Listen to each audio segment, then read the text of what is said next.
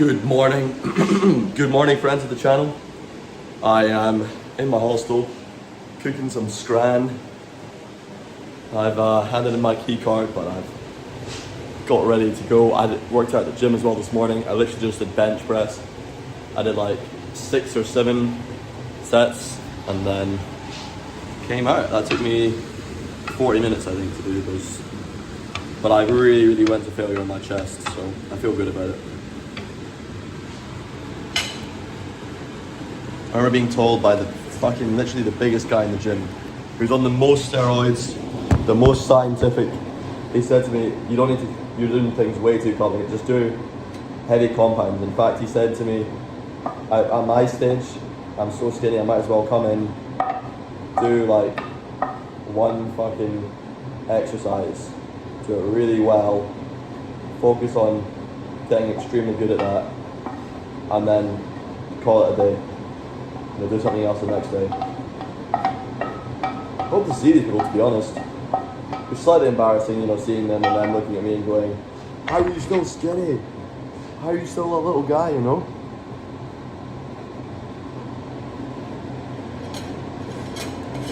Ross is here!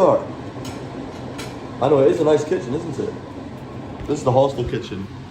I just think, the location's really nice. I would live in this location. But for what I need right now, I might as well get somewhere that's closer to town if I can. Look at this though. Alright, I'm gonna leave my pan there, I'm gonna clean it once I'm eating.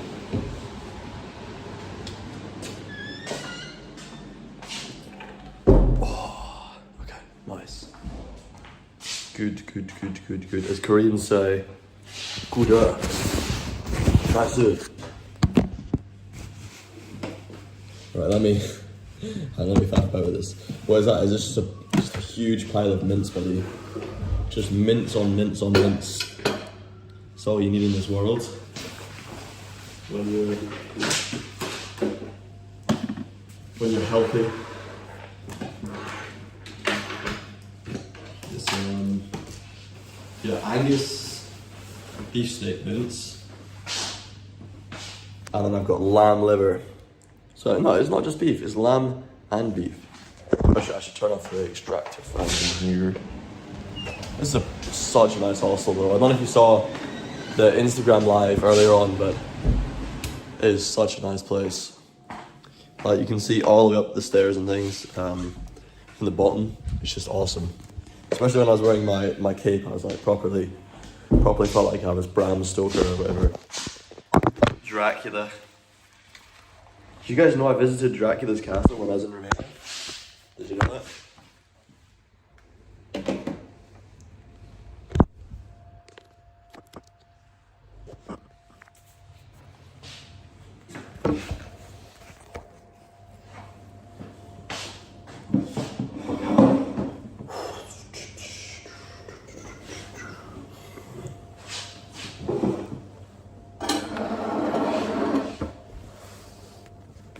Yeah, when I'm in this country, I eat well.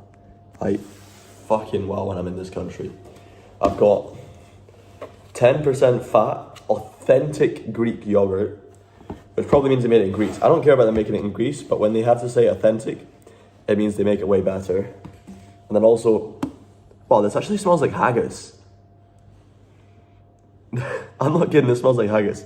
Because that's what it is, beef fat, and then liver, awful. That's what it's like. And then lamb livers. You see that? So, it's good shit. It's good shit. That's crazy how much it genuinely smells like haggis. It's the combination of beef fat with liver. I definitely think that's what it is. Good haggis will be made with Angus, right?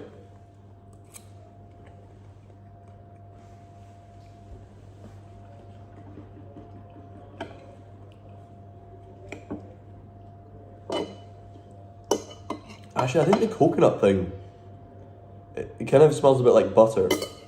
I've used coconut oil, but it smells a bit like butter. And I think that is making it smell like haggis.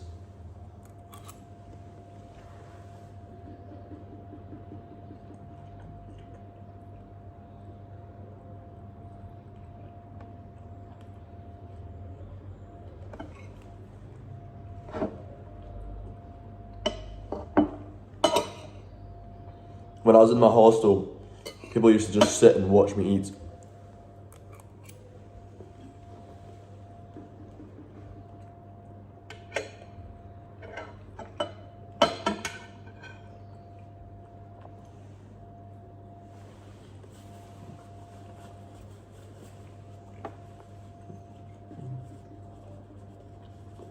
You're 20 miles from the Edinburgh. How are you traveling there? Are you going by car or train or what? What's your strategy?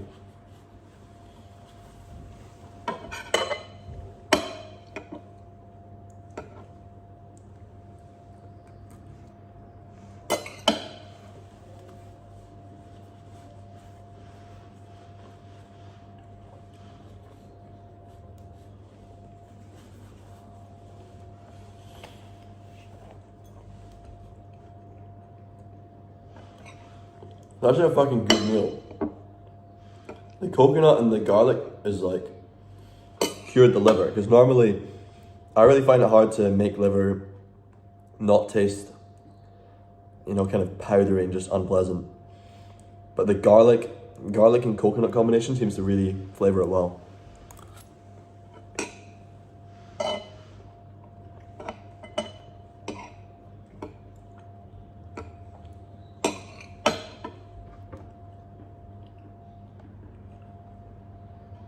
You guys are on motorcycles. That's pretty awesome.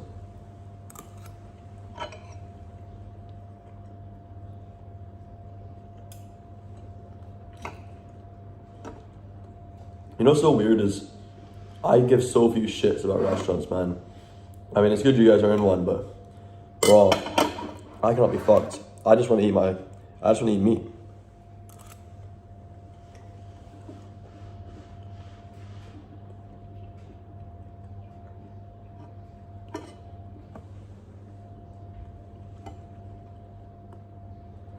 It is like haggis. Why is this like haggis? I mean, I had something similar yesterday. I suppose the only difference today is I've got more garlic than yesterday.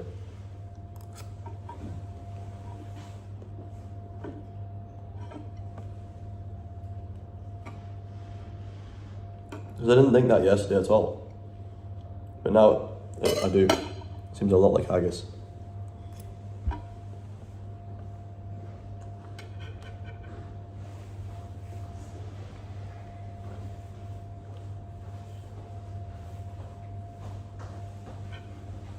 Hi, bro. Sorry, man.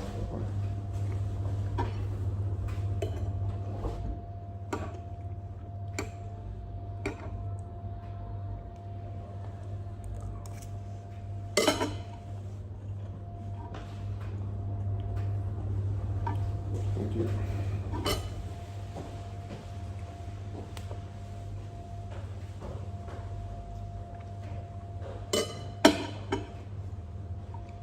You can get your foods. See you later. I'm gonna try and make this whole day, but obviously it depends on the connection in the city centre.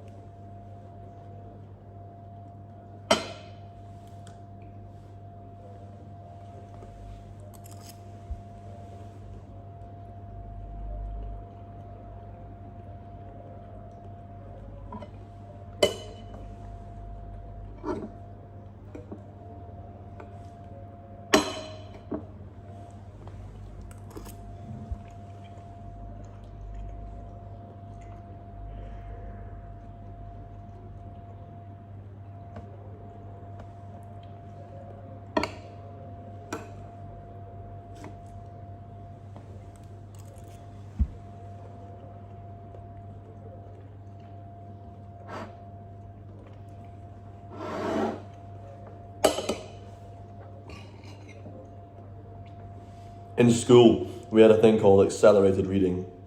I feel like eating in extremes like this is accelerated learning about diets. Because I've learned so quickly how something affects me when I eat it in large quantities.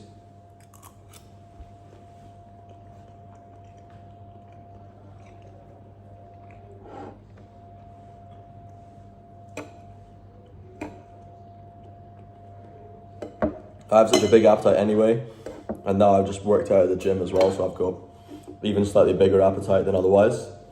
And whenever I eat something that's different, I can really sense it in my body because it's fucking obvious. It's like all I've eaten. So somebody who eats like, I think the normal human eats about 100 grams of meat per day. And I eat about 10 times that. I eat about a kilogram of meat per day. So sometimes 2 kilograms.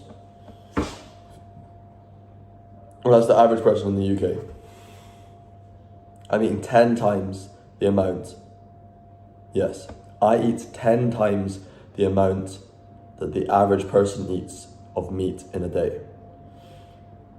So if I change from Angus beef to eating Moroccan beef, I can see a huge difference. Most people probably aren't going to tell a huge difference in how they feel it's affecting their body. I feel a big difference.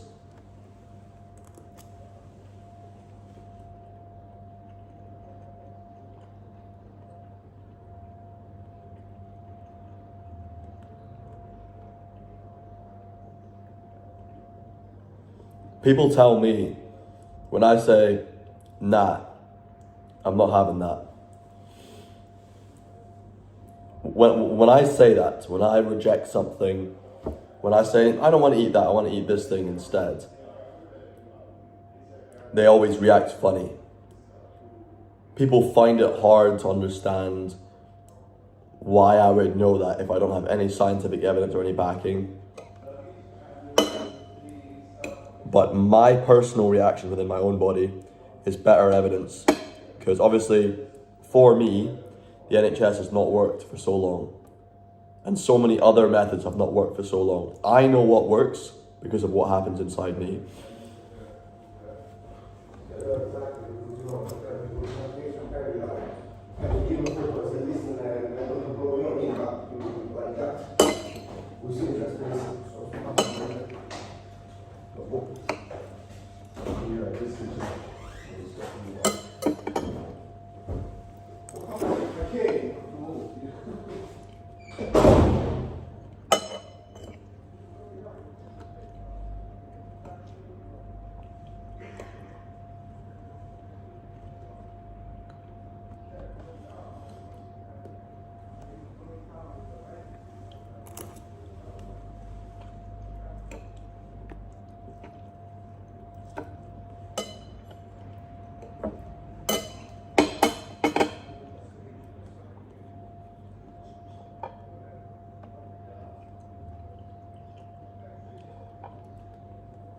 Everywhere I go in the shops, haggis is always pork offal with beef fat. But I'd always thought it was going to be mutton offal. So I'm not sure how I can get haggis as mutton offal. But I think the idea, the notion of eating the offal from a pig was very unappealing to me. This is lamb liver here. I would much rather eat the innards of a lamb or a sheep or a cow, not the innards of a pig.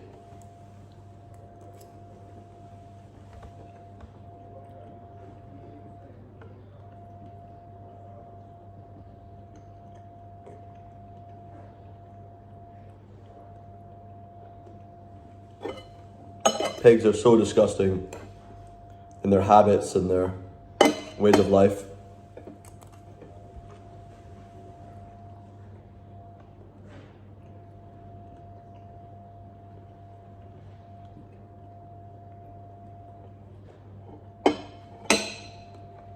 I can definitely not trust my innards with a pig's innards.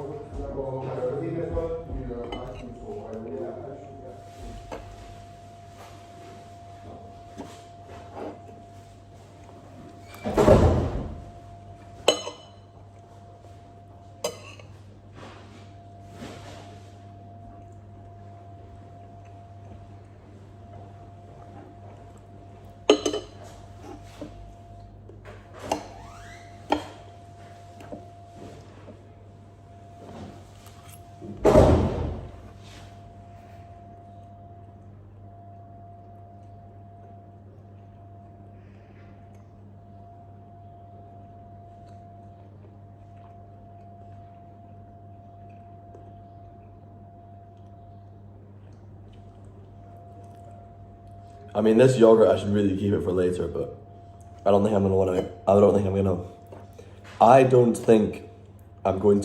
to wait to eat that yogurt.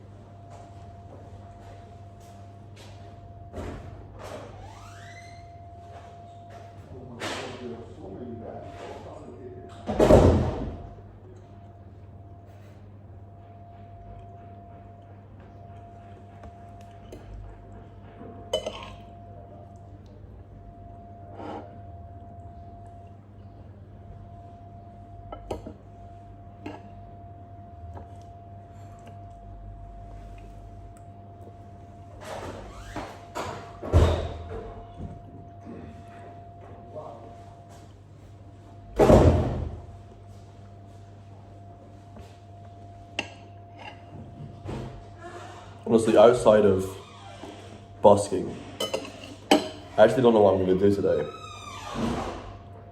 Because it's a little bit too chilly to just sit on a bench. Sitting on a bench in the park is not a good idea in this weather.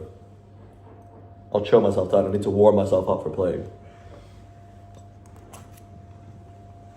Well, it was fucking terrible. Play Fortnite, what the fuck? I'm terrible at games, but no. I'm playing bagpipes, guys. Not doing any fucking video games today. Going in real life, with real life people, playing a musical instrument to them. Play Fortnite.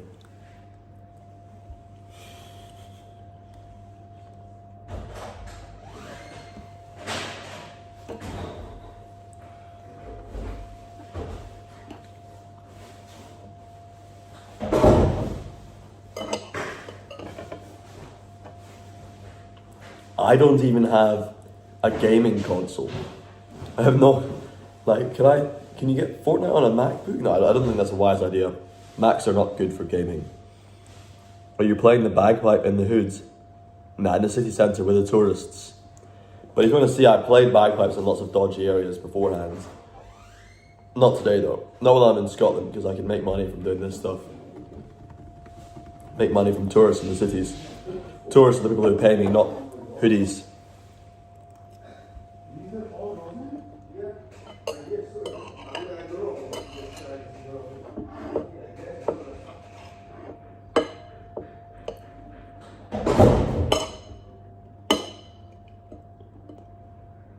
But I was in African countries, and I was in the dangerous hoods in Detroit. I was going everywhere playing bagpipes in pretty crazy spots. Nice little hostel, you respect it. Thank you, Mr. New Planet. You know, when I see a new person come on from Kick, I definitely get concerned. The last time I was on here last night, and I had some new random people come on from Kick. They were all paedophiles, and they were all requesting absurd things from me.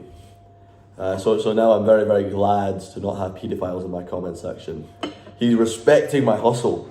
That's a rare thing from a Kick viewer, is some respect.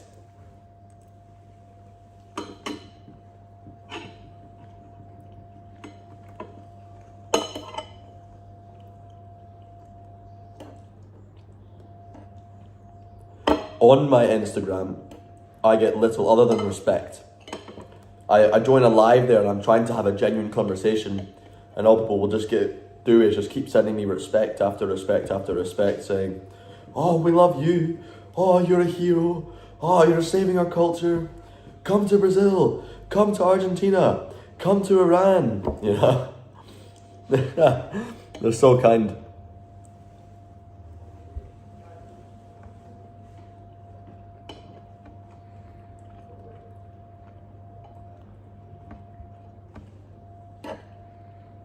It's very difficult, though, for me to perceive myself as a hero.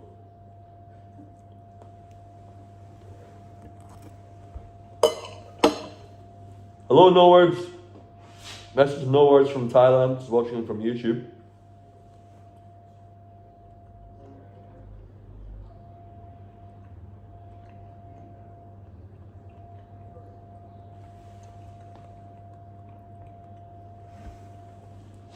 New Planet is going to lurk. I'm going to do some household stuff. Are you a follower though? Have you seen my other things? Have you seen me in Morocco and bagpiping across crazy cities and dodgy streets and getting in fights with Africans and everything?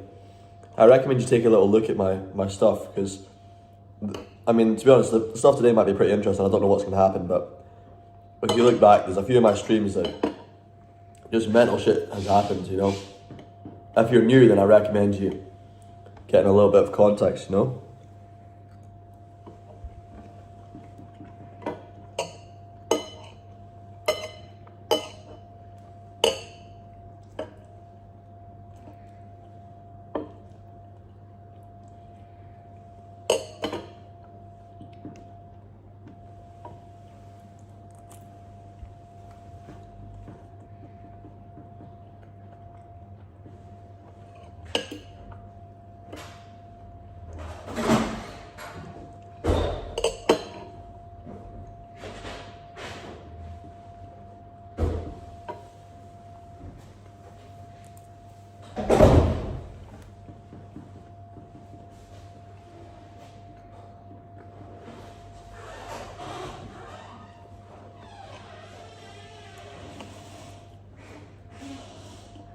Wow.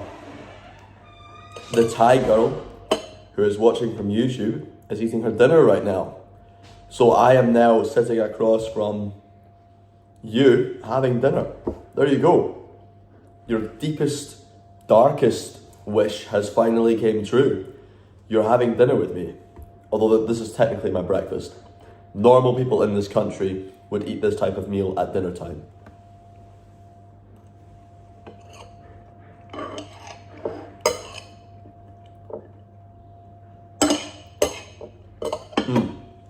Scratch that. Normal people in this country would not eat this type of meal at all. They would never have mince with mince and liver and mince just by itself. They would always have something else with it. Though not necessarily lots, they would at least have some potatoes, something to jazz it up, something to make it more interesting.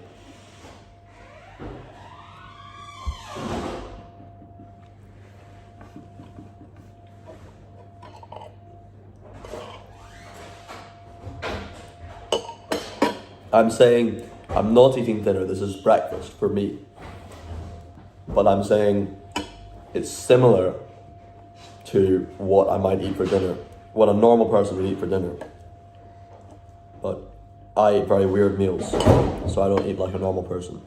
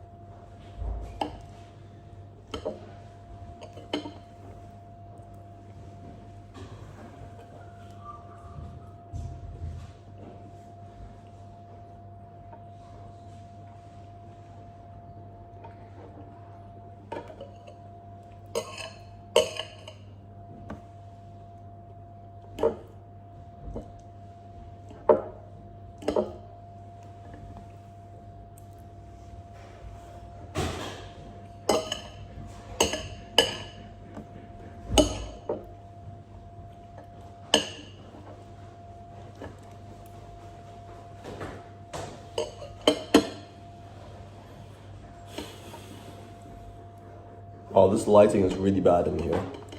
It's fucking bad lighting. At least you can see my brooch today though. It's a really fucking cool brooch, but the pin is so fat, it's gonna completely destroy my doublet. It's also really hard to get in, so I need to get a proper one.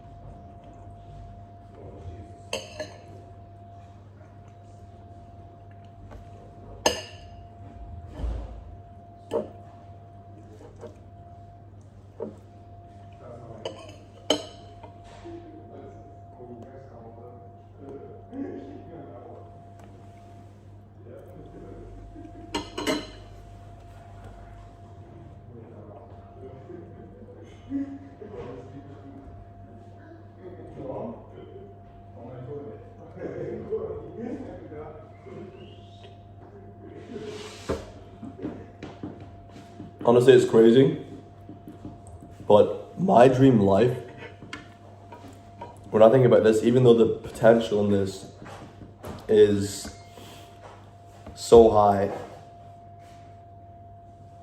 in terms of how much money some people make from social media, especially when they take gambling deals and all the rest of it. But what I dream about in my ideal life is none of that shit. It's like having a nice house, being able to take train journeys, having a nice family, getting to shop at Marks and Spencer's and Waitrose. That's how I picture my dream life. Private jets. But the reason I want private jets, okay, hear me out. It's not because of the luxury, it's because I want to be living such an efficient lifestyle where it's more time efficient to be getting a fucking, I swore again, to be getting a jet than it is to be doing anything else. That's the dream. But you know, right now, I'm in a hostel in Scotland. Hello. Oh my god, what does that say? Vriend eat schmackelig. What? Vriend eat schmackelig. What is that?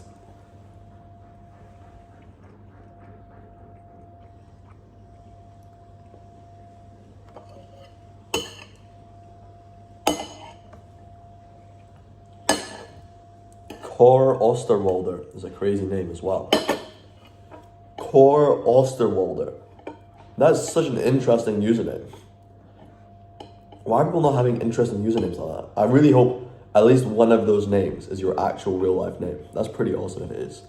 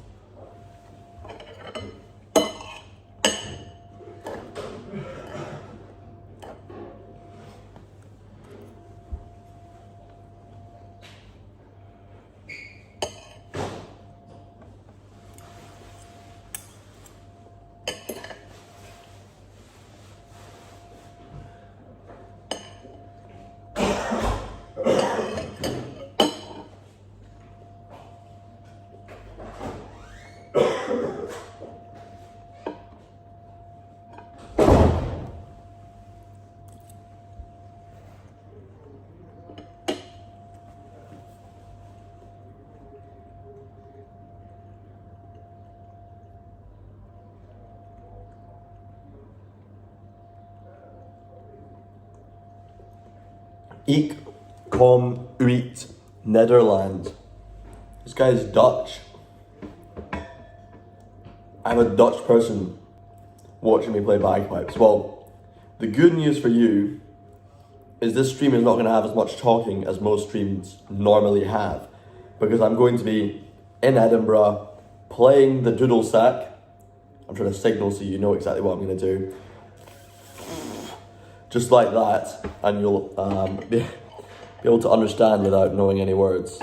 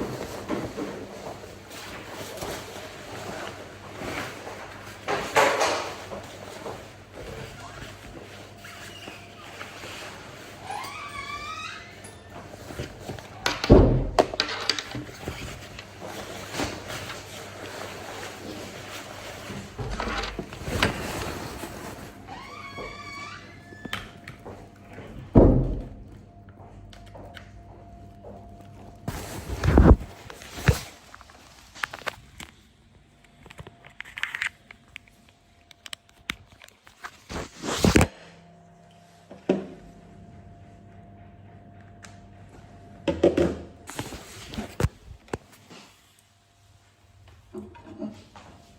let's wash up. Let's get some washing done.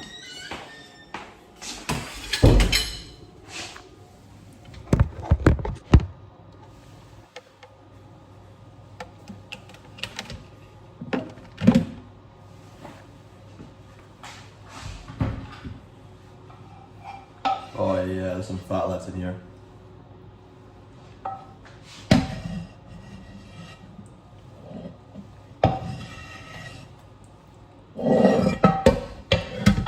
Good fucking shit. Oh man, I'm swearing so much.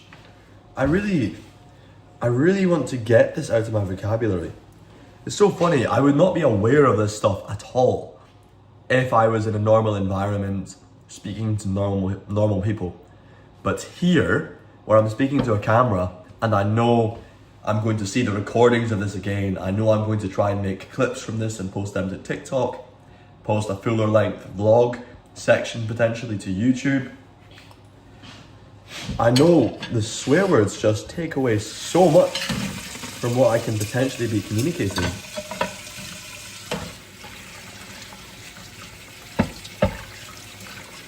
Oh, nice. This is very hot water.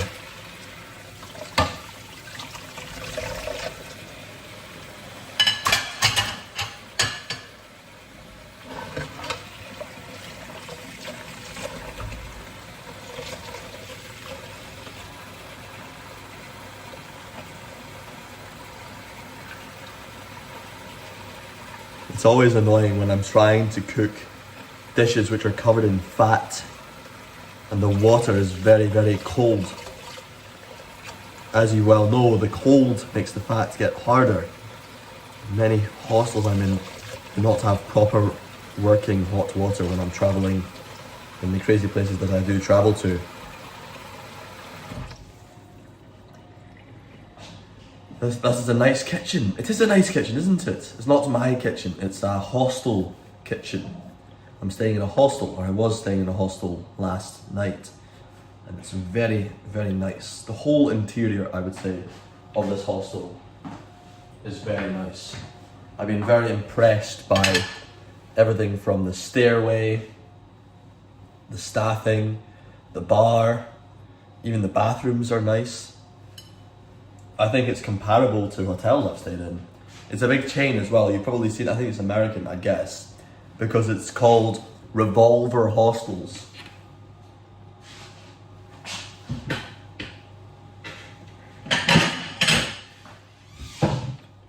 I would say the kitchen is slightly poorly managed. You're good to go. See you later, Mrs. No Words. Have a good day. Nice to have you on for a little. Shame you missed the bagpipes though. You're leaving before we get any bagpipes going here. But that's alright. It's usually the case as we get all these people come on and they say, where's the bagpipes? Where's the bagpipes? Where's the bagpipes? And by the time I've actually got them set up and I'm ready and I'm playing them, everybody has left.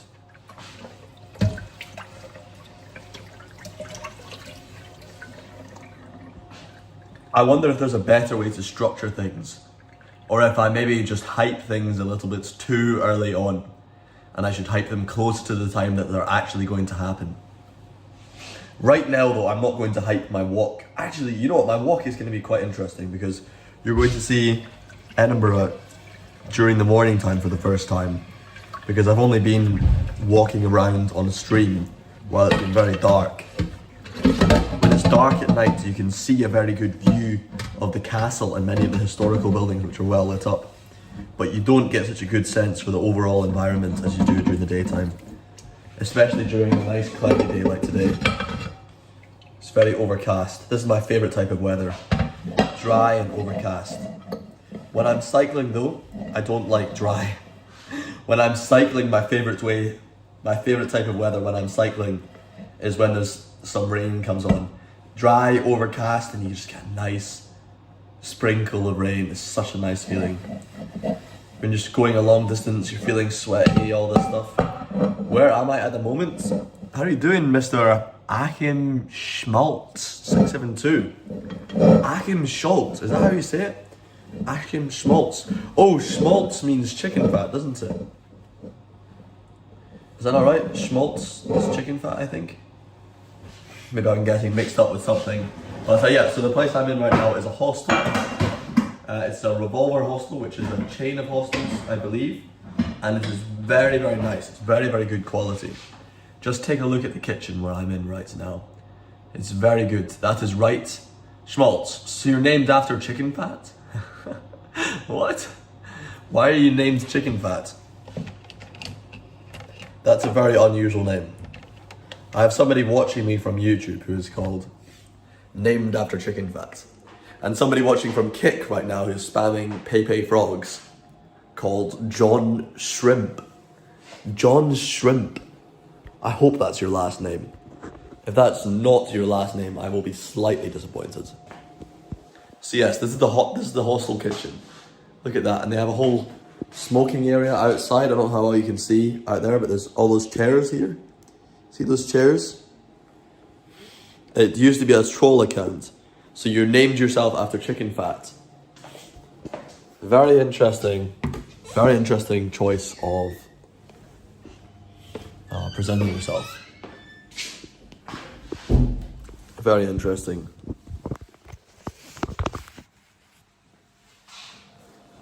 Well, I'm going to go and play bagpipes. I suppose I'll probably start in about 30 or 40 minutes.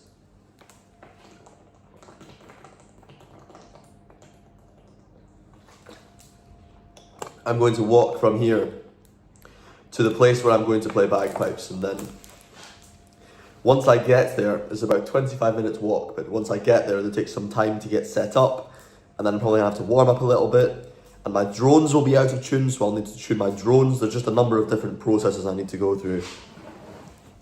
However, I promise it's worth waiting through it, because we'll get some pretty interesting situations while I'm playing, I'm sure.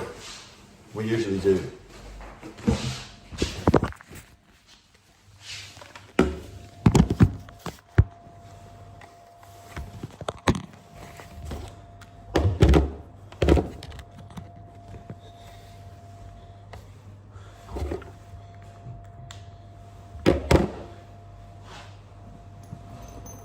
It's dumb. No, I don't think it's dumb. I like it.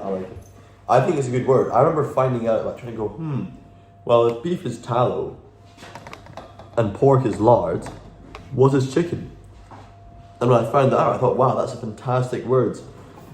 I was actually quite excited to find this new, weird, strange terminology I was not yet exposed to.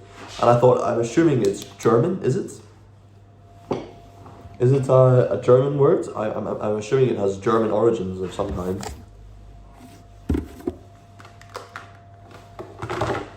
Yeah, it's just going to be maybe 30 or 40 minutes before I actually start playing tunes.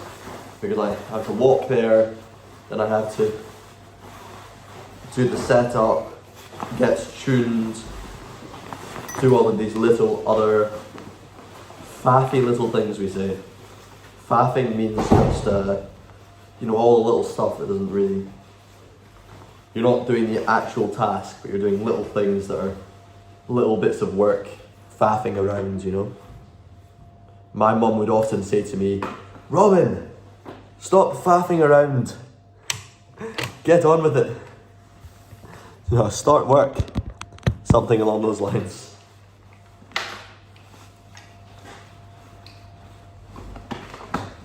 Somebody who faffs a lot is not considered a good thing, but it's inevitable to have a certain amount of faff in your life, you know.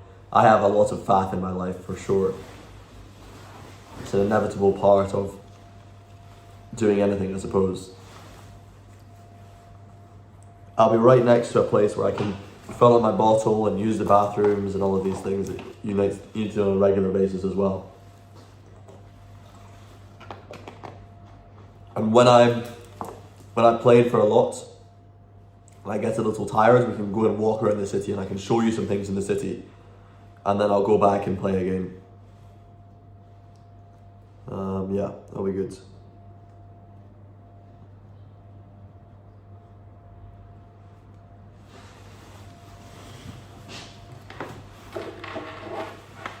I don't know if I can say I feel nervous beforehand, but I'm always concerned beforehand for sure that my performance is going to be poor, that I'm going to make mistakes. But mistakes are one thing, but if I am playing the whole time, you know, my hands are a little bit cold and stiff, I'm not really there properly with my focus, that's when I really dislike it. I'm okay with making mistakes if overall I'm playing musically and, you know, my blowing work is good enough that people can stay engaged without being put off by inflections in my tone. Because even people like yourself, maybe you're not an experienced person with understanding of the bagpipes, you sort of experience it subconsciously, and it definitely affects how much you're able to enjoy it. And every time something like that happens, it just takes you out of the moment a little bit. Or for people who have never heard bagpipes before or never heard somebody play, they just go, what is that? I wonder if I like bagpipes. And all those little things, all those little mistakes, all those little inflections in the tone, little problems like that, they make it harder for them to appreciate the actual music and understand the actual music.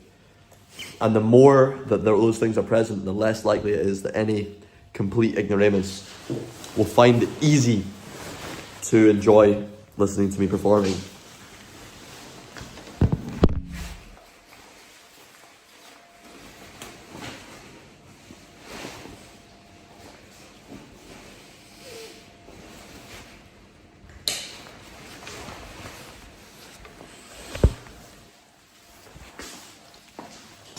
I often find I have to explain these things to people. I have to explain to them why I put in so much work into the things I put in work into. Because they say, oh, it doesn't matter. Nobody will notice these things. The reality is it restricts them from subconsciously noticing the good things. Hey bro, did you get my key card? I put it there before 10, but nobody was here. Robin Alderslow. I put my key card on the laptop there when I was. It was like 9:45. There was nobody here. Okay, Mama, you know what is the key card? Mama. No, I just want to check that I've checked out. That's all. Are you checking out? No, I have checked out. I just want to make sure that it's gone through your system. Because I spoke to somebody whose English was not so good, and I'm not sure. Yeah, just have to check here. No worries. Yeah, thank you, man.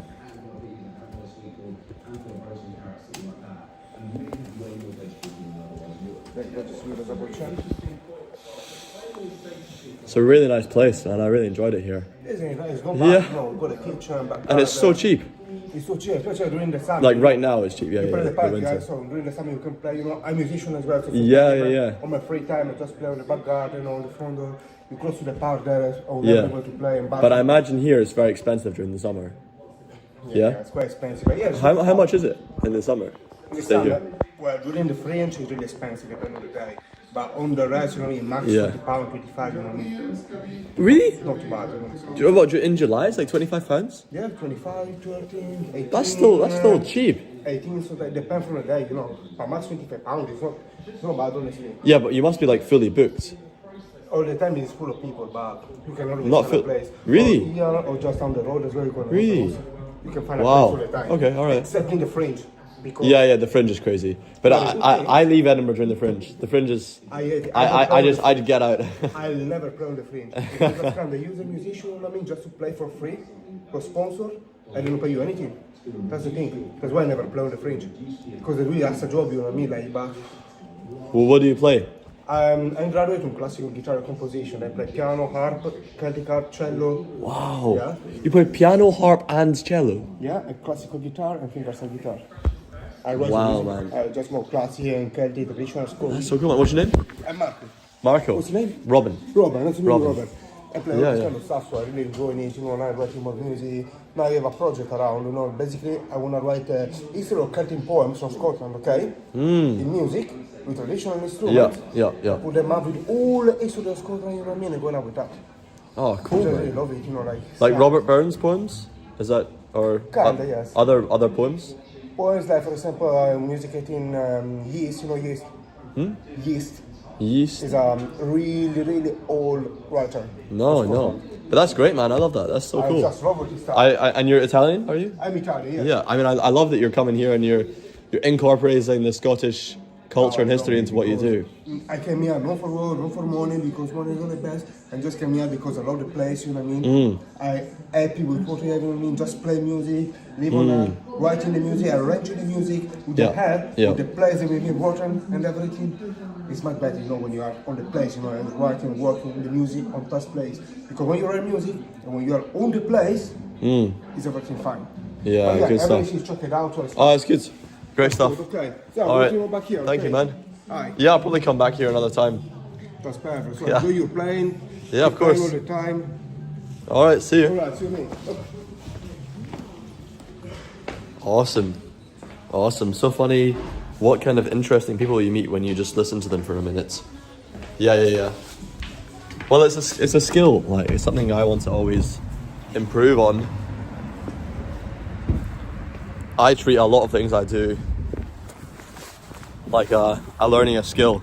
Absolute best time to learn is when I'm working. When I'm working with somebody and they're pushing me to actually work on something, I learn so much better. The alternative, of course, is sitting in a classroom and taking down notes. Personally, I far prefer the alternative. The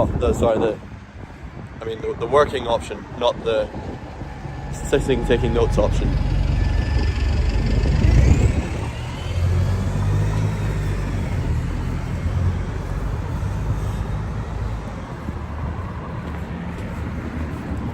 Though lately, I suppose the main issue is I've been working by myself a lot. I definitely need to put in time and effort to actually try and learn more from people who have experience and understanding of really key stuff like this.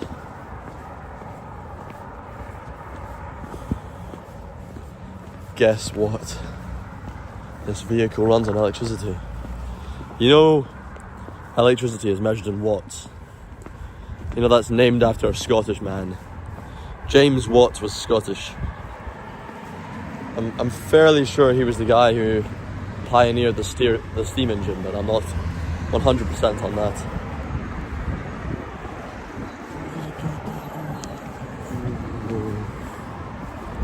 I'm not sure exactly what the time is right now, but I'll hazard a guess that it's 11. So let's say I'm going to start playing at 12. Look at this amazing building, by the way. It's so good. Wow. I love St Mary's Cathedral. Actually, last night I was trying to show it and you just can't see it at all. Now you can see it well. It's such a beautiful building. It's better because you choose from whom you learn those things. I'm not sure if it's better because of that. I suppose it is good to make these choices, you know? But it's also good for sure to be in situations where you wouldn't want to be in. A lot of the situations where I learn the most are the most uncomfortable and the most horrible situations.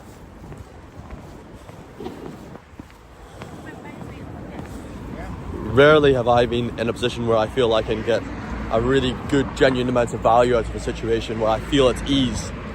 When I feel at ease, you know, I'm not going to get that kind of genuine value to that extent at all. Such a nice building, this cathedral. Such a nice building. And so huge. We don't have skyscrapers in Edinburgh. We have this is the tallest building in the city. You can't build a tall building in this city unless it's beautiful. What a fantastic mandate.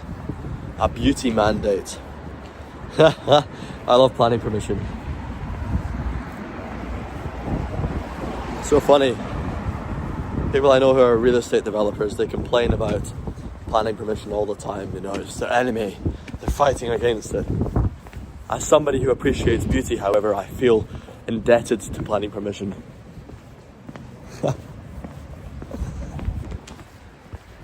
I mean, just as a normal citizen who walks around the city, you can appreciate the fantastic works of planning permission. Think of all the grants to do all the horrible things that could have been done to these places, which have been rejected because they were too ugly.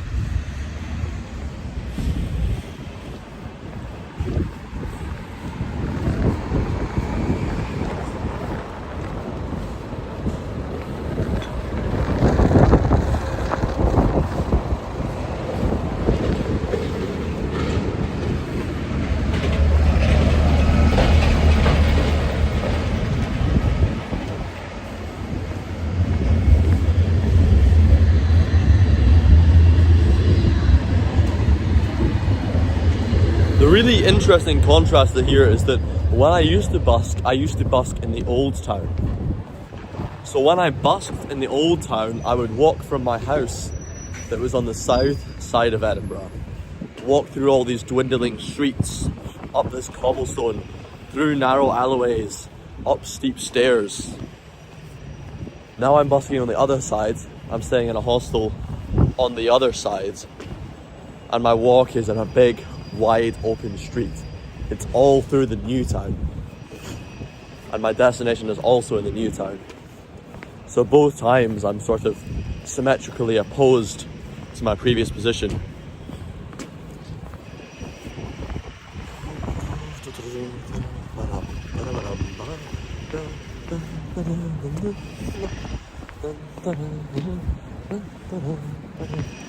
I really want to make sure I play my MSR well today. That's my one aim. Last night when I was playing my reel, it was very bad.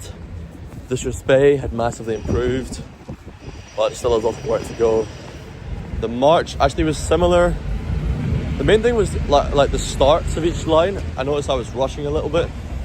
For example, the Turluas in the first part. Dum bum ba-dum ba-dum ba-da-ba da-ba-dum ba-da.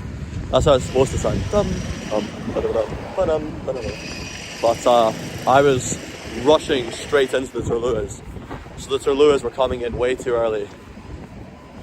I think it's just a sort of slightly anticipating playing a slightly difficult piece of technique. I hit it early, trying to make sure that I hit it properly, you know. I strike up and I'm already thinking, let's try and make sure that I hit the Turlua properly. And that means I hit it early because I'm thinking about it so early on. So it goes dun dun dun dun dun dun dun dun. And already I'm rushed in way too fast. I could never play the whole tune at that pace, so there's no reason to jump so quickly to the second beat. Look at this space here. This is Shanwick Place, this area. I actually bought gold Britannia coins from a place in this area.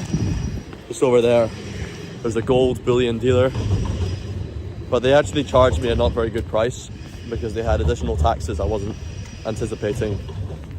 Since then I've learned of much better places where they don't charge all these silly taxes.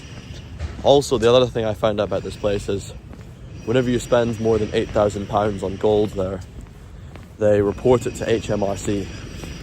So they're collaborating with the government in this place to report people who may be potentially evading tax, which is just so absurd and so irritating. Whereas me, I want to work with somebody who can, you know, not report me for every silly little detail. Not that I'm evading tax. I paid my national insurance. I earned a deficit last tax year. So there's no reason for me to spend money on income tax. And I paid my national insurance.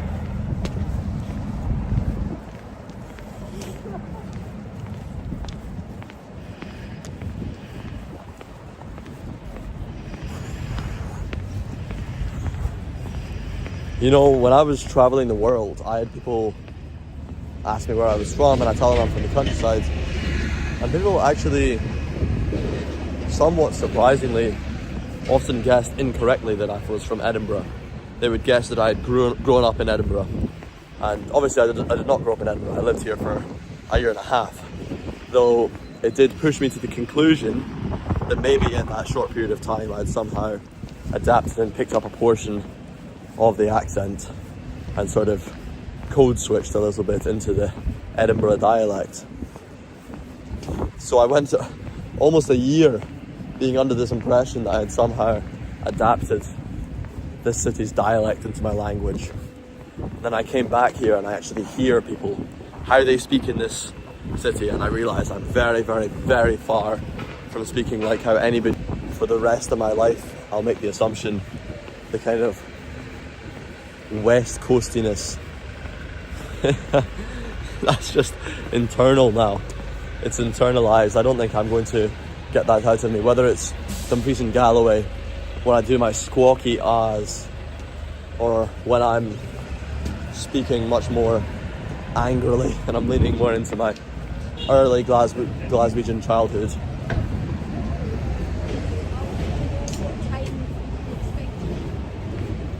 Oh, I didn't brush my teeth this morning.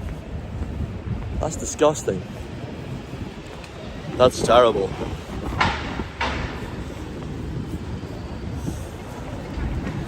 Oh, how did I manage to get up and not brush my teeth? Shameful. Shameful behaviour. I'm keeping the camera reasonably low, by the way, because I don't want to film people here. I think if there's any place in the world where I should be provocative and really stick my neck out, it's not in my home country. I really believe that this is the place I need to be the most cautious. That's not going to stop me from ensuring I get quality stuff, but it's going to be different quality stuff, because the type of things I record in places like Morocco is going to be much more provocative, much more daring, much more challenging, and possibly more thought-provoking. What you'll experience here is going to be probably more structured, more calm, more like genuine everyday life as well, probably. Although I'll try and show you the best of things that I would not experience on that's the same brooch as mine. That's cool. There was a National Museum of Scotland advertisement on the side of its tram there, and it's had the same brooch that I'm wearing right now. You know, I'm sorry, I did miss what he said. Haha, that's crazy too. I'm imagining you were talking about the tax evasion. The tax evasion through Gold Britannias. There you go. Gaily do, that's a nice building too. But no, look, I didn't actually buy very much gold from them at all before I realised this quite quickly and got onto somebody else.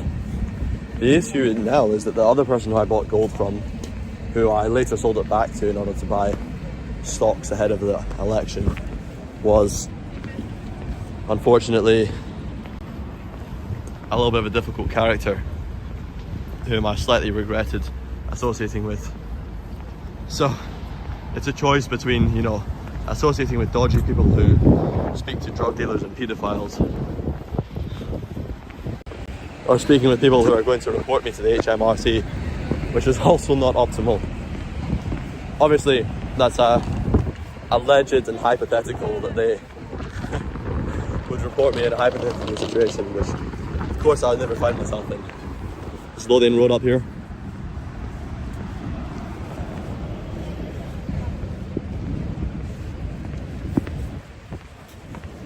Last night we passed by this place here is the Episcopal Church, and they always have political messages outside. I think right now it says Scotland stands with Iran as a political statement on the side of the building. And they have a large mural accompaniment for this very bold political statement.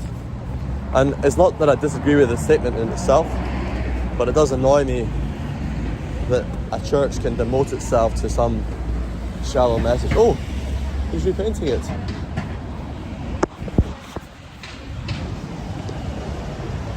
Scotland stands with the people of Iran. He's painting it right now. It's very interesting. Should I go and ask about it? Can we go in? What does it say? On January 8th and 9th, Iran experienced one of the largest nationwide protests in decades. Millions of people took to the streets from major cities to small towns and traditionally religious communities, openly chanted for revolution, displaying a level of defiance rarely seen in previous... Maybe there's an art gallery here. Am I being dumb? Is there...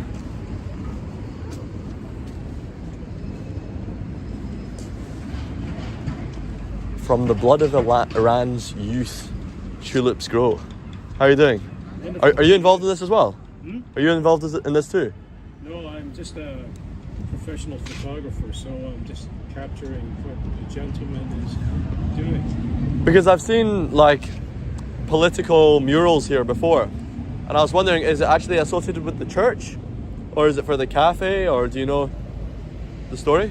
The gentleman gave me a description earlier. It's associated with the church is in agreement with the church would actually like for a mural to be painted here every month, this is also under UNESCO because this is considered a World Heritage Site. Yes, yes. So there's different regulations depending on, you know, if it's an international organization like UNESCO or if it's just here in Edinburgh. So, wow. just, you know, but it's, what do you think of it? Well, I thought it was very interesting. I remember beforehand, there's something about, I think it was about Palestine, I remember the mural, when I was here a year ago. I've been traveling for a year, so I just sort of came back and everything's a little bit different now. Yeah, it's everything's had renovations and, you know, it's all, I was in my gym this morning, just a completely different place to where it was a year ago. I was born and raised in Scotland a long time ago. Yeah, well, you sound very Edinburgh, and then also a little bit like... Well, I also lived in the United States for 4 Was it the years. States? Well, I was wondering if you're the US or Canada. But people ask me about this every day. Yeah. It's kind of like don't take this the wrong way. I don't know what your political affiliations are. It's kind of like this to Donald Trump. Yeah, I assume that. Yeah, I can see it's sort of like a "Make America Great Again" and you style know how hat. many people? Sometimes, like today, I've already gotten 3 people that. When I was getting off the bus, the guy behind, in front of me, I was getting off the bus, and the guy in front of me, this guy's like in his 80s. He stopped me and he said, "Hey, I love your baseball cap." I was like, "Okay, great." So we had a conversation.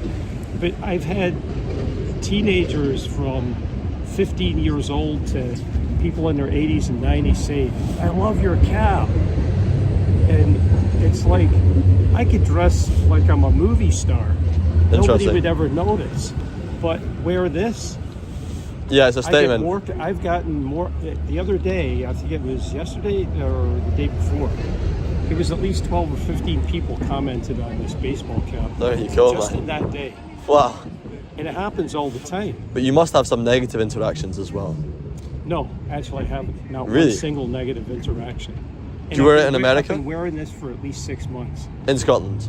Right here. Because I I live, you know where Fort Kinnaird Shopping Centre is? Yeah. It's all the way out by Granton Road, way out there in Nidri. Right, it's so funny the way you switch between the American and the Edinburgh. Like, you sound so Edinburgh, and then sometimes you just go into... I'm assuming you grew up here, in the city, or... Well, no, actually, I grew up in Glasgow. You grew up in Glasgow? I was actually born in I was born in the Campsie Hills, in a castle of all places. I won't get into all of it. What? My family are all... You grew up in a castle? Yes, and I can prove that. It's on my birth certificate. And my family all grew up in Glasgow. And that's where I went to primary school, secondary school. But at the same time, I also lived in the United States 3 times up until I was 15 years old. So I was living in different countries, mostly the US, for 48 years.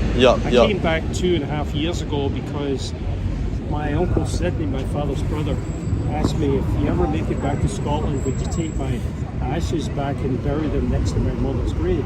Because almost the entire family is buried in a cemetery right outside of Glasgow. So I came back to do that for him, and then the last aunt of the 2 families is still alive. She died last year, Valentine's Day. She was 101. So I came back here to do that, and then when Trump won the election, I'm not going back to the US until he's gone. Mm-hmm. No way. I'd love to go back. I've got a lot of friends there. My cousin Evelyn, she's 70. I'm 66. Is that? You okay? Need to take a call? No, Okay. it's just a text. It's from one of my friends in Kentucky. All right. But, so what do you do? So I play bagpipes, basically. I've been traveling around the world playing bagpipes. Yeah, but hang on, I need to ask about the castle. How come you were born in that castle? Am I speaking to royalty? That's actually a really good question. Well, actually, I don't want to get into all of it, but my great-great-grandfather was a lord that served before Queen Victoria in the late 1800s. So I am technically a member of the British nobility, but I don't tell anybody about that. I just told you. I don't talk about it. I don't care about it. They don't send me a check in the mail, so You get nothing for it. Fantastic. What's your name then? Steve. Stephen Dempsey. Lord It's Stephen Dempsey. Well, no, actually, it's not. Actually, the family name is MacLeod. MacLeod? So, yeah, that was the family name. In Wow. fact, the only reason why the last name is Dempsey because my grandmother, who was born Valentine's Day, 1900, she married my grandfather, her husband, and he was born in Ireland, and that's where the name Dempsey comes from. But I want to change it and adopt the old family name. MacLeod. Yeah, MacLeod. Yeah. That's a really good name. It's a really good name, MacLeod. Let me ask you a question. No, Go on. You don't. You can say no. Whatever. Sure. But, would you mind a picture of you with all of your? No. Of course. Yeah. What do you think? If Yeah. you don't want me to do that. Yeah, go for it. Actually, what you could do is, I don't have to get your face on. No, my face is good. I do social media, so my face is everywhere. If you search my name on the internet, you'll come up with Robin Bagpipe and you'll see all sorts of horrible things about me. It's true. And you're a redhead as well, so you've got to go and you're the whole 9 yards. Exactly. So, if you don't mind, it would just add to the picture because here, actually, between the castle, you and this, talk about the picture.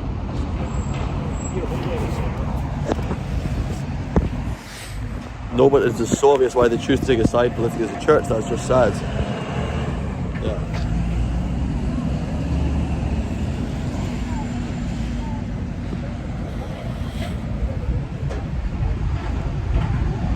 So smile or be serious? Just relaxed. No, just relax, yeah.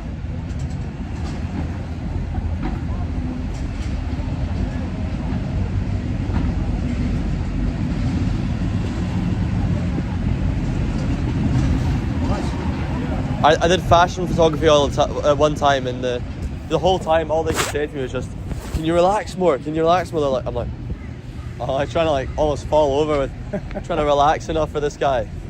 Apparently, So I was really bad at it. bagpipes all around. Yeah. Which, believe it or not, when I was living in Chicago for so many years, they have there's a big Irish and Scottish community in Chicago, and they actually have the Chicago Fire Department, and there's a big Irish and Scottish bagpipe pipers. I mean, they have the Highland Games there every single year. I mean, it's a big deal. In fact, they celebrate the Highland Games in many cities across America more than they do here. Nice, man. It's really weird because I used to go to the Highland Games, and I mean, they'd be doing the tossing the caber, right, all that stuff. I mean, throwing the hammer. Yeah. Well, for me, as a sort of amateur bagpipe player, America's actually a really good scene for me. So I think maybe next year I might spend a lot more time in America. I've got a car there still, so I'd like to go there and spend some time in the States, competing at the different competitions around the country, driving around to different games, Yeah, one of the greatest things I ever saw in Chicago was the Black Watch performing. Oh wow, the Black Watch went to Chicago? Oh yeah, they did. Yeah, For... they performed, I don't remember what the event was, but I'm talking at least 35 years ago, and they performed in Chicago at this big event, and there's a lot of big stadiums in Chicago that are indoor stadiums besides outdoor. So if I remember right, I think it was in a place called the International Amphitheatre. This was about the Black Watch. I saw that, and it was amazing to see just the sheer sound of all of those bagpipers. Oh yeah, no. It was, I mean, they're one of the better regiments as well when it comes to their actual performances, because there's some of the military has got lots of really good players, and they also have a number of players who learned when they're a little bit older, when they were 16, 17, so they're not really... Yeah, there's a mix usually in the pipe. If you go to the tattoo, you'll hear there's everything all the way from some of the top pipers in the world playing in the same band as OTC members, which are these university people that are a different story. But Yeah. I remember, like, I was in my pipe band, and there were some kids tuning up together in the next room in my pipe bands that were like not quite in the band yet, you know, they were junior level. Right. And the pipe major was commenting, it sounds like the military tattoo through there. Because they're just such a chaos of like really good players with complete novices when you see the military bands. But yeah. So, well, you know, I applaud what you do, because obviously you were born here. In Galloway, but yeah. Yeah, okay. In the countryside. not necessarily in Edinburgh. Yeah. No, what happened was I have no clue why. Because unfortunately, all of the family members that had the answers to all those so many questions that see, my mother was killed in Glasgow when I was 3 years old. She was 26 years old and 4 months pregnant. She was killed in a tragic accident, and my grandparents raised me, and my grandmother passed away in September 1975, and that's when I ended up going back to the US. But in the beginning, I don't know why my mother and father and my cousin's parents decided to go to Lennox. It's called Lennox Castle in Lennoxtown, and that's where we were born. And it's a real castle. It's not. It hasn't been taken care of. It was built by a prominent family way back, a very long time ago. But then, during the late 1800s and early 1900s, the surviving members of the family decided they didn't want to live in a big castle anymore. No, who would? I mean, it's a very difficult place to live. I mean, how much wood do you need for all these fireplaces? It's For ridiculous. those high ceilings and... Yeah, I know, everything's cold and it's stone. It's just like living in a big church. I can only imagine. You know, so anyway, the castle was basically abandoned by then, and then during when World War II started, it ended up being taken over by the Scottish National Trust after World War II, but before the war started, right when the World War II was starting, the British military took over actually the castle and turned it into a mini hospital. Oh, okay. Because they needed so many hospitals and for the war. Yeah, okay, yeah. In case there were, so. After the war was over, then the castle didn't serve any purpose anymore. Yes. So what they did was they turned it into, there was a maternity ward there, and they kept that going all the way through the 1960s. Because the Scottish National Trust eventually took it over, but they left it still as a hospital, and they allowed families to go there and give birth to their children. So, but once the fad had kind of worn itself out, and then in the 1960s, I don't know, I haven't researched it well enough to understand why it all fell apart. Anyway, the Scottish government, the National Trust, decided that they didn't want to keep financing this anymore because because we have national health care here, and the hospital was being maintained financially by the government. So, and the hospital, meaning the castle, was being financed by the government. So to reduce costs, they scrapped the whole thing because, well, you can have, why not just go to the Royal Infirmary and have your baby there instead of in a castle? But there must be so many problems with trying to make things run efficiently in a castle for a hospital. Of course there is. I mean, all the, it's because it wasn't built as a hospital. Yeah. They just outfitted it as a hospital, and that costs a lot of money. operating rooms and all the rest of it. You know, I mean, that will cost huge amounts of money. Well, eventually they gave up on it, and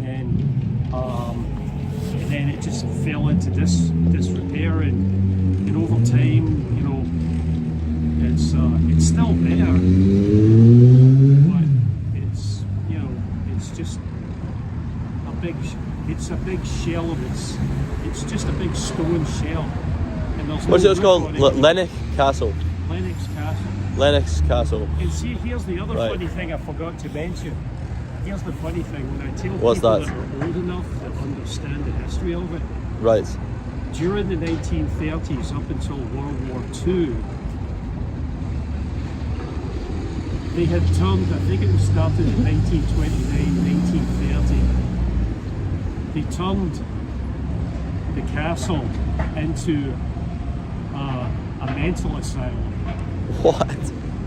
It was a mental asylum. And then when World War II started, then they scrapped the mental asylum part of it, and then they turned it into, because they already had, that's right, see, it's coming back to my mind now, they already had the infrastructure in the castle, because they had turned it into a mental asylum, so they had to have, you know, facilities for medical treatment and stuff like that. What an environment to grow up in. I mean, I feel like the energy in there must have been loopy by all those characters that have been living in there. When I tell people that are 70, 80, 90, 100 years old here, I was born in Edinburgh Castle, they're like, they start laughing because they know the history of it, and they're like, oh, you were born in that castle? That was a mental institute. So it becomes kind of like a joke. So it really does. So it's kind of like, it sounds cool. Instead of thinking you're a lord, they think you're a loony. Hey, I'm a Looney Tunes. So, but and people call that the loony bin. Yeah, right. The loony bin. Yeah, right. But as on my birth certificate, it says, you know, birthplace Lennox Castle, Lennox Town, Scotland. You know. Wow. And That's mental. Can I get your contact before I forget? And then, yeah, sure, absolutely. Actually, you know what? I'll just put it in. I'm waiting to get my business cards. Gosh, you got an awfully fancy new phone. What? You got a fancy phone as well. I got 2 iPhones. What? You're flexing on me now. You've got 2 iPhones. Yeah, one. And by the way, on the cover, that's. I'll put my contact in this one, eh? Yeah, sure. Yeah, just go for it.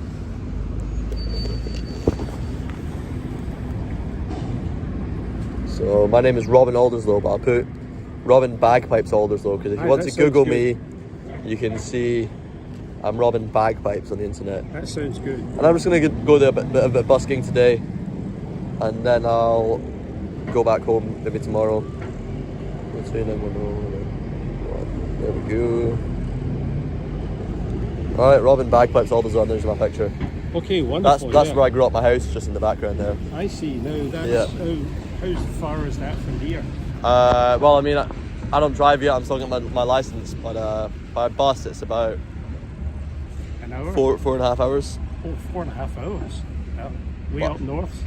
But 3.5 hours if you take the train and then 2 buses. Aye. No, south, west. Oh, south. West. But the town I grew up in is 5 miles south of Newcastle. Oh, okay. All yeah. Right. So wait a minute, that's England. No, it's not Scotland. Newcastle, is that Scotland? Okay, that's right. No, Newcastle is England, but I'm in Scotland. So because I'm west. Because Newcastle's very far east of me. Oh, that's right, because Newcastle, the border... Because the border goes at this line like that. It kind of zigzags around. It's like that, you know? Let me read the map. Bagpipes, you'll see me there. Bagpipes. Listen, I'm writing a book, all right? I've been working on it for 2 years. And it's a very important book. In fact, I've got 4 publishers, 2 in the US and 2 in London. And they're all bugging me about when is the manuscript going to be finished. In fact, I went to the library. What happened was I was on the 16 bus coming around the corner here, saw this gentleman painting this. So I went to the library. I go to the Morningside Library 6 days a week, and that's where I'm writing the book. Everything's all handwritten. Oh, and nice. I'm actually, they're all in there. Not all of them, but some of them. I think I mentioned I was a presidential press photographer in the United States for 40 years. The first president I photographed was Ronald Reagan back in '86. And I photographed most of them up to Biden, Obama, and not Trump, because I've been here since he got reelected. But this book that I'm writing, I was published a lot before, many years ago, before the internet even existed. So if you were to look me up, you wouldn't find me, because the bulk of the work that I did it was beforehand. Interesting. Was before the internet, Google and all that, the World Wide Web existed, because it didn't come into existence until about 1994, 95. So, but much of the work that I did when I was published was from the late 1970s through the early 90s. And in fact, there's a long story about Anthony Jones, who is the president of the Royal College of Art in London, and then he was the director of the Glasgow School of Art in Glasgow. And then he became the president of the Art Institute in Chicago. And I actually met him, and I've got all the published articles. Because I was I specialize, I'm a nationally published over the States furniture maker, as well as photographer, etc. And he found out about me and hired me to build a whole suite of Macintosh furniture for his home, and it was featured over there in the States. But anyway, so I've done. The thing that sucks is that if there is a God up there, he was very good to me at understanding how to be creative.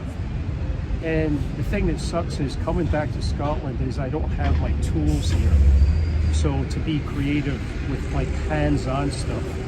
So this is where I finally decided a year and a half to 2 years ago, I've got to get this book finished, because people are bugging me about it. Because I traveled extensively through 49 of the 50 states in America. I know every square inch of the whole bloody country. Which state did you not go to? Alaska.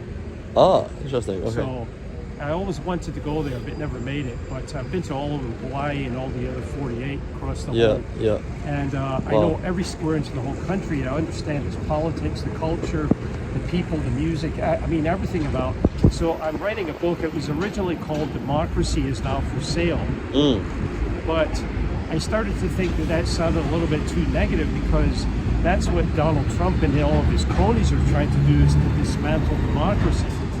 They want to turn it into a white Christian nationalist nation, so which practically everybody is completely against. So anyway, the book is, I'm keeping a small part of the book about the politics of what is affecting the people in America, but also some European countries. So, but the bulk of the book is about good things. This is not a negative book. Part of it in the beginning is about how people need to understand that you had a great country and it can still be a great country, so do something about it. In other words, it's like I'm trying to enlighten the people of America, and in some other places as well, to stand up for their rights, because I'm a big advocate for civil and equal rights. I mean, I have photographs in 5 major museums in the U.S., and one of them is a photograph that was published and won awards. It's in the Civil Rights Museum in Memphis, Tennessee. And it's what I'll do is, through WhatsApp, now that I have your info, I'll send you a few pictures that I've taken over the years. Yeah, please do. Please do. So that you can see what. And then this book has to get finished really soon, like within the next 3-4 weeks, and then get it to the publishers. And then I don't know who's going to publish it yet, but from all the people I've spoken with, both here and other countries, everybody believes or tells me that it should be a big success. I mean, look, J.K. Rowling wrote Harry Potter right down the street here. Yeah. The elephant house has reopened now. Yeah. Because it was closed for ages. The elephant. The elephant house. I was here for a year and a half living here, and the entire time I was living here, that was closed for renovation. That's right. Yeah. And I go away for a year of travels, and I come back and it's all finished, and like everything is crazy how fast a place can change. A place that feels so old is changing so fast and reorganizing itself so quickly. Well, it's like 10 minutes. I could be there in less than 10 minutes from where I live. There's a pub restaurant in there called the Old Sheephide Inn. Wow. And what a name! The Old Sheephide Inn. You okay? Oh, no worries. It's okay. The Old Sheephide, H-E-I-D. The Old Sheephide Inn and Pub. Oh, not as in hide, sheep, as in like hide. H-E-I-D is how it's spelled. Oh, H-E-I-D. What? Yeah. What does that mean? Because hide is with a Y, and hiding is with an I. Siri, Old Sheephide Inn, Edinburgh, Scotland. So what does that mean? What does hides mean in that context? Look at this right here.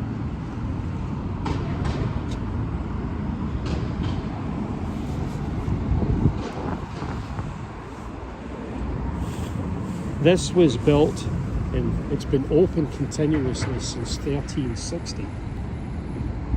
1360. Think about that. It's a pub. You can go in there and have a beer and have dinner. And wow, I need to go there. Less than 10 minutes from there. Is it expensive though? Not really. No. Okay, right there it is. Right there. Wow, I'm gonna go there. I live right over here, right there, and there it is. Wow. And it was built. It's been open continuously since 1360. Ah, it's okay. It's east. Yeah. Okay. So it's a little bit. It's a bit of a. Is it a bus journey out or? Yeah, you'd have to get the bus. The bus goes up there. It goes up Craigmillar Castle Road. Yeah. And you have to get off the bus stop over right here, and then you have to walk there. It's about 1-2 minute walk. Oh no, that's fine. Just because I quite like to take my grandmother there. I think she'd be really interested to see that sort of place. Well, considering it's one of the oldest pubs in all of Europe. Yeah. 1360. That's a long time ago.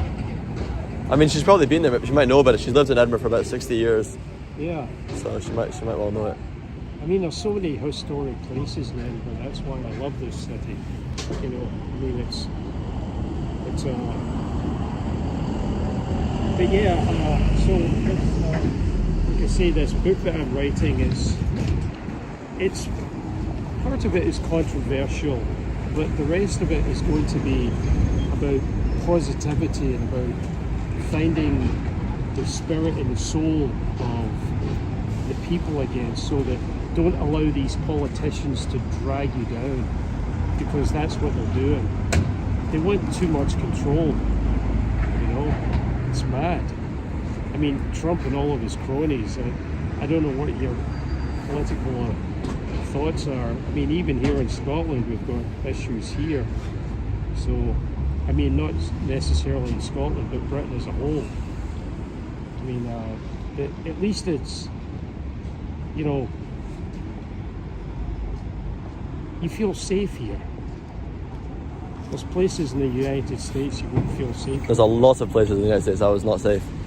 Even like in the countryside, which is, in this country, if you're in the countryside, you're never going to be in threat from people. You know, you're just not. It's not a thing. Whereas there in Oregon, those woodlands, I remember, and there's guys on drugs driving about with guns.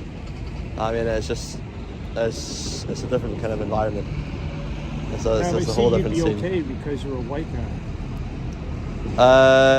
Maybe not in Oregon. These guys were just crazy. You know? That's true. And there was a bear as well. I opened my car door to go take a piss, and there was a black bear, so you know it's not really a threat, but it was just right there outside the car, and I was like, shit, close the door and just drove off. Yeah. That was pretty concerning, but I think black bears don't really bother people, do they? No, they don't. I feel like if you get that close and you open a door in their face, they might bother you. Yeah, no, they're not really, unless they feel threatened by you. Which it might well have done in that situation. Yeah, well, most of the time they just walk away. Yeah. You know, because But you know what they will do is like I've been to Sequoia National Park and many of the other national parks in the western United States, and if there are bears in that park and you park your car like off the side of the road like in a forest, if you park your car and you've got food in it, oh yeah, like even yeah, a bag of crisps, anything, a couple of sandwiches, and you left them in there. If a bear smells,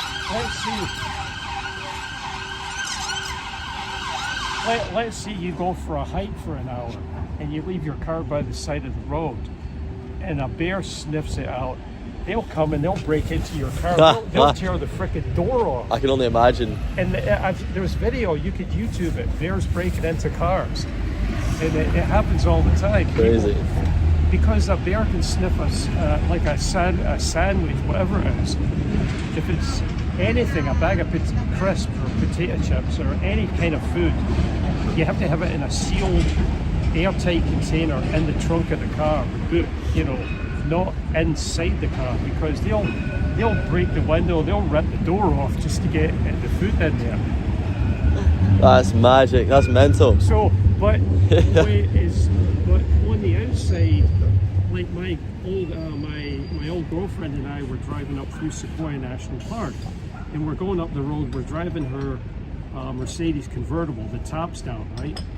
And we're just driving there, and it's funny because I was smoking a small cigar. Anyway, we're just driving along. Next thing we're you know, you go slow. The road's only like 10 miles an hour. Anyway, all of a sudden, about 50, 60 feet in front of us, a brown bear comes up with her cubs. And I just stopped. Oh no. She was walking across the road. And at first, you know, actually she was probably closer, maybe 25 feet. And like from here to that cross, not further than that. And I was like, holy crap, here we are sitting in a convertible. And the bear just, all it wanted to do was cross the road and just go up the hill and keep on going. It didn't care about us. Even a cow, if there's a cow with a calf and you get between her and her calf, she's going to be mental. Oh, like, yeah. They kill a lot of folk in this country for that. Right. You know? Yeah. They kill a lot of people. Yeah, well, there was another one of these trophy hunter guys that just got killed by a rhino somewhere in whatever country it was, and another guy got killed 2 weeks ago by an elephant, you know, because, you know, they're out there. Well, there you go, I mean. And I was like, hey. That's a high risk job. You expect, I mean, that's part of the deal, is you're going out, you're taking those risks, you know. Yeah, but I hate trophy hunters. You know, that animal doesn't have a chance in hell to defend itself, and you've got this big freaking shotgun rifle. You know, I hate trophy hunters. Really? You never done it? Oh, I've shot guns before over in the States, but no, I didn't. Not been hunting deer here? No, I don't. I mean, it's considered conservation in this country. Well, over in the States, they actually in many areas, they did allow hunting because the deer population was getting out of hand. And you know what the problem is that the deer population was becoming so, because all around Chicago there's lots of forest preserves. Right. Dense forest preserves, and there's thousands of deer in there. And at night time when they come out, you never see them during the day, but at night time when the sun's already gone down, that's when they start coming out, and they'll come up to the edge of the road across you. You'll be driving down the road and they'll just, for some stupid reason, even though you've got your headlights on, they'll still jump in front of you.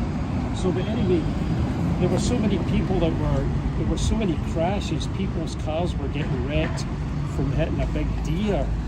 And anyway, there were so many accidents because of deer, so they allowed hunters to go out and start trimming down the herd. Yeah. To keep the numbers.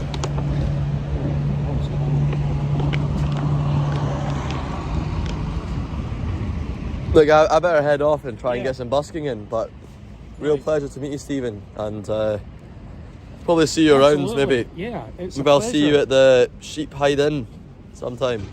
Yeah, listen, what I'll do is, I don't know if it'll be today, but over the course of the next day or two, I'll send you some pictures. Actually, let me make sure that you're in here, so that, let me just go to phone contacts. You got contacts here at the bottom.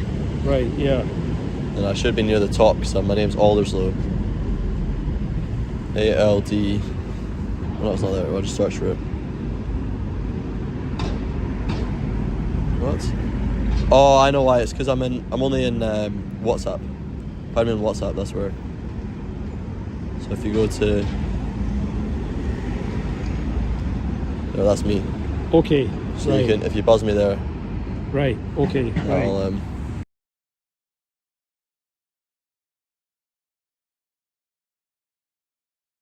Oh yeah. No, yeah, I just Okay. I just took a screenshot just to show you. of it. Aye. But it means because I called me from your phone, that means now I'll have your contact in my phone as well. Okay. Right. Aye, that's good. I can just hang up there. Oh, okay. Yeah. Cool. Right, great to meet you, Stephen. All right. You too. Yeah, best Right. of luck. Yes. Yeah. All the best and be safe. All right. You don't have to be safe here, but you know what I mean. It depends. Depends what you're saying. Yeah. It depends what you're saying. But yeah, see you. All right. Cheers. Goodbye. You too.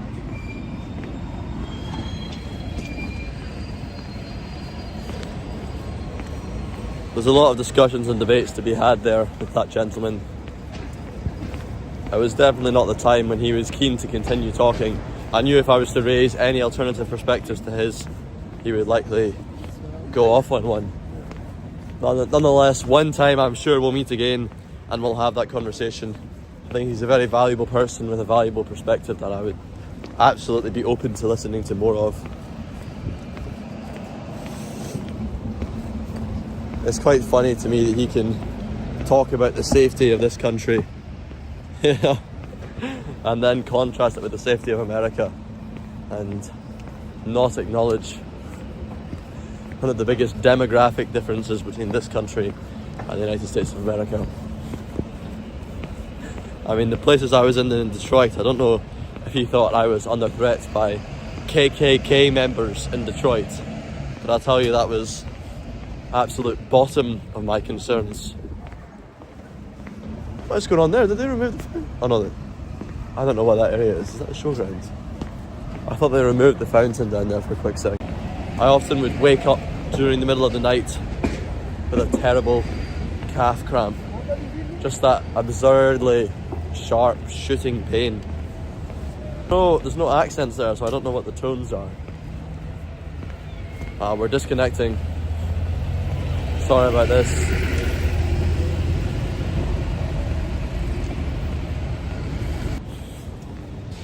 Let's wait for the connection to go up.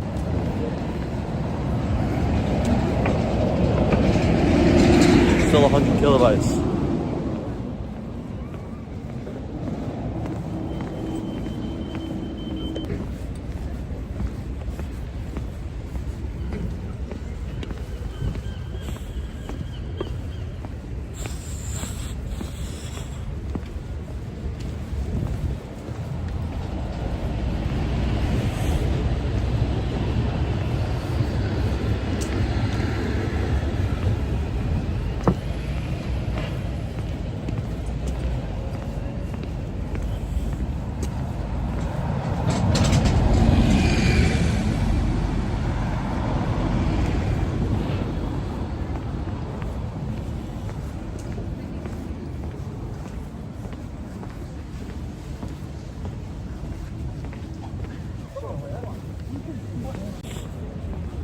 Still, right, I'm praying it's going to be fine when we get there.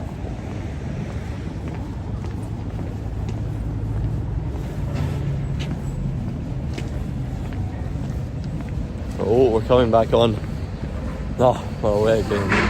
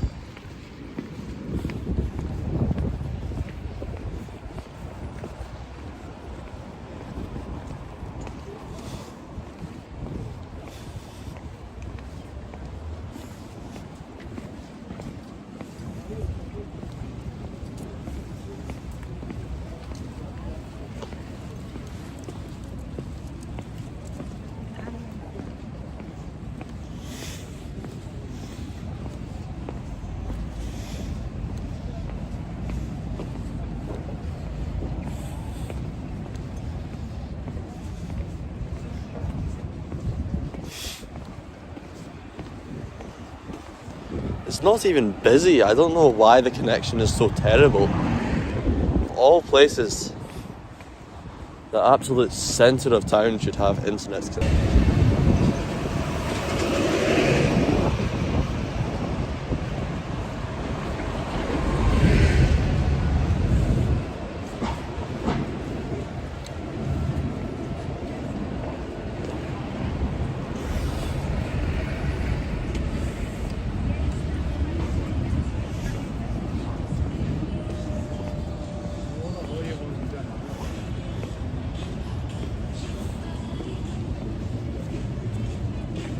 Sounds good, all right. Thank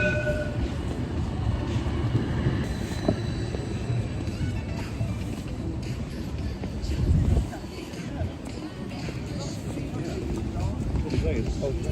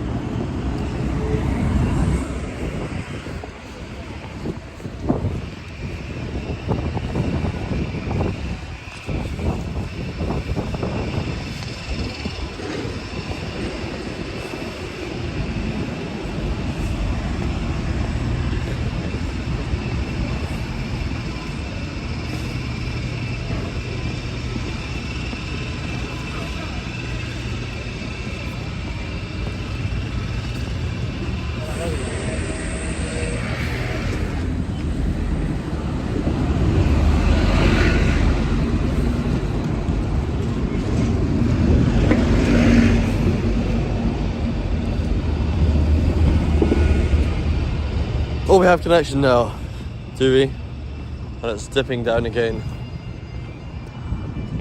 Oh, it's Neil. I'm going to speak to Neil actually. What will they call him?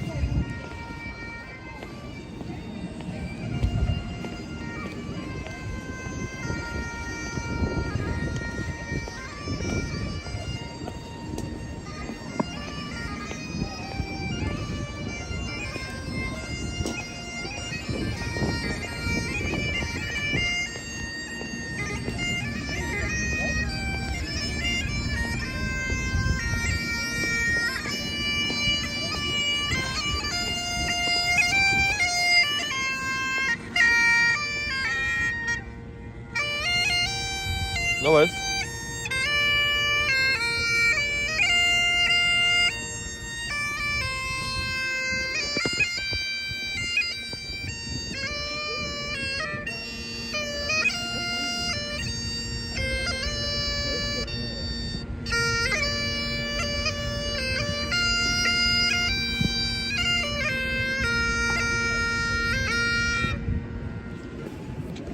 You right there, Neil? Yeah, I don't know what's going on there, but it's wet fingers or not. they're cold or so something. cold I can't feel them. Are you wanting to play? Well, I was going to go and play down there, but I was just wondering how you're doing and if there's a setup today, if there's anybody else out or what's happening. Well, there's another guy on the side. You come No, that way? not just, what, on the other side of this? Aye. Really? Oh, packed town Hey, thing. would you do that? But back to the front. What was it? Well, I was going to play down there, but I don't know if that would get inconvenient to you or if you'd rather I stopped here or what. Oh, it doesn't. I mean, that's so far away. I mean, I was just finishing actually. I thought you wanted to play. Really? You were. I've never played you before, yeah. I might as well give it a go, I think. Or actually, was it? I know that Robin. Yeah, I know you. No, I've been travelling for you. Yeah, no, the connection is pretty nice here, so you might go down there around the better signals up there. But I'll see you around then. Yeah. I spoke to Max as well. Max Smith. Another younger guy. Oh, Max. Yeah. Yeah. Fife. Yeah, I think so, yeah. But yeah. When did you see him? No, I was just speaking to him. Oh, No, he wasn't busking. But he was saying he plays down there often as well, takes turns with you. He does. Yeah. I'm not seeing him this year yet. Sure.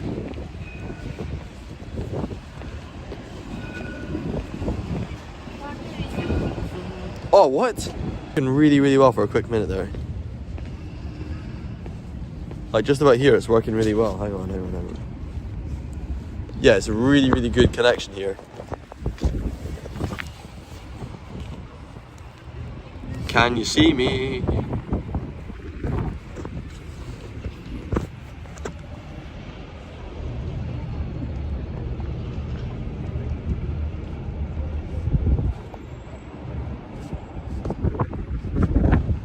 Nah, it's dipping again. Maybe if I stand out a little bit more. Because I could busk here, you know. It's a decent spot to busk apparently. Nah, it's dipping. Let's go back. Let's go to the Waverley, because it was good at the Waverley last night. If it's anywhere near that good, I mean, I only need about 1,000 kilobytes per second, and we can stream fairly well. Anything below that, it seems to just be terrible.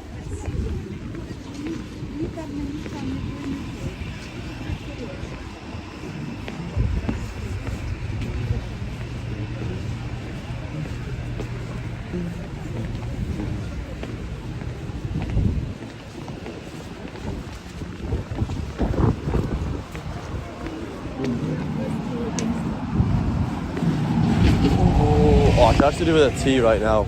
Warm up my blood a little bit. There's no connection at all. This is rotten.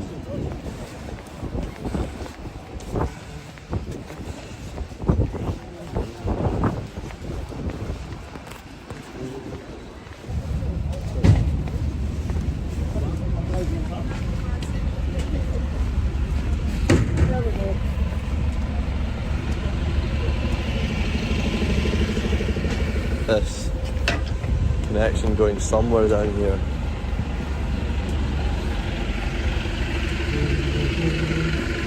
That's the thing with that spot where Neil was playing. Brutal.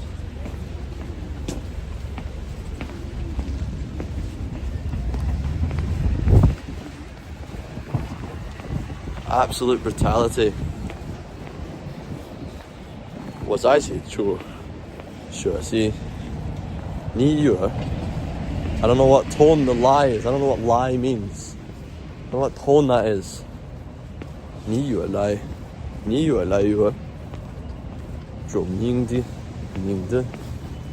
I'm guessing that's Ming. But I don't know. I didn't write any accents. I think I can hear a piper. Oh no. It's the restaurant.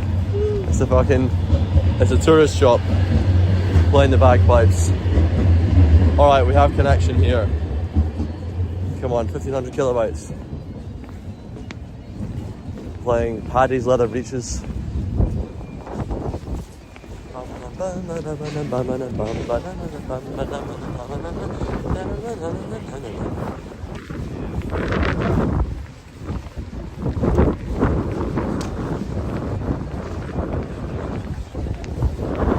Jig version of the Adult Highlanders. Ah shit, should we play or should we eat? It's been a while since I've eaten now. Fuck it, let's go and eat something. But let's see what the connection is here. 1100 kilobytes, that's a really good connection here. Alright, let's get our stuff out, eat a bit of yogurt, and see if we get some people. Because the best thing when you're busking is not getting a bit of money. It's meeting really solid people. So I'll stand about at the hot spot where I'm gonna busk, eat some yogurt, and then start playing. See, it's not just greedily fueling my yogurt addiction. It's productive networking.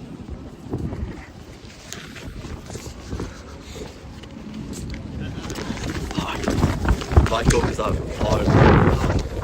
It is windy today. It is a windy day.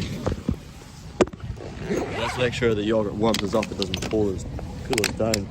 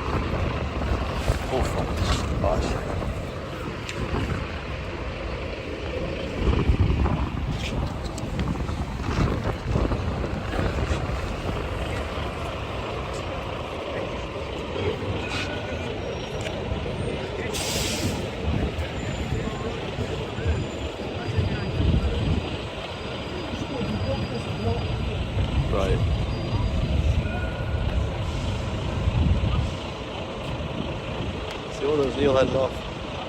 I think I made him feel bad there because he was playing really terribly when I saw him. But his hands were that cold, the poor guy. He couldn't keep his fingers on the chanter, you know? They're just squealing loads.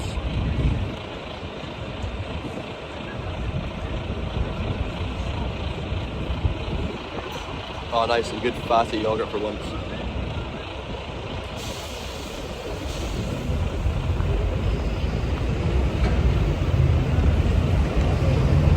Yesterday I had all that 0% fat fish.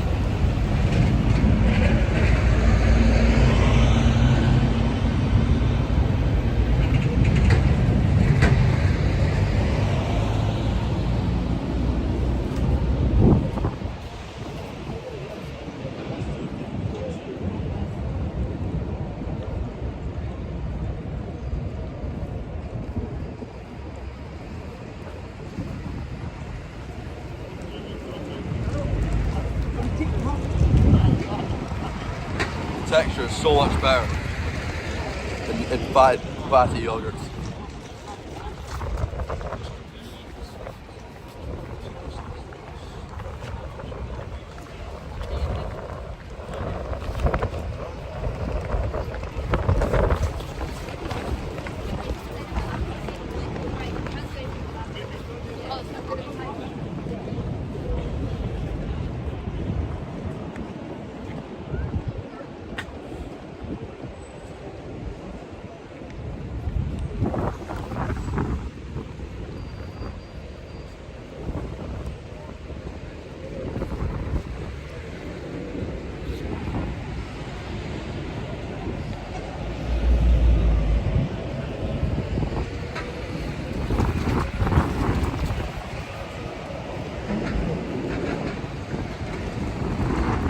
Anybody rejoined since we got a better connection?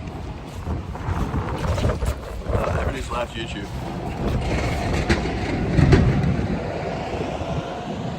That's what I'm telling you. Whenever I'm actually about to play, everybody's gone away. I tell them that I have to disconnect. They don't remember that.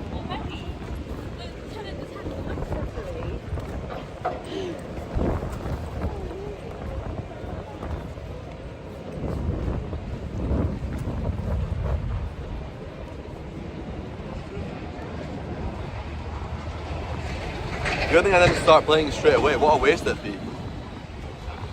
You guys all left and I disconnected.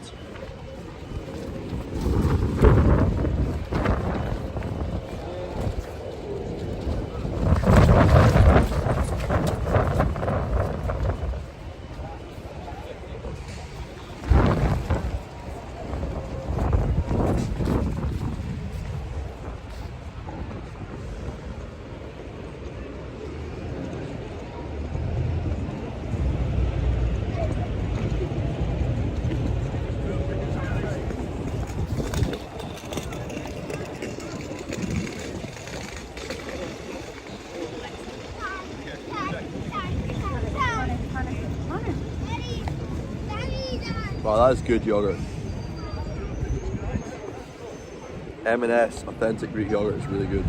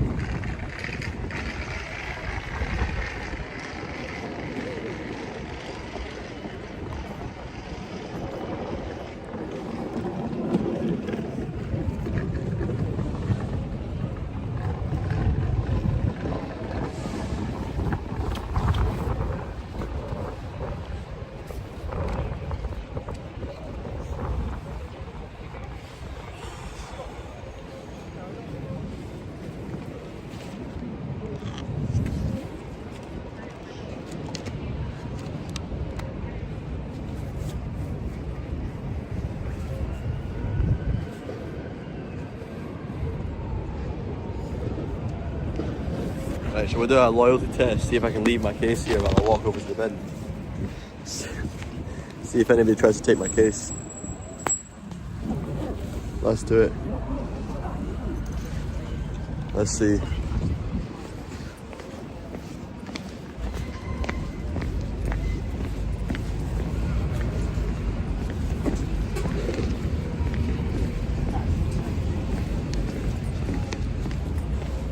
A good safety test. See if someone's gonna look at my case and try and nab it. I think that old lady was hungry to grab it, honestly. She was tempted. If I'd given her 5 more minutes, she would have picked it up and ran off with it. Jesus, man, we just got no people.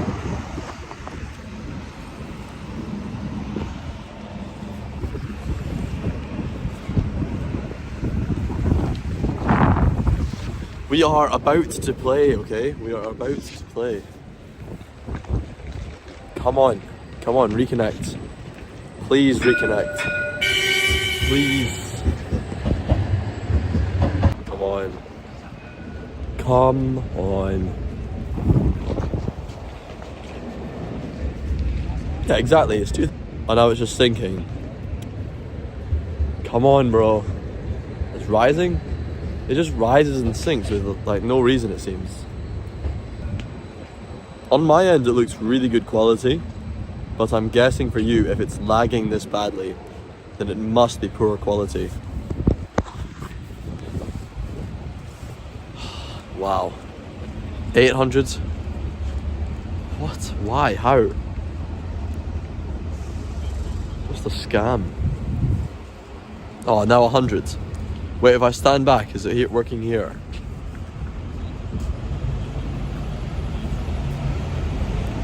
Yeah, I think it just works a little bit further away. Right, I'm gonna try and get... Let's get this set up over there, shall we? Yo, Calgara. Alright, I'm trying to make sure we don't have this disconnection. And I need to get my bag out of my case, but I want to do it without it disconnecting. So I'm going to put my phone, I'll put it down. And I'll just get my case out on the other side of the street. I suck. Bro, calm down, man.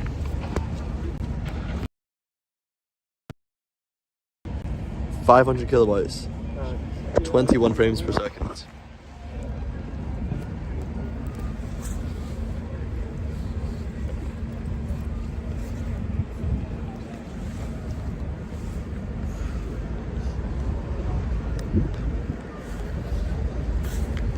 Let's see, man. Fuck, bro. How should I flip it? Yeah, let's flip it. Let's put it like this. I'm just gonna put it here. Then I'll get my stuff in my case. Is that? Alright, shit. Let me just get it out. Alright, I'll be very quick.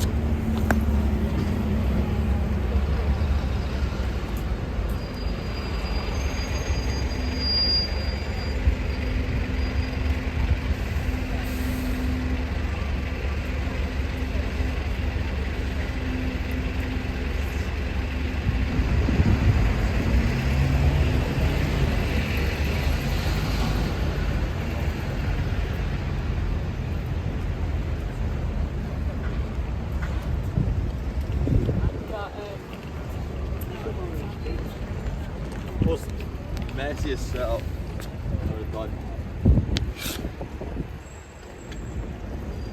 Trying to do it in a rush. Keep connection, keep angle. Not an efficient method. I'll try it differently next time.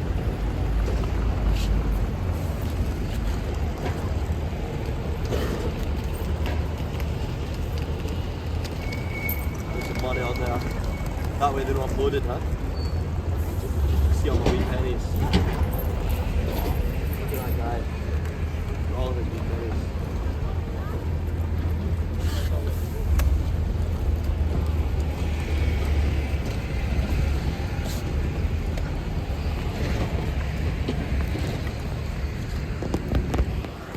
What do you think of that angle, bud? Oh shit, there's nobody here. Hang on, I want you to tell me. What do you think of the angle being behind me? Because then you get to see the audience, but you don't get to see me so much. Like, you just see me from behind, then I can't really read the chats, but I don't know if we should go with that. Or, oh, wait, what's your case? Hey, mate, mate. Oh, fuck. Oh. Right, yeah, what do you think of the angle of being behind me? Because we could go with being behind, then you can see the audience and stuff. Let's try that for a bit. No worries. Let's just try putting the camera behind me.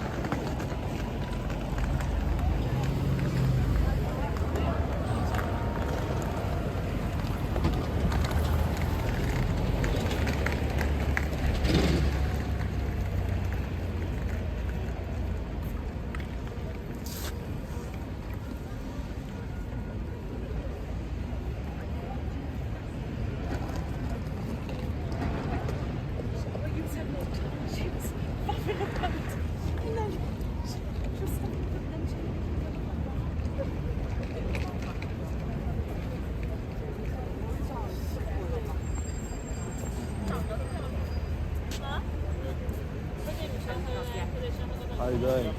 Right, so let's just try and run up my hands a little bit first. Yeah. Go for it, yeah.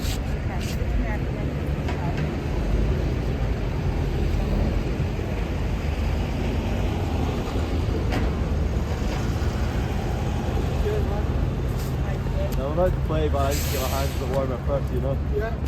Yeah. Where are you guys coming up from? Liverpool? Yeah. Oh, good stuff. Just here for... Boxing Glens. But we go back here, it's through them like Tuesday after. It was so nice.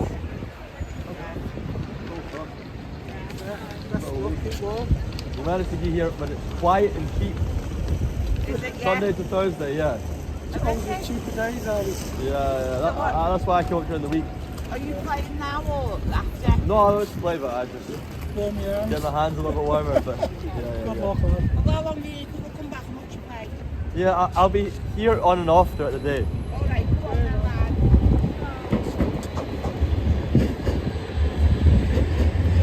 That is to be very clear, on and off throughout the day. So don't expect me to be playing constantly for every minute of my living being.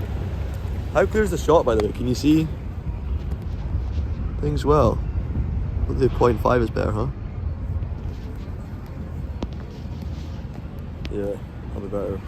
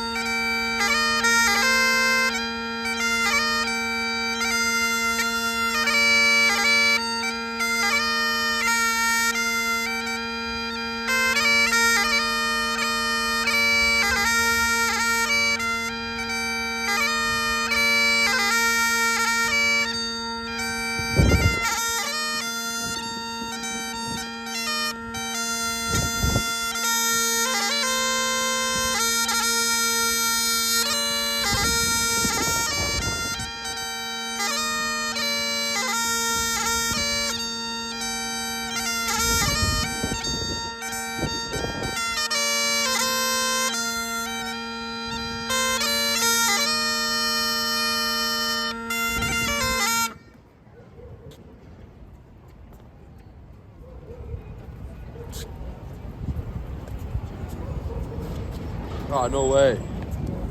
Right, fell. How? How is it at 100? We're in the clear connection. It should be good right now. What? I swear the connection's been really good at this spot normally. The only reason I came here is because it was a good connection.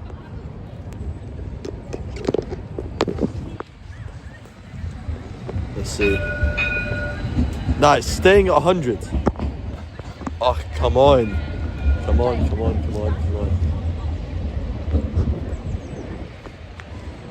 This is rotten. Right, I'm gonna need to rejoin this.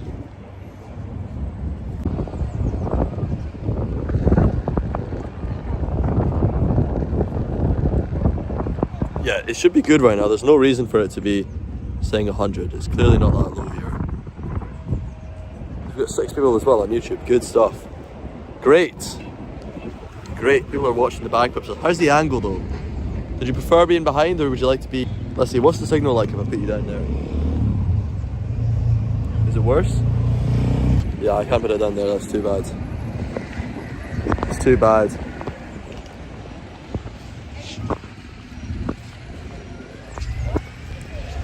No way. Oh. It gets stuck at 100.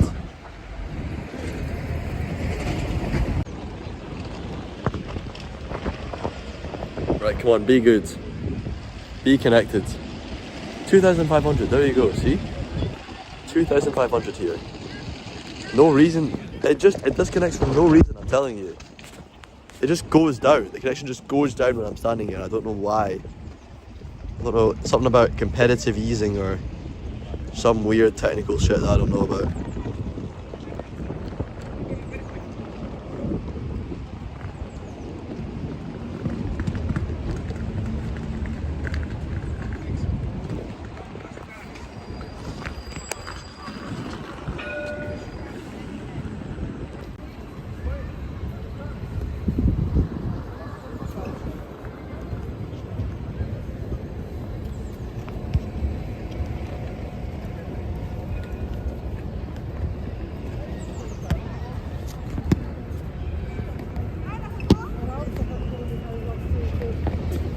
I mean, let's put it there. Oh, for fuck's sakes. Everything's falling. Right, we'll get this, we'll get this, we'll get this.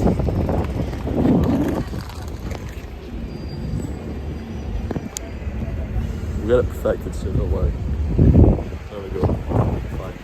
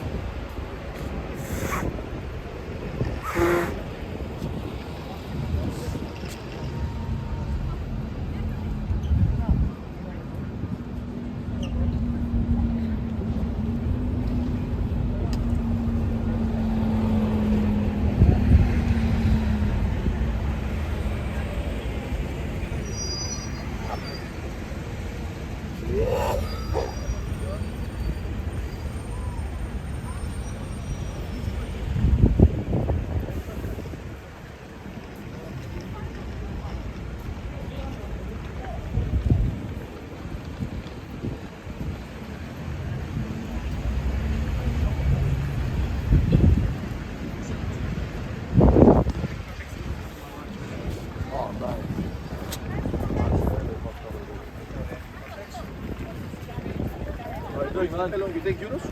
Yeah, sure.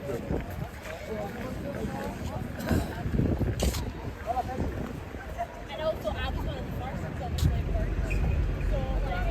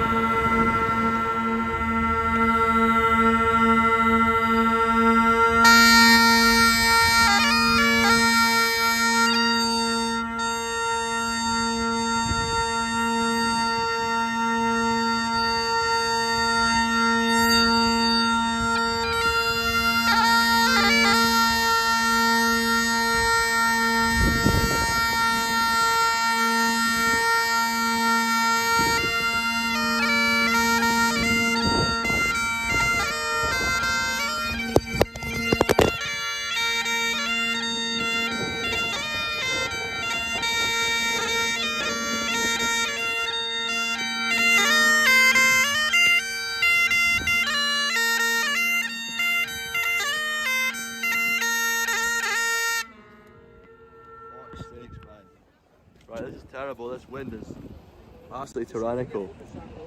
I'll put it in my phone in my fucking case instead. I don't know if that's gonna work.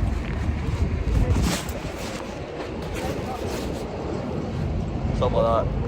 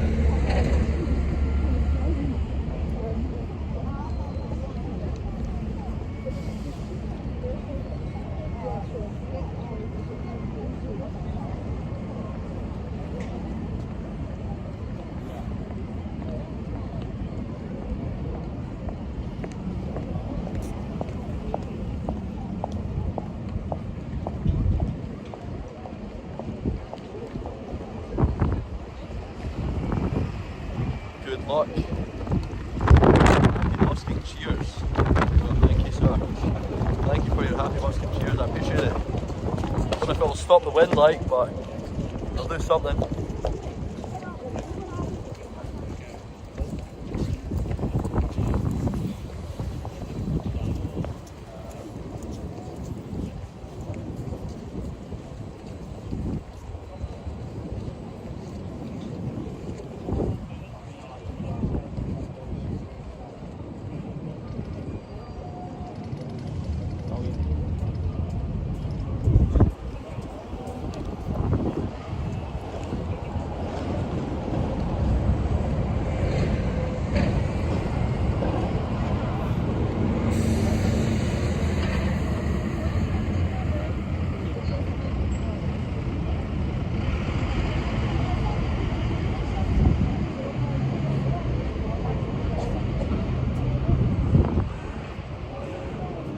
Everything okay?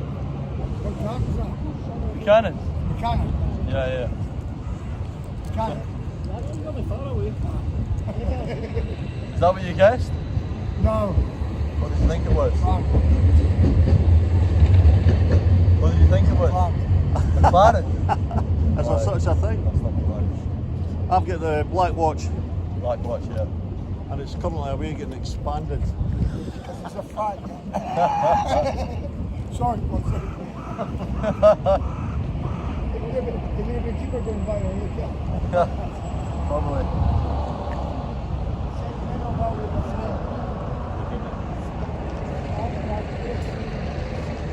How you doing, guys? So I was taking a quick breather. Where are you from? From Shanghai and Seattle. Shanghai and Seattle. Oh, that's a very interesting combination of places. I know, we're a kind of strange couple. Yeah, cool. Is it possible for me to take a photo with you? Yes, of course. Yeah. Are you from local? Right here? Yeah. Awesome. 1, 2, 3. 1, 2, 3. I take this angle. Over here.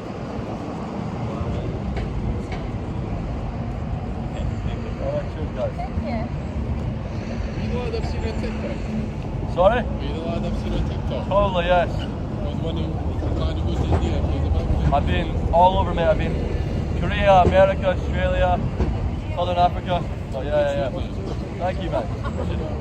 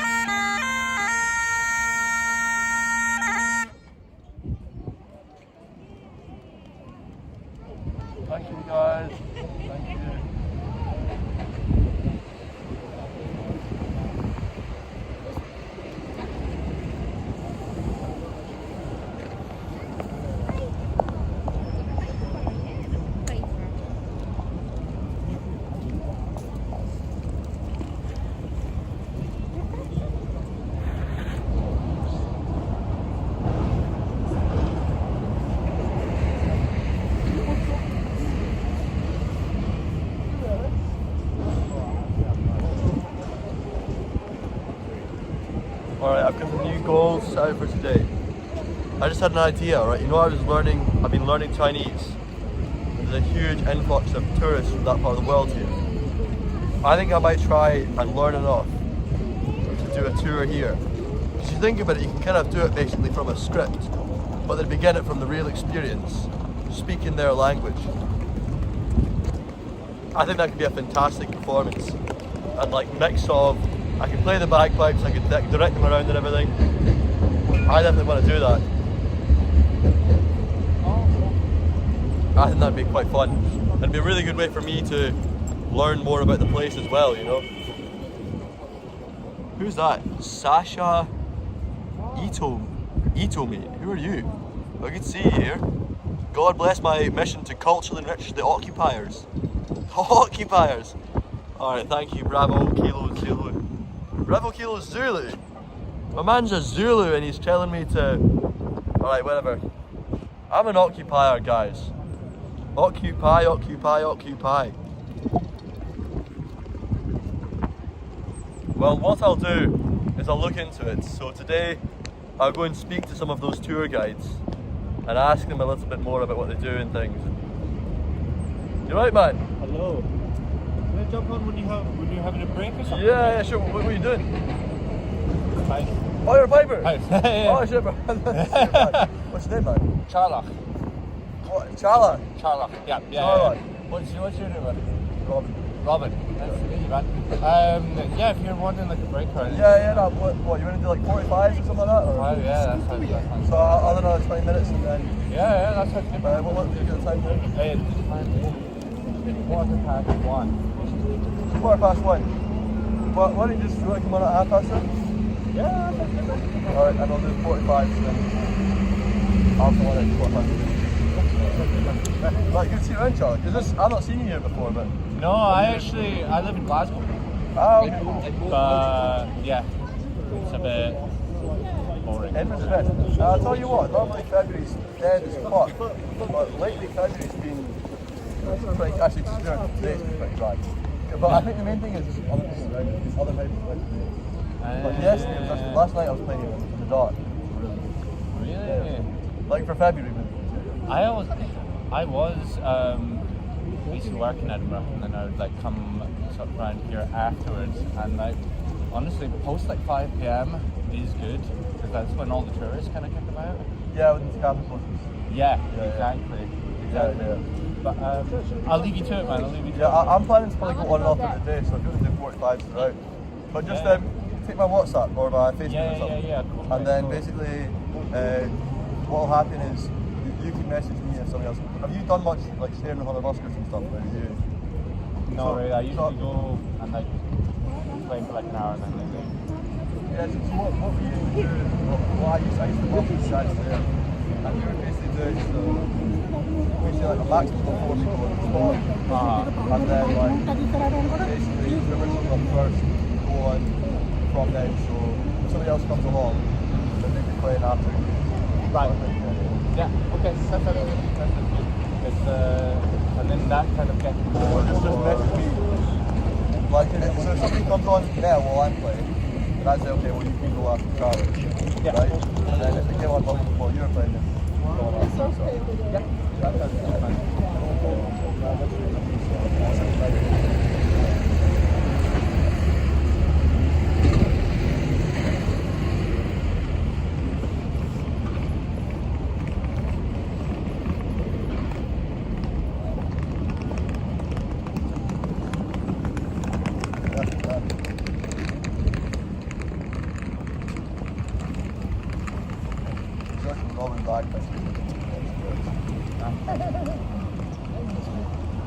Awesome. Thank you.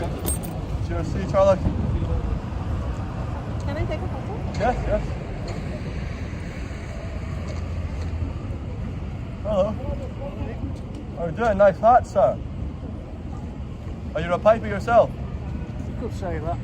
A little bit. A little bit. I started 40 years ago, back in the 20s. Oh, one of those. That's tough, man. So you got the hardest thing, I think, is when you start at that point, you got to be patient. Everybody was playing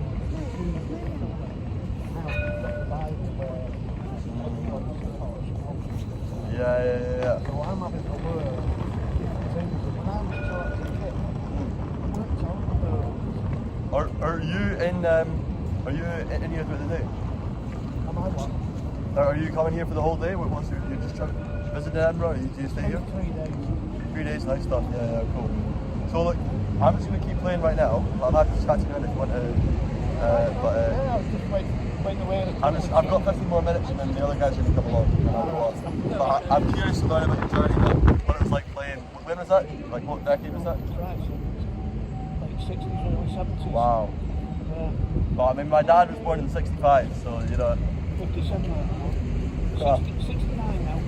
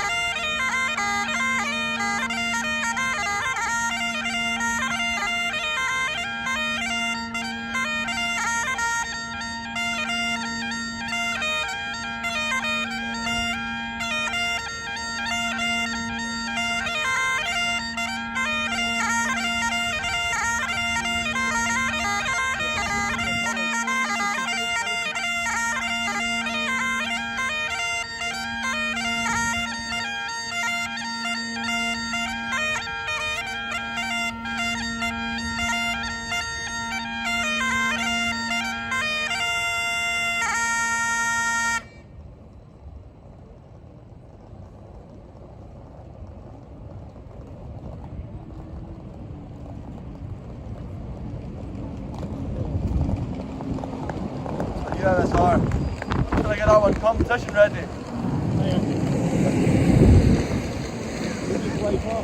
Sorry?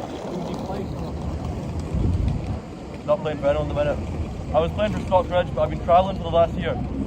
I played in Australia with a band over there for a little bit, but I didn't get anywhere with that.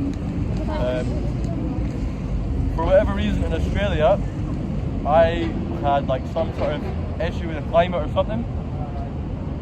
I couldn't play for more than 15-20 seconds at a time. I was practicing every day like mental. Something. But I've been travelling everywhere in the world and I've never had an issue like Australia. So in South Africa it was completely fine. No issue. And I went there straight after Australia, you know? But in Australia it was like, yeah, it was really, really tough anyway. So what I found out afterwards is I think it was carbon dioxide depletion. And it becomes worse the more that you practice, basically.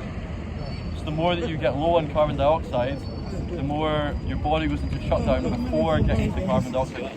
So that's what's happened in Australia. Anyway, so I didn't get anywhere with that there, really. Yeah.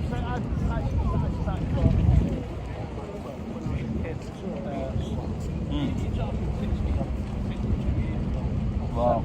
Following the boys brigade fight, said to me, Mum and Dad, I want to do that. We only got short of days. You just got pearls?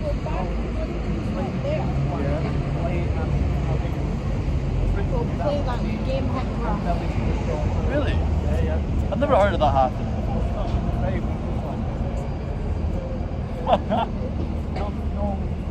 No embellishments, no. That's going to be tough trying to get into that now, though. Well, I'm trying to. You have to learn properly now.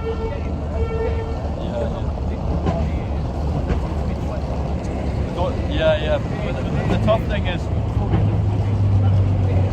most people I know who learn at an older age, it seems to be their main issue is they want to learn quickly.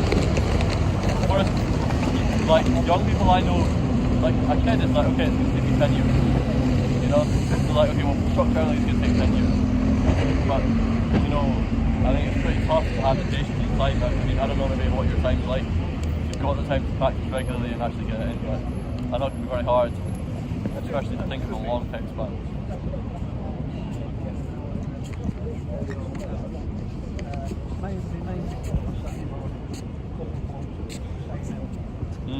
We also help out, two of us help out on my family.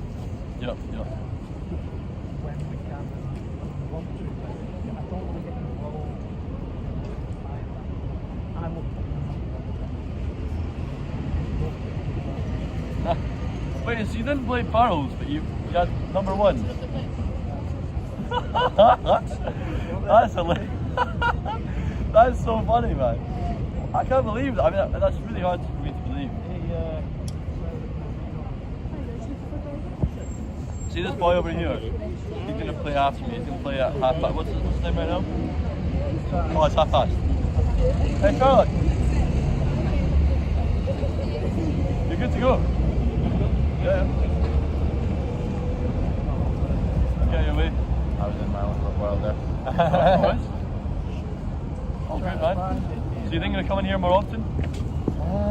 Yeah, thinking of it.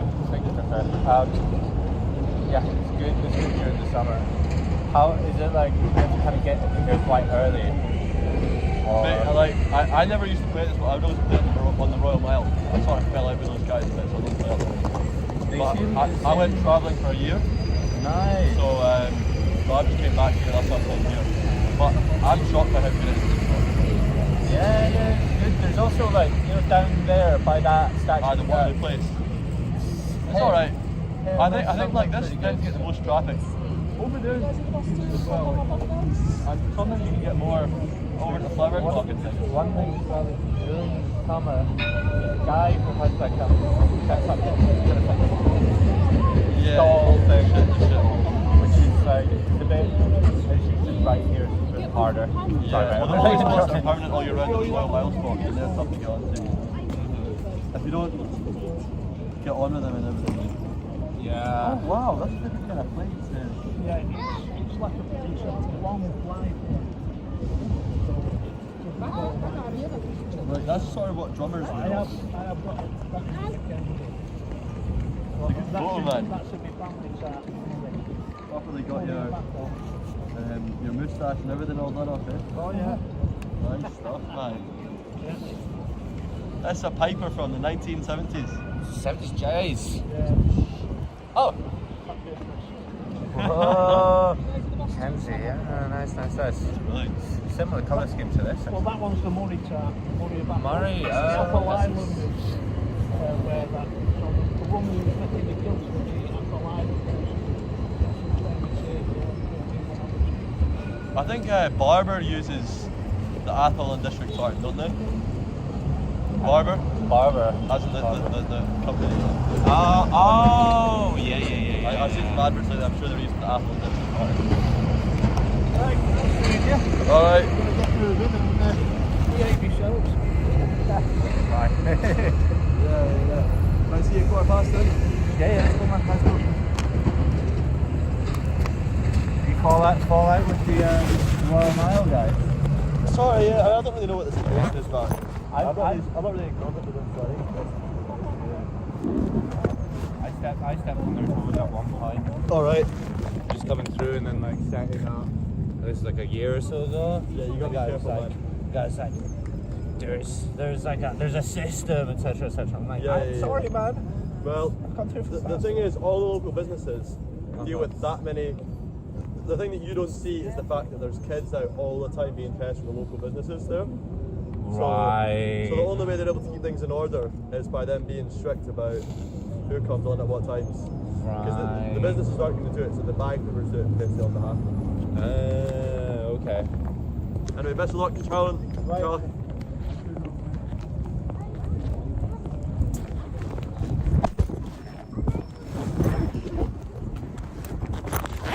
Nice stuff. Nice. Ah, fuck. $10 note. Like, who's here? Much fun. I have to come to Germany sometime. Looks like Kabul over there, really? Make some great pictures. Let's see. Maybe I'll go to Germany. I don't know. Not in a rush to do that. Let's get the cape on. Cape on, charger in. Who's on? I've got a few folk on.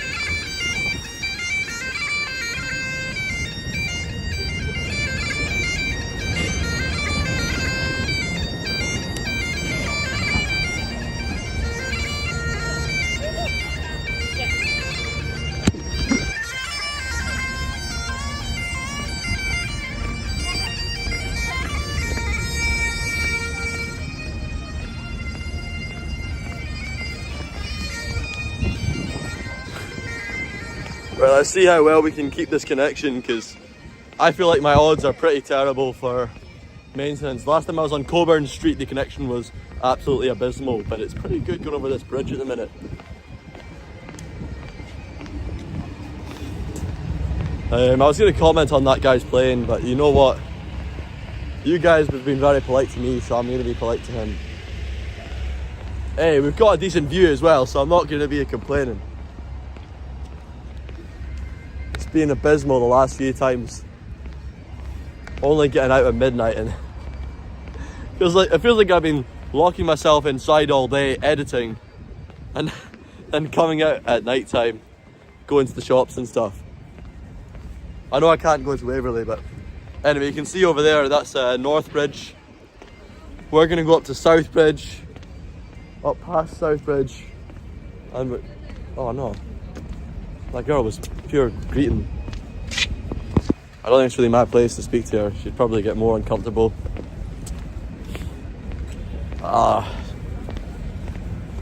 She was absolutely greeting her eyes out. She was totally upset.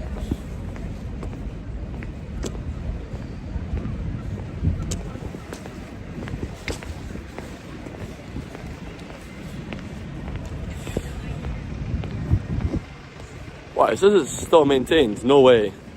It's a 1592 this whole time. I don't believe that for a minute.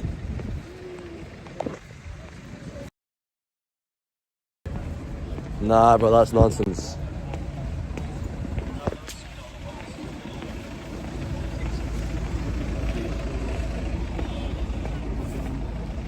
Bro, this is definitely not working, is it?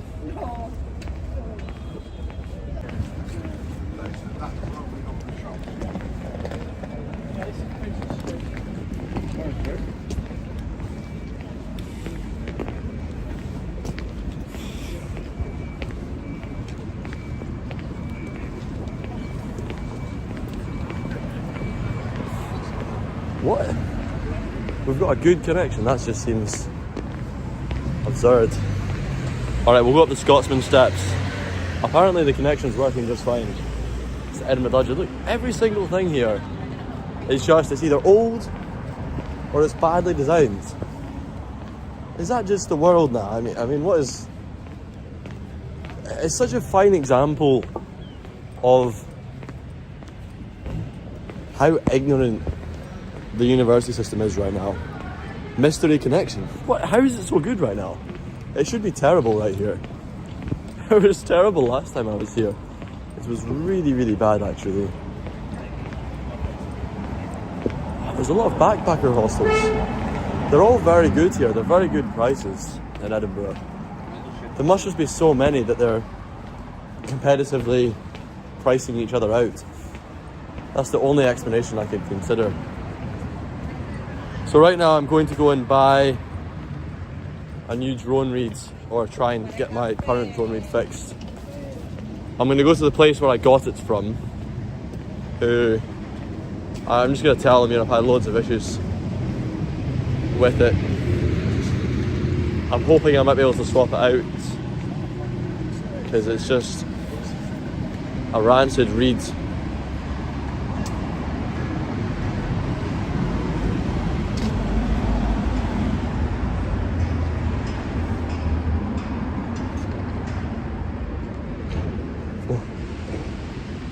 Baked eggs, £13. What? That's unreal. I don't find that sort of place slightest bit desirable. I only looked inside because she was in the window. Let's head up the Scotsman steps. I want to show you these steps, they're very cool. I'm hoping the connection will work when I'm on the steps.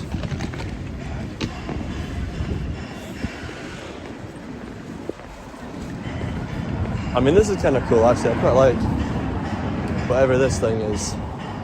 Bohemia. It definitely stands out, but it's not ugly really. It's not like the other stuff here. Yeah, we're the Scotsmen. They're just around this corner, right? You guys are gonna like these steps, alright? Promise. I promise, right? Look at these. Every single step is made out of different stones, see? Look at this. Look at this place.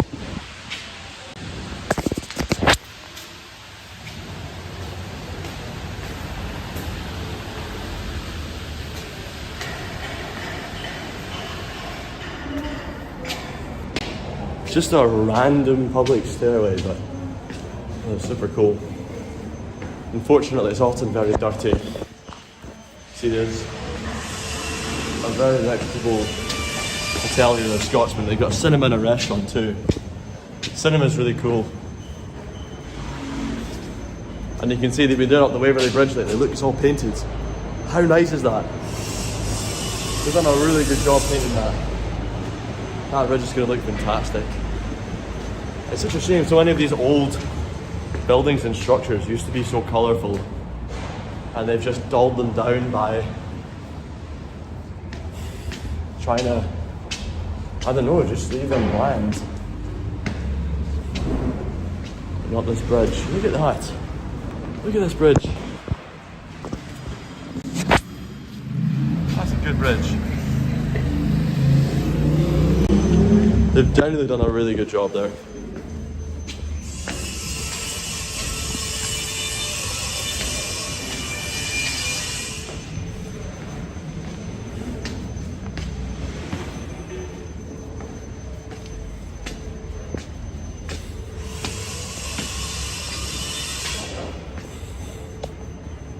Is it actually working right now?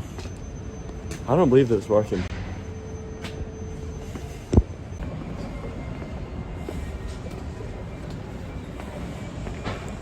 Oh, it actually is. I'm so confused by this. But especially when nobody's writing anything in the chat. And then the kilobits per second stays the exact same on the screen. I just sort of assume that it's somewhere here. This is it here, you see? The Scotsman. I've never eaten in there, I don't know what the food's like. But the cinema's great. Right, we've got a piper here. Let's see if I can guess who it is. That's definitely either Davy or maybe Ivor.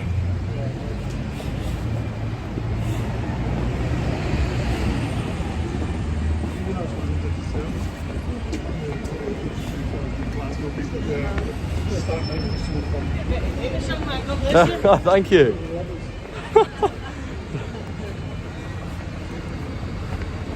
Wow. It's definitely Ivor. No, it's not. It's some random kid. Oh, for God's sake, here at the same time because they get sick of each other. Because they think, oh. But if I was doing tours, I'm comfortable speaking to you. It's like they can't make eye contact. They can't speak.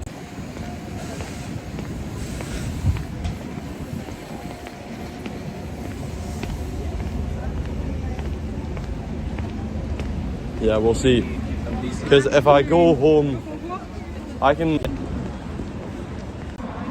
A genuine, wise-looking guy who's clearly very religious.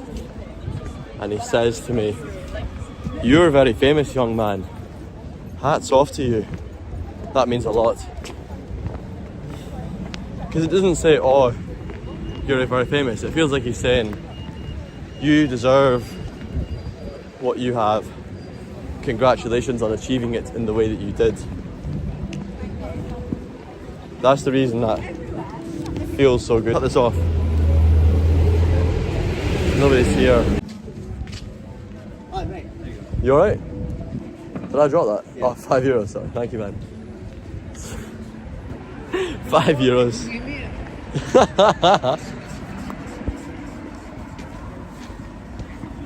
How did I drop €5? Where the fuck did I drop €5 from? That's so odd.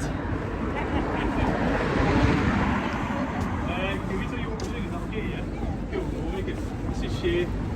This is first day today. Yo, what? What is that?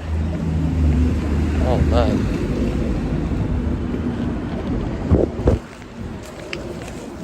Wow. That was an impressive character.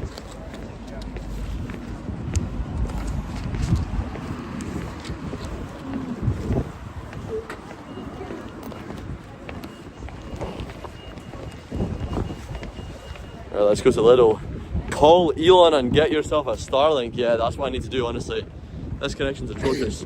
But to tell you the truth, in the city, Starlink would be terrible as well. Starlink would be probably worse than 3, because I'm using 3 right now, and it's fairly good in the city. Musk said himself, even with all the improvements going on, Starlink will never be as good as network in the city.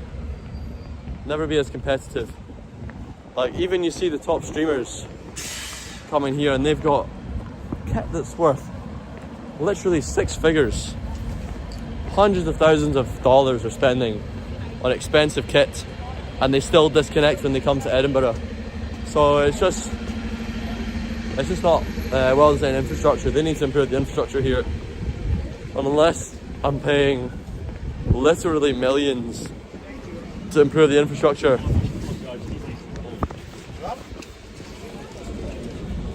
then shall I speak to him? He's a tour. Oh fuck. He's a tour guy. I should maybe speak to him. Right. I don't know. He seemed pretty closed off. Sorry.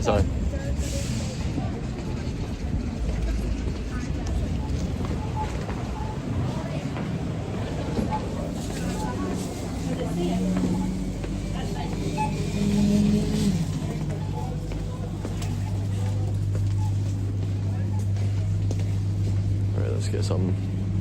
Let's get like a pepper.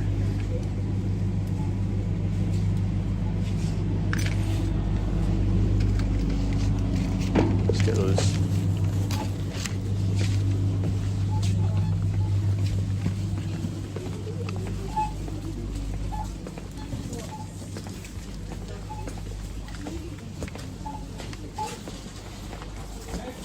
Yeah, so basically the way Starlink works is it's very good when you can see the sky. If you can't see the sky, then it's no good.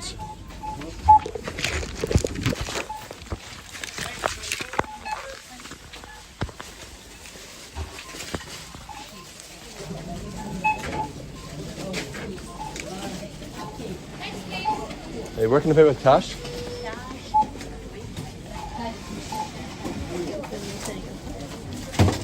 These ones, oh, these ones here. Anyone paying by card? Oh, this one here? Thank you.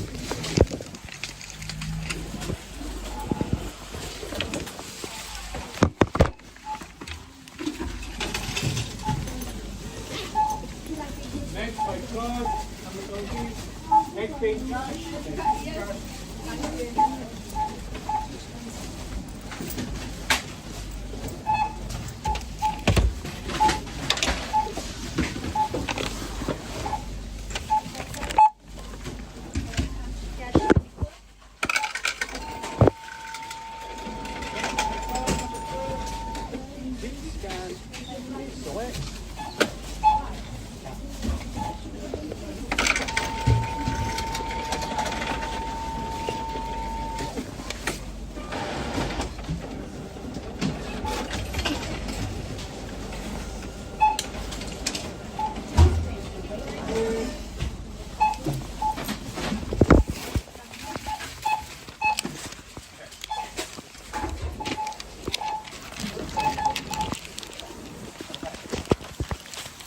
Cheers, bro.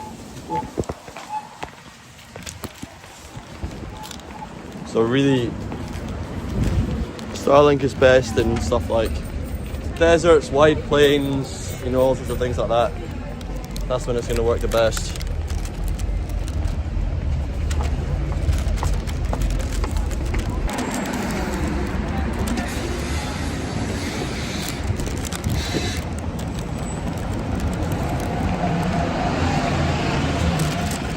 Back there and start playing.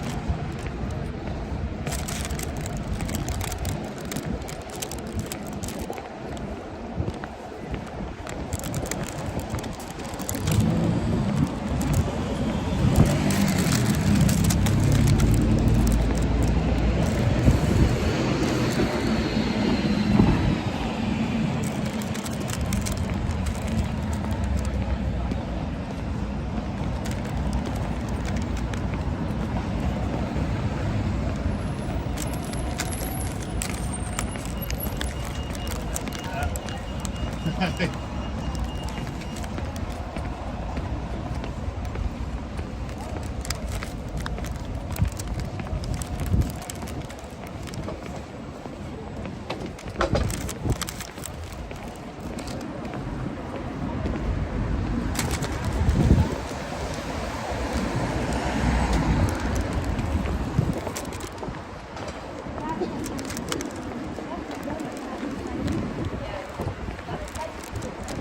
then, man?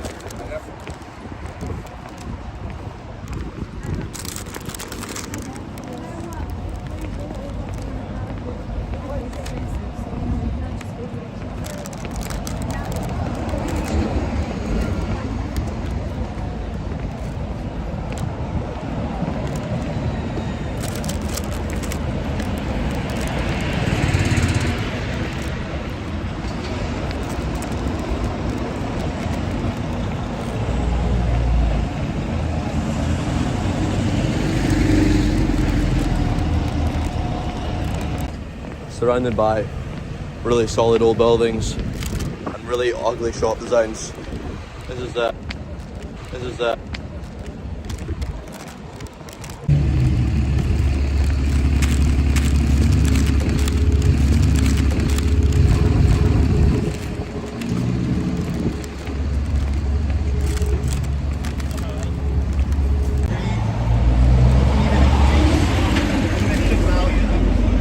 Really awful.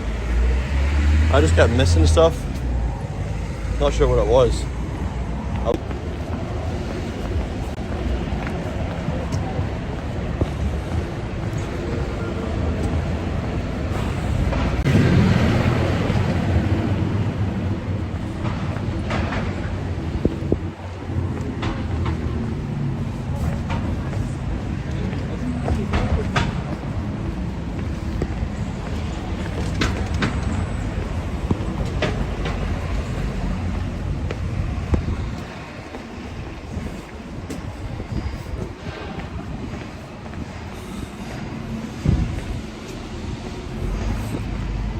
I should have gone down Covering Street.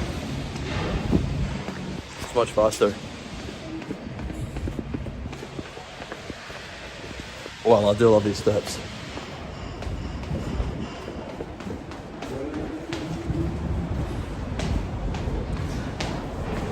Yeah, awesome little spot. Best bridge in town as well. Best bridge right there.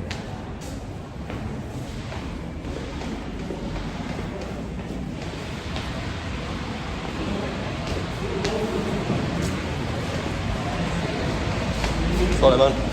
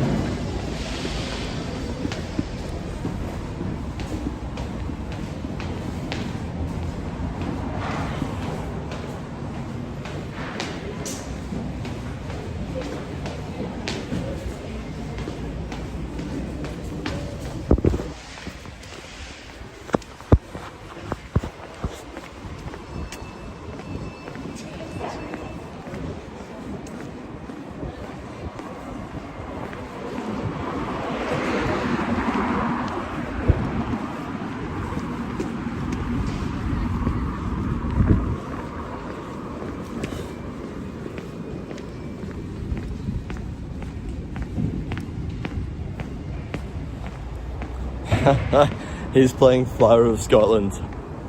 I wonder if that was a request. His tune selection seemed extremely random. About as random as his timing and everything. Oh, I know, I'm criticising him. There you go.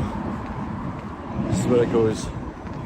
Instead of improving my own playing ability, I'm criticising that of others. That is definitely not a pitfall I intend to fall into.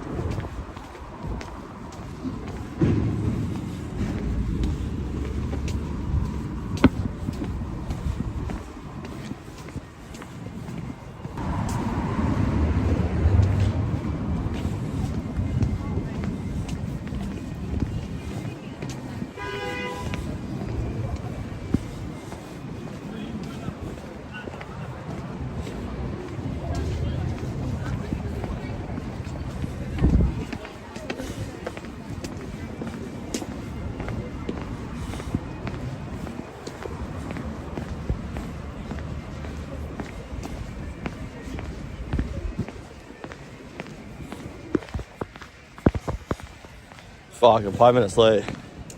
By the time I get my shit out as well, it's gonna be later. It's fine. I'll go stand nearby and I'll just mug him. That way, as soon as I start playing, all the crowd will just be there for me, you know? No, I swear, there's always folk here taking photos at this exact point. It's always Chinese folk here.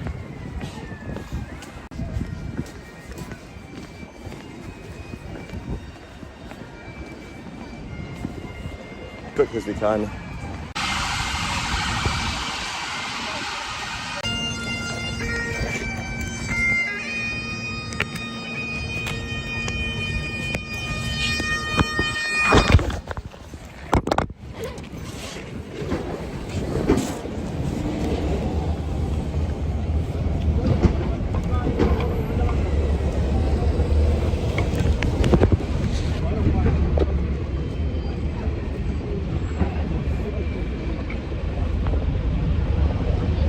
Alright.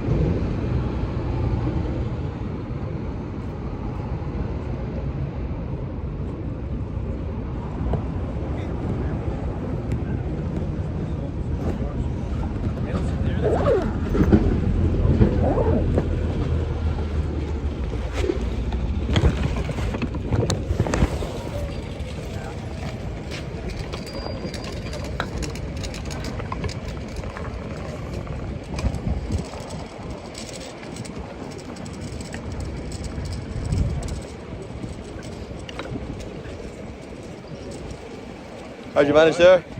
Huh? How did you manage there? Yeah, it was alright. Yeah? I haven't counted. 15, 20, something like that. Man, you're playing, mate. Huh? You're playing? Yeah. Who's Oh, I'm playing. Yeah. I need to polish, but Polish. Who's your teacher? I haven't had a teacher in a while. But I need to get back to. Have you heard of the doing Eagles Piping Society? No. I'm going to go there tonight because I'm trying to find a teacher because I've just been travelling for a bit. I need to find someone who can teach me. And yeah, I'm going to go there tonight. It's on tonight. It's down by Haymarket. And by Haymarket? But yeah, worth considering going to. There's 3 different piping societies in this city. You know that? Really? The Highland Piping Society, the Royals Piping Society, and the Eagles Piping Society. Yeah. So if you can't make it on Tuesday nights, try. Okay. I don't know. Look at when the other ones are. It's and Tuesday see. nights. I can't make it this week, but next I mean, week. Tuesday night is Eagles, yeah, but the other Yeah. ones are different nights of the week. Mm-hmm. It's worth just going to a society, because all the sort of piping enthusiasts that are around there, it's the best sort of place to network with pipers and Yeah. find good teachers and people you can actually rely on. Yeah. Because you know, there's a lot of people claiming to be teachers out there that don't really know what they're doing. Yeah. I've just spotted an issue as well. I've got like a hairline sort of split, just like up. Really? On my drones. Shit, Two man. dissections. It's obviously not ideal. Get some tape on it quickly or something like that, you know? Tape on him. Yeah. Yeah. Yeah. I'm going to pick up a set of small pipes from McCallum's on You can get small pipes, small pipes. Yeah. but you haven't got a teacher for it. I can play the small pipes all right. Oh, you mean, okay, I wasn't sure if you were just starting or... No. I've got the bell. I can play with the mouth blown all right, but the bellows. That's gonna be something else. I've only done it a few times. I just But like to go along to like jams and stuff like that. Should be quite fun. Yeah, you think you'll learn from jams? That'll be interesting. Learning from jams. We'll see. But, We'll see, man. I'll keep you. Right, you coming back then? Yeah, if that's all right, man. Like, Yeah. What sort of time are we at? Well, I was a bit late there. I was about 5 minutes late. Okay. So, Call it 50 minutes from now. just whatever time you feel like, man. But 45 minutes works if you want to come later or earlier. Okay. Just So that would be. just do that, to be honest. But Ba. best give me a sense at least of when you'll be here. So about 20 past 3, quarter past 20 past 3. 3:15. Yeah, that's good. That's 45 minutes. Yeah. Cool. See you then. Nice one. Take it easy. Cool. You alright, mate? I'm good. Good. I'm always decent, but I'm good now.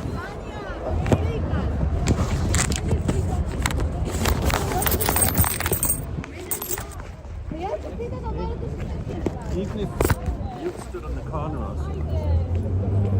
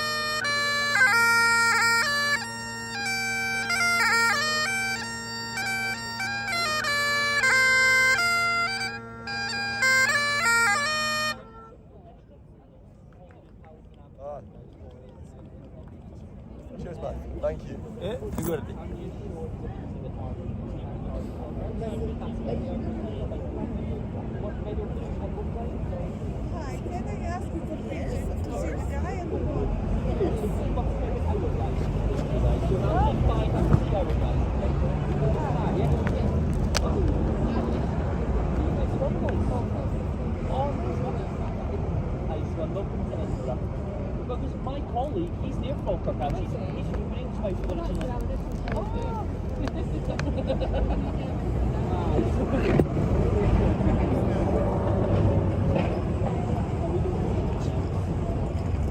you. Very well. Can I take a photo? Sorry? Can I take a photo? Yes, of course, yes.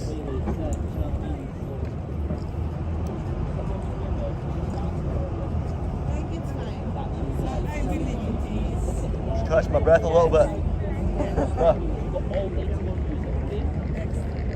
Thank you very much. You're No problem. fabulous.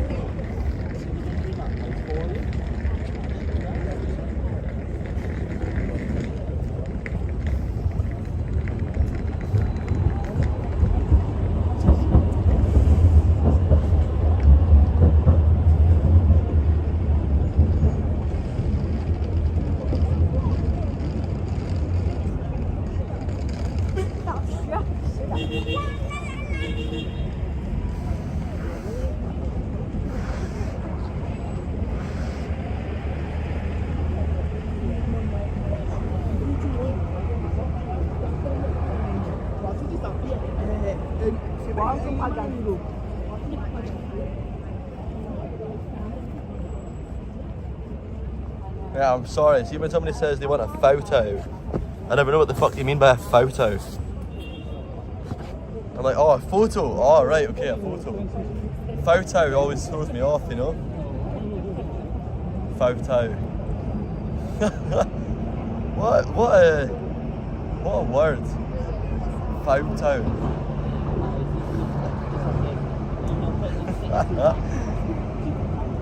Right.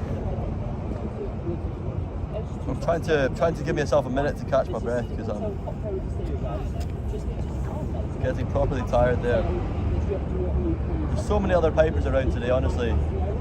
I'm depending fully on my image to try and hope to stand out. In fact, I should get my ginger hair out. These folk are not dropping. I've not had a single pound note. I've had €5 note and a $10 note. But apart from that, it's been all coins.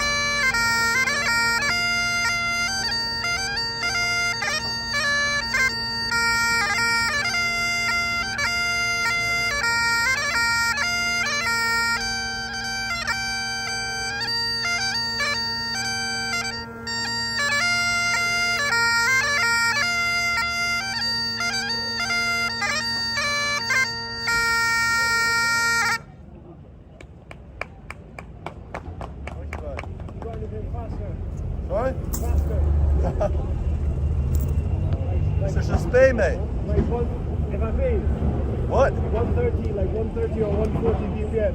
For what? Do you want me to give you something in return? Well, I don't know what, you're trying to rap to it or something, or? No, I'm going to drum to it. Why 130? Because that's the speed I play, like Afro-Cuban drumming. Right, I'll play it real. Give me a second though, I need to catch my breath. Alright, man. I like your content as well, bro. Oh, thank you, man. Yeah, man. It's cool. A bit of cultural exchange. You seen me in Africa and everything? Yeah, it's really cool. Yeah, I'm just back, so. Nice, man. Yeah. I've been to Cuba a few times and I learned how to drum there. Oh, you learned Cuban drumming in Cuba? In Santiago de Cuba, I've been there 3 times. Wow, man. I brought back like 3 massive, 4 or 5 drums with me from Cuba. And I got this grant from John Preston Trust and I'm starting a conga drumming group. Where are you based? Edinburgh. Here? Yeah, I'm from Edinburgh. Can you go to Cuba from this country? Yes. Really? Legally? Legally, yes. Alright, okay. Only if it's for like a specific activity. You can't go for holiday. Ah, okay, You right. can't go for holiday. You can't just go as a tourist. No. Yeah. It's like, yeah, you just can't. I know someone who went there from America and he had to go there illegally. No, going through America is a horrible idea. Yeah. Horrible. Well, we went from Nicaragua to there. And, I went through Montreal. Through Canada. I went through Canada. You went from Canada? I went through Canada to get to Cuba. Wow. Because going through America is like, coming back, they'll just detain you. So what's your name? Elijah, that's insane, man. You made it to Cuba, man. That's like fucking... Where have you been? Is it Kenya? In Africa, yeah, like Kenya, Tanzania, but mostly I was in Malawi and Zimbabwe. Yeah. Then I spent a little bit of time in South Africa and Zambia. Nice, man. Yeah. They got some And then Morocco too. Yeah. Oh, how did they react to you? How were they? Same everywhere, people love it, you know? It's good. Yeah. I like it. Yeah. The worst reactions I get are here, in this city, from English folk. Honestly, like India, Africa, America, everywhere, people are very positive. Yeah. South America. But I've not been to Cuba yet. What's your name? Robin. Robin, nice. Yeah, Robin Bagpipes online, yeah. I'm trying to get some fusion going on between African drumming and the bagpipes. Right. Yeah, there's a few folk that done it. That was really popular. Back, you know Martin Bennett? No. But there was a certain time in history when mixing African music and bagpipes was a very popular, trendy thing to do. Well, in Senegal they do it as well. There's this guy Youssou N'Dour, and he had some bagpipes and snares and with the Senegalese brother. Alright, fair enough, man. Anyway, I'll let you get on.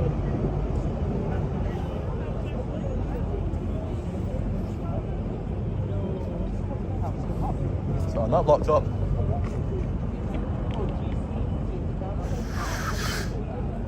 Can I give you my contact? Yeah, I'll give you mine. Or you got a business card? So.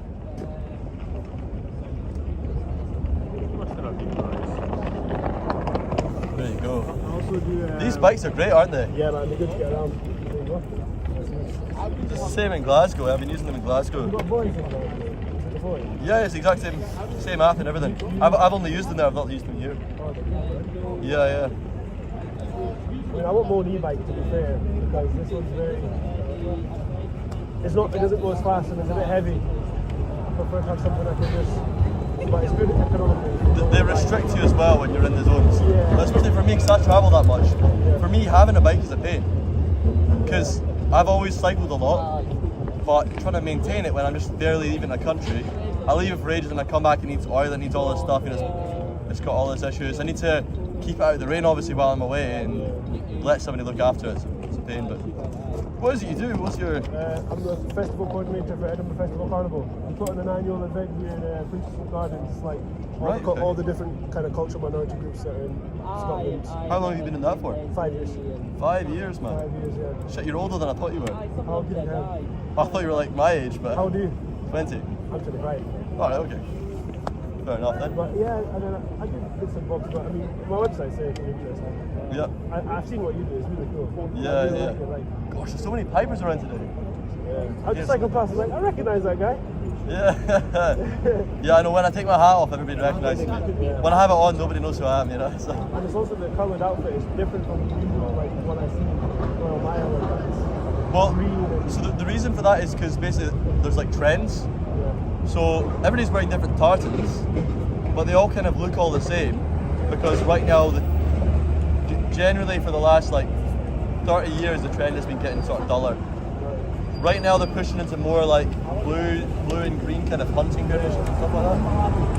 Very good. Thank you very much. That's very kind of you, sir. Yeah, I'll play a reel. Is a reel fast? Yes. Well, faster. Faster. Yeah. Reels are 4/4. 4/4. Yeah. The types of it. Yes.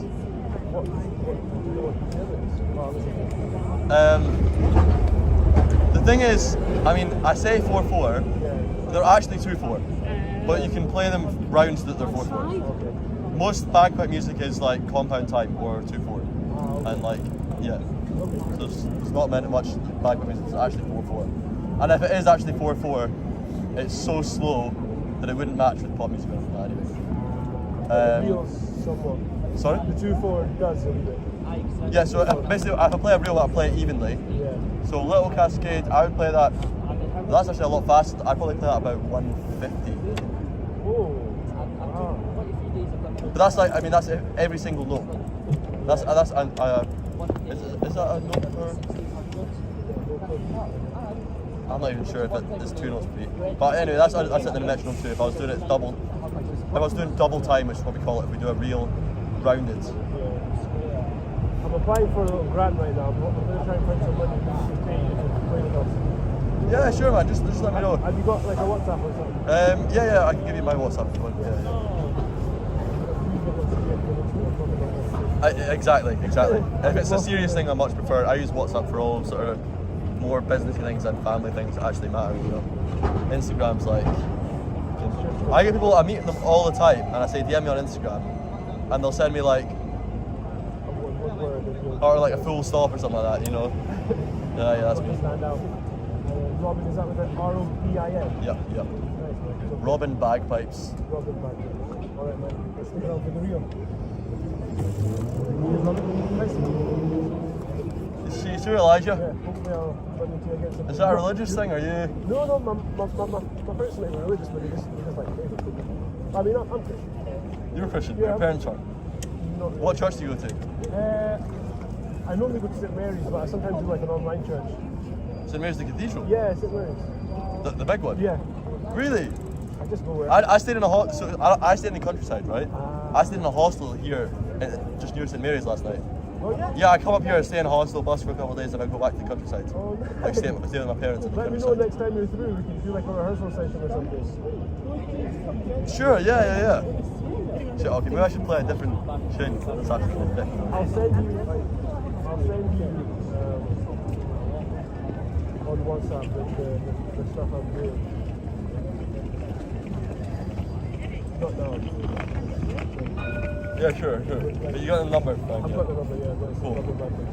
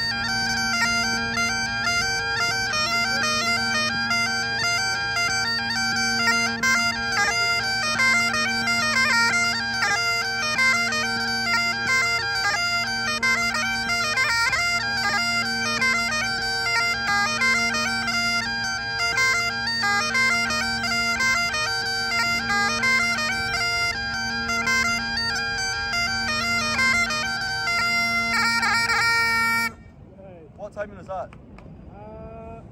I'll try to do it slower. Like 110 or 120 maybe? Oh, it's too slow. I think you're better school. Yeah. Nah, but Your music is amazing. I can play that I definitely often would play that faster. Like the type of music I listen to is in Santiago. Yeah. In the 1920s, the Chinese came over and they brought like a Chinese flute. Wow. And it's like, imagine there's a bunch of Asian, West African slaves evolving and playing this music. The Chinese. It's really cool. We're gonna send it to you. Wow, that's crazy, I'm man. to run, but really nice to meet you, Robin. All right, see you, man. Safe travels back to the country. Have a good one. Yeah, man. See you later. Bye-bye.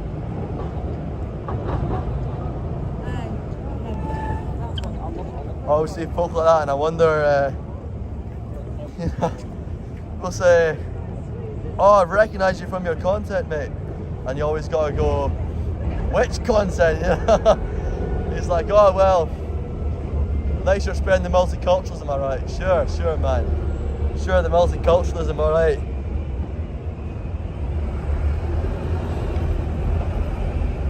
He was fun, you think? Yeah, maybe. What are you saying? Yeah, I think he was fun. I don't know too much about the agenda of his carnival. From the way he was talking about it, I was getting a bit of a suspicious sense for it. But obviously, we'll play it through. We'll see. It's not like I can just get cast out those opportunities all the time. You know, I get them in amount, but you don't get them all the time. So I'll speak to him. I'll respond. I'll see. I'll probably do it. But I've just got to be careful I don't put myself behind an agenda that I don't support, which is that suspiciously sounded like it might be along those lines.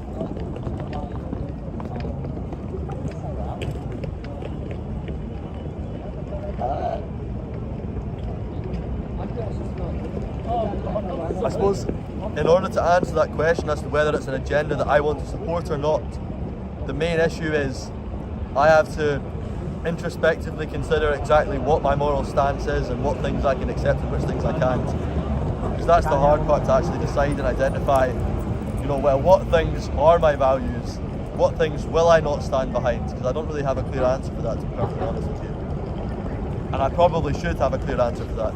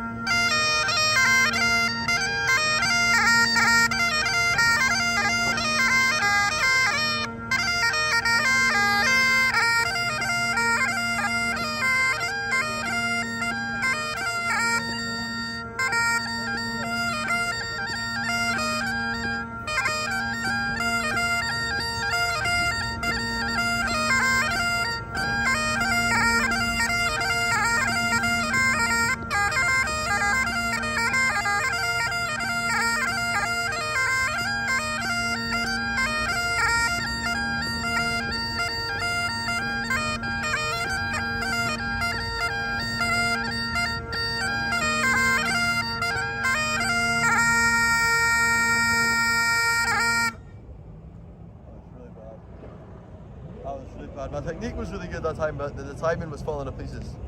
There you go, it's one or the other. I go earlier on, I played that reel. The timing was actually kind of good, but I was cutting out the whole time. My technique was awful.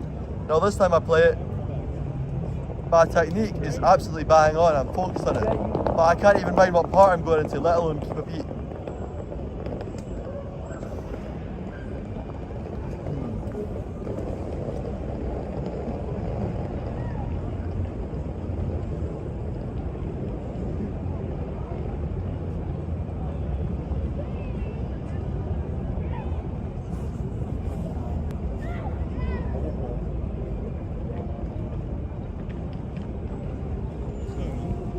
Hello.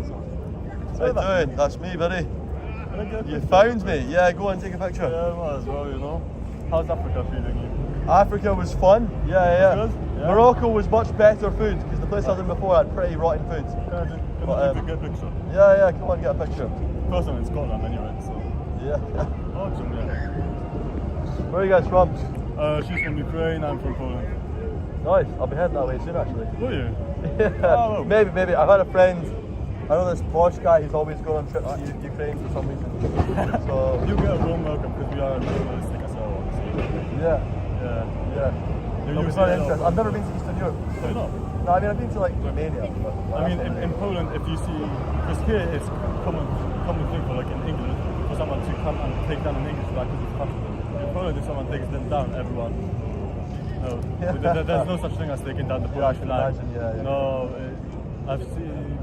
No, if you try to take down the Polish flag in Poland, in like broad daylight, people would be pissed at you. It's a weird thing in this country. It's hard to explain. Really weird. Sorry? It is really weird. It's forced multiculturalism, honestly. I feel It's it's a nice country. But a lot of the reason that we have this, it comes from our what's it called, self-deprecating humour. So it's a part of our humour and our natural dialogue to be self-deprecating.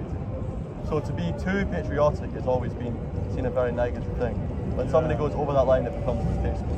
No, of course it's because of. But now we need to abandon a little bit of that self-deprecation and be a little more proud, so we can keep up down the rabbit hole. And in Slavic countries, we were pretty much pushed down all the time by Germans and the Russian Empire. So for us, that's why this is good. Yeah, take care. Yeah, good stuff, man. Nice to meet you. All right, enjoy your trip in Edinburgh. Thank you.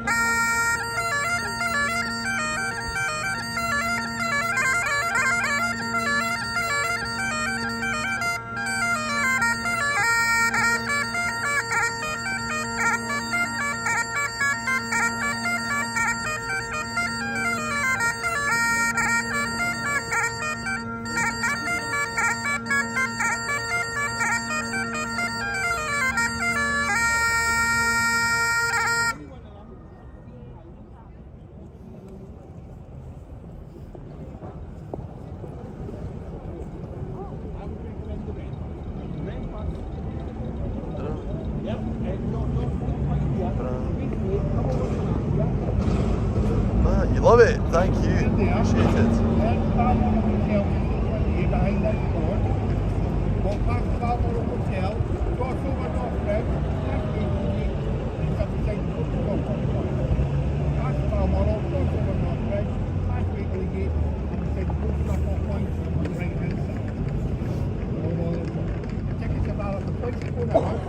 Valid virtually all day tomorrow as well, and customers are very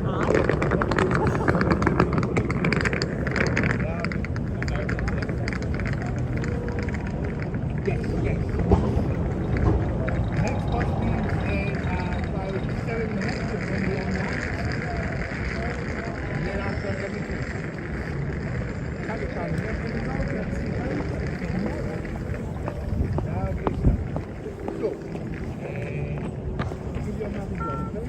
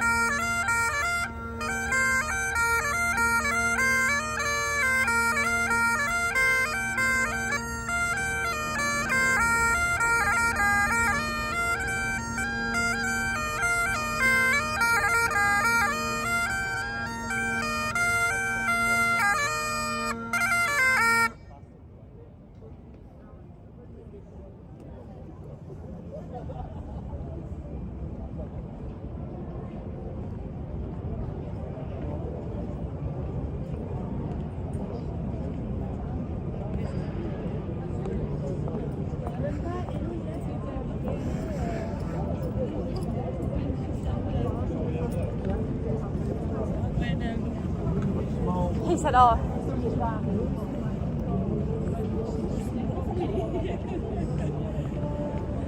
It is that comfortable zone though, isn't it?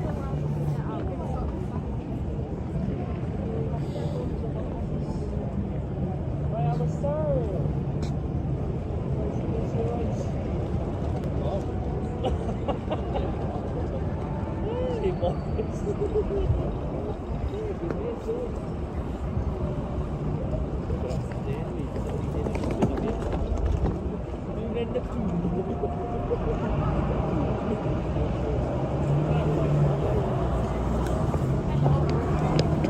thank you.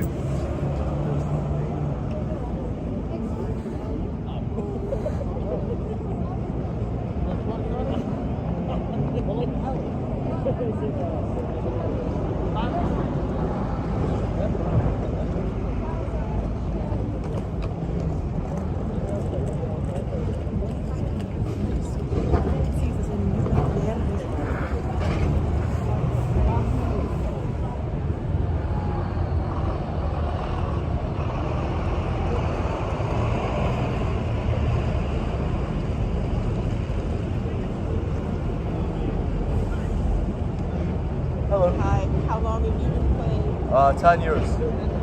10 years, yeah, reasonably young. Most people actually start younger. Yeah, most people start around 6, 7 years old. Very good. Yeah, I started at 10. I'm gonna take a picture. Thank you. Where are you guys from? Canada. Canada? Yeah. Nice stuff. Oh yeah, Alberta. Yeah, Sorry. there you go.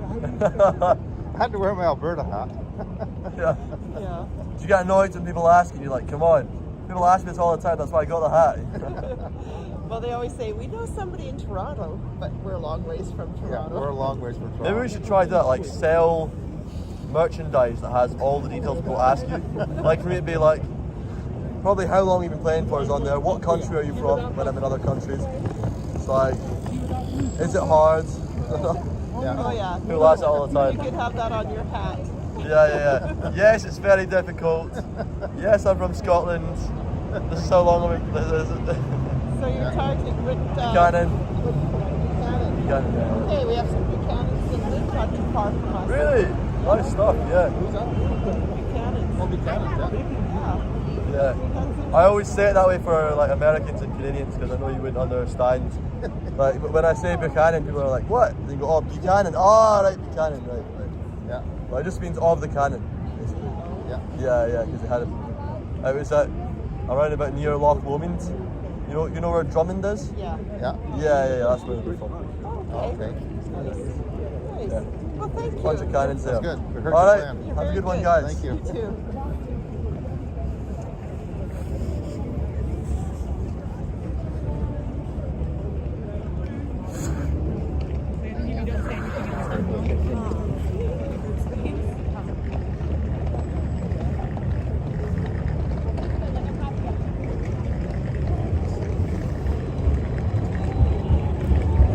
Not about time this guy showed up. Here's we got flags. What's that? I can't even see it. Is that a Jamaican flag? An English flag? Right. I'm doing great, thank you. I'd like some applause as well. Appreciate it, appreciated folk.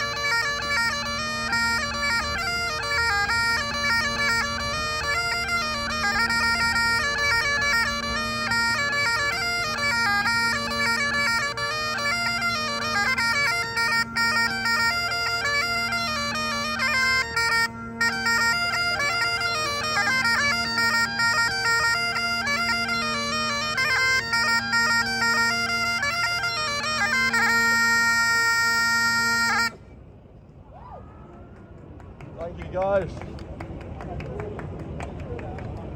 Right, you ready, Charlie? Oh.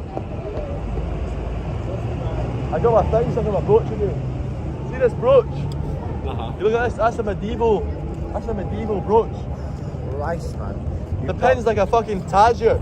Trying to squeeze it through my blade, it's a battle.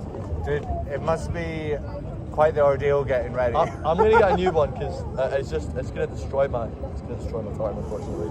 Yeah. It's gonna destroy the place. How long does it take you to get ready, mate? Just like 5-10 minutes. Just jumping into it. No, I wear this like every week, you know? Fair. So, Fair. I wear it a lot. Multiple times a week I wear this. I said it dry clean, but I went a few months without cleaning it. The thing is, cleaners are fuck all, honestly. Like, I feel like it's just a thing. You're just supposed to clean it yourself, you know, that pretty much covers it. Yeah. If the dry cleaner barely, I mean, they've got these, like, look how sharp they are. You're supposed to put a brush inside them, but they just iron them straight and it makes it all like a knife. To be fair, I ended up getting fucking chewing gum on my kill. I sat down somewhere in the fucking woods, and then I took it to a dry cleaner in Glasgow, and they fucking got it off. So, Good stuff. Alright, see you in 45. yeah. Or do you want to do an hour? Yeah, I can do an hour, and then I'm gonna go back to Glasgow. Well, if you're going to Glasgow, just how long does it take? Do an hour and a half or what? How long can it go? Just let me know. I'll go get some food. So you can just let me know however you want to go. Just try and make the most of your time, Just an hour. Like, I'm going to be here all night, just an hour, right?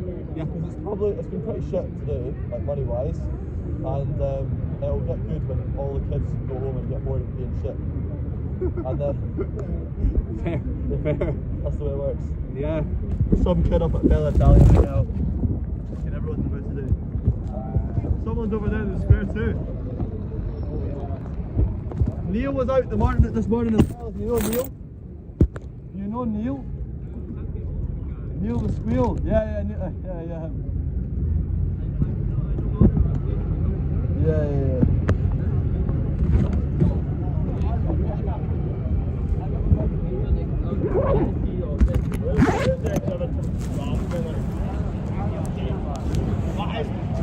Always a faff this change, but I need to make it better. Oh, it's a Union Jack! It looked like a Jamaican flag from up there, I swear. I appreciate the support from Summertime Dreams, Sawgirl, Dabby67. Fucking Dabby67 thinks I'm Irish. And then you're posting your English flags. What in response to his shamrock? Guys, I'm Irish and English all mixed in, but I'm Scottish really. Oh my god, bro. Oh man. Wow. That went a long way. I just dropped a pound and it rolled so far. Somebody's gonna pick that up before I even get there.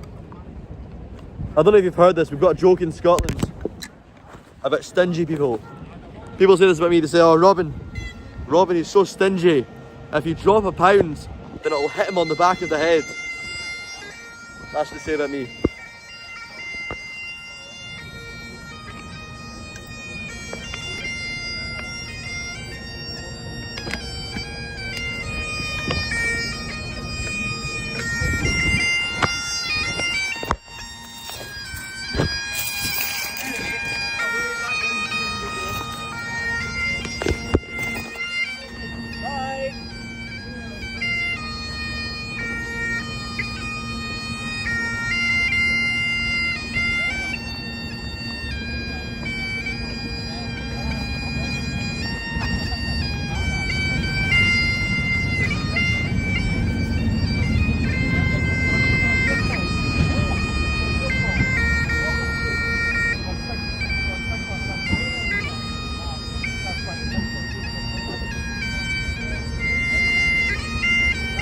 Have you heard that before? I don't know, maybe you say that in England too.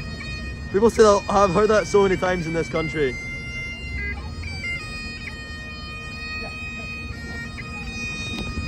Oh, this guy needs to chill.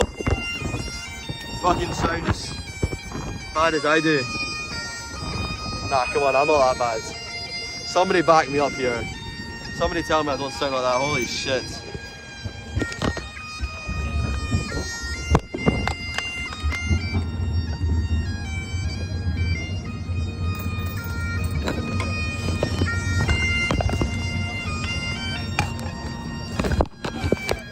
Right, he needs to tune his drones.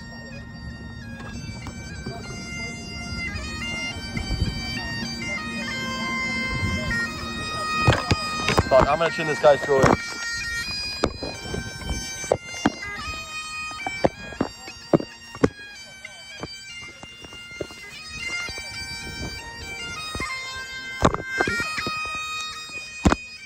Right, I'm gonna fucking tune this guy's drones.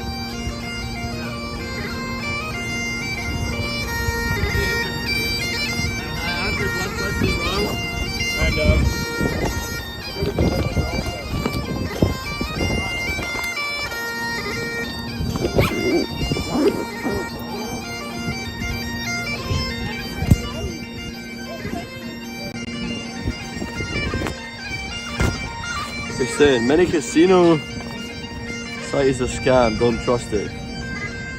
So what are you on about? Hey, another day Ohoni stand. Another day phone stand, I don't know what you mean. Oh, another DIY phone stand, yeah. Yep.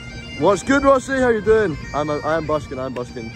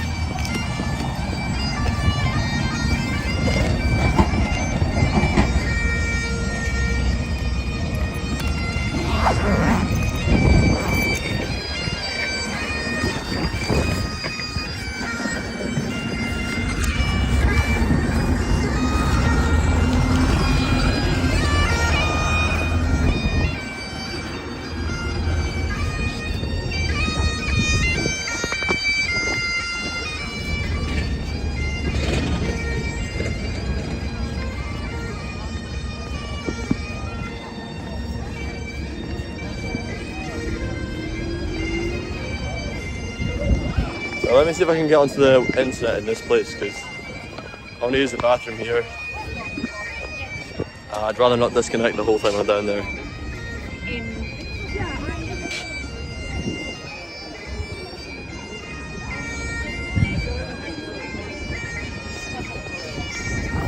Some girl dressed as a Mad Hatter with a top hat, frizzy red hair, carrying a fucking sniper rifle. He's tuning his drones now, at least. They were sounding awful beforehand. I think they're a little bit better now, at least.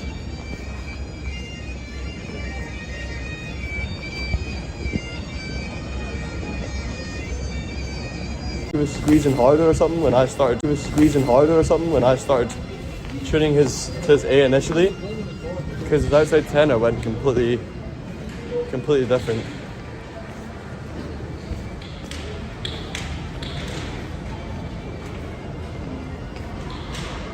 It's saying the connection is good in here.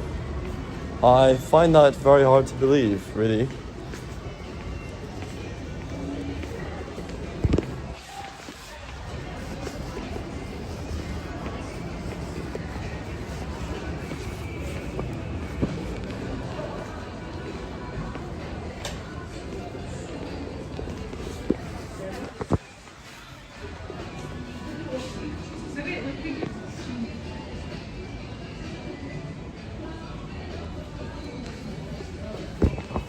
Alright, we're on Wi-Fi. Hopefully the Wi-Fi should be working. Let me know if it's smooth for you guys. Because for me, it's really shaky. It's extremely shaky for me. Hopefully for you, you can see me nice and clearly in here. If we were able to, it's saying it's 865 kilobytes per second.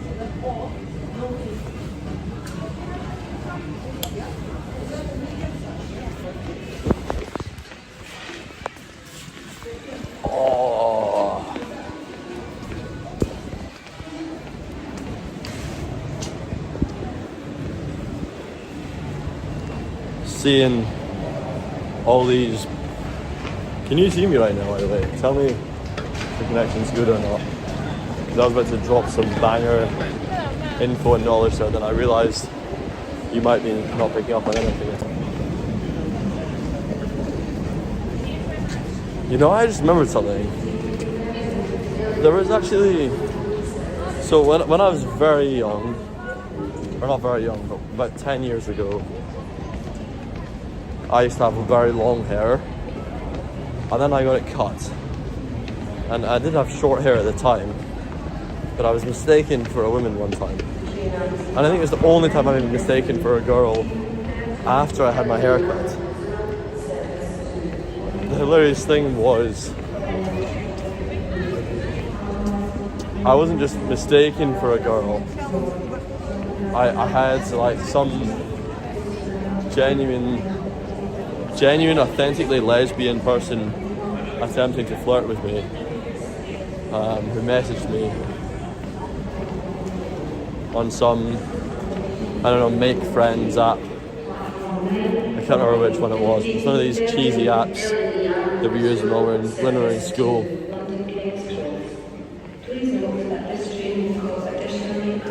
Saying all these nice things about me. then saying, wait.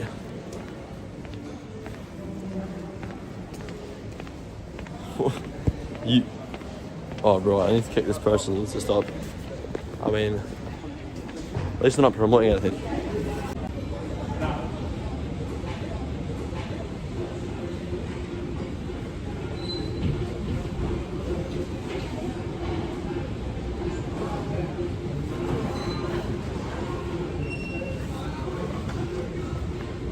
Yeah, after those, I didn't know if the blueberries would be a good idea.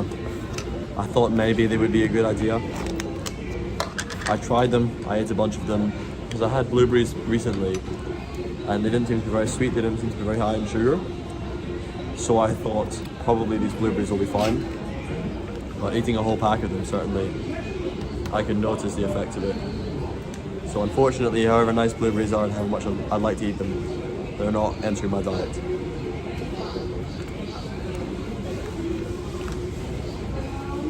However, I would like to try and find more foods which have those similar kind of nutrients. Maybe some like homegrown cranberries are better. I don't know. I think they've all been affected by GMing, so it's hard to say.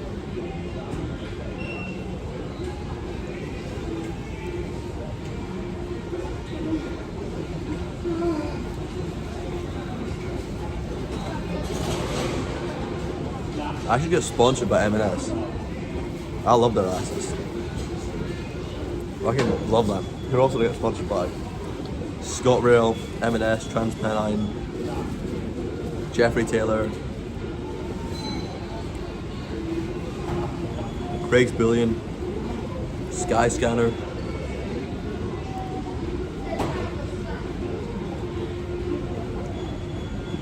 There's a lot of companies I'm for.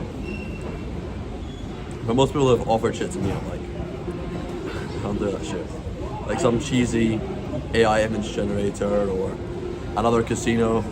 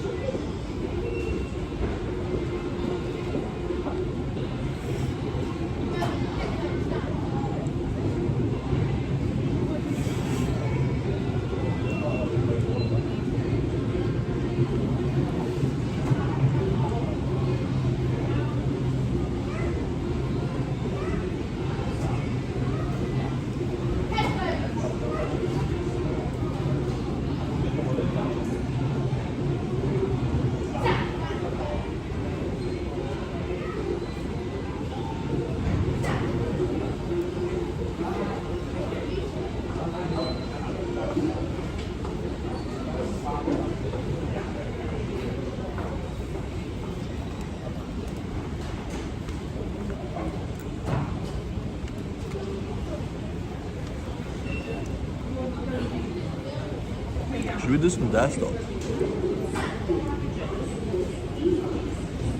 We've got Wi-Fi here, so I can technically do some desktop. If you want. Yeah or nay? I mean, we might as fucking well, eh?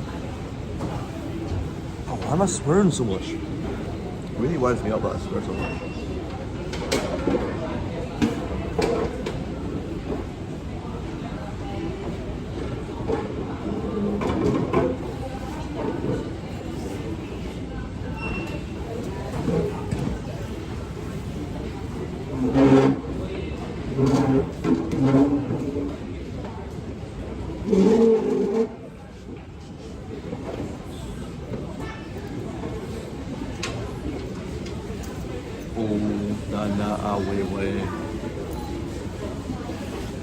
I like them desktop streams actually. When it works, it's a very good feeling. When it works.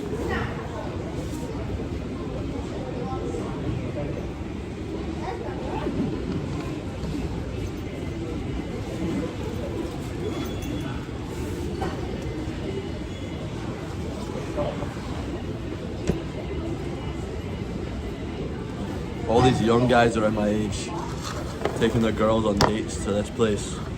I was seeing them and I was thinking, oh, isn't that so sweet? God, I missed that. And I went, hang on a minute. Robin, what do you mean you missed that? What do you mean you missed that? What's there to be missed? When have you had that? Oh no. Oh, I'm really low on battery.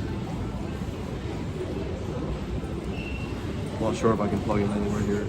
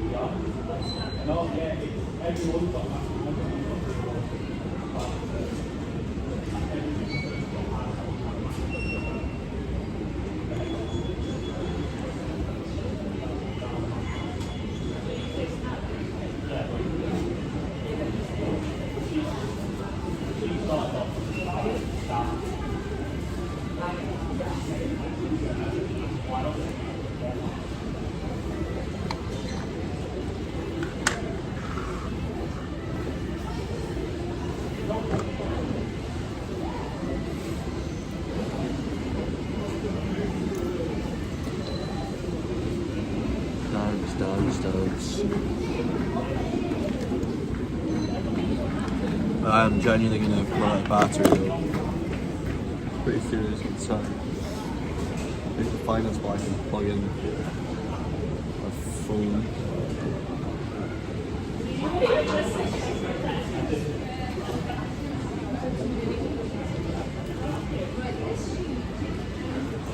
I've got this charger here. It's not got a lot of charge though. So what I could do is I could go into a cafe, buy a tea, and then leave my battery pack charging in there while I'm busking. That could work.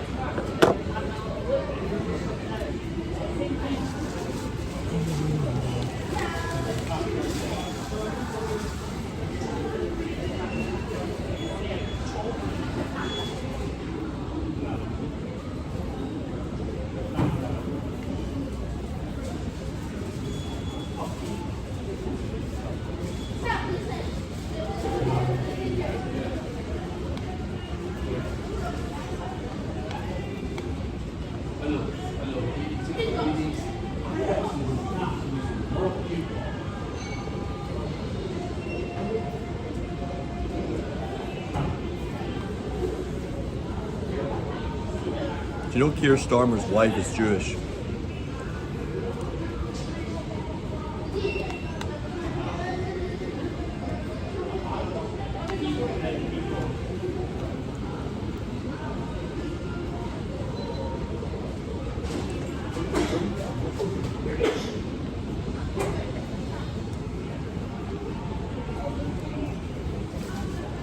This might just be a little bit too perfect.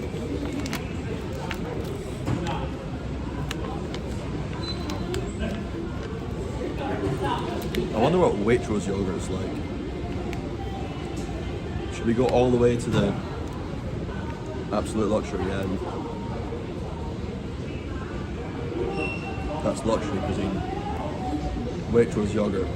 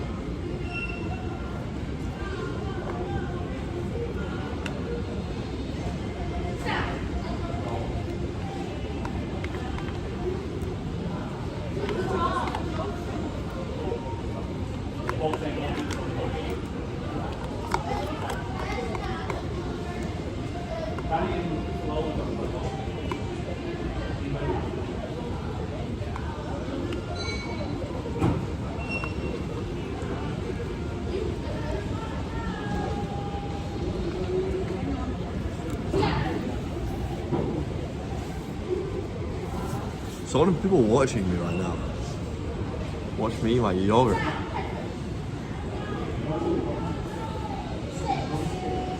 I wonder how good the quality is.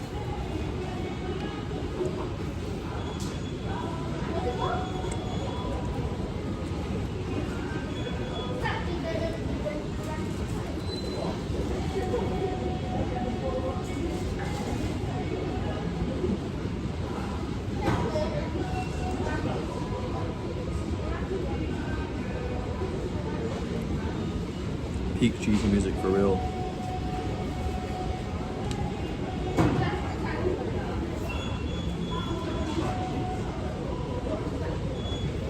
Oh yeah, that's the best way to eat yogurt. Stick your finger up there.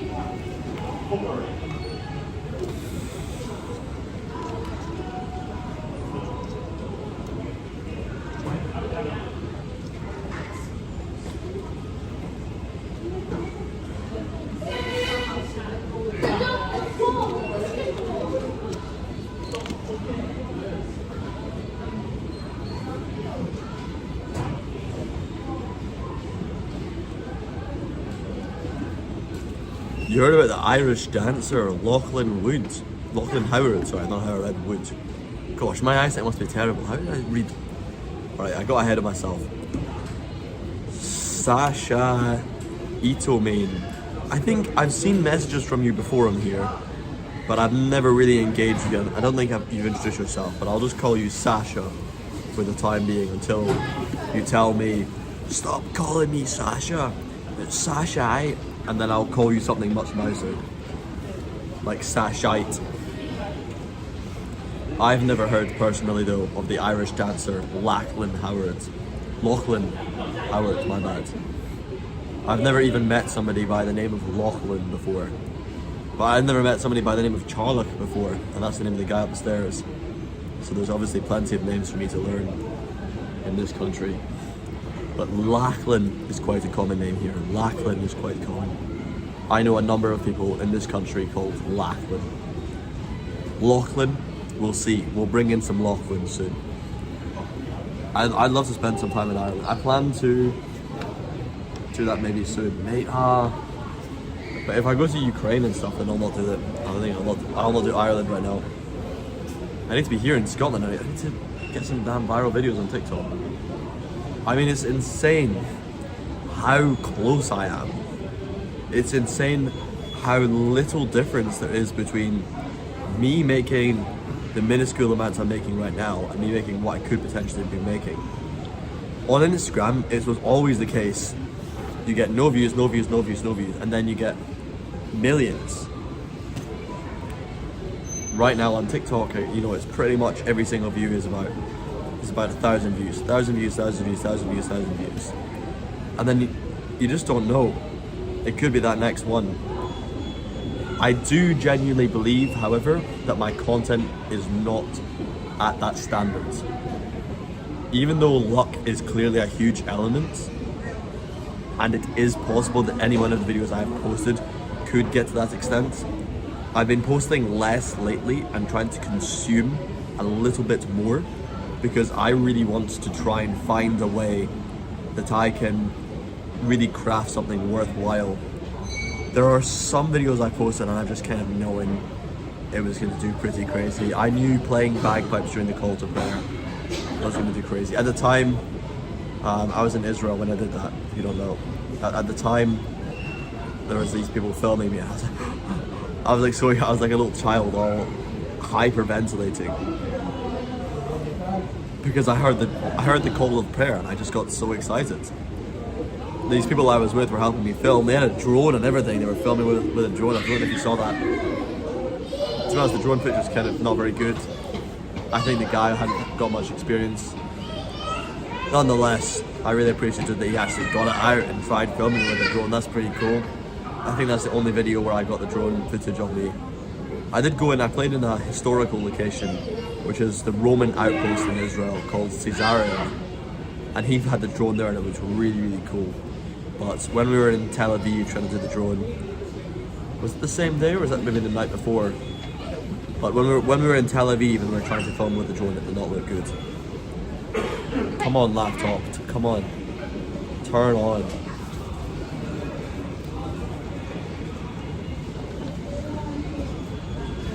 I need to do a socket hunt.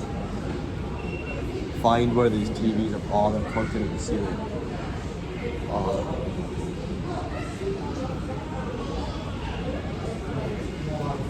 Oh shit. I just pushed the table over. I could actually plug my phone into the ceiling. I just can't reach that high. I reckon every place inside this cheesy mall is not going to be able to allow me to use my phone here. He said an hour. I think he came along about 10 past, was it? Something like that? Is that 40 minutes from?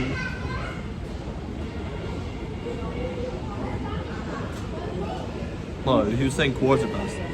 Quarter past or 20 past. I'll go from 20 past. So that's 20 past 4. Oh, that will be good. That will be good. I will be playing when the castle closes. So this is the ideal time to play the bagpipes. Oh, he said he's going to dash back to Glasgow in 10 minutes, not quarter past. He's going now, okay. Alright, that's fine. I'll pack my laptop away right now. To be honest, I can't charge my phone here anyway. It's not quite as convenient. And I'm not sure what cafe will be open, to be honest. After 4 PM, all the cafes are closed. I'm not sure where I can charge my phone. I may be able to go downstairs in the train station, but downstairs in the train station, the connection is very bad. So I would definitely rather not be playing in the downstairs of the train station. I'd rather be trying to charge my phone somewhere where I can have signal and stream. Oh, I've got such high standards. I've got such high standards. It's fine.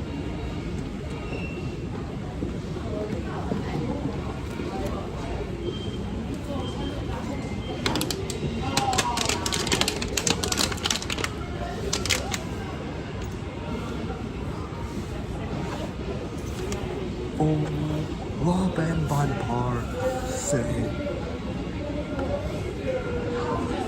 Should we get the bird cooler face going more often?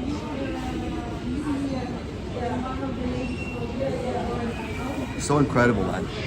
You know, it works all the time as well. I just use it like that. That's how I'm such a mad lad. I'm such a mad lad for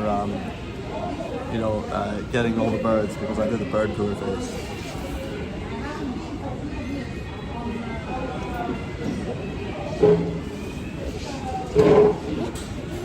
Vamos, let's go.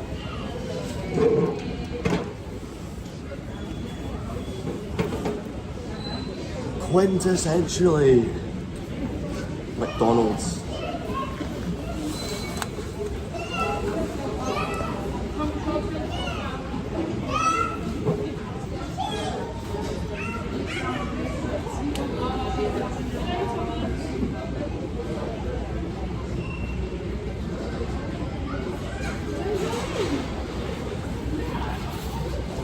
Right. Well, Sasha, I'm curious to learn more about your story from the Lachlan. And I suppose we'll get back to that later. Yeah, there's no charges in here. So funny, you have a mall.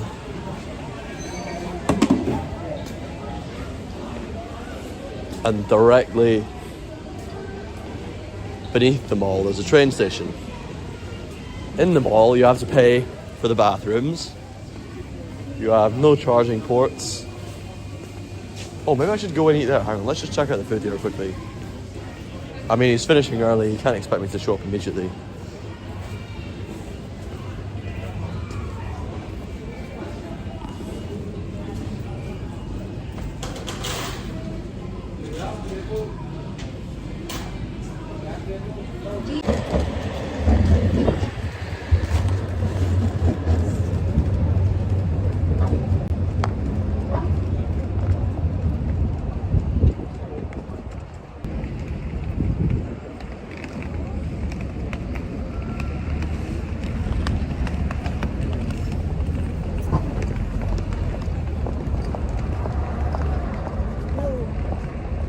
mate? Hello. Can I ask you a How you question? doing? Are What's you your ready? What's your question? Flower of Scotland. Sorry? Flower of Scotland. You want Flower of Scotland? Please. All right, I'll play you Flower of Scotland, mate. Thank you.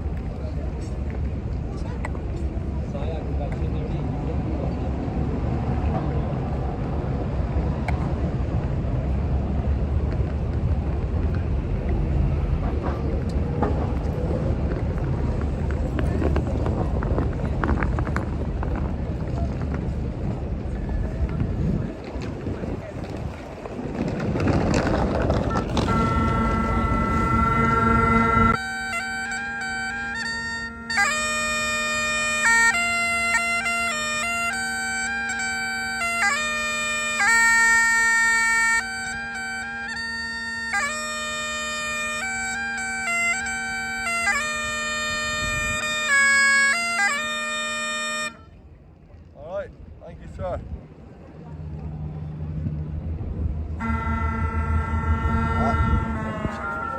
Good one. I listen to the next one.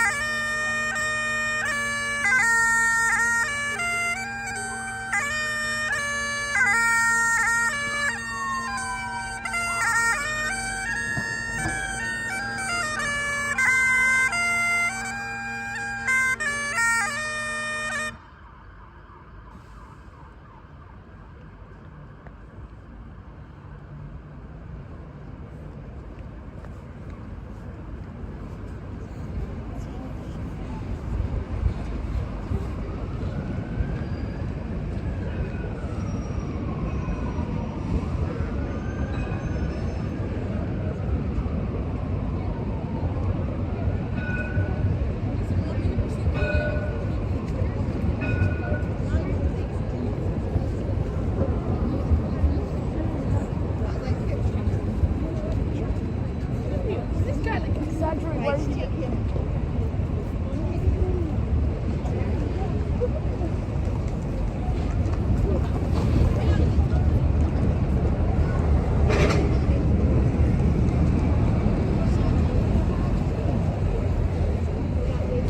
Take care. Congratulations. 等一下，我拍一下这栋房子。拜拜。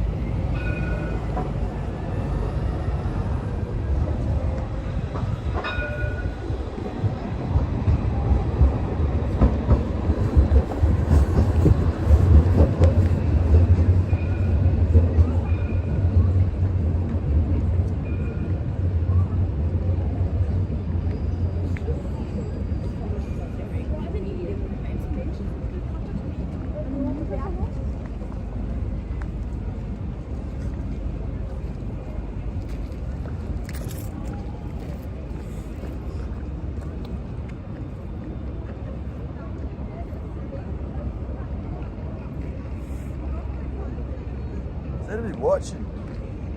Nobody's in it, are they? Alright, very interesting.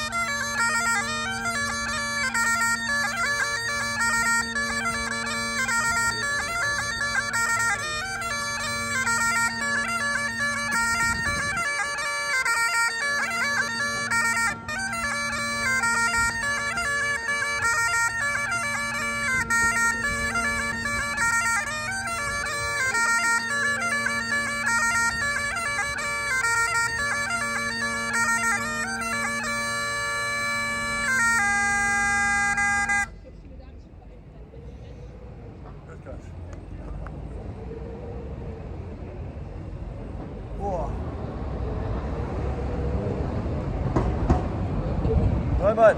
How you doing? Yeah, but fucking right, look.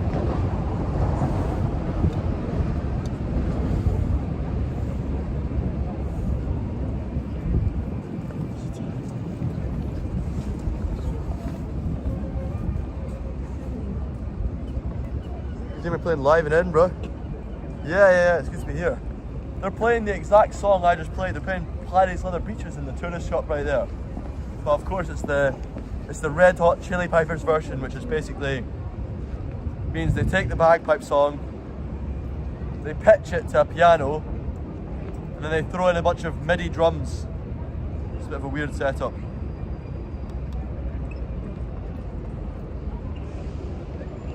I think my high A is a little bit flat. Do you guys think it was flat? Not flat, sorry, sharp.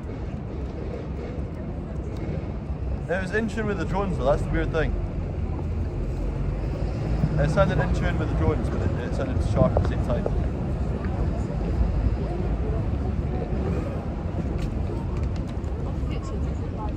I don't have any money, but can I take a photo? Yeah, no, don't worry about it. Alright, cheers, pal. Very cool. Me and the Scott Monument. Yeah? No worries, man. Thank you. Take it.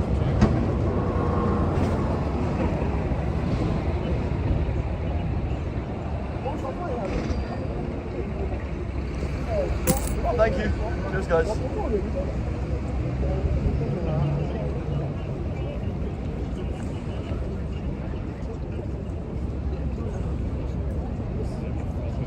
Photo. Fucking love that. I'm never gonna let that down. It rings in my head when I'm playing. How you doing, man? Oh, cheers, bro. Yep. A very sweet guy though. I liked him.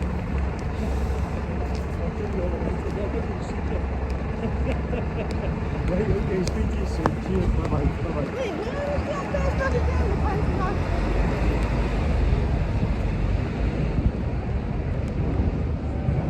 To think of respect as a currency, but I suppose a big part of the reason we desire money is so that we can acquire respect. And when somebody comes up and they're that respectful and they say, oh, you know, they're not going to pay any money, I don't care.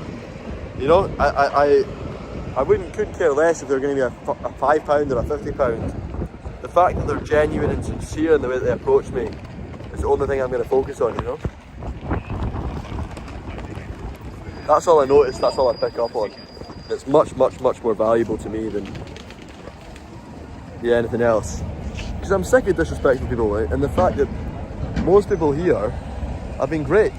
I think there's just a certain time of the year, around about November time, where a bunch of really disrespectful guys come out and they're here for the pisser, here to take the piss, and that's when I dealt with the most sort of violent situations and challenging moments, was in kind of November, December time.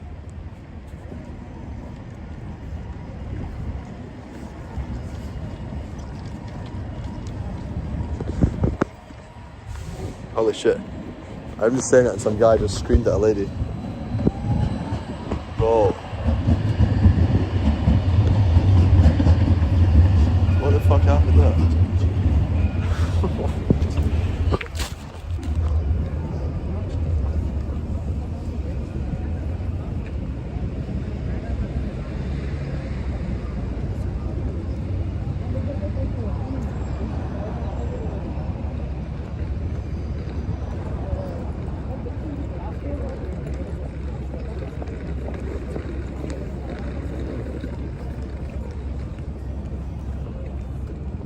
Let's watch out for this guy.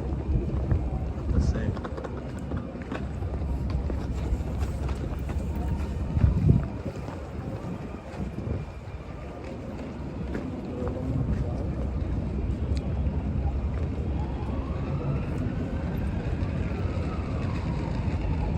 Still playing Paddy's Leather Breeches. Still playing it. That's the thing with modernising music, it seems. They can't get the repetition out of them. They'll do one tune and they'll play it again and again.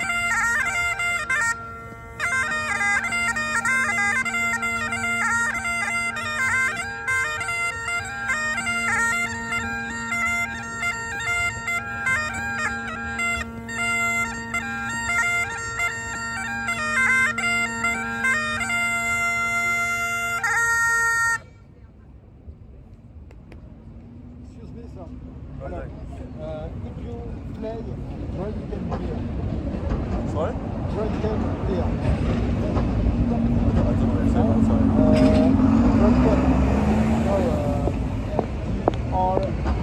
R-N-K-E-N and beer, D-E-A-R. Oh, bear, drunken bear. Yes. You mean black bear? Yes, sir, like the animal, like the drunken bear. Oh no, I don't know drunken bear, no. Black bear. Black No? bear, yes, that Yeah. kind of music, it's the title of this music is Drunken Bear. No, I don't know that, sorry. Okay. Sorry, man. Never mind. You French? Yes. Nice, bro. What's your name? Eric. Eric, listen to me, Eric. Sorry, man, I can't play that. I've never heard of it before. Okay, never mind. Alright, have a good one. Thank you.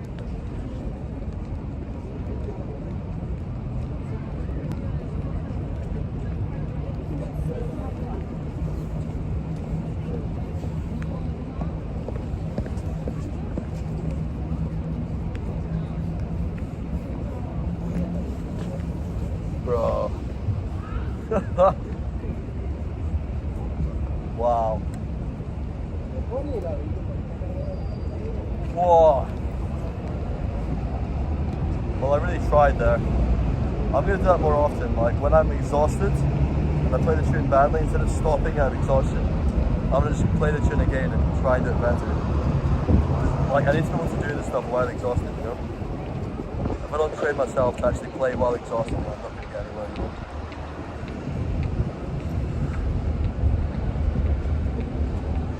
Okay, after cutting out swear words, the next words I need to cut out are, you know, all need to go.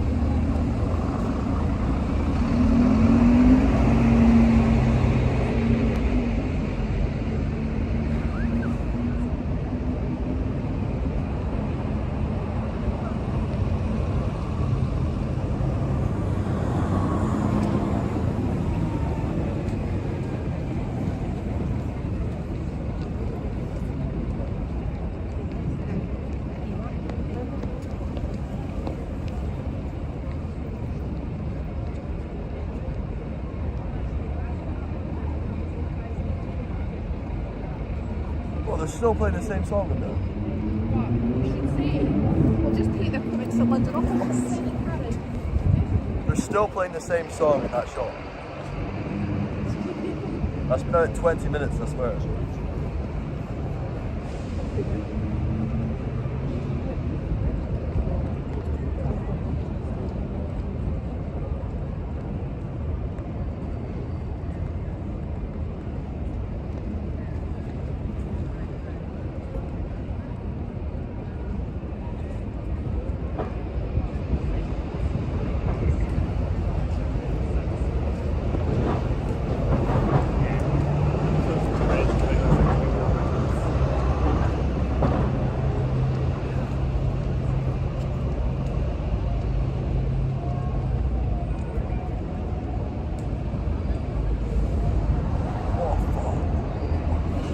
Tired, honestly. There's mental levels of tiredness. I was so messed up at the end of that last reel there. I was so beyond being able to play further.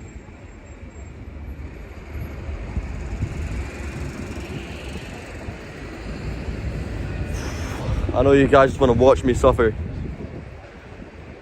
My reeds are going to be getting wet as well because I'm spluttering so much.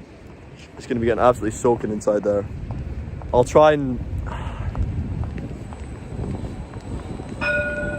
Yeah, well, we'll see, we'll see. The thing is, I'm not sure, I don't think we've got any good clips today. I don't know, maybe the tuning the guys' drones would be funny. But besides that, I can't think of anything that we actually did that was genuinely worthy. Tuning his drones, I think a lot of people will talk about that because they'll be saying, they'll be debating whether it's cheeky of me or whether it shows my kind-hearted soul to go up to him and tune his drones.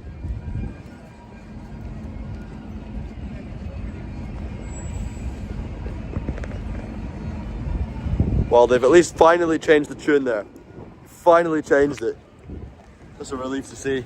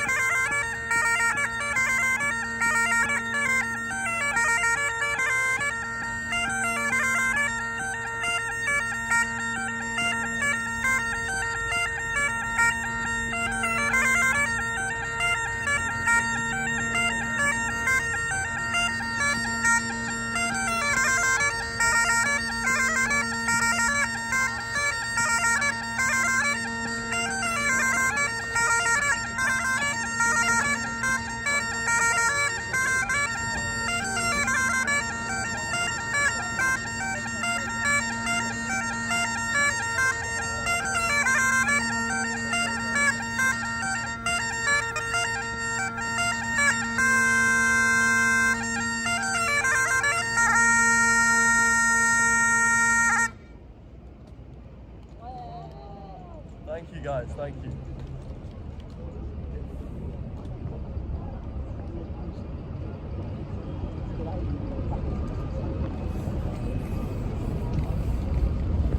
Right, that place is playing the same song.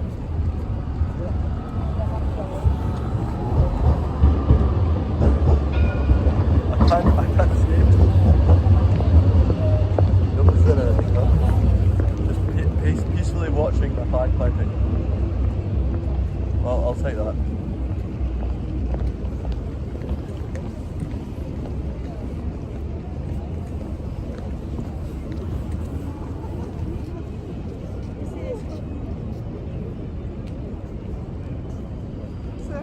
Oh, thank you.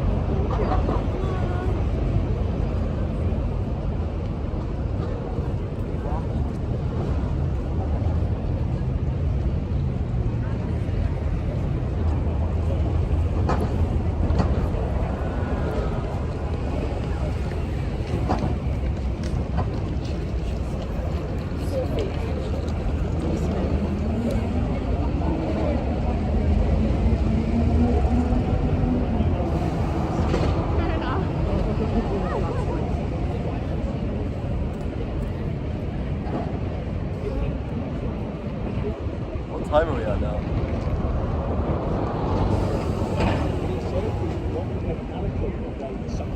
Like, we just need to.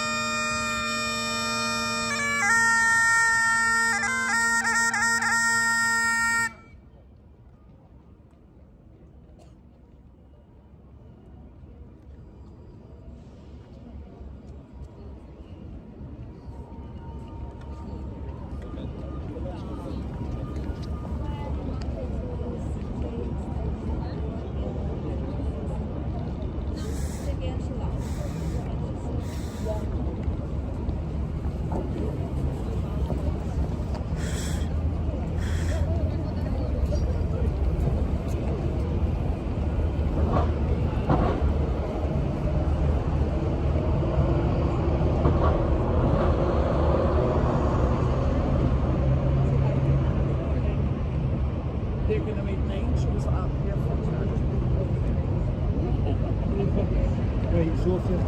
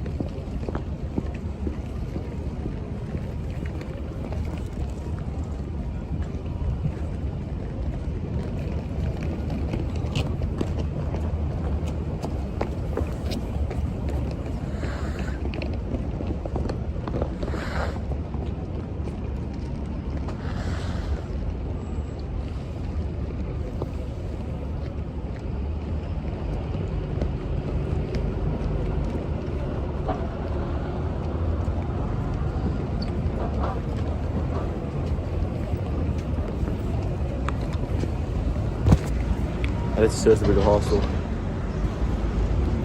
I actually got a lot of people watching, right? Give me 1 minute.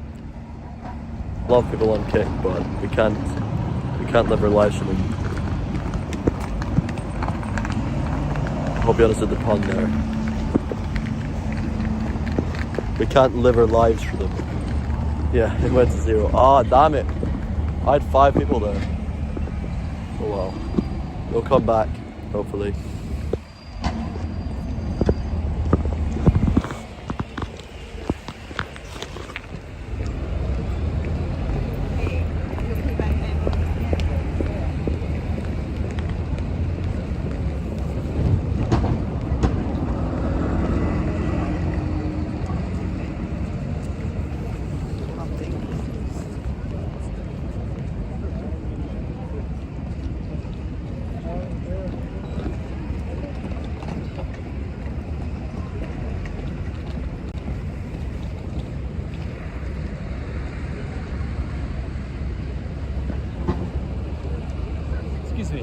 Are you the guy that travels around with the bagpipes? Yeah. I recognise I saw you from the bus. Oh, you're awfully finely dressed. Oh, thanks. I work in a tailor's. No, you work in a tailor? Uh-huh. Also, you know how to... Uh-huh, yeah. Yeah, cool. No, I'm a big fan of your content. I literally saw you from the bus. Nice, thank you, man. Can I take a photo with you? Yes, of course. What's this significance of the brooch you've got on? Oh, it's a Catholic thing. It's the church over there, St. Patrick's, has a group called the Oratory. Oh, okay. So I'm kind of involved in that, but funny a Catholic priest stopped me just a couple hours ago. Was he? Yeah, he recognised me. Was he Scottish? Yeah. Was he kind of short? He was wearing a hat. So that'll be fun in the new hood. There you go. Who I know very well, who I'm about to send this photo to. So. That's so funny. So you just said hello to me. That's hilarious. That's so funny. Are you in Edinburgh long, are you? Or? So I'm staying with my parents in the countryside. I'm getting my driving license right now. Then I come up here, Busking for a couple of days. Almost all my friends and connections are in Edinburgh. Oh, right, okay, I see. I'm going to be away again in March and then away again in April. So I'm trying to go in and out. Are you doing sort of like travelling and... Yeah, but I want to do more local, more sort of closer stuff. Like I want to do more things in Ireland, Germany, and stuff like that. Right now, my current plans are Ukraine, and then the next trip's going to be like a trip from a boat trip I'm doing with a group of influencers from England to Morocco. So. Sure. Well, I'm actually a photographer, so if you'd like to collaborate on anything at all, I'm more than happy to. You're a photographer? Yeah. So I was in the army and then I left last year, so I'm kind of doing different things at the moment. Oh, okay. Thank you for your service. I think you're right. Were you serving here? Were you at the camp? Not Newcastle, I was kind of over towards Repentance, Dragon Barracks, Redford's the big kind of Victorian one. I was in the Rifles, so although I am Scottish, Scott accent. You are Scottish? Up high. Yeah, Scottish, Welsh and Irish, but I was raised in England, so... Did you go to Edinburgh Academy? No. My dad was in the RAF, so we moved out. I was born up in Vickers, I was born in Dundee, and then we were at like St Andrews and then moved out. There's other people from Edinburgh Academy, and I had to really double take the go. Okay, they are Scottish. And then, yeah, You know, kind of, but I just speak like top, I'm not actually something. So before I started travelling, I was doing quite a bit of weddings, funerals and events and stuff like that. And it can take a bit to get that picked up again, just because it's to do with networks and them being broadly aware that you're available to do something. I did a funeral recently, but there won't take many photos of funerals. Yeah, of course, yeah. It'll be the weddings in the summer. I was thinking more for your travel stuff, like in Ukraine or... Oh, really? Because I'd be really down for that, travel. Would have come to Ukraine? I would, yeah. In late March? Late March? Potentially. I mean... Right, so take my number down, yeah. And then I'll do WhatsApp, because I do pretty much everything from WhatsApp. Yeah, I'll let you, so I was kind of invited by another guy to come along, but he was saying, you know, if there's anybody else who wants to come, they're welcome to, so... Yeah, I mean, it might be, I mean, I can certainly do, potentially, I can let you know, be in touch. Yeah, I mean, I'm not sure exactly what his plans are. And are you or doing... how safe it's with you. Are you doing the kind of like social media stuff? Or like Yes. Kind of a different angle, I guess? I'll be doing short form and things. Right now I've sort of shifted my focus a little bit so I can do stuff that gets sort of less views but more money. Because Instagram doesn't pay me at all. Yeah, So Instagram gets me gigs, which is good. How old are you, brother? I'm 20. Alright, okay. Yeah. What age? I'm 24. 24, okay. What age do you think I was? No, I thought you were about 20. Okay. Did you was from school, or what sort of prompted the sort of travelling stuff? Yeah, it was all a bit, kind of happened quite naturally from a sort of series of different things that happened. So I was in film school, and it was not serving its purpose, it was not validating my life. So I left that after 1 year, and then I tried a bunch of entrepreneurial stuff, like business things. Very complicated. But I learned lots. It was a very good experience for about 6 months, and then I started travelling, just playing bagpipes. I'd always sort of vaguely planned to do it. It was always one of my kills. Yeah, having quite happy. And what kind of brought you to like become like doctor and engineers and stuff? Doctors and engineers, so. As in, like, what kind of prompted you to do that? Was it to kind of showcase? Well, like... I wanted to prove the point that multiculturalism goes both ways. And there's like, you know, in this, sort of Scottish, in fact I think it's probably comes from England, but this like, our self-deprecating nature is absolutely fine and that's reasonable in any normal circumstance. But in the 21st century, the way things are going, we have to be really careful with how we support. There was a really good quote actually I heard from Stephen Fry, but I think that might be accepted on like specifically some of the stuff I did in June. But what he said was, in order to preserve what it means to be British, one needs to act in a very un-British way. Right, because it's not to be proud and in your face, that's not British at all. Everything's going to be calm and underplayed and underneath layers. So I felt that a bit, it's one of the ones to do with your shirt. Oh, which country in Africa was that? That was Malawi. Oh, was it? Yeah. That was one of my last days in Malawi. I think that was my last full day in Malawi. Cultural enricher. Yeah, I still have those t-shirts actually. That's hilarious. I got them washed, but not the one that he took. No, he took it. Yeah, I got 5 and he took 1, so I only have 4 of that. That's hilarious. So he's still walking. I reckon I could go there and fight, so I know where he'll be. I know what markets he'll be going to. Because I saw him the next day when I was going there. Well, I'll just send you my kind of I think my website for that chat as well. I've done various travel stuff. I mean, I've done like solo projects in Istanbul and South America and places like that. Wow, where in South America? Peru, Bolivia, and Chile. So, I mean, I was in Hong Kong recently. Actually, that's where I was seeing some people stuff. But what were you my fiance's from Hong Kong. Oh wow. Thank you very much. But yeah, but if you got any more, especially Africa stuff, that would be quite fascinating. Ah, okay. Anything like that. It'd be great to be a bit tight. So I'll be in Morocco. I'm actually but I've not got any plans to sub-Saharan Africa. When you think of Morocco? So Morocco is part of this road trip. So it's called the Rabat Rally Rampage. Right. Okay. Bunch of influencers in cars doing challenges and competitions from England to Morocco. So that ends on the 22nd, and then I'll stay around in Morocco for a little bit, and then maybe 22nd of March. Right, well, I'll be in touch, but great Yeah, to meet let you. me know. Let me know what you want to do. And like I say, going forward, I'll keep in touch.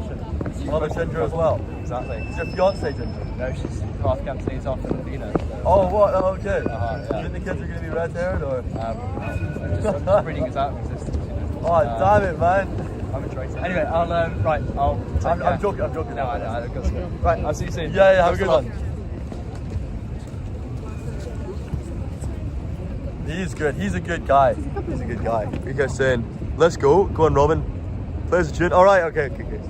He is a good guy, though. I like him. He's a tailor. Doesn't sound Scottish, but it's fine.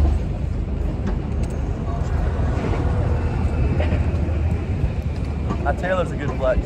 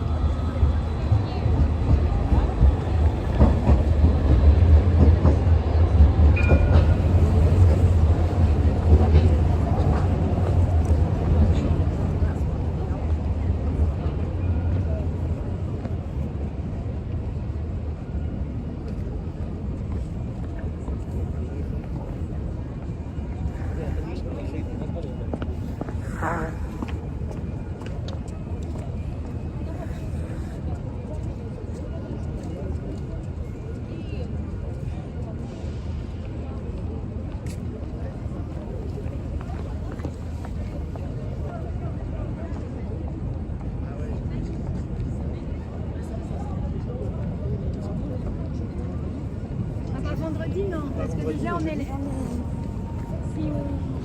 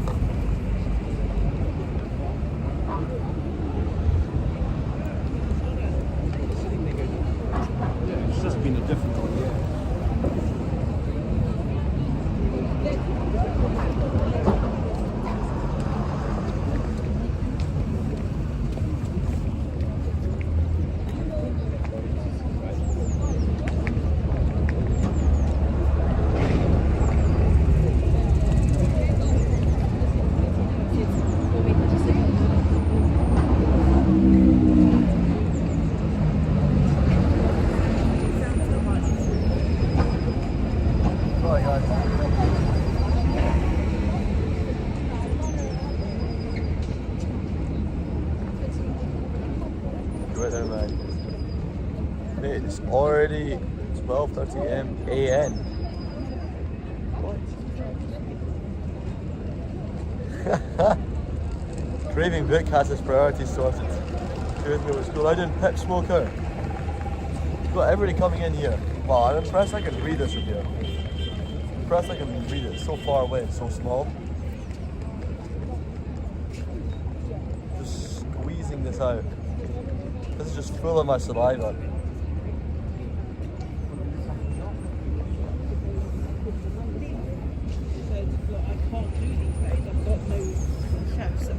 Any other day.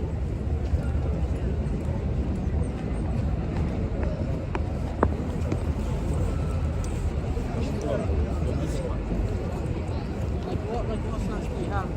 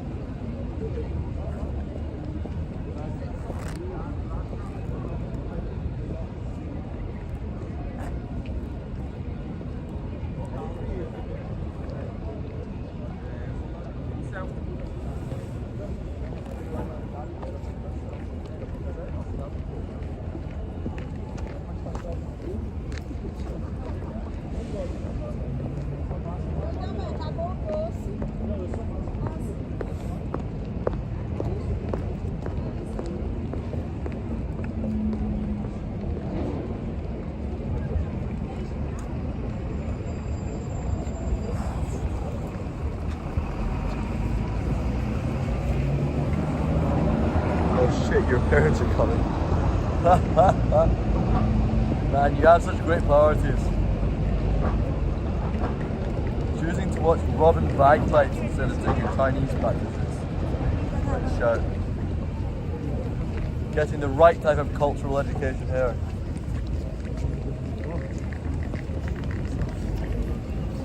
Maybe just needs to go and suss it out first.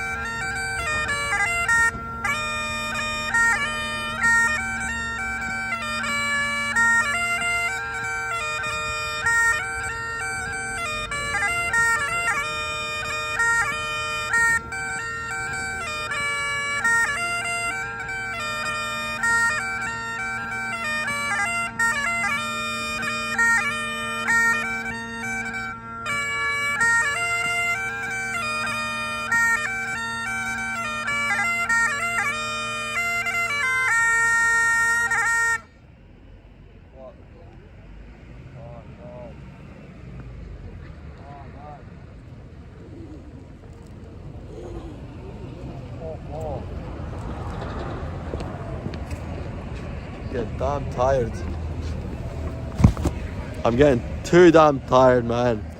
Have I played Mist-Covered Mountains yet? Nah, but I'll play it now. I'll play it now for you, Rossi boy. I didn't realise you were watching at the minute. But good to have you in here, Rossi. How you doing, mate? You alright? What? Alright. Thought you were going to say something. We play Clock in the North. What'd you say? We play Clock in the North. Clock in the North. Once upon a time. Not in a while, man. I hear it all the time, but sorry? Killaloo.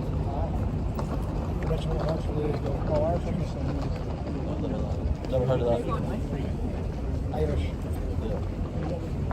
I did know Clock in the North once upon a time. And I hear the military bands play it all the time. But no, I don't know if I can keep coming.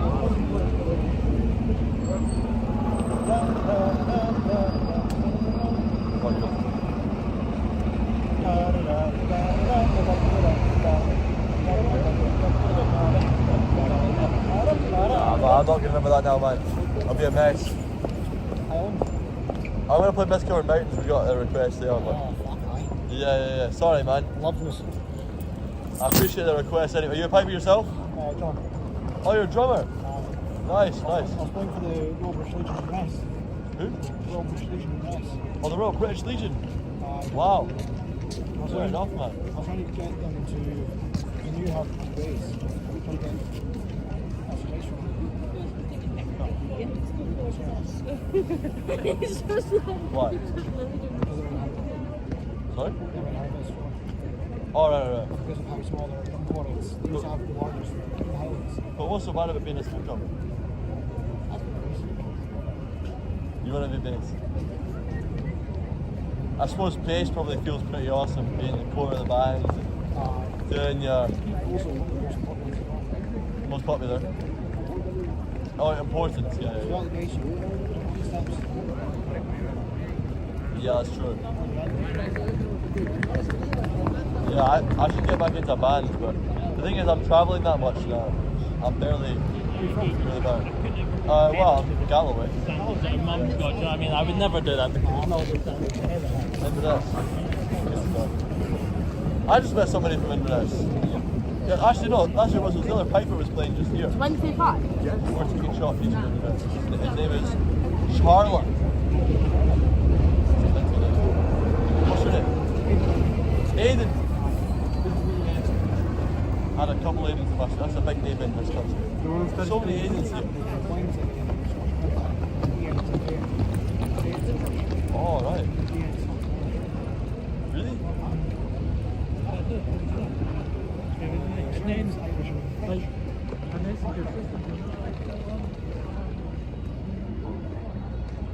I can't mind what the ones I knew were, if they were EN or AN.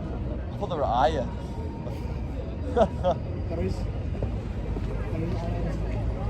That's Aidan Ross, he's IN, you know, the Jewish streamer. That's IN. That's the Jewish person. A Scottish person, an English person, and a Jewish person. That sounds like a good joke somewhere in there. The way I was playing was marching. Yeah. So the big, it's the small. Bass drummers. Yeah. But I don't know why, in military bands, I hear the bass drum a lot more than I hear it in, like, pipe bands and stuff. By the way. Why is that? Mostly because a lot of the time the bass drum is not always attained. So because you still have to shoot. Not all of the players don't have the bass. So why are they often louder?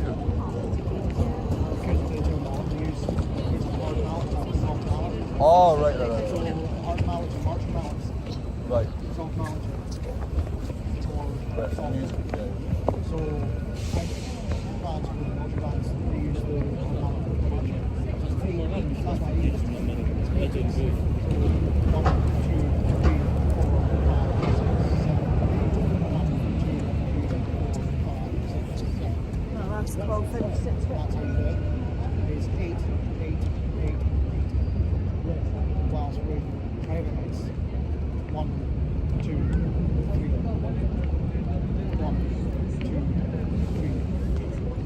I definitely never learned enough about the drumming side of things. I remember the pipe majors would comment all the time on drummers doing this or doing that, or and I'd be like, I wouldn't know what to do. Well, they tell me, listen to the drummers. I'm sure my timing would be way better if I paid more attention to the drummers. Sorry? What?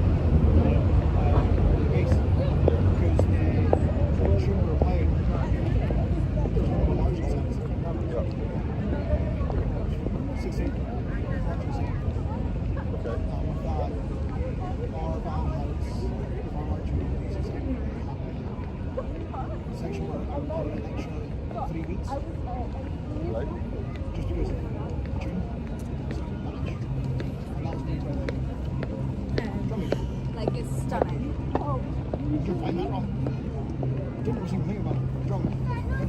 Oh, right, but the pipe majors didn't know. Yeah, pipe majors need to know about drumming.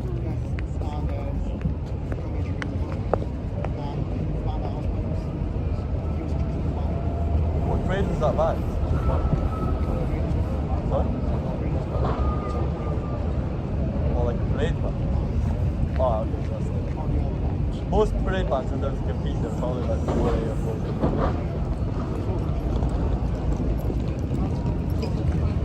I've heard some weird stories today from Bagpipers. I spoke to one guy, he was saying he learned when he was young. The full number one was playing in a band. They never even taught him a barrel. It didn't take anything. Playing the music schools and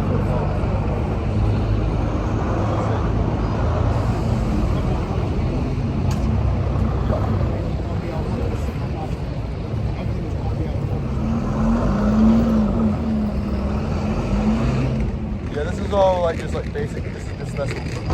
And then this is look at this bastard of a brooch. This is a proper medieval brooch. See that? Yeah, it's like a fucking spear getting through my blade. It's gonna tear it apart. I need to get a new one that's a bit less aggressive. This is supposedly designed for brooch, where they actually have a hole dedicated for the brooch to go through.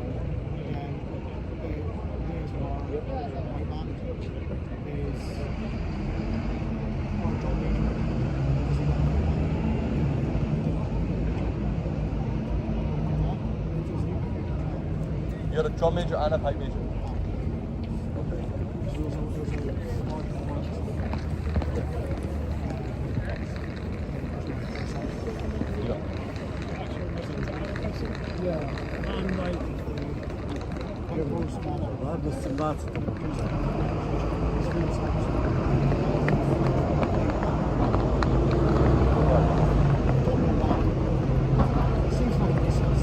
Sure, I don't really know much about these.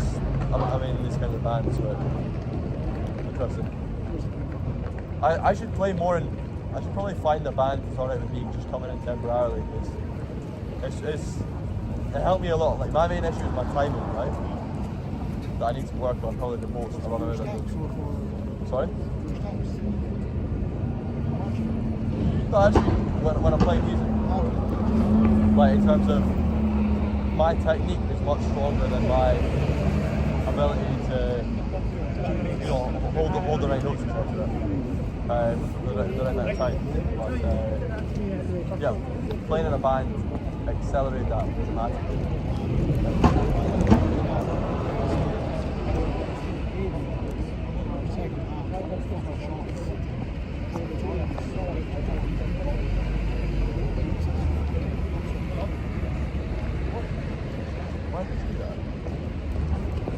What? That's man. Well, it is expensive to be fair.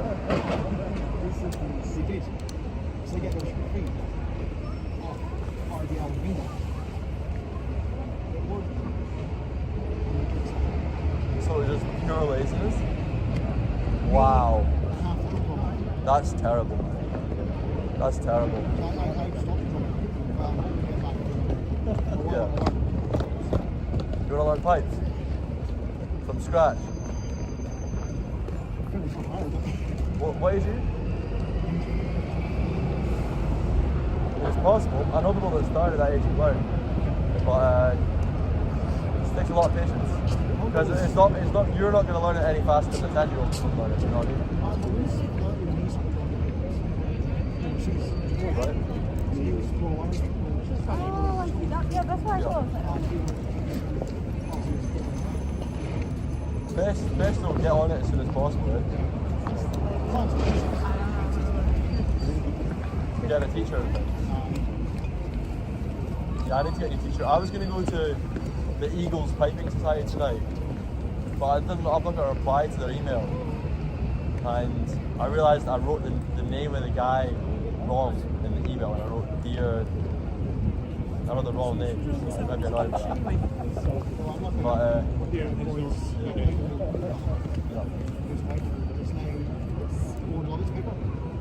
oh wow.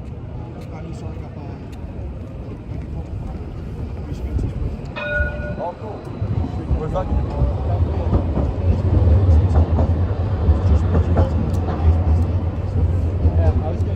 I should really look into some other piping societies, because I think that's probably the best way for me to find kind of good communities of pipers, like old guys who know the history of it and were there as well. Because there's not much point in learning Pembroke and things if I'm not learning it from people that actually know the history. You're a piper, figure out down there or up at what other place.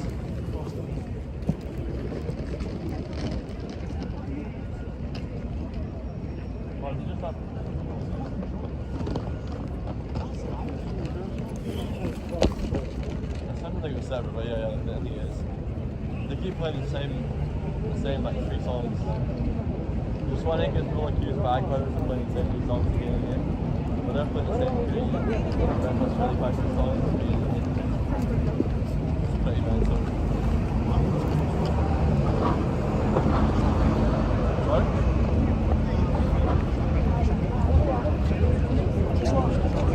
Alright.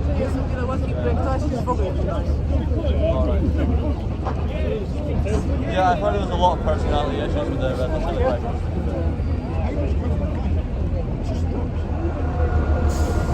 I've heard a lot of stories.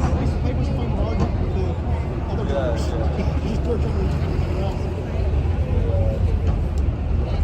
But the crazy thing to me is they make no money. Like, everything going all around the world and they make almost no money. So that, to be fair, that's the same thing with me. I'm going all over the world and I make almost no money.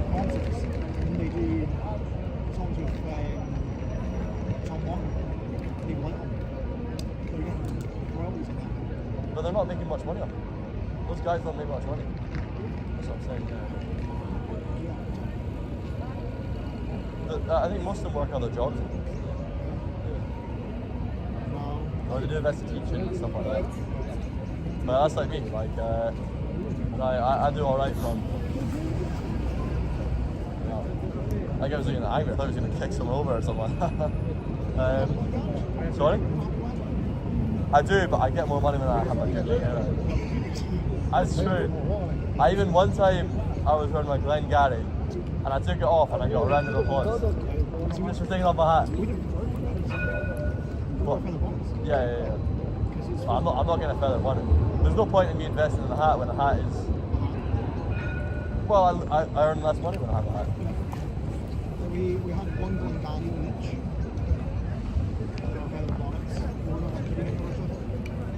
You didn't have number 2s? Number 2s, yeah. Just our regular kilt. There's only wear a Glengarry with number 2s? Yeah.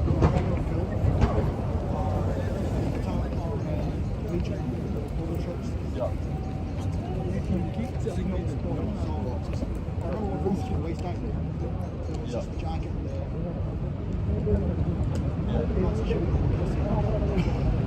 What, you don't wear a doublet? I've seen the guys, a polo shirt for number 2s. I've never seen that for a military band. The guys at the castle, when they wear number 2s, they wear their doublet, basically with no plates. Yeah. I've never seen that though in a band. They barely wear number 2s. 9 times out of 10 they're wearing number 1s. Yeah. It's only silver switches.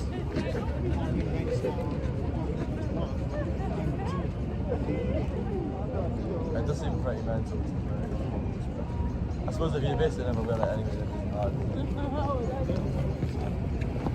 The only thing that's additional is the hat, right?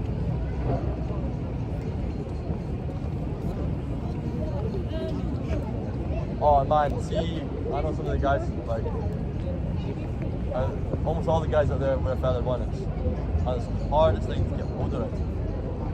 It gets so smelly. That wasn't my issue. My issue was how tangled it was. Tiny. Well, that's because you're giving shit kit by your stingy, lazy band, mate. That's not. That's not because of the. Not by that, the ostrich feathers. Yeah. Was it authentic? Was it authentic? Yeah. They're just old. What's the name? Because this is. I'm pretty sure this is like just stainless steel. In the military, you have PCB or something like that. Is it NCC? Nickel, copper. Brass. Yeah, I think that's what it is. Is that right?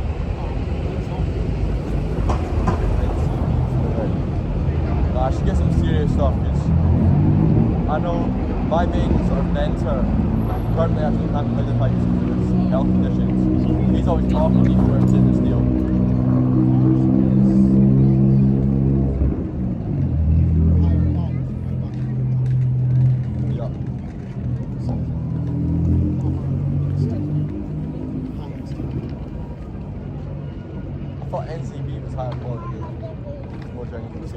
Maybe they were silver. Like proper silver. Or like, yeah.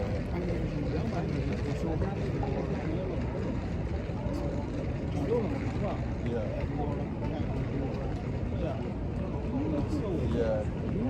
Nah, proper authentic pipers will say, I'll never touch chrome in my life. Like chrome is basically what you make stainless steel with, right? So that's chrome, that's chrome, that's chrome, you know, that's chrome. Fucking, I don't know, probably in there, the metal bit there. Is cool as well. Yeah, for the flashes. Maybe I'll gradually shift towards having more authentic stuff. I want to have authentic. This. I thought it was steel. But I think it might actually be lead or something. So it's not actually 500 years old. It's a replica of a 500-year-old type style thing.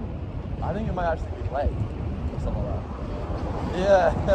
It's fucking lead, take it off. But I'm not sure.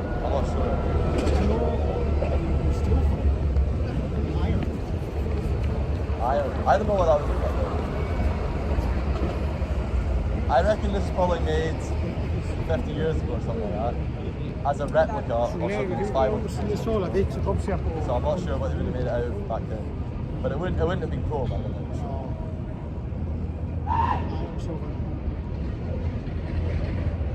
Yeah. But wouldn't iron look more good at brown colour? I don't know much about this stuff. I want to try and learn more. Just learning more because from the busking stuff I made quite a bit of money. And I didn't want to put it into the banks because you know what happens if you put money into the banks. And so what I did was I bought gold coins with it. So that's when I started like getting into metal stuff and things. I should probably go along that path more and learn more things. At the time, the guy who sold me the gold told me, mate, I think you should buy silver. And I was like, nah, silver doesn't go up. Gold's consistent, you know. Silver's stayed stable, so basically gone down relative to time lately. Bro, if I bought silver when you told me to, it's gone up so much. Because they've been stable for ages. Buchanan, yeah. Yeah, but my dad's name. It's not my name. Really? Nice, man. Supposed to be your colours, isn't it? Or? No, so Busking. Yeah. Oh, they're completely unrelated, though. When we get calls, we're like, so there's no good house. Fucking right. Yeah, because I mean the correct pronunciation is Buchanan, but we don't have the double A. But I would say Buchanan because most people just don't get it if they say B-U-C-H-A-N. Yeah. No, I've seen that, but I didn't know if it was just a different denomination. Well, our motto is Sirs Fidelius. No, because to be honest, I think I'd only seen it in Americans, the name Busking. So I thought, in America, they had a thing with the last names. If you have a different name from your father, you can get a new plot of land. It's like early when they were just going there. So that's how I don't know how that weird name. I'm over the top with fucking Americans. Over the top with Americans? How's that? The bullshit I get through my village. What bullshit? You live near Vanessa, way. Some touristy place. What is it? Like John the Jocker or something like that? I don't know. On the inside. Right, but that's just. Oh, the ensign. Wow, fuck. The ensign. Yeah. North Coast, yeah. Oh, fuck. Bro, every time I meet is talking about doing that thing. I don't know. It's a fucking nightmare. I can't go into the shop. I go in the shop, I'm there for fucking 6 hours in the fucking queue. To be fair, I feel like I've got a much more positive image of tourists than most Scottish people do because I've earned money from them. Yeah. The more tourists there are in the city, the more I earn. Really? Right, we have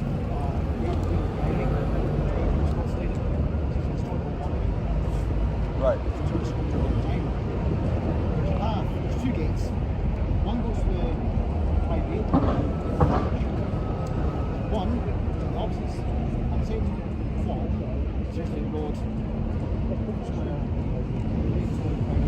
It's just a slow corner, but how do we do this? It's the double toilets. One across the gates to go to the village. Oh my, that's horrible. But that's actually disgusting. Wait, that's American. Walking away with it next time. What are you thinking? Just walking off the curtain down? Fucking fall back. Get your fucking arms off my back.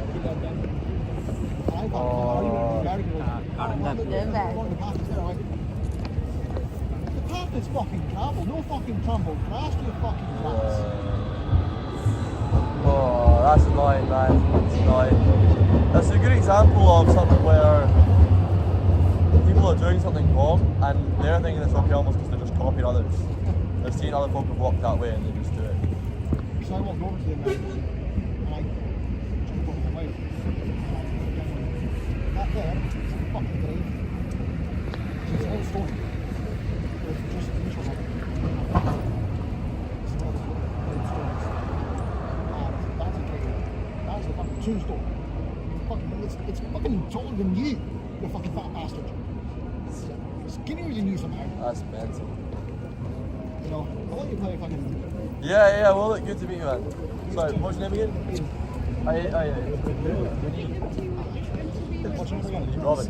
Yeah, with an E. Nah, I'll remember that. That's the Scottish one. I'll try and think as well, the people I went to school with that are called Aiden, how I spell their names. I'll sit here and listen to you play. Yeah, I'll do some training on this.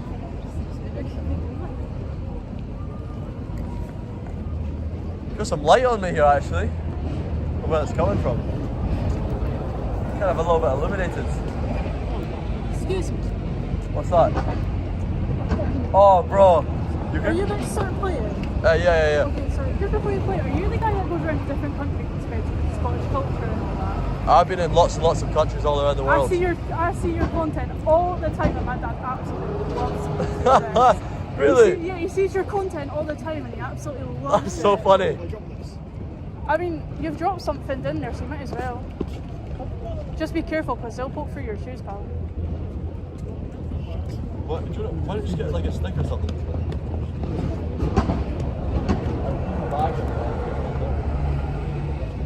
Is it not something you can... Can you not reach it? I don't fucking remember why I can't reach it. Really? Oh, it's so close as well. That's really annoying. No way. It's been blown near here, that's totally.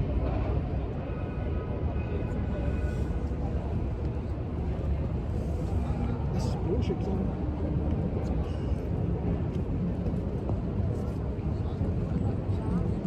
Some of the guards were... Oh no, he's got one. Oh, you got them? There you go, man. Good stuff. Would it, Wow, would the it phone be is up. okay if I get a picture of you for my dad? No, of would course. Would that be alright? Yeah. That's so funny that your I know, dad he looks- sees your content all the time on YouTube Shorts. He's like, this guy That's is so so funny. cool. Normally it's like guys his age coming up to me saying, Yeah. oh, I recognise you. Yeah. It's not like, oh, my dad watches Yeah, you. my dad, and you pop up on my content sometimes as well. So, no, it's just, I don't want to be in the hole. Sorry. You've argued for generations. Yeah, I know, right? It's brilliant. I love what he does, honestly. It's amazing. Right, you ready? Thank you.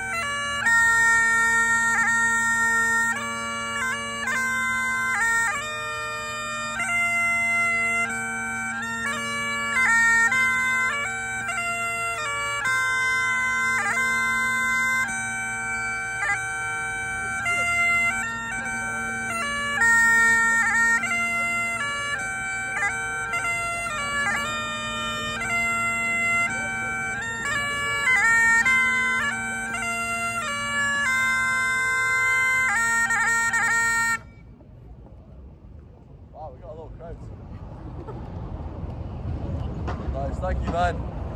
Alright, thank you. That's the funniest thing. No, I know. Here, Oh, take thank you this. very much. I love what you do, honestly. It's amazing. I'll remember that. My dad watches you. Shout him out. Now I feel old. My dad watches you. Oh, my dad's only like 46. Don't feel that old. Wow. That's good. Alright, thank you very much. It's nice meeting you. Have a good one, man. See ya. It was nice meeting you. Goodbye.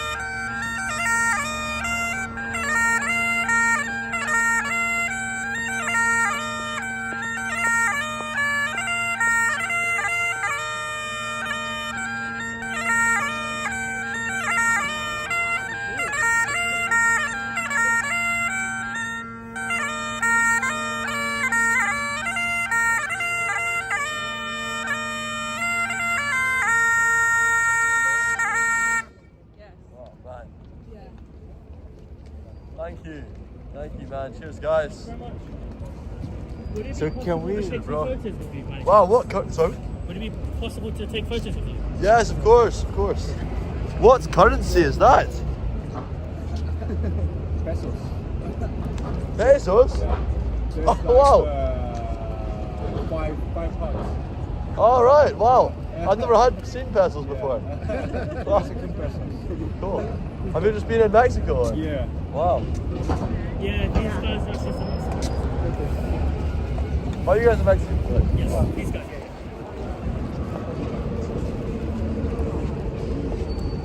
Yeah, sorry.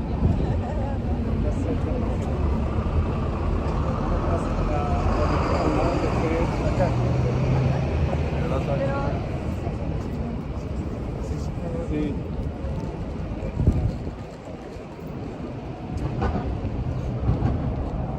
Another one. It's whiskey. Whiskey. Perfecto. Thank you very much, guys. Thank you. Have a good one. Thank you, man. Thanks for what you're doing. It must be cold during winter time though, no? Yeah, it's pretty cold right now. Is there like a different kind of uniform during winter when it's more colder for you guys? So when I'm playing with a band, Yeah. we would wear capes. So this is my cape that's in there. Okay, cool. It's a big kind of black thing that goes over. But when I wear my cape, nobody can see my outfit and I don't get very much money. Okay. So I like to keep my colours out shining. Yeah, yeah, that's good. That's true. That's true. Yeah. Yeah, of course. Yeah, yeah. But it's getting pretty cold. Same angle, yeah. Okay. 要蹲下来才能看到。Thank you. No worries, man. What's your name? My name's Robin. Robin. Robin, yeah. If you want to Google me, I'm Robin Bagpipes. Okay, 1, 2, 3. 1, 2, 3. Thank you, guys. Nice to meet you. Have a good one. Yeah, Instagram. Robin Bagpipes. Robin Bagpipes. Bagpipes. This. Ah, yeah. How you doing? Yeah, come on. Yes. Thank you.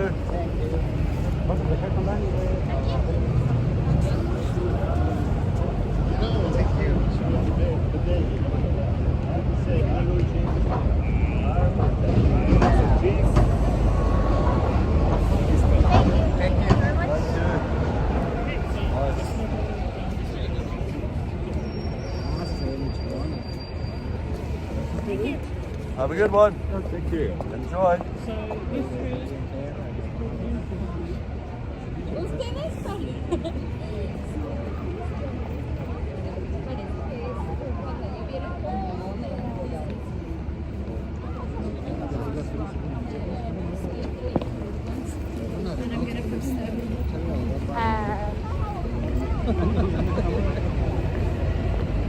Thank you, man.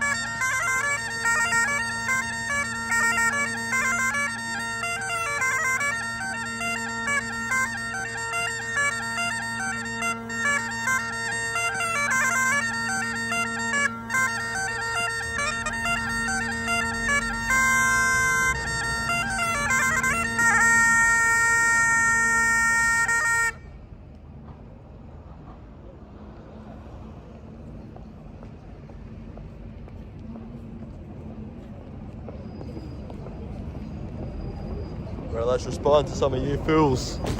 What are you saying? Rossi appreciated the mist-covered mountains, huh? You made my day. That song always makes you think of your grandfather. That's so sweet, man. I love that. I love that, man. I love that. Isn't that gay? What do you mean? Was this gay? Nothing about anything I do is even the slightest bit. Not happening. Not happening. I'm so glad you're so proud of your grandfather and you have that really special relationship with him. I know that's a terrible word right now because of, you know, Mr. Starmer and everything, but special relationship is definitely what you have with your deceased grandfather. I'm very glad to see that.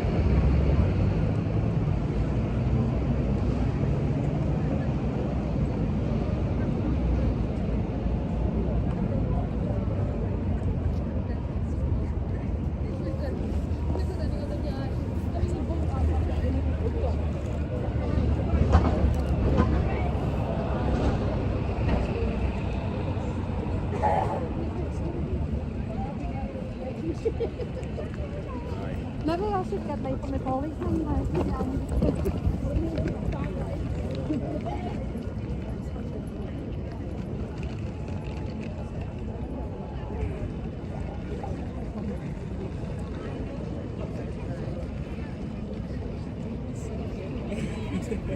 yeah, it's like a bit like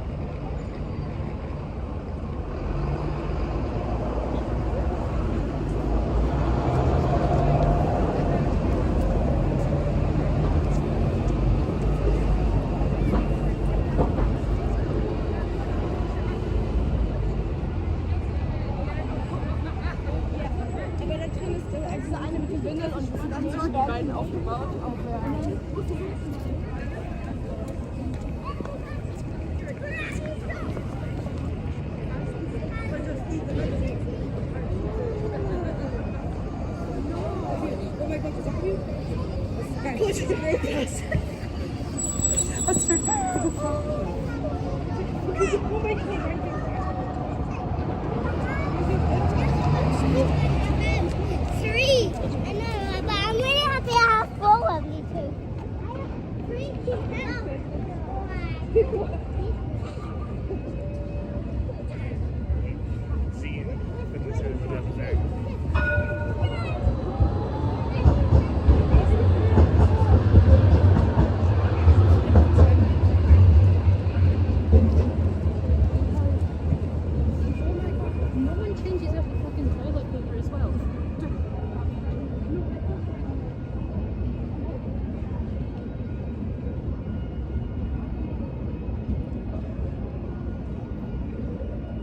Did you hear that, by the way?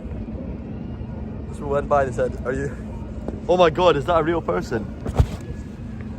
What about 100 pipers? I played that. 1,000 pipers? Nah, I've not played that. 1,000 pipers?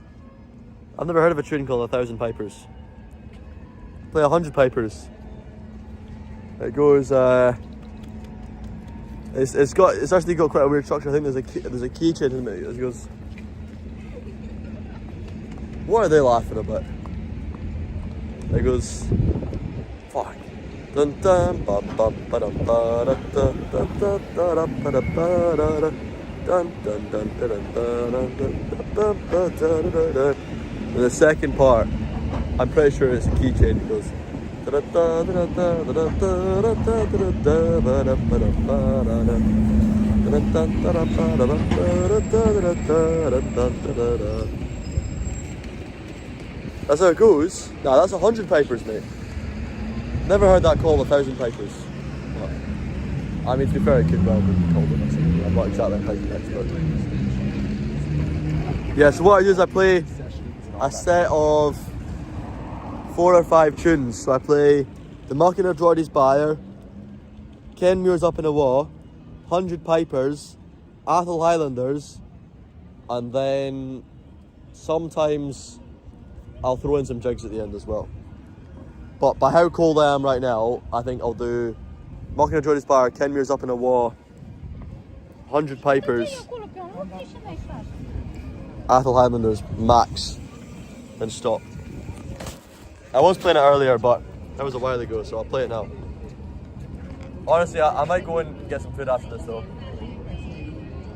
Anywhere in particular you guys want to see me go to though?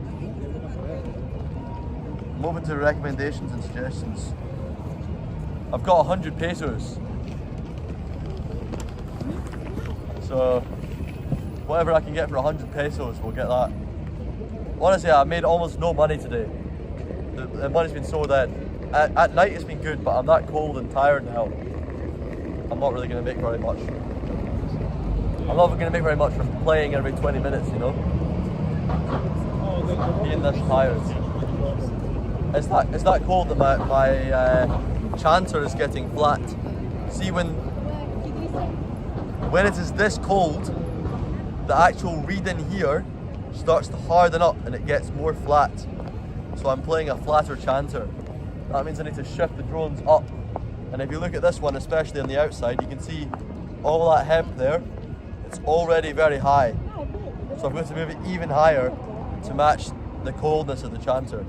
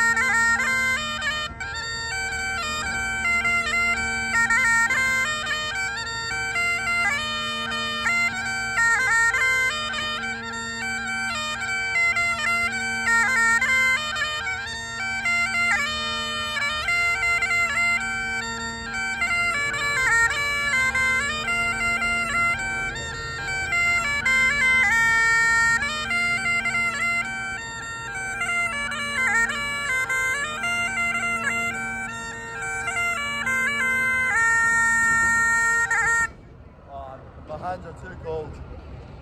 They're dead. They're dead. I'm gonna pack up and go home. Pack up. Get some food. What should we get? That was supposed to be 100 pipers, but my fucking... it's not good, it's not good. Not good at all. We can do much better than that. Much better than that. Oh, thank you, man. Thank you, Ron. There you go. I just got one from a doctor. Or an engineer, maybe. Playing for a Bluetooth speaker in the pub in Germany. Keep doing what you're doing. It's making the atmosphere great. Bro, what the fuck? A Bluetooth speaker in the pub in Germany? No way, man. What, bro? Nah, but my hands are freezing. What time is it? Hang on, let me check the time. Okay, it's early. It's early. I'll not... Yeah. I'll not stop. What I'll do is I'll go and take a break. Maybe I can come back, because... Nah, bro, it's fucking... My hands are that stiff. Actually, you know what? I'll play you some 3/4s. Why don't I just play some really basic tunes? I'll do that. There's not even many folk about. It tends to get better, like if I come back around 8 o'clock, there'll be a lot of people out. Are we allowed to play after 8 o'clock? Yeah, we're allowed to play up until 9 PM. So if I come out at 8 o'clock, there'll be a bunch of drunk people about and they'll be fun. And we can get a fun stream with drunk folk. What day is it today? Wednesday? Is it Wednesday or Tuesday today? Oh, it's Tuesday. It's only Tuesday. The week's only just started. Now, this is some really basic tunes. It's Tuesday. That's mental. So early.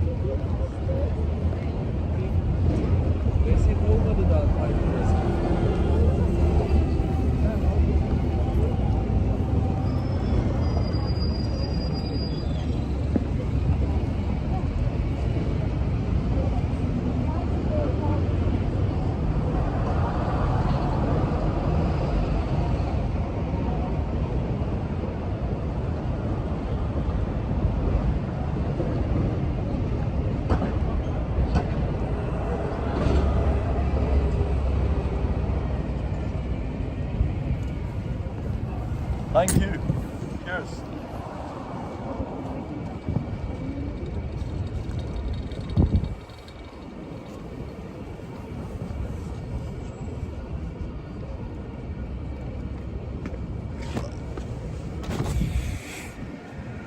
Saying just at 3k YouTube subscribers. Nice stuff, man. I'm going to the speaker again. Good, I'll play you more basic tunes, Rossi. I'll give you some basic tunes for the Germans because I'm too cold for complicated tunes right now.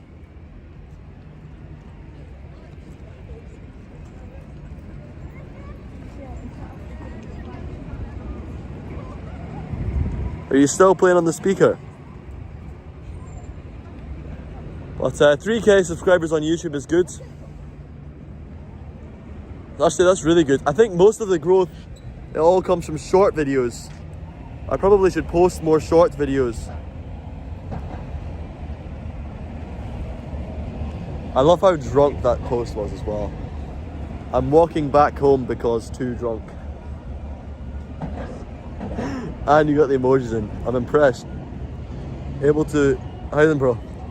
Able to walk and text and be drunk at the same time, even putting the emojis. I'm very impressed, Rossi. I'll play you more basic tunes. I'm doing nothing complex. I'm going to play Kelly Cranky and Skyboat Song for the next 3 hours. That's what gets the most money. I mean, when I'm this cold, I might as well just stick to you know, the most basicest tunes I possibly can. Let's go more basic tunes. I can get more basic. I can get more basic than those 3/4s. Just watch me. Just watch me, alright? Wow, this is loud. Those shops are loud. Can you hear the music coming from those shops? It's pretty invasive, no?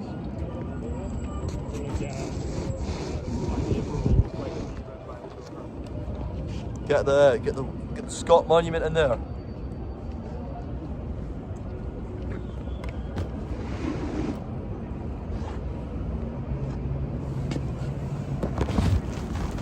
Try and get it like that. Get me?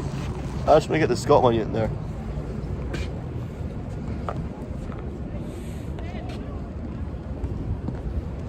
So you can see my nice view. All the tourists, they don't take from over there. They take the photo from over there so they can have the beautiful monument behind me. Right, let's see, what are the viewers? If the viewers are bad, then I'm going to go and warm up. If the viewers are good, then I'll stay. Oh, we got 5 viewers on YouTube? We hit 3k on YouTube as well. That deserves at least a tune. And the money's been decent, actually. Every time I start playing, you get crowds. But it seems the city seems to have got really quiet all of a sudden.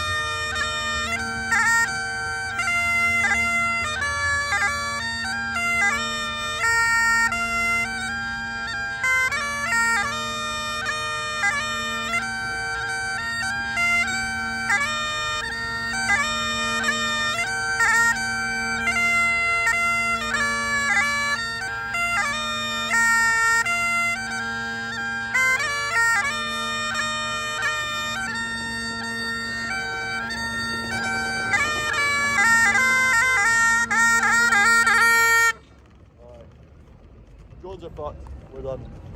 We're going. Drones are soaked.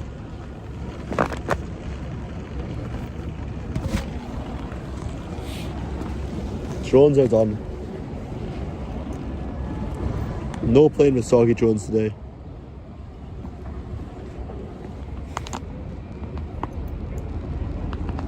Ah, for fuck's sakes.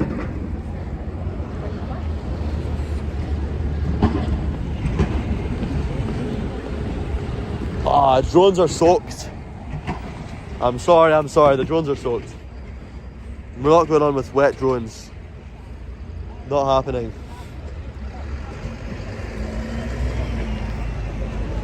Not happening doing this with wet drones. I'm packing up, going away somewhere. Don't know necessarily exactly where.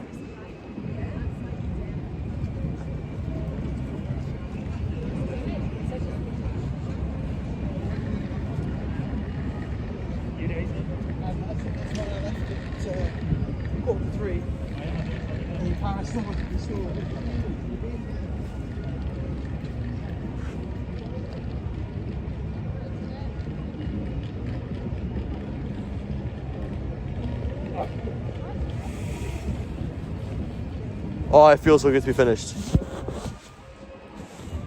I've been dying to finish. But we didn't even make much money today, to be fair. Oh, we didn't make much money. I didn't play very well either. What is there to be glad about? Other than the fact I can rest now. Not very much.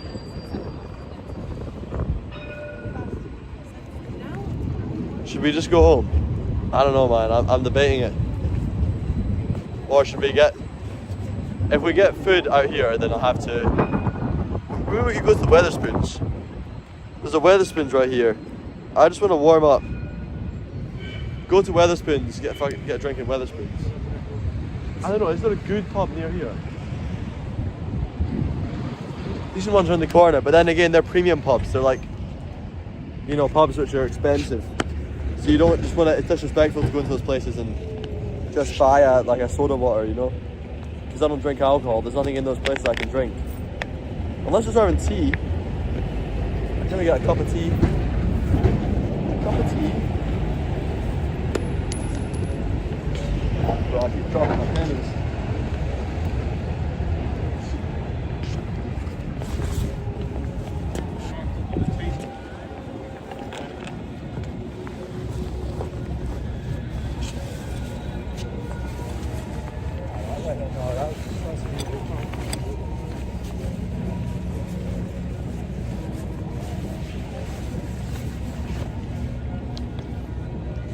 I'm kind of divided about whether I'm going to actually go back out again.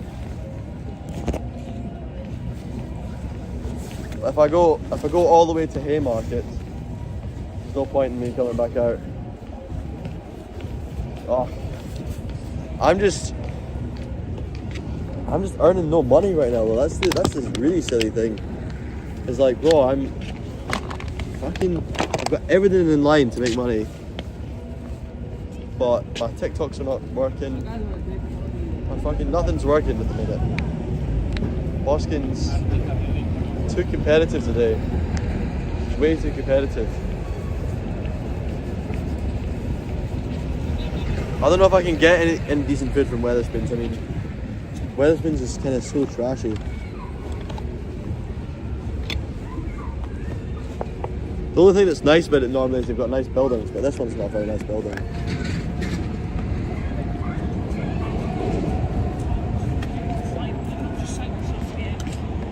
Let's go and take a look at Wetherspoons menus. Maybe there's something good at there.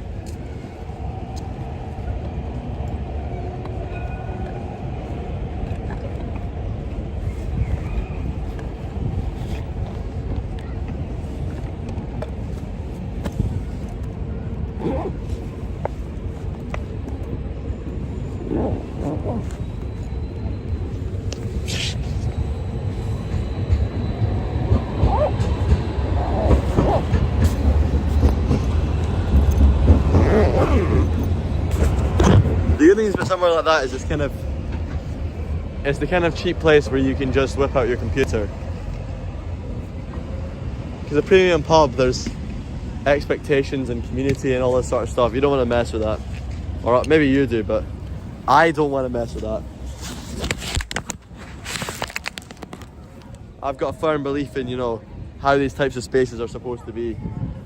and I would not want to be the person who steps in there and just acts like a wanker. Pulling out a laptop in a pub is not a sensible, polite or wise move. Imagine there's all these tourists and they're all trying to be polite. Then I fucking walk in there with my kit on and pull out my laptop and start doing some editing in there. That'd just be terrible.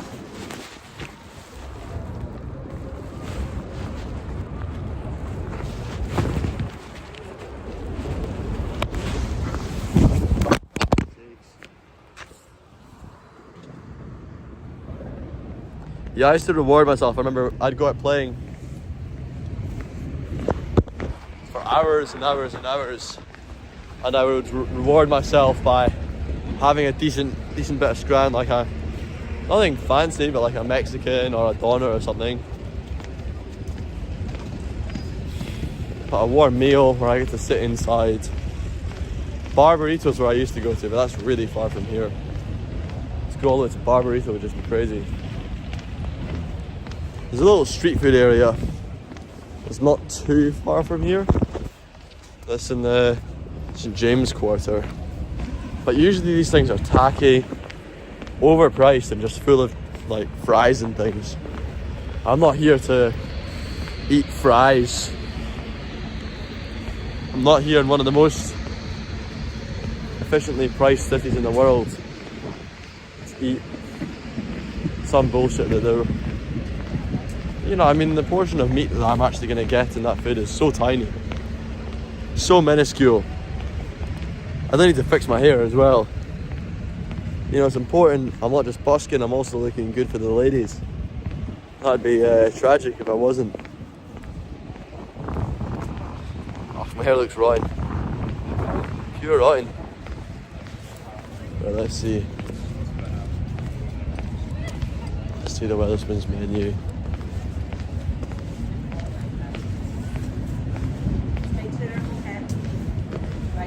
There's no menus outside. Oh, sorry, guys. Go on then. Thank you.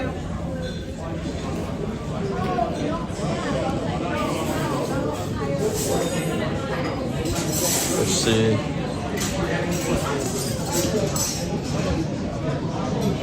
How much does it cost for a steak in here? Steaks are always so expensive in these places.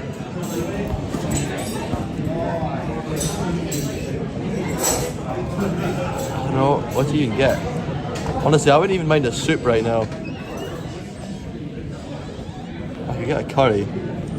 Yeah, but the thing is with curries here, it's just going to be all rice, naan, poppatom, and barely any actual curry. It's going to be a tiny bit of sauce. I know what these places do.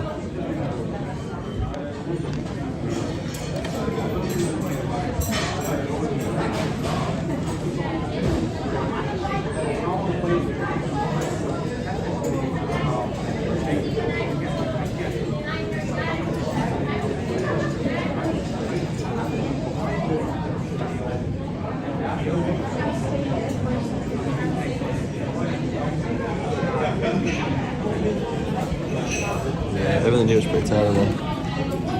Everything here is fried or full of bullshit carbs.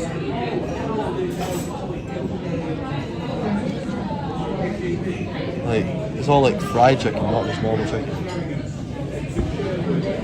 Curries are clearly rip-offs. Pub classics. But there's no instant tatties. There's basically nothing Scottish here. Is there even haggis?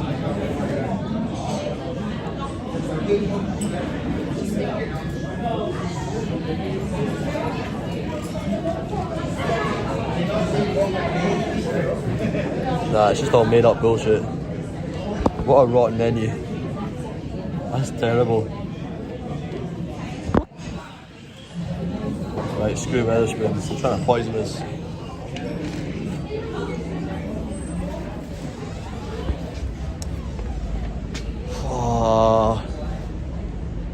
Right, where do we get something warm? It's just not somewhere. There must be somewhere in the mall, surely, where we can get a takeaway tea. Some sort of takeaway tea.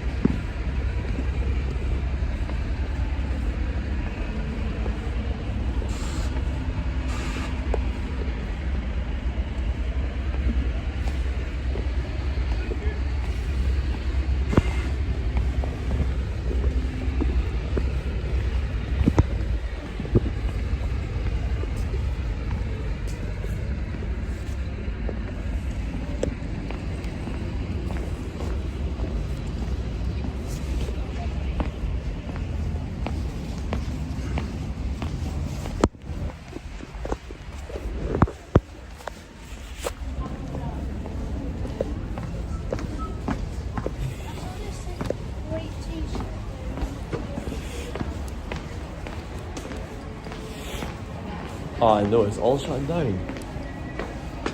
Place looks...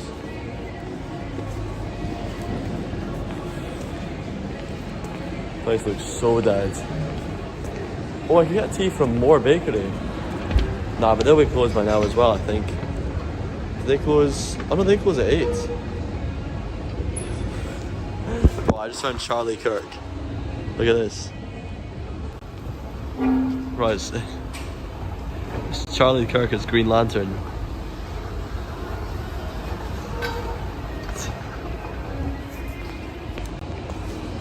Can't believe I just found Charlie Kirk here. Yeah, everything here is rip-off. McDonald's. What does McDonald's sell? Do you get tea at McDonald's?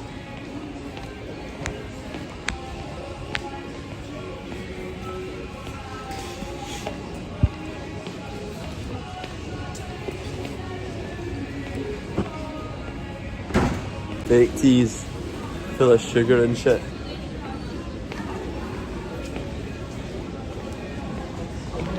No serious teas. Oh, I want caffeine, I just want...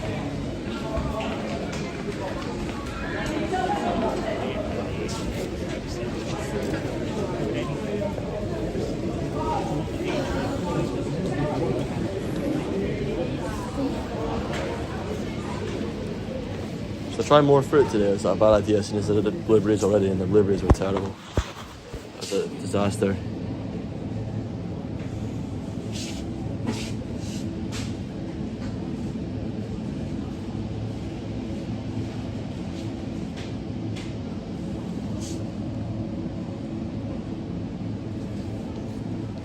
All the ready-made meals here are a scam.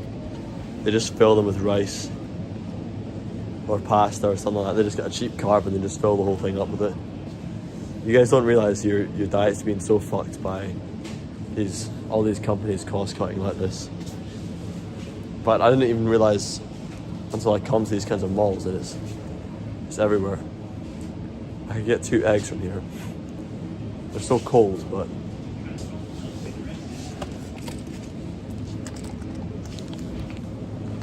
2 boiled eggs.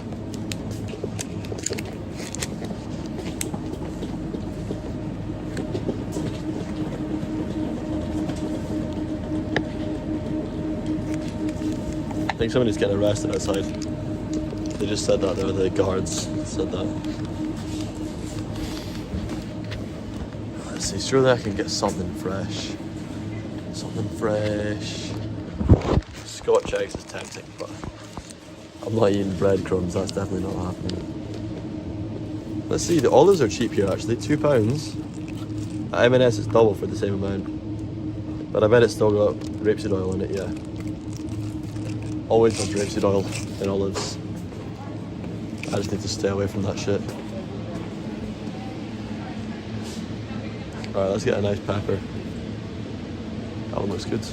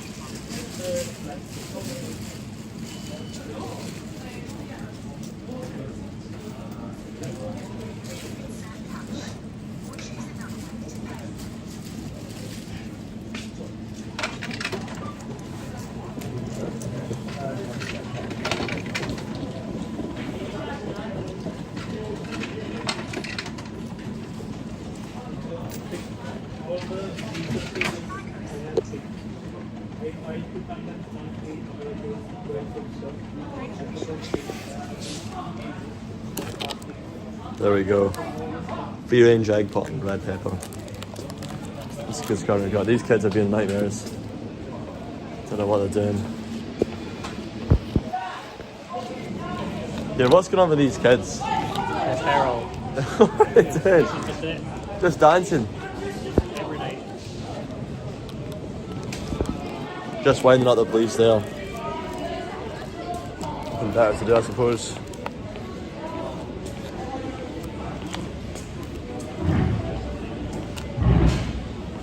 Well, let's wait here and see if anything happens. Maybe we'll get some interesting shit happening, maybe not.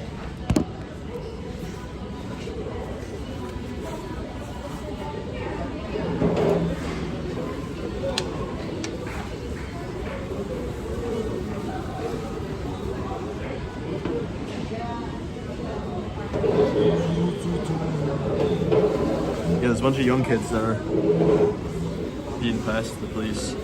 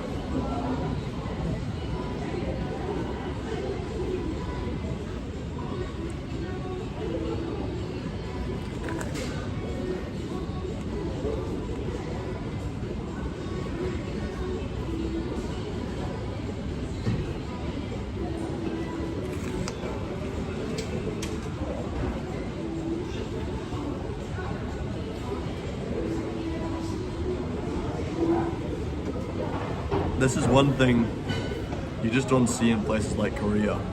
I can't imagine you would see it in China either. In fact, even Morocco and lots of the African countries I've been to, I can't imagine young people being so bored in this way. These young people here are just taunting the police. They're having fun. They're completely bored. Right, man? They're closing now. They're closing? Yeah. At what time do you close? 7 o'clock.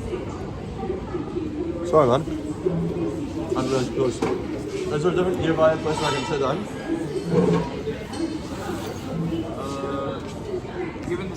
Go in the station. Yeah, it's just the Wi-Fi's a bit shit there. But alright, it's fine. Thank you, bro.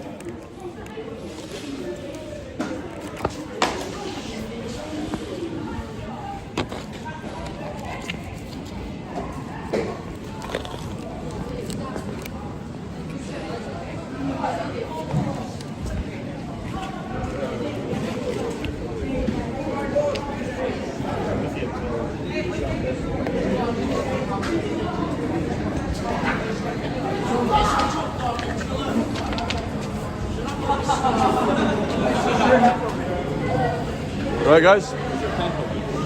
Pirates fucking banging, man.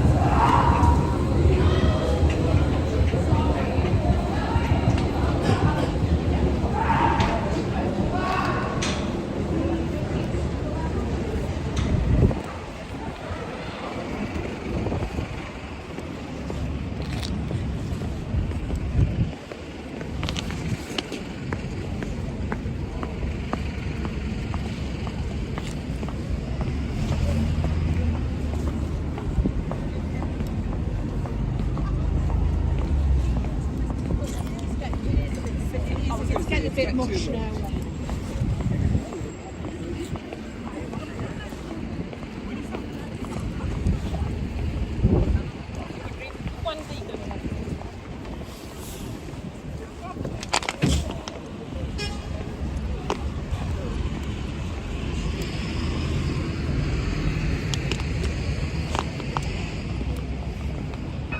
Right, I've never been inside one of these black sheep coffee places before. They're everywhere. It doesn't appeal to me, the idea of paying for a fancy coffee. If I can just get a basic tea in here, then I'll go for that.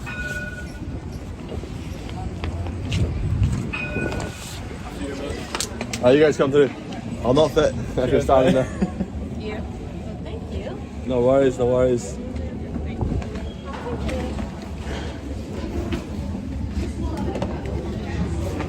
Oh, it smells so sweet in here. They have these machines.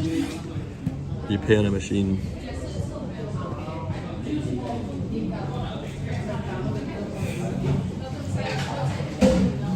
Coffee, matcha, Kai, hot drinks.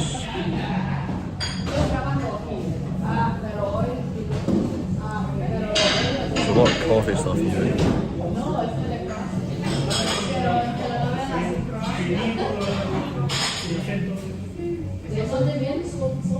Green tea or peppermint? Let's go green because I'm not that tired.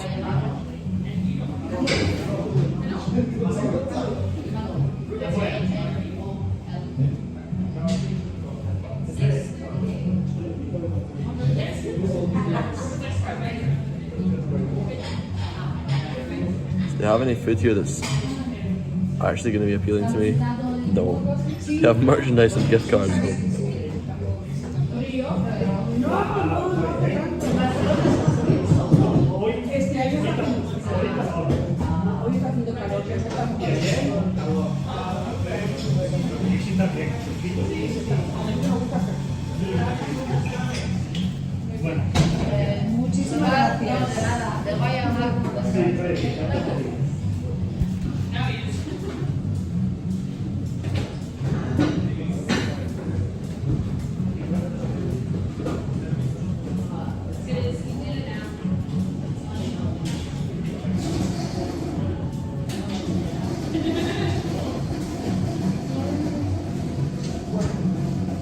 Bro, what? Ceramic cup is out of stock. I can see them there. What?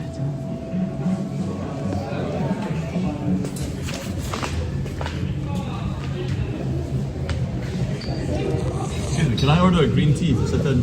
Yeah. Oh, Nice. we just actually took away our sitting in because we're closing. And Oh, are you closing? In under an hour, but we just use it so we can get them cleaned and everything. Is it okay if it's Oh, in okay. a takeaway? But I can't sit in and eat. You can sit in. It's just you. It's not going to be a ceramic. It'll be in a just like a All right. takeaway cup. Is that okay? Alright, yeah, that's fine.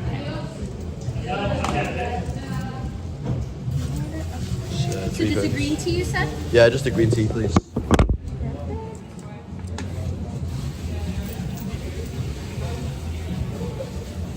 She's closed at 8? Close at 8, yeah. Okay. Anything else for you? That's it. Thank you very much. What's your name for the order? Sorry? Name for the order? Robin. Robin, perfect.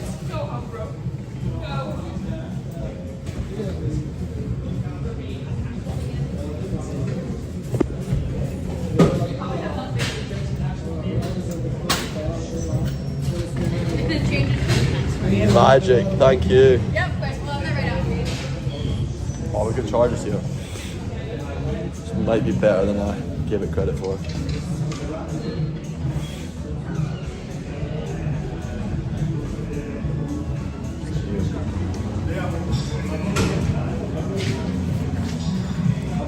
One key change as well. Oh.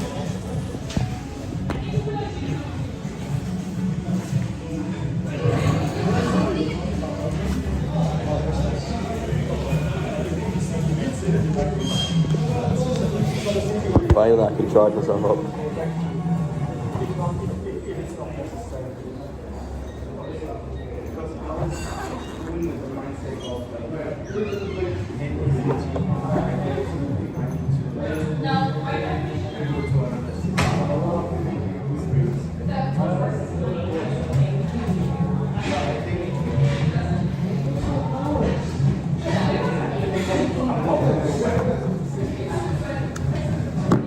Crazy.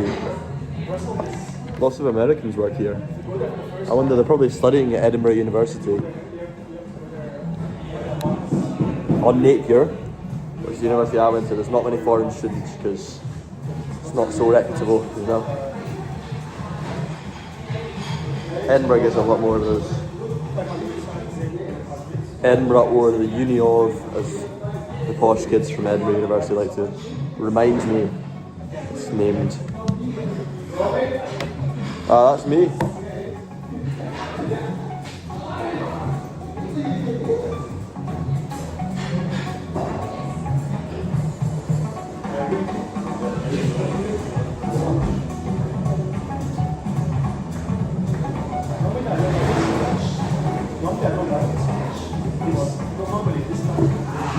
There you go.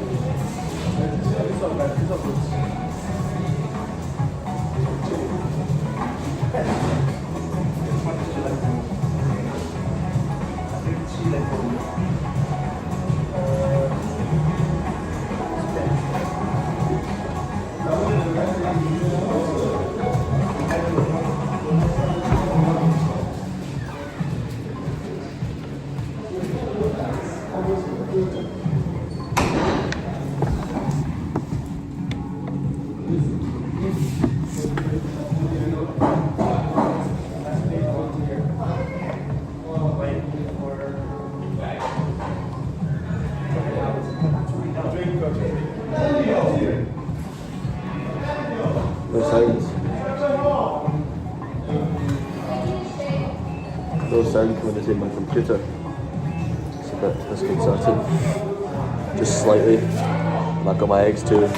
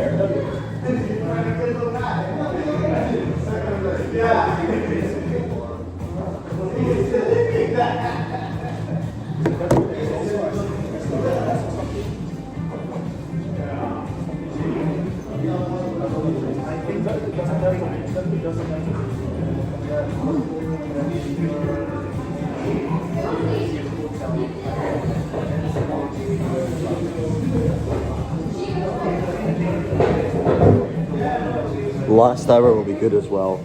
Like playing pipes after 8 PM is always fun. So that's when drunk folks have to go outside and that, you know.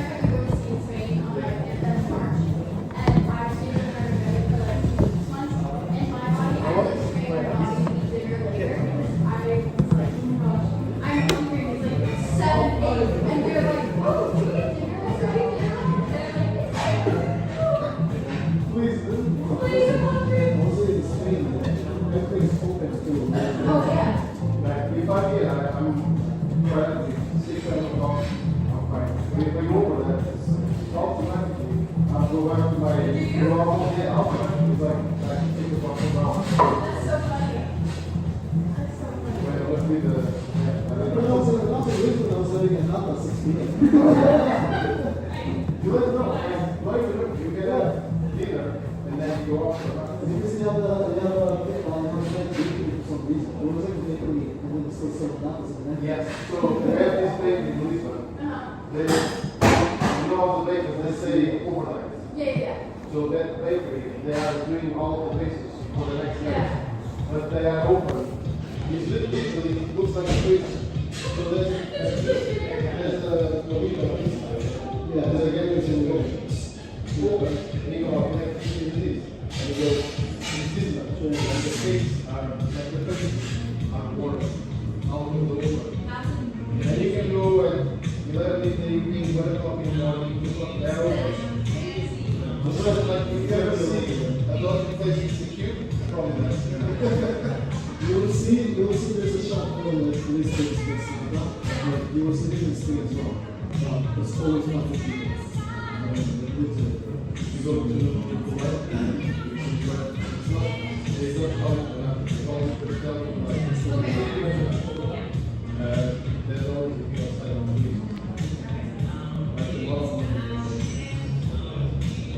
it's not even the same big thing that needs to happen. No, that's what that is talking about.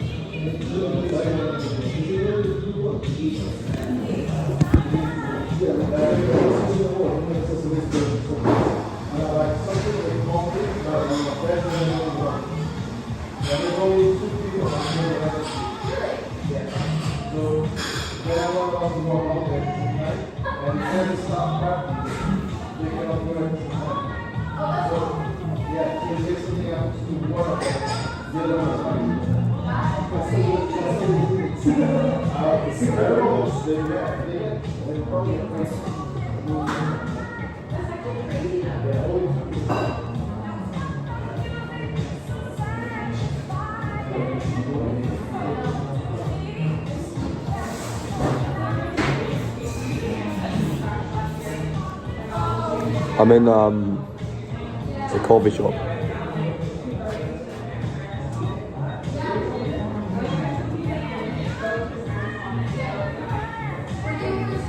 Party,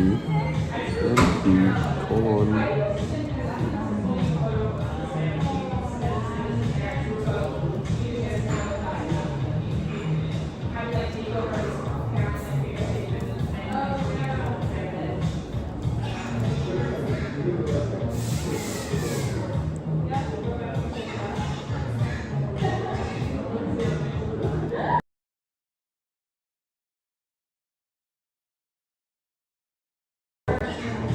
Yeah, I'm just getting which land?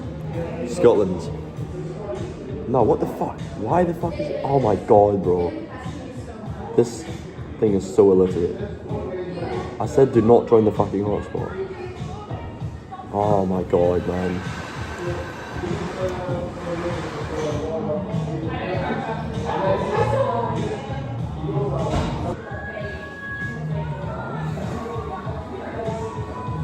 Is Scotland nice? Yeah, it's awesome. It's the best country in the world.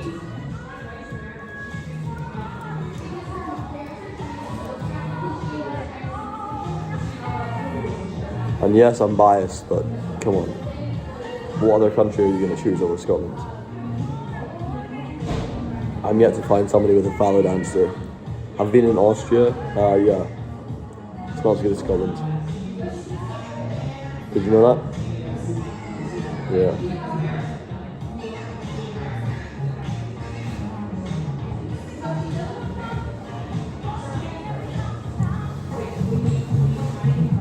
You think America's the best in the world? Florida. Bro, you can't walk anywhere in Florida. The whole city isn't, it's not even a place. Like, if you can't walk around, it's not even a place. It's just disconnected little zones. You might as well be in space, flying around in space cars. But no rain? What, you can't cope with rain? Are you serious? Not being able to cope with rain is insane. We need to learn some cope. You serious? What you? I mean, most places in the world have rain. The difference between Scotland and those places is Scotland has almost all the time very, very light, very, very gentle rain, which is refreshing and pleasant. Whereas most countries in the world have no rain for extensive periods of times, and then it just chucks down really, really heavy. Same story everywhere in the world.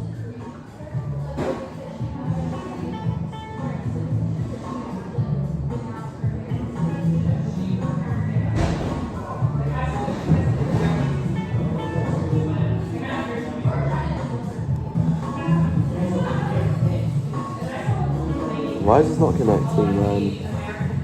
Am I missing something obvious? So 168.155.151/prison.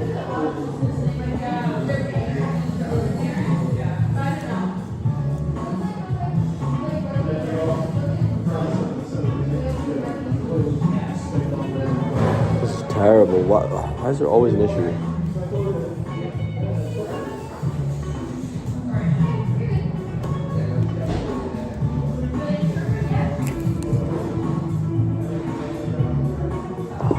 Plastic, isn't it?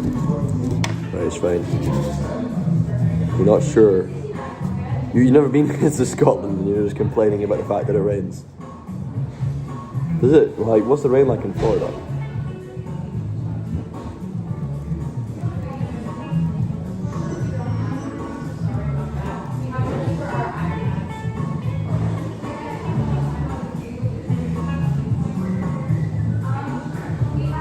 What does that mean? 54 to 65 inches. I don't know what that means. So it rains a lot in the summer. Short-lived afternoon thunderstorms are common in June, July, and August. So yeah, they have rain in there. You heard it's just raining. You know why you heard that? Because it's the English. Because the English say bullshit about Scotland. Because it rains less in England than it does in Scotland. That's the only reason they say that. There is rain in Florida, man. What, you think Florida's the best place in the world and you're from Austria? You've been to a lot of countries that are way better than... Way better. Or places in the world. I mean, the best parts of America, in my opinion, are like Washington, Michigan. They're incredible. You're on Tinder and somebody said, don't come here, it's raining. Well, people are just being probably very miserable. I mean, don't use Tinder. That's probably a good life lesson. If you want to have genuine, valuable conversations with people, don't use Tinder. Go in real life and speak to people in real life.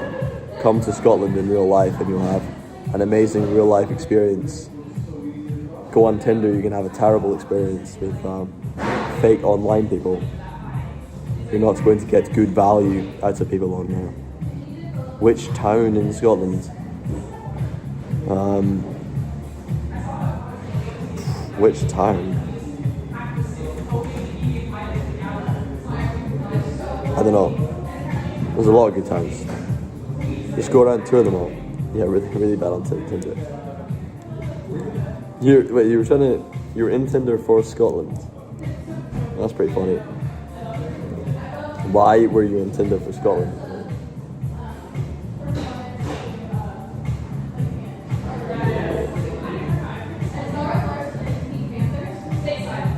So there's 3 months of the year where they have frequent afternoon storms in Florida. You wanted to go to Scotland and you decided not to because somebody said it was raining here. Jesus, wow, that's a shame. I mean, yeah, it's gonna rain. Are you kidding, man? It rains a lot in Austria. That's how you're able to have such beautiful green countryside. It's from the rain. It was raining when I was in Austria. Yeah, it rains all the time, but it's very gentle rain. So like most days, there will be a little bit of rain, but it's just it's not gonna do anything for you. I just wear a hat. I don't even wear a hood. I just wear a hat. God, my hair is terrible.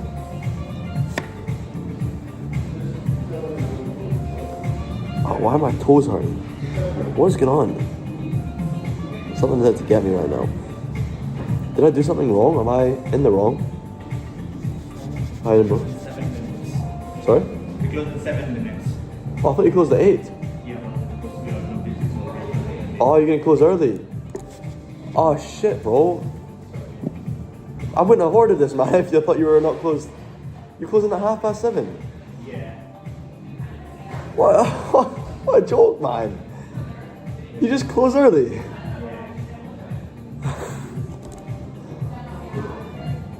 Fuck's sakes.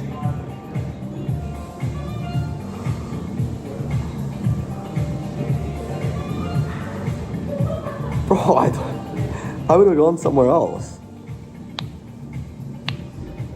This is my natural color, yeah. You can't dye this stuff. It's Ramadan? It's not Ramadan in Scotland, man. You don't like Austria? Nah, Austria's beautiful. Don't show hate for your own country, man.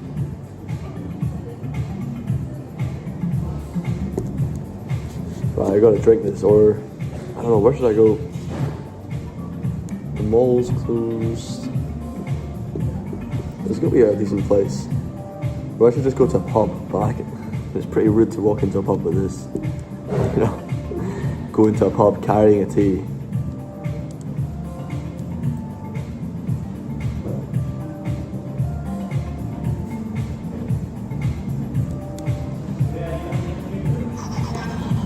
Okay, right, I gotta carry my stuff out.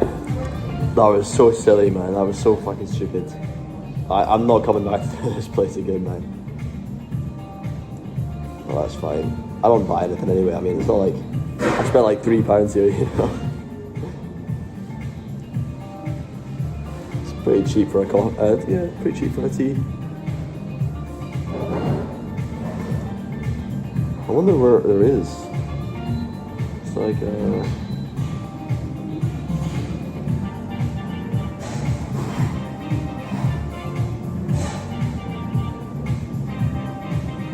what, this map's upside down.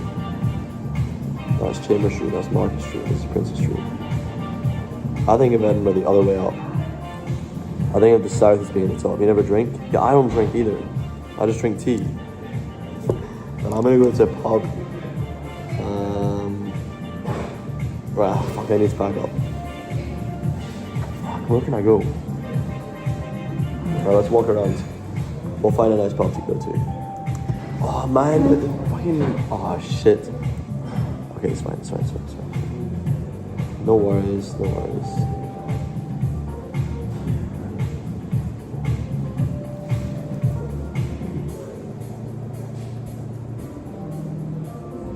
we've got 3 minutes. Let's get out of here.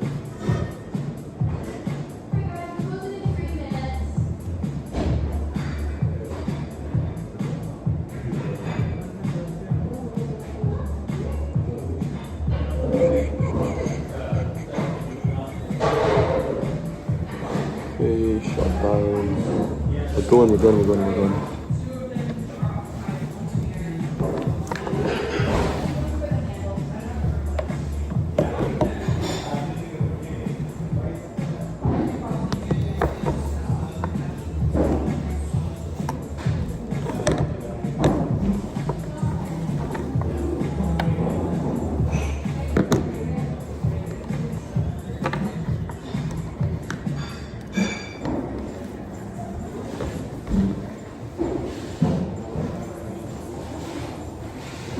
Is it late in Scotland? No, it's 7:30.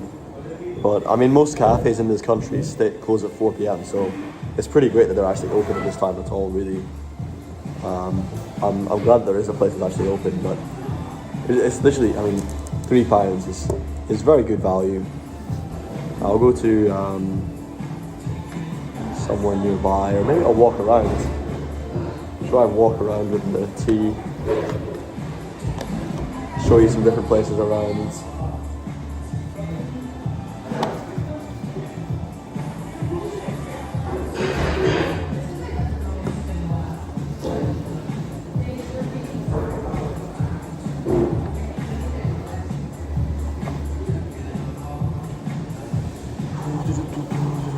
Yeah, most cafes close at 4 p.m. But you can usually go to pubs and get almost everything you need from a pub. So you can get food, drinks, things like that from the pub. I should have gone to a pub, to be honest, because they're open till 11. And if they close early, then it means they're closing at 12:30. They're not closing at a different time. You know what a pub is? Do you know what a pub is? A pub means like a bar, essentially.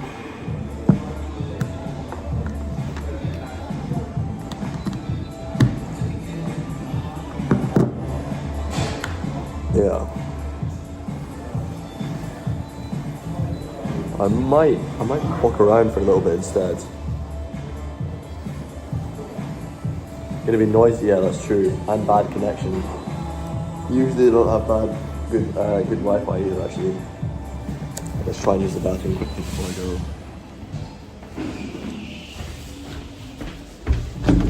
Oh, I think it's closed. Okay, let's just go.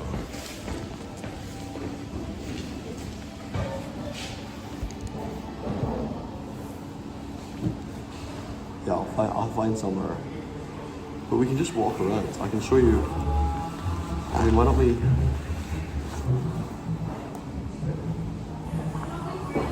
Oh wow, my medieval brooch is really digging into this. Okay, it's mental.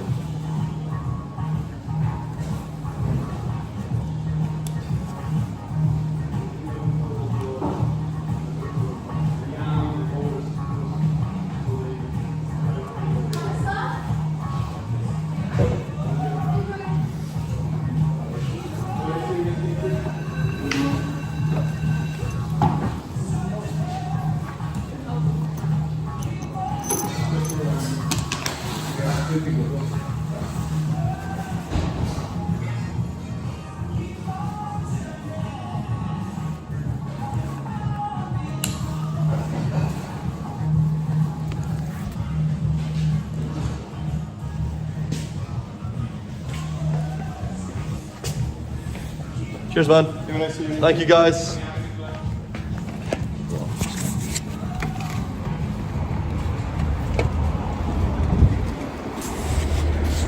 Should we go walk up the Royal Mile? Oh no, let's not go there. Because the signal's terrible on the Royal Mile. Let's walk this way, because this is the only way where the internet is ever good. Wow, this tea is still hot. Some witch magic technology they've got inside these. For sure. Yeah, so basically Black Sheep Coffee has their Wi-Fi messed with my connection massively. Somehow it stopped me from being able to get connection here. But the connection here is perfectly fine. There's no issue with it. Oh, got a friend as well.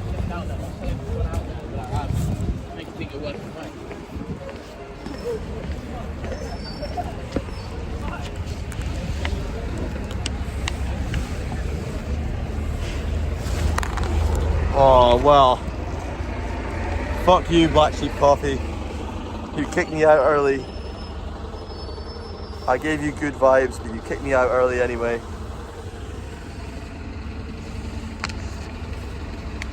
You gave me a shitty cup. You made me leave early.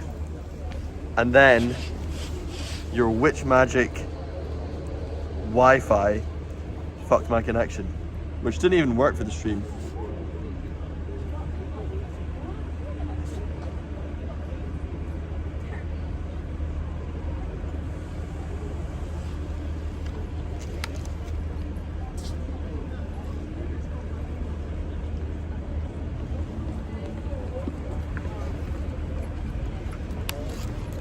Should I make this Facebook meme one, by the way? Is that showing people in the public?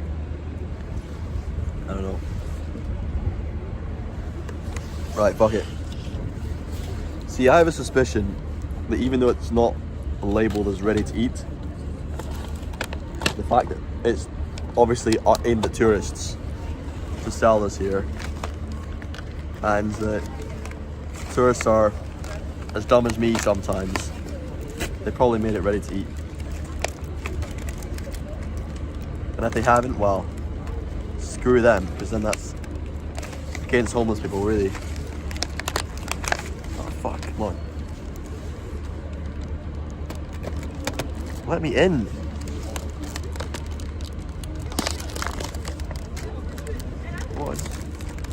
What is this packaging? This is the most dumbest fucking gauge packaging ever. Oh, for fuck's sakes, man. What a joke. What a fucking joke, this stupid ass packaging.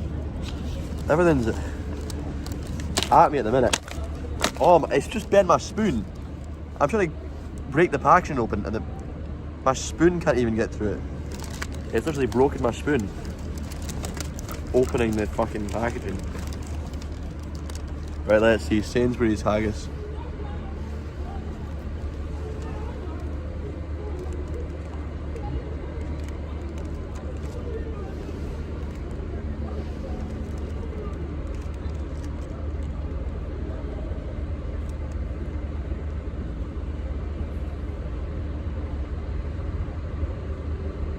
Fairly good for uncooked haggis, you know.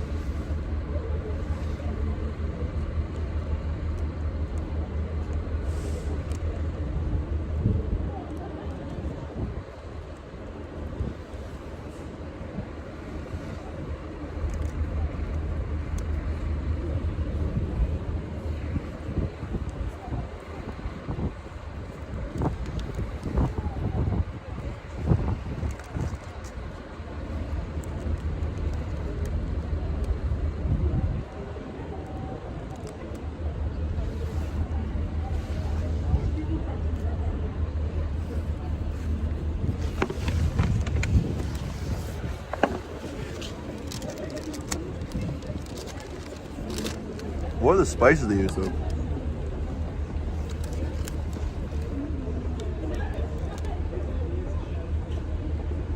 This is raw. It's fine. It's not raw, guys. It says it's raw, it's lime. It's not raw. Tastes fine.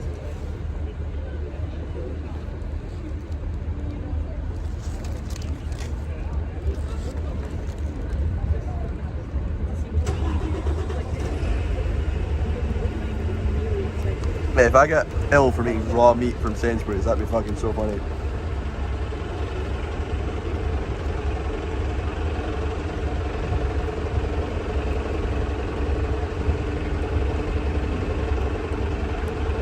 It says it's raw.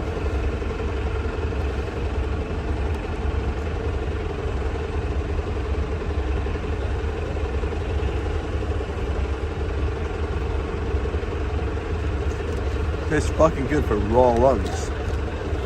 You guys ever eaten raw lungs before?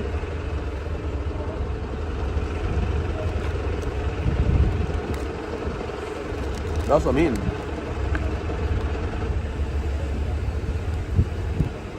Yeah, number one ingredients is pork lungs. Then oatmeal, water, beef fat, beef liver, lamb lungs, beef heart. It's brilliant. I think maybe haggis, I give it a bad time because it's such a tourist thing.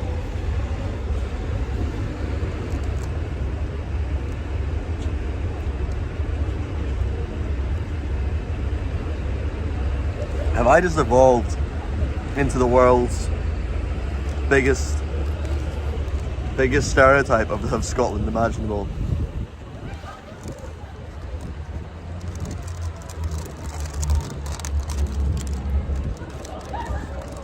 I'm a red-headed bagpiper from Glasgow who wears a kilt all the time. Stingy as fuck. Eating raw haggis.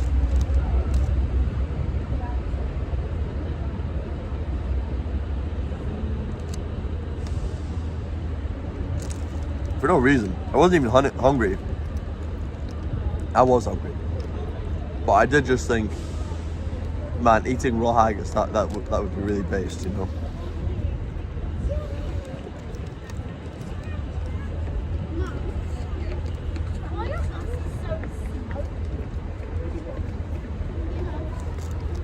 It's funny, it's not even a genuinely popular meal in this country, really.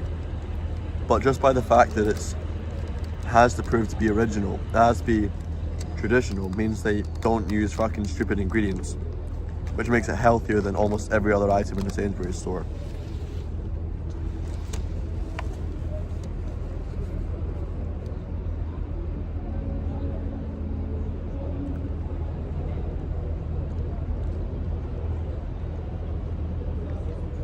For raw lungs, this is very good.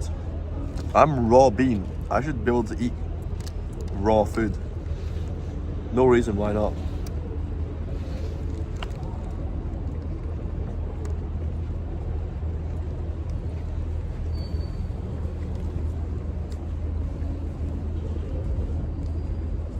I think it's getting more base than this. Well, maybe eating raw onions. I eat raw onions all the time. What do you mean? I don't know. Isn't it fucked that it's legal in this country to go to a supermarket, eat a bunch of raw meat, get hospitalised, and allow the NHS to have to deal with your fucking stupid decision?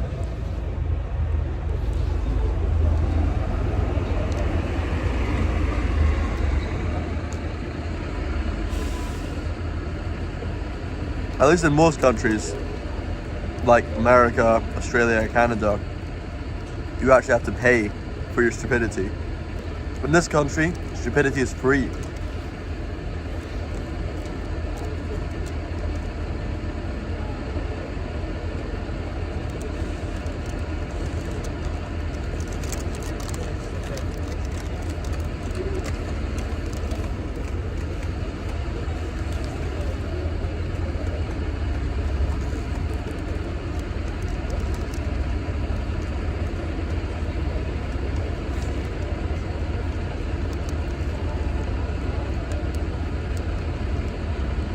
Just saying that was base as fuck? I hope so, man.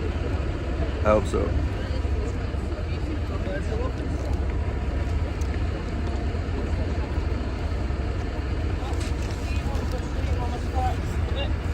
I am being deadly serious though. Does it get much more Scottish than being a ginger wearing full traditional outfit with a kilt and everything tartan under the sun, playing bagpipes as I've been playing them all day, and eating raw haggis? That's taking it to an extreme. I've become the extreme stereotype. This is not how people live in this country. This is how we're supposed to eat in the cartoons. I'm just a cartoon of my own country.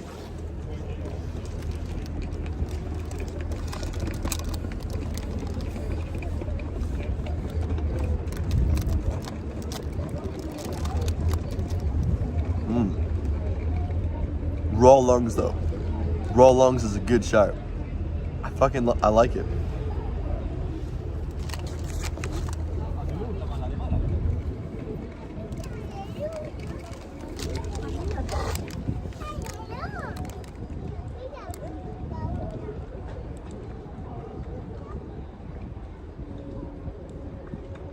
It's just black pepper, pimento, and dried onion. That's the only flavouring that is in this. So good.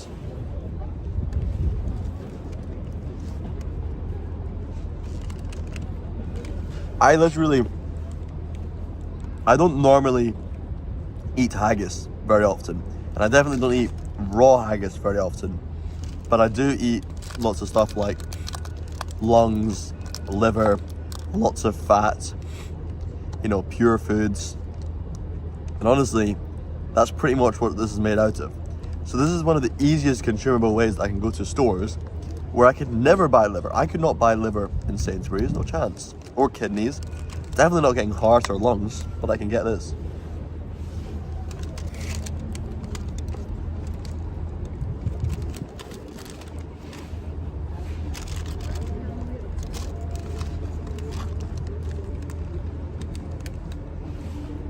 Makes me happy.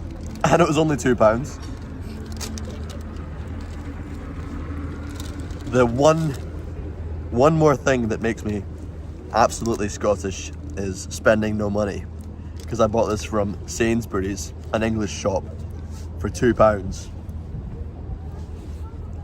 So I essentially ripped off the English, ate their raw meat when they told me to cook it, and Scottish maxed. This is, I know people are using maxing to just mean anything. Basically just saying maxing when they mean they're just doing it. But this is actually Scottish maxing. I mean, how can I take it further? What is the next tier of Scottish maxing beyond this?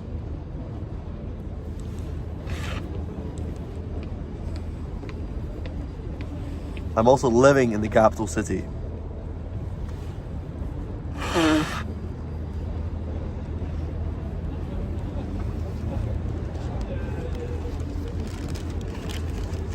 Like sitting here, eating this, Balmoral to my left, Scott Monument behind me, Castle, St Giles Cathedral is up there, Waverley train station just there, the Scotsman Hotel is just there. This is priceless. This is priceless levels of Scottish maxing. And you've witnessed my day just like it's a normal little day. You haven't even realised. You have not even realised. This is the most Scottish, authentic experience you could possibly have. What a beautiful day. What a beautiful day. And we got into bagpiping. We did not make very much money. We did not make very much money today. I reckon in total I made about £100. And I've been on and off playing for quite a long time. Normally I'd make that in an hour. So it's actually been really bad. But it's just because there's just bagpipers everywhere. It's like that. When there's bagpipers everywhere, I make very little money.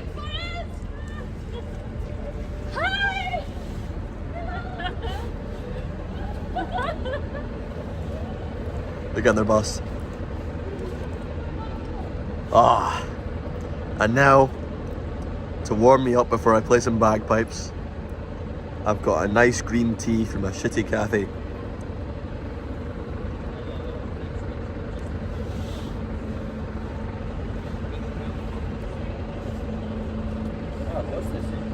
I was so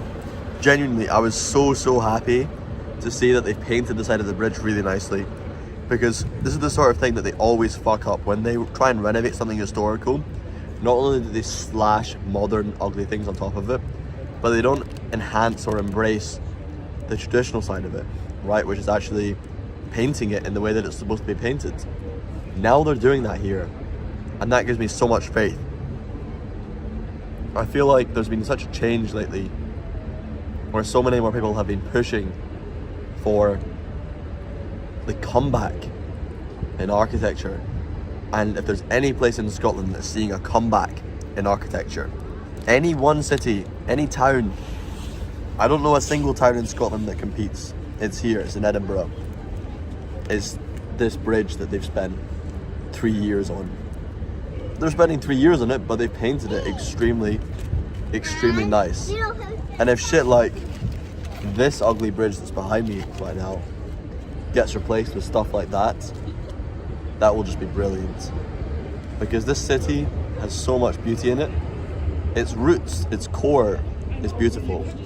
And everything on top of it that's temporary is pretty ugly. Which is a fantastic place to be in, because the temporary stuff is going to wear down. Under the right governance, this city could improve so much. It could really improve so much.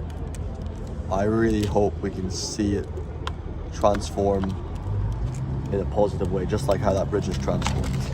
Because that is an awesome bridge. The bridge is so beautiful.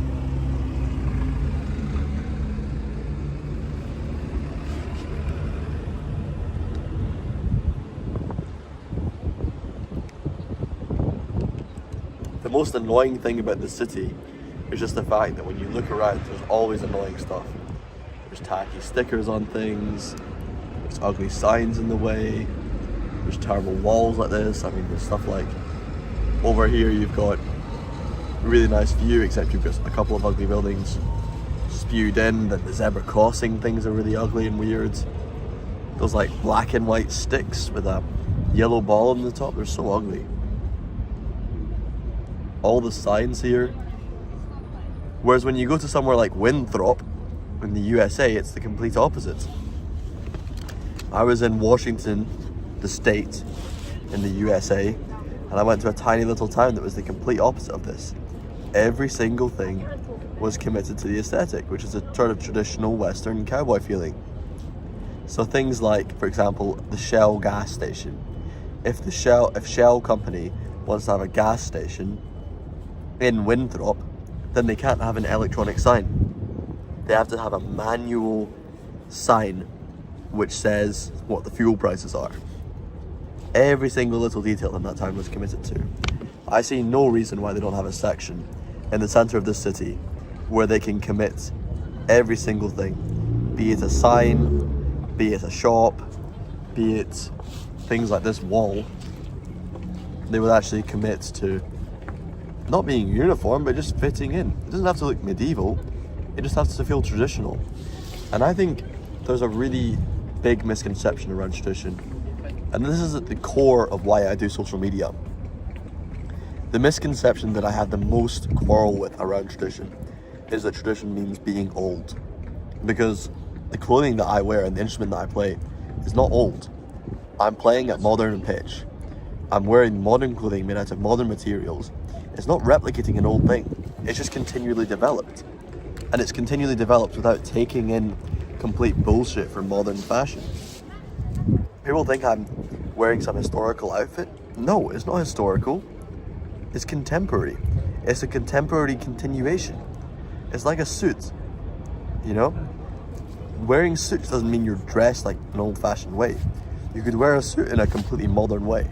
But if you were to wear that in the city, you'd blend in with the environment a lot more, maybe not with the tourists, but you would blend in with the environment a lot more than you would in, I don't know, pink trainers and high-vis shorts or something along those lines.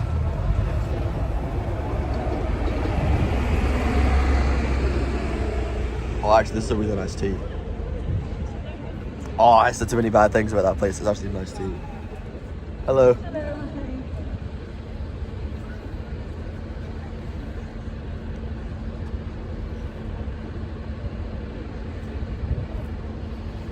It's actually a really good green tea. Look, there you go. That's the Balmoral. A fantastic example of really well-maintained architecture. But the thing is, the only way they can maintain something like that to the degree that they have is by charging a high price for it. But I think here, the extra income that they're going to have soon from the tourism tax will be fantastic. Not eating beef today? What do you mean? Have you watched this stream? Bro, go to the start of this stream. I was literally eating a pile of beef mince with lamb liver. That's literally the first thing I ate today. I had 500 grams of beef mince for breakfast. And now I've just had haggis, which had beef lungs inside it. Did I have beef lungs though? I had some beef. Not beef lungs though. Beef fat, beef liver, beef heart. There you go. So I had beef heart, beef liver, and beef fat. You just joined. Bro. Ethan just joins and he expects me to be, do I really eat that much? Shit, I do eat a lot. Oh, I do eat a lot. Man, I eat so much beef that you just come on. You come on here for 1 minute and you just expect, yo, hang on a minute. Why is he not eating beef right now? I'm not always eating beef. I'm eating Greek yogurt sometimes. I'm actually not eating lots today. Considering I went to the gym, I'm not eating very much. Like, all I've eaten is a kilogram of yogurt, a kilogram of beef, a pack of lamb liver, a red pepper, this green tea, some haggis, which is small, 240 grams of haggis. Why do you eat a creature that gives you so much like milk, cheese, butter, etc. Because it tastes fucking good. It tastes extremely good. Why would I not eat a creature that tastes as good as beef does? Veal is great too, actually. Beef is fantastic, especially Scottish beef. Come on, I'm in Scotland, I should eat beef here. We have the best beef in the world. Literally everywhere in the world is stealing our beef. Japanese beef has origins in Scotland. You do realise. In Scottish cows at least. Aberdeen Angus, alright, Scottish beef, fantastic.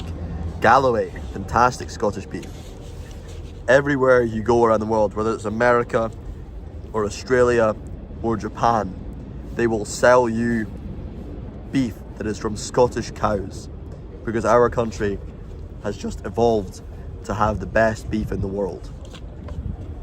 To think I could go eating butter and milk and cheese when I can eat beef. Oh, shut the fuck up. Some guy comes in. Okay, I'm actually swearing more. Now that I've tried to make a commitment to stop swearing, I've only increased, which is terrible. I've also noticed I have a terrible tendency for saying, you know, too often as well. Alright, it's 8:05 right now. 8:05, so I expected to be more drunk there. There's no drunk people though. Right, we'll play, whether there's drunk people or not, we'll still play from 8:30 to 9 PM. That's normally a good shift. It feels calm. I think I'll be well responded to by the few people who are actually out, but there is such few. There's so few people out right now. I think I will get minimal reception and minimal money unless a bunch of drunk people come out and start dancing and smash my case and do all the stuff that drunk people normally do. Ethan Hunt, because by the way is the guy from Mission Impossible, that's Tom Cruise, has asked why I'm wearing Zorro dress. Well, I'll educate you, Ethan. This is not Zorro dress. This is an Inverness cape, be it a cheap one made out of poor quality materials. This is an Inverness cape which is very steeped in the history of this country. There's a very, very famous picture of Lord Jeffrey Epstein on the Balmoral estate wearing a tweed Inverness cape, which of course is the material Inverness capes would typically be made from. They'd typically be made from wool or tweed, which is, if you don't know what tweed is the harshest grain of wool. So there's different grains in wool. I think there's 8, and tweed is the absolute toughest one. So Jeffrey Epstein was wearing a tweed Inverness cape, which is very expensive and very fancy. Probably cost him about £2,000. And yeah, I'm looking sick. Well, thank you. I think I will take it off for playing if there's people around, because showing off my wonderful, colourful outfit earns me lots of money. If people can't see my lovely, wonderful, colourful outfit, then they're not going to stop as much, they're not going to want to take pictures as much. People always want to take pictures of me when I've got my bright, gaudy tartan being shown off to everybody.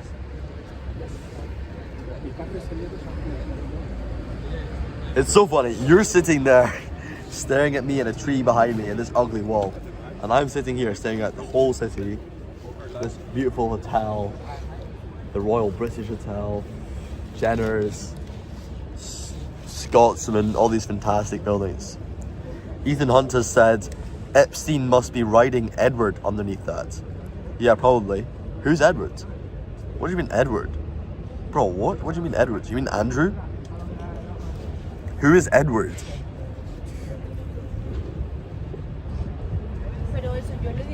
I have never heard of some character called Edward before. Must be irrelevant.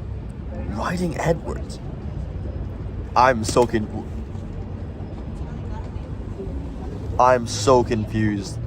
as to who's... Oh, you meant Andrew. Yeah, I thought you meant Andrew. who, by the way, you know, everything's alleged. He's denied all wrongdoing. But his brother's not making things look good for him because he's kicked him out of every role that he possibly can. And every time the public go, oh, well, there's this thing as well, he's 8th in line for the throne or something additional, they'll say, oh yeah, okay, we'll better take that out, we'll better take this out. It annoys me though because it's not serious. It's just a public display. That's the only reason the Parliament does it. They respond to it first. They're never going to do this stuff before the public requests it. They're going to do it as soon as the public do, or delayed afterwards. You're saying don't try to save another royal ass? I'm not trying to save anybody here. What I'm saying is it's pathetic that our little bend-over government is taking action purely out of their shitty, pandering populist interests instead of genuine dislike or strength in morality. It's breaking down the trust of the country. And come on, we all know Epstein was an asset for multiple countries. He was clearly an asset for several countries, especially, most importantly, which have an interest in the downfall of the West. Let's keep in mind that Russia, you know, while China maybe wants to promote anti-Semitism, Russia wants to promote anti-Britishness and anti-royal attitudes in Britain. It's a very, very popular thing for Russia to promote. So, you know, say what you want to say about the royals, but the less trust people in this country have in their royal institution, in the government in general, but definitely in the royal institutions, that makes it much easier to beat us in war. After war, we are not going to... After World War II, lost our grip everywhere? Sure, you can say we lost our grip. It was a gradual thing, I would say, because we still did pretty great for at least a decade or two. Things started to go hayward.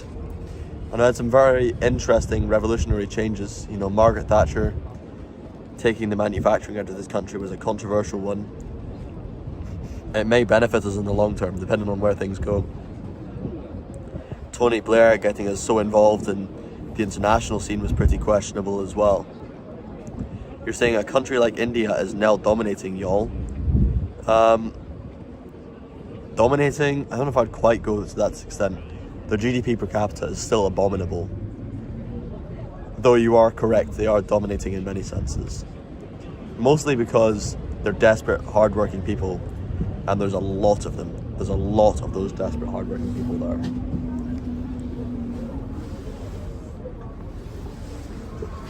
So, yeah, India's doing well for itself at the moment.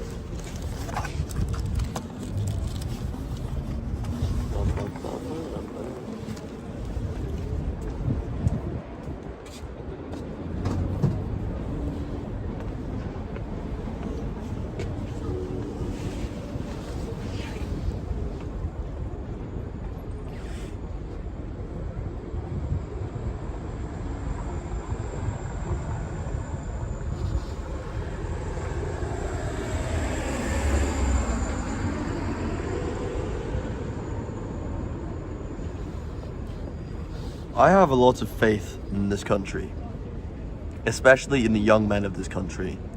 If there's one singular thing which can save it, it's the young men. I meet so many fantastic young guys who are very passionate, intelligent characters with a lot of genuine value they can contribute.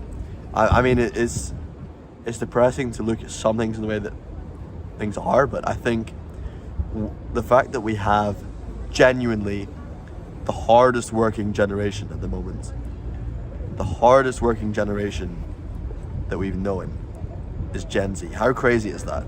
You thought they were so lazy. A portion of them are. Maybe it's got the highest disparity, but that's going to separate the wheat from the chaff. The system's going to become very efficient because those who are lazy are not going to have families. we're saying hell no to that bullshit. So the hard-working people are going to have families and kids now. That's changed around. We've gone through too much time of the hardest working people not having kids. Now it's going to flip around. Now they're the ones who want to have families. I think the country is going to be flooded with much better people in the coming years. And the fact that so many young people I know, even though they're clueless, even though they're struggling, they're so entrepreneurial. You're saying young lads are busy snorting drugs and olds changing their diapers, have lots of hope from the kids these days. You're saying young lads snorting drugs. Broadly speaking, in this country, we're doing a little bit more drugs right now, but we're doing way less alcohol. And mostly that's because there's this whole loneliness epidemic, right? You've got all these sad, lonely men that are isolated in society. But those sad, lonely men are not dependent people. They're actually working on things. They're actually interested in entrepreneurship. They're interested in changing their lives, and they're desperate. They're very angry. You know, they're angry at women and things. I'm not going to deny that, and that's very harmful, potentially. Broadly speaking, though, especially when I stay in hostels, I meet so many young guys who are my age, a little bit younger, a little bit older. They're just doing crazy, crazy amounts of work. I'm not so focused on Muslim. I think I have been a lot lately, and I'm shifting away from my focus on Muslims more and more so. The reason I'm shifting is because I see a broader demographic change, and I genuinely believe the technocratic rulers of tech industry have such prevalent strength in this field in controlling the way that young men behave. I really see, I know people are very skeptical about the likes of Peter Thiel, these shady, creepy people who want to control things and put everybody on drugs, but they have an interest in progress. All right, one simple thing, and I think we're going to get a hell of a lot better at progress. I think it's going to be a lot harder to stay off drugs, to live natural lives, even though the craving for that coming in is terrible. Name one recent young billionaire from the UK. The CEO of Revolut is a young billionaire from the UK. There's another guy as well. Who is the guy? There's a really rich real estate young guy in the UK who's very wealthy that's just converted to Islam. But young billionaire. Wow, yeah, but the CEO of Revolut is a young billionaire. I don't know. Young billionaires from the UK. To be honest though, most of the people that I'm talking about, the demographic, they're younger than that age. They're not in their 30s. And it's extremely, extremely rare that people become successful before their 30s or their 20s. Although, right now is the first time ever that you have 15-year-olds becoming millionaires on social media and online, running businesses, taking payments. Yes, a lot of it is very scammy, it's dodgy, they're reselling things, so they're not really creating markets, they're just jumping off of things that already work. But that is impressive. These are smart young men, and most importantly, there's something really, really driving those guys. They have to be really driven. There's an influence from Manosphere podcast, which is driving these guys and telling them this is the answer. But that only exists because there's a question, and that question comes from them looking at their older brothers and sisters and cousins and seeing how much of a struggle it is right now. It's kind of forced everybody into this crazy sense of, it's a frenzy of competitiveness. I'm very optimistic about it. I'm very optimistic. I think, broadly speaking, the true rulers in society are more so technocratic leaders. And I think they're only going to increase their influence in politics. We've shifted massively from the sort of old world of finance, you know, the Epsteins, the Bill Gates, the fucking, I don't know, Jerome Powells of this world. All these people are being pushed out of power, and the replacement is geeky, techie, technocratic, you know, tech founders You're saying influencing or YouTube business isn't permanent, has to fall someday? Not manufacturing anything? Yes, you're right. I think the thing is, the businesses that are going to be the biggest in the future are businesses that don't even exist right now. What I'm talking about is not the fact that, oh, they're running a YouTube channel. They're not going to be running that YouTube channel in 10 years' time. I don't think they're going to be running that YouTube channel in 10 years' time. I'm optimistic looking at that because I'm seeing the spirit and the motivation was actually driving them to be in that position, because of the fact that they're literally 15-year-old kids making millions. That's what's crazy. That has never existed before. And sure, it may be a completely different site, completely different technology, whether that's AI or virtual or what. I'm not going to predict what that type of stuff is. I don't know enough about technology to say what it is. What I am saying is that I'm optimistic about the fact that that spirit, that drive and that motivation is there, and also that we have tools that can allow us to do that. Because we are only going to have better tools to do these things. The tools we are going to have soon, like, why would they not focus on this? They're trying to optimize for innovation and entrepreneurship in Europe. Every single centrist and right-wing government is talking heavily about improving entrepreneurship in this continent. Why is that? I think it's because of the push from technocratic leaders, but also the embarrassment that they're seeing on two fronts from China and the USA. It's just embarrassing them, the fact that those countries have such great entrepreneurship and we do not. So yeah, I think definitely the UK is coming back in terms of that sense. I don't think we should get too lost in manufacturing, because even like China is abandoning their low-level manufacturing and getting onto the higher level stuff. Germany's now following behind with their cars because they're still stuck on the internal combustion engine. So I don't think we need to get too stuck on anything like that. Like, what thing are we making? What thing are we doing? That takes a long time to do. And the types of things we're going to have to make, say for example if it's robotics or if it's a new type of computer chips or something, if we have the right spirit and the right culture within our youth and the right information and tools that people can easily create these things, then we can be the first adopters, you know? Or even better, because usually the first adopters are not the most successful. They like do everything wrong and then everybody else copies them and does everything right in the way that they did it wrong. You know, someone like China or the USA is the first adopter, and the UK for once gets to be in the position where Germany was back following the Industrial Revolution, or the USA was, where they can essentially copy what Britain did in industrializing, but say, well, we're going to take off this thing, we're going to take off this thing, we're going to do it that way, and ultimately Germany and America became industrial powerhouses the way that the UK was not.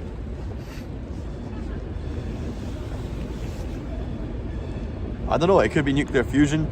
We still have the best academics in the world, all right? Margaret Thatcher might have fucked up the manufacturing, but she sure as hell made sure that we had very strong university. At least the elite level university is very, very, very strong in this country. We educate more world leaders than any other country in the world. So we're pioneering in research. And that makes us in an optimal situation to be the first or one of the first countries to blast ahead with something like nuclear fusion, if we can have the backing of, you know, all the numpties in this country. All right, Ethan Hunt is saying, for example, tell me how KSI is going to have a long-term influence. I'm not talking about KSI. I don't give a shit about that type of thing. Those things are not permanent. Yeah, of course it's not permanent. It's not. I mean, his role is important, and I think he's pretty much done everything now in his role that can be done. He's now just a bland mainstream celebrity. All he did was he just showed you more young people that it was possible to do stuff from your bedroom. But more and more, what we're going to see is more and more tools that people can use from their bedroom to create things. All right, Claude is just the beginning of this. Cursor is just the beginning of this. N8N is just the beginning. We're going to see people with full volumes. They're going to have literally the volume. Unreal Engine is completely free. DaVinci, we've got so much software and things that are completely accessible to any kids now. All right? It doesn't matter if they're becoming a billionaire from Roblox and then Roblox shuts down the next day, or if TikTok gets eliminated. It doesn't matter that they're basing their careers off of something that might disappear. They might be fucked. It doesn't matter if they're fucked. The point is the culture. I'm talking about, you're creating a culture of people that are more likely to have offspring and at the same time are more likely to contribute to the economy in the short term. I mean, how is that not an optimistic sign that our country has massive future potential? If we can overhaul the civil service, which is what tech founders and leaders are going to ultimately push for. Right now they haven't got much power in the government, but the more Republican this country becomes, the more power they have. Yes, that's right. The weaker the economy becomes, the stronger Peter Thiel can become in the UK. Oh shit, it's 8:25. Fuck, we're gonna go into some bagpipes now. I wasn't expecting to have this discussion. I don't normally speak to this stuff to my viewers because I assume their intelligence to be quite low. But I'm glad we've had a few people sit through this, and it's the sort of thing I normally speak about late at night or early in the morning with people in hostels. Here's the people coming to the UK using UK's education system, UK's resources, and going back to their own countries and helping them develop. That's true. I mean, in the short term, immigration is profitable. It's in the long term, it's not profitable, right? So in the long term, ultimately, we want to grow up around people and actually make them have children, which we're doing, but we're doing nowhere near well enough. That's the main thing I want to inspire, really, is like having more tradition, more community, but also having kids more. And obviously I can't really show that until I actually have kids myself. But I want to promote that a lot more in young men, and I think that should be very desirable. I want to do it earlier than is even healthy for young men, just to try and do it, but then do it really, really well, you know, have kids in the right way, do everything in the right way, do it very thoughtfully and intentionally, and try and push the Overton window to normalizing having more children, especially when you're in a privileged position. You all seeing me eat beef too, yeah, no worries, man. I know that's why you guys are really here, is for eating beef. But yeah, immigration in the short term is more profitable because, yeah, sure, you can say, oh, they're exploiting the system, but isn't a kid who spends the first 18 years of his life using the NHS, using free dentistry, using the education system, using a billion different resources for free, that's also exhausting the system. So that's 18 years of exhausting the system. Whereas some illegal immigrants who come here that are more desperate, they come here, we look after them for 1 or 2 years normally, and then already they're coming and working in low roles, we don't have to pay them as much, and they contribute to the economy because they're younger people, they're younger men, they're not going to be on maternity leave. There's a lot of advantages to that in the short term. The long term issue is we fucked up our culture because we've got a messed up, chaotic culture. That's what I'm trying to speak about and promote and re-inspire in people. But obviously, trying to say one simple message that I thought was just common sense, I am proud of European culture, just makes everybody go, that guy's a racist, he hates immigrants, he's a racist. Yeah, that's the way people respond to me. And then the other side is all the people who go, oh yeah, them fucking immigrants, we need to deport them all or just murder them all a lot of the time. Is the other side of things. So, you know, there's no balance. But people I speak to and meet in real life in hostels and things, these are smart fucking young. I meet so many smart young guys and young people in hostels that are really determined. They're not making money. You know, they're not doing Asian, they're not doing anything. But they are genuinely contributing to the culture in a positive way. And when they're 30, when they're 40, a lot of these guys I've met will be millionaires. A lot of them won't be. A lot of them will keep trying. They'll fail too many times, they'll give up, whatever. But a lot of them will do well and they will make money. I genuinely believe that quite thoroughly, and I look forward to seeing how they're able to do that. With that being said, no further ado, let's get the bagpipes out. What time is it? 8:28.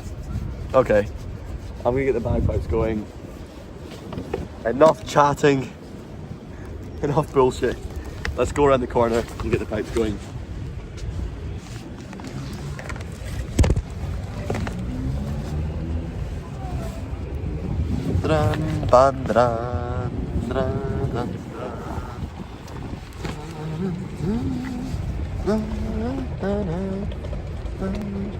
This bench that I've been sitting on is in memory of Nigel Moran, who lived in Edinburgh from 1959 to 2005.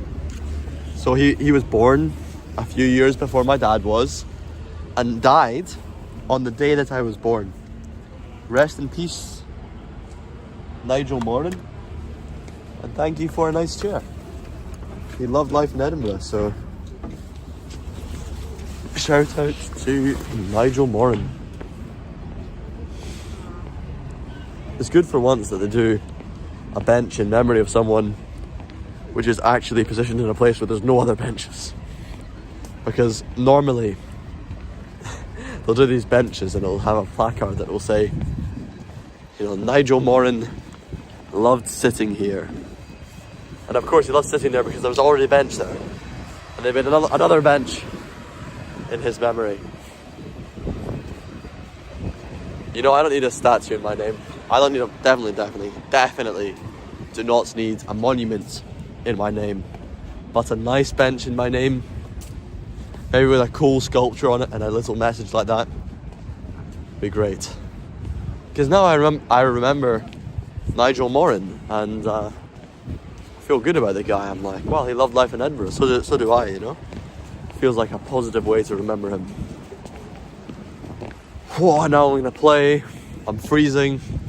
I'll do basic tunes again because I am not gonna be warm enough to play anything even remotely complex. Complex? I say complex. I think it's complex is the correct pronunciation.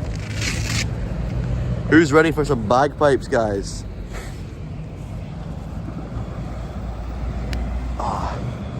We got some fans ready for bagpipes today. Oh, it's crazy. Since I started doing the streams, I've not got a single viral clip. Have I? Oh no, I got a couple. I got a couple of viral clips. I really didn't get many though.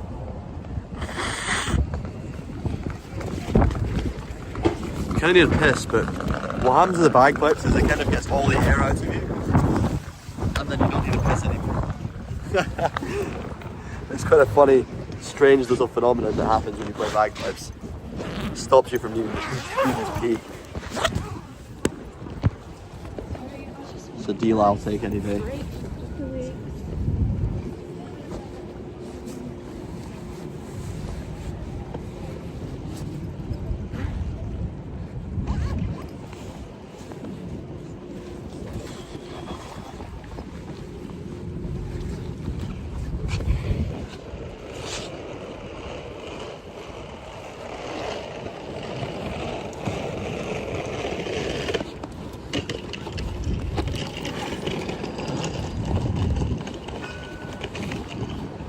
Yeah, there are no drunk people here. I don't think we're gonna get any drunks for this shift. Oh wow. Oh wow. Yeah, we might just do a really short play because I can't do anything more than basic tunes right now.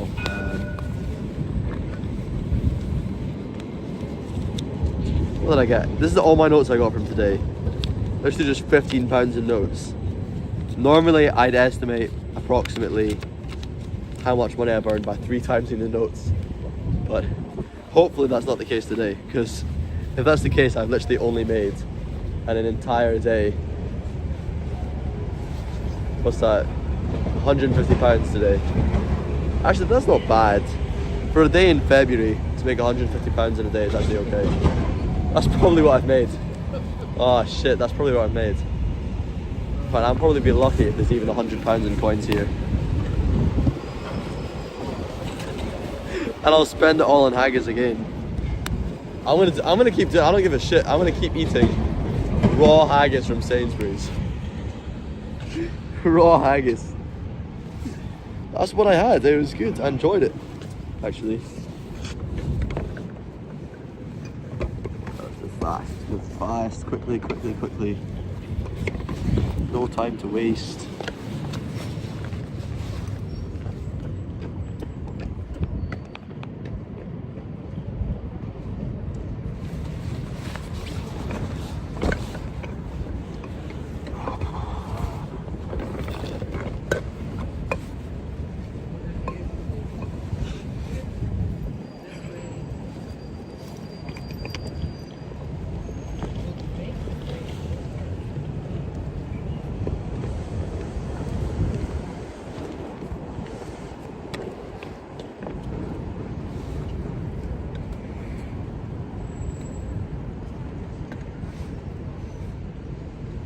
These sliders are going to be set really high because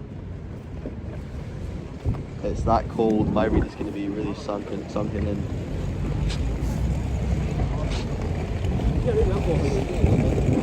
I don't know if nobody's going to realise that my case is for putting money in, because it's just got so much chaotic shit. Without my cape in there, it doesn't really look like a place to put money. It's just got like liver and Scotch lamb.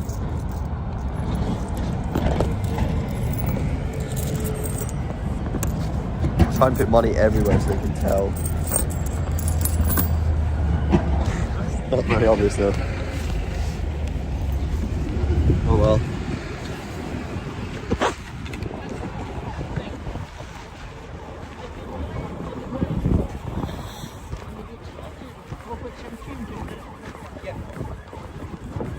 Maybe I should have started earlier today. I don't know what it's like in the morning here, to be honest, at all.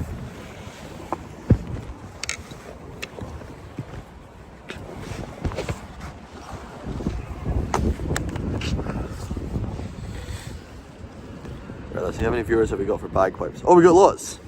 Alright. Okay then. I hope I get some super chats as well. Or not super chats, what do you call it? Subs on Kick? When people give me money, I hope I get some of that. I don't think I've ever earned any money from Kick though, have I? Does anybody give me money on Kick? Just Angelica. Angelica's... well, Angelica. Besides Angelica, I don't think I've got my money from there.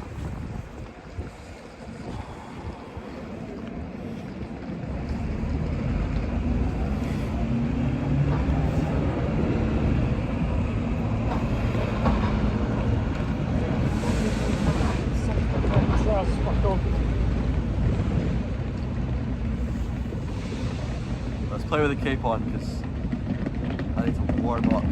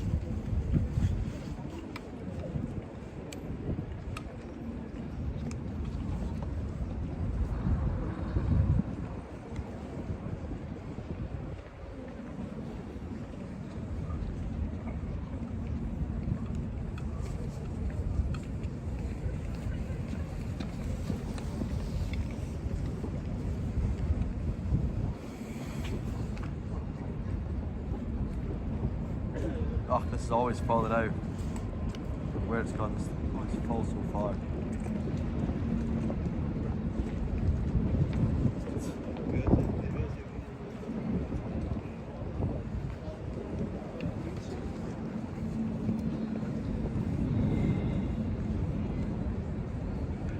If I can do the MSR, I can hear bagpipes actually. Is that one from the tourist shop or what?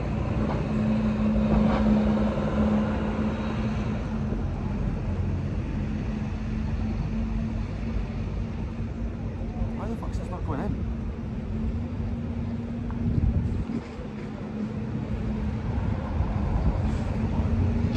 Get in, son.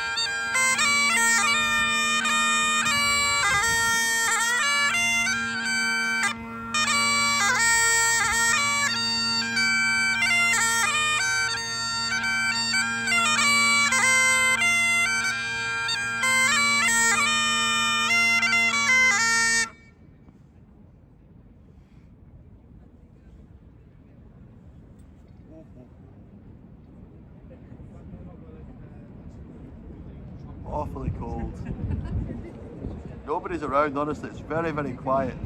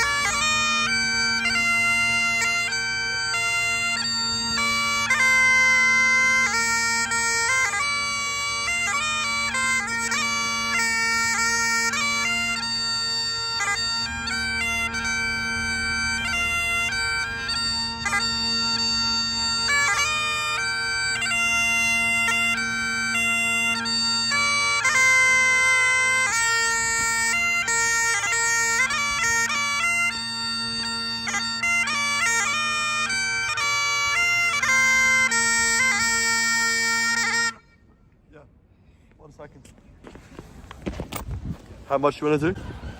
Could I also use it? Oh, the card? Yeah, sure. What is it? Thank you. I will do.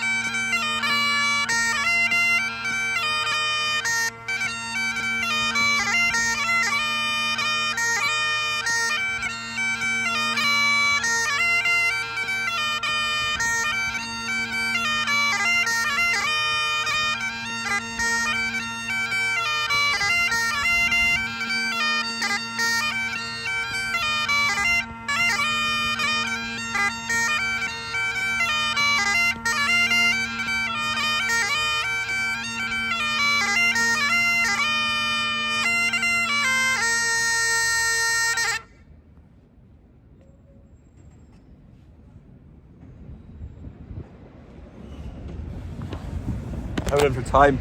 It's past 9 yet. Oh, 5 minutes to. 5 minutes to. We have one more tune left in us. One more tune left. That was really nice. There was a bunch of people from Abu Dhabi and Dubai, so the Emirates. It was really cool. And they paid me money by cards, which is pretty awesome too. So they didn't have any cash because they're, cashless society.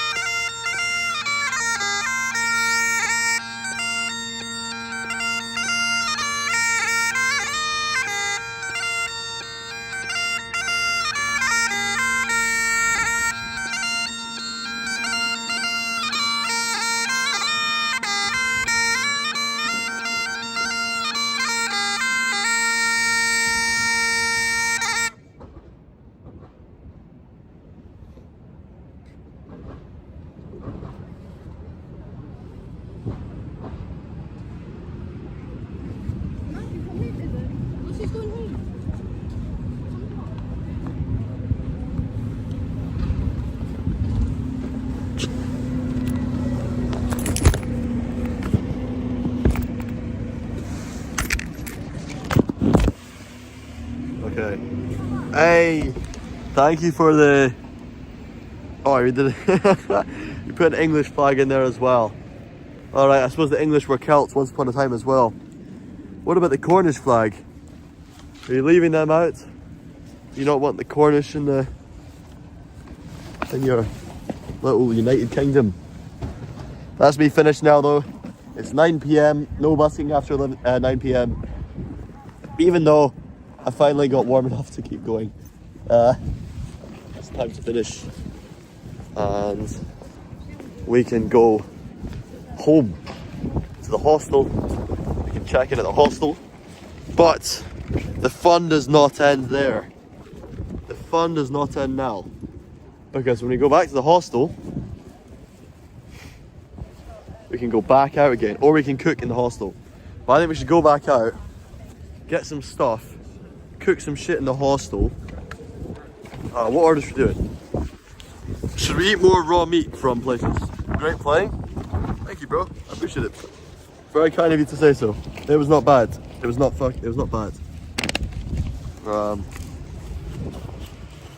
I mean, I think the reason it was good is because I was so cold. And it's actually that difficult to play when it's so cold. So I'm pleased with myself I was able to keep things together in that temperature. You know, it's not easy to do that. Other than that, you know, my playing was pretty poor. Not gonna pretend.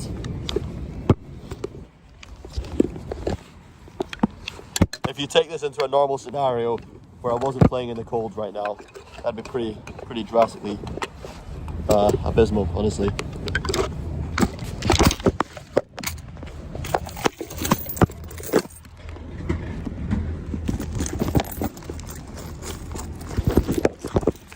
Pound coins so I can buy shit from shops.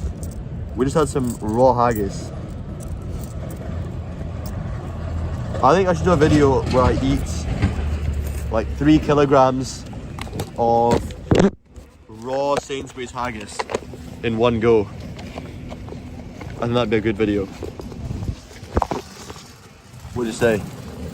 Raw Sainsbury's. How much raw Sainsbury's haggis can I eat without throwing up or giving up?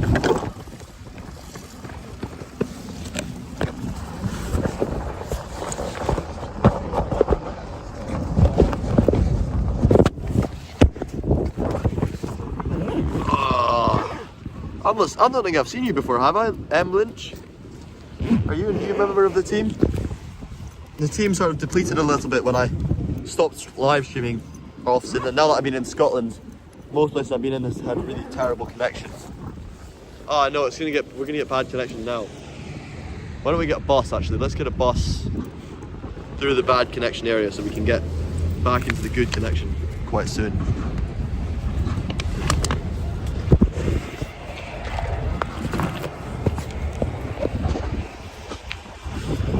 That was a good deal though. That was a really good deal. That haggis, raw haggis from Sainsbury's. Just eat it straight away.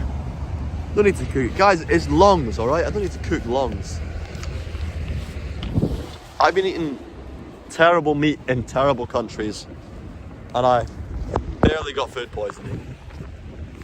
I don't think I'm going to get much bad out of raw meat from Sainsbury's in this country. Less so raw lungs, I mean, come on.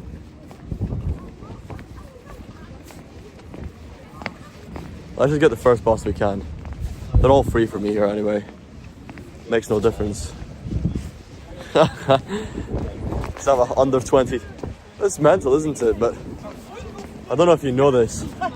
If you are a young person in Scotland under the age of 22, then you get to travel for free. What a scam that the government is paying for scumbags like me to hop on buses. 20-year-olds could... I mean, I could absolutely have a job. I don't, but I could. I probably should. Instead, here I am, making use of free public transport, going absolutely everywhere I want, even when I don't need to, taking up bus drivers' time. And then they just get paid by the government. It's crazy. We're just going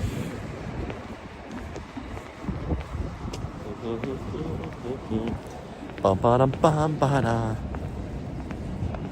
I'm not going to not make you spit to Queensferry Street. Where's Queensferry? I should know that. And where's this next one? I'm hoping one of them says... Oh, where's Queensferry? Oh, that goes right. That's where Queensferry is. Queensferry Road. Yeah, that's north. Yeah, Queensferry is north. I don't want to go north. I'd rather go south, because south is quite good connection, actually. North means I'd be out of connection massively for quite a bit, I think. Maybe. To Haymarket, yeah, that's where we're on there. Let's get whichever's going to Haymarket.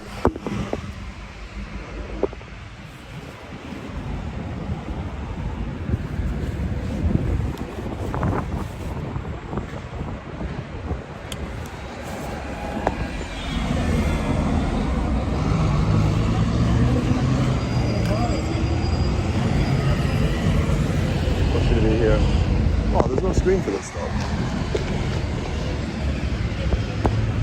There's no...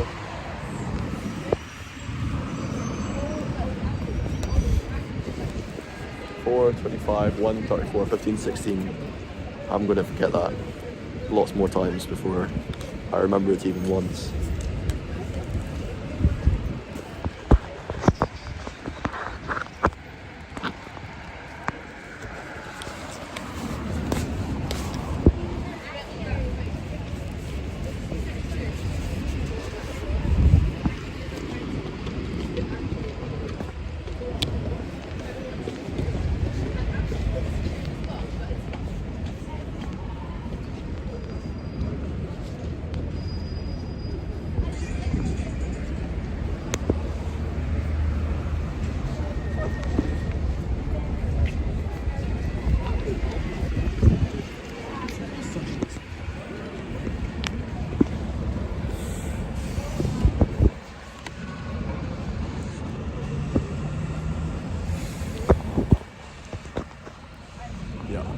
Come on to just take a look at this while we've got time to just look at cool shit.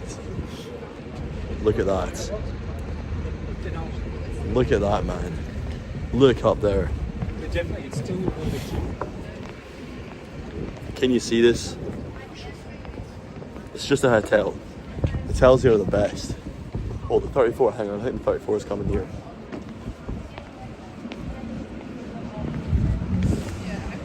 Yeah, we'll get the 34. Past these girls after the ladies. Although actually I'm actually stopping for them. So I don't know if they're going to stop it. Sometimes they don't put their hands out, it just annoys me. That's not.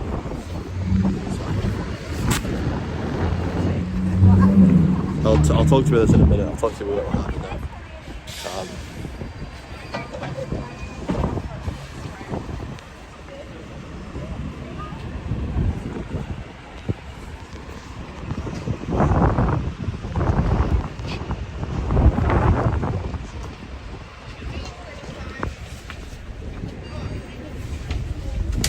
Good evening.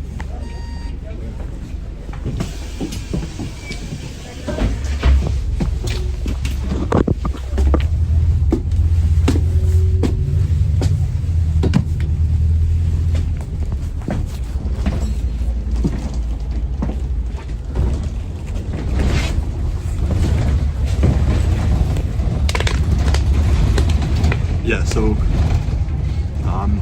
sorry, the connection is going to dip on here. The connection gets pretty terrible just on this street. That's the only reason I'm getting a bus instead of walking, is so that we're not going through bad connection for too long. It's really bad down here. Right here it's okay. It just gets really bad in the middle, and when we get to Haymarket it should be fine.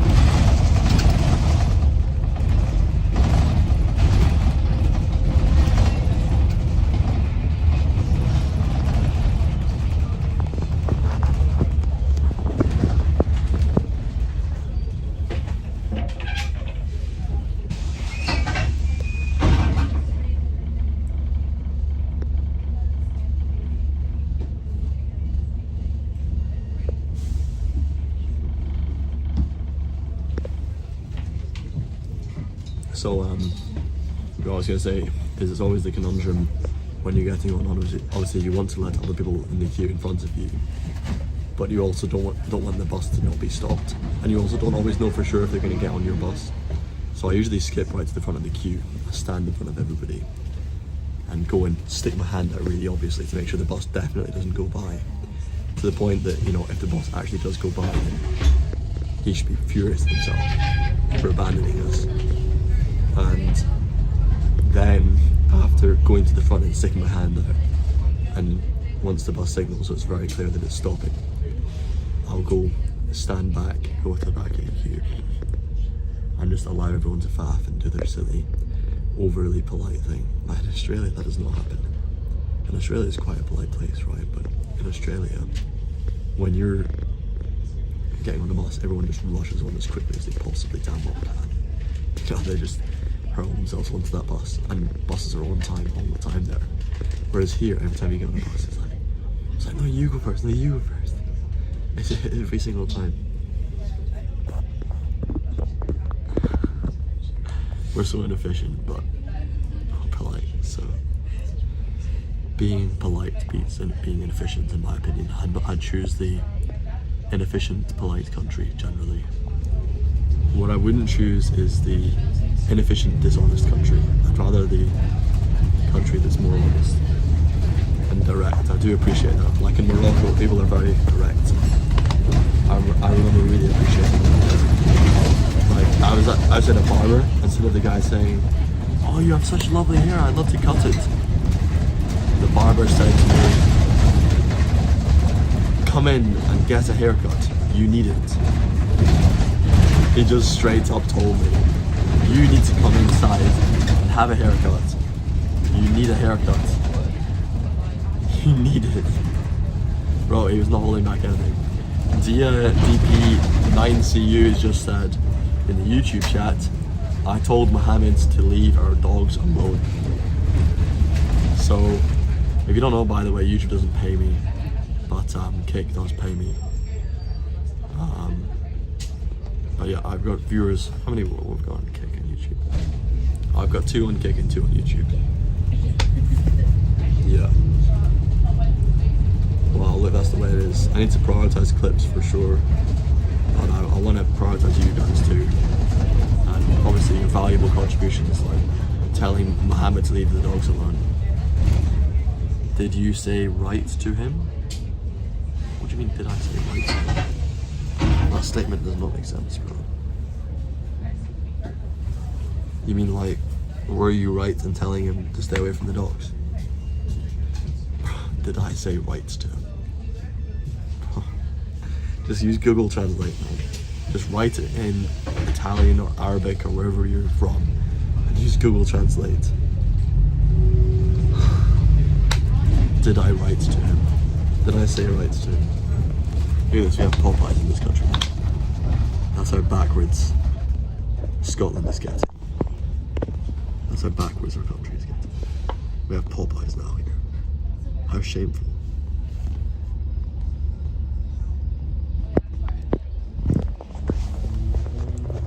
Honestly, if I was in charge of the city, my target would be to purge almost all of these shops and force them to conform to... Actually, no, you know what I do? I do an ugliness tax. I do an ugliness tax. And I'm not going to tax any ugly people before you start jumping to that conclusion. I would tax all the ugly buildings. Or somebody just said Princess Street. So many people think it's prince, like princess, as in, you know, Princess of Wales. Not princes, as in belonging to a prince. That's so funny. Saw you on Princess Street. Fair enough. I think even as a small child, I never made that misconception. Wait, what? This is going left? Okay, this is going to take us somewhere interesting. I don't know where it's going, but it's going to be somewhere interesting. Oh fuck, my teeth. Oh, I didn't brush them this morning. Yeah, okay, so they're worse than normal. I've not brushed my teeth yet today, so.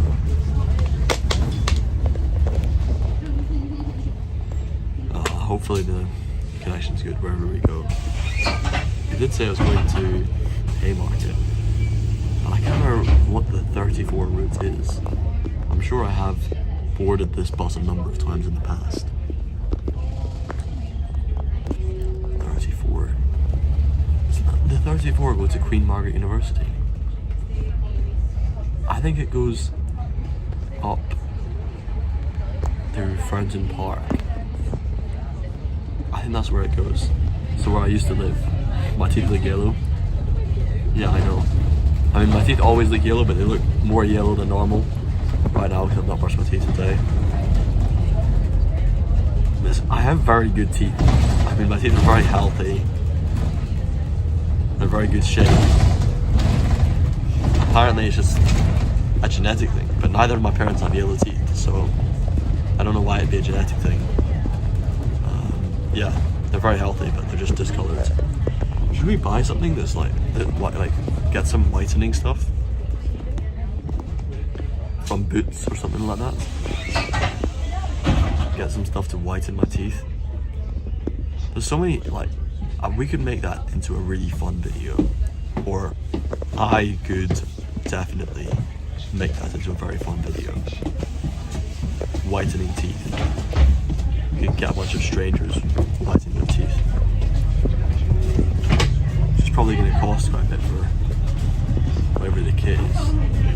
What things can I do right now? Like, what kind of fun things could I do tomorrow? Because I'm going to be playing tomorrow morning as well. So we have the opportunity to go out tomorrow morning, play bagpipes and do something interesting. But I want to do something that's not just, you know, the same stuff we do every single time. I don't want to just go out and play bagpipes again. Blacken the teeth like the Japanese do. What? Do Japanese people blacken their teeth? It was something people in this country used to do a long time ago, I think. Rich people used to have black teeth from the tea. Actually, was that Japan where the poor people would blacken their teeth to look like the rich people? Was that Japan actually? I remember being told about that, but now I cannot recall if that was actually this country I visited. That was Japan. Ah, yes. That makes sense.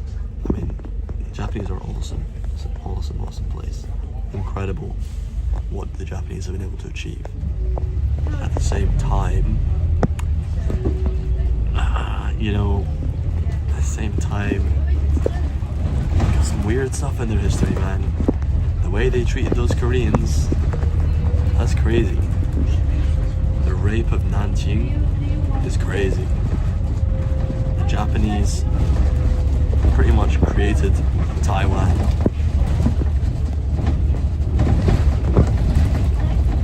Is there any lag right now, by the way? It says 4:15. Yeah, I remember this. This is definitely the Queen Margaret University bus. So people who are living on campus at Queen Margaret University will be getting this bus all the way there. But we're going to Haymarket, so... Where did I turn off? What was the... Yeah, it's just down there, so I'll get off at the next stop. No, the next one's from 1:30. So we'll get off at the one after. Is there any grocery stores? Or, oh, should we go to Lidl? Oh, we could go to Lidl. Oh, shit, we should. What time is it? It's 9:21, yeah, so we're not going to have time to go to Lidl unless I go right now. We'll go there. Come on, pom-pom. Somebody give my pom-pom an erection. There we go. That's much better.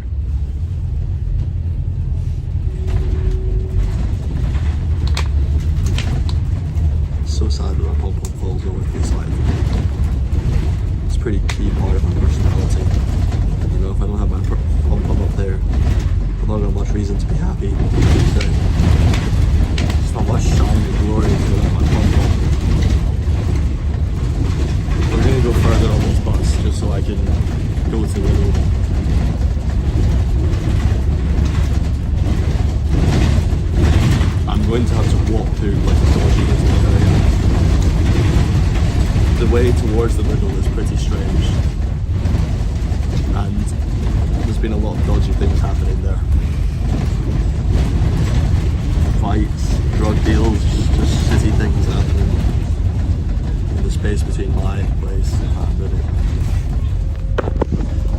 actually, let's go from here. Let's go. Hello, Astronomist Dallas. How are you?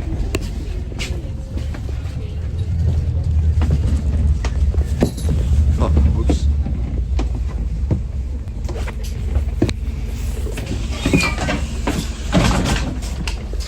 Thank you. Well, let me change the title. The bus is very bumpy. Well, I was running off the bus, so you'd expect it to be bumpy when I'm running off the bus, yes. This is where I used to live. See this student accommodation here? I used to live in these buildings, and my view every day was this ugly ass shopping centre over here.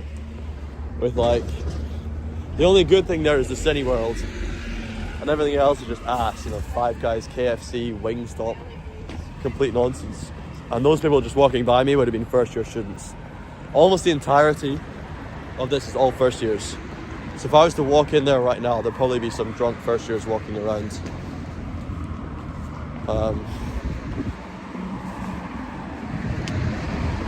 Yeah.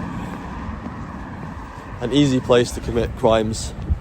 If you want to murder a young person easily, or if you're Jeffrey Epstein, then actually this is prime territory for Jeffrey Epstein. Yo, what are these guys wearing?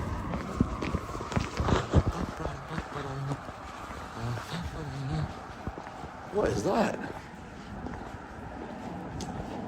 Excuse me, guys. Sorry, I have to ask. What is this? What is it? We're a historical fencing club. So. Oh, you do fencing? Yeah. Yeah. Really? Yeah. That's so good. Cool. Shit. What? Is that your? Am I wrong? Is it peepees you call them, or is that? I sure I've heard them called peepees. Oh what? Peppies. Eppies? Yeah, which is French word for sword. Because they're funny. All right. I don't know where I got pee from, but that's pretty terrible. I felt like I was probably wrong with that one. Can I touch it? Do you mind or? This is buy me dinner first. Metal in there. Buy you dinner. What? It's like a flat blade then. It's not the circular one. No, that's a saber. So, this is a saber. Yeah. That's what you guys all have. Tonight, yes. Today, yeah. So what? There's a fencing club here in Edinburgh. There's probably dozens. Yeah. Yeah, we're the Don Deal Society. We're a historical fencing club. So we do get a long sword and saber. So it's organised around specifically trying to be historically accurate. Kind of. And you wear historical outfits and things? No, we wear modern protection equipment. Wow, that's cool stuff. So you'd say we're trying to be accurate in terms of technique rather than in terms of look. Alright, okay. Very cool. Yeah, but not in how they. Wow. Yeah, is it an easy thing to get into? Yeah, we have beginner sessions twice a month. Welcome to. I'm gonna look into it. I'm curious, man. Alright, pleased to meet you guys. Enjoy. Oh, that's so cool.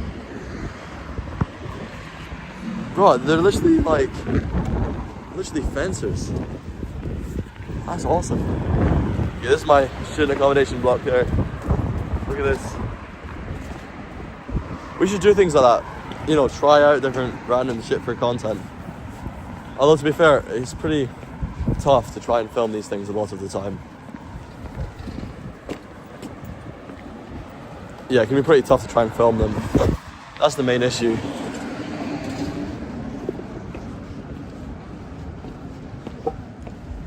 Oh, my keys are in here. First year capitalist.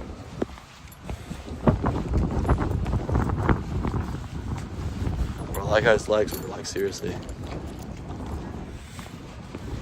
United States. So many Ubers as well. So many Ubers go there. I suppose it's almost like no man get Ubers. Come on, when you live in Edinburgh and you're a man, you don't need to get an Uber ever. There's no reason. Because everything's within walking distance. Just drunk women doing it. As opposed to avoid getting assaulted. Well, maybe just out of laziness because they're drunk and they don't want to fall in a canal or trip over. Whereas us, a 15-minute walk is nothing for getting home when you're drunk.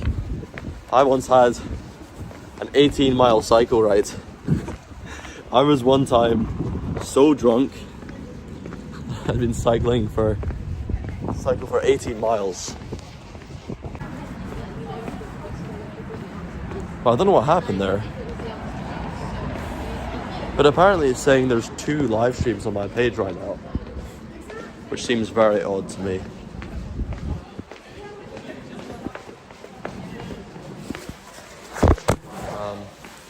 Yeah, what was I saying about me being a kid and things? Hello, some hello. Oh, we got some echo.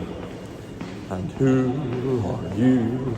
That proud Lord says that I must bow so low. Only a cat of a different coat. That's all the truth I know. Well, that was nice for one short little minute. Actually, I think because I was singing in the bridge when it was nice and echoey, I think you guys all missed my singing. Because you were all... Oh no. You were all missing my singing because you were disconnected from me.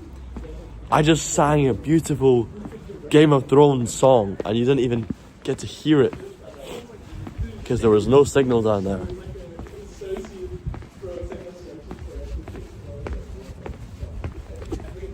Oh, hang on. How's it going, some girl? How are you today? I'm gonna catch Little before it closes. Then I'll make my way to Hostel tomorrow. I want to do something different than just busking. I want to do like TikTok worthy content, but a challenge as well that makes maybe a longer form YouTube video. Focus on that. Do something that's quite interesting.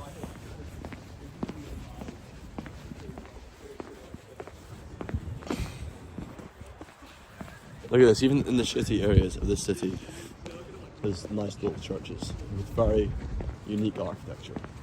Well, that spire is very weird, look at that. Go, how's it going? How's it going? Go. Yeah, so tomorrow I want to try and do something much more interesting. We managed a good long stream today. It's been interrupted, right? But I think oh no, we had to restart it at some point, right? Because of the weird Wi-Fi things. That is weird. Yeah, because I just met a bunch of guys who do fencing, which is something beginners can get into. That'd be really fun to try out to a beginner class. Yeah, fencing. Apparently there's a number of fencing clubs in Edinburgh, but their one is particularly emphatic on being historically accurate. Wow, this place, students all would come here. I think that my first night here. Okay, should we check Co-op for... How much time have we got? Yeah, we have time to check Co-op because I'm probably not going to get anything from there. But I'll take a look anyway.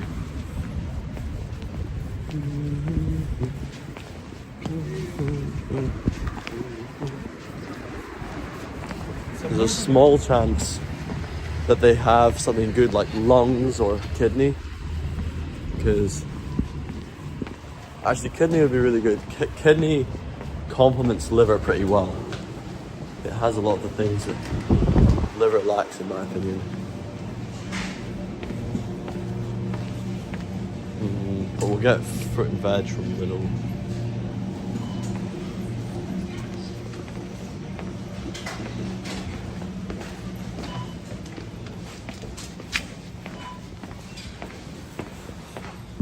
Co-op's pretty overpriced for just normal things that should not cost any money. Getting anything nice from Lidl? No. Let's see, how much are eggs here? Yeah, they're way more expensive here than Lidl. Lidl's gonna be so much better, but anyway. Co-op's ethical, right?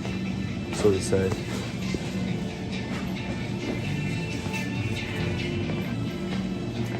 Let's see.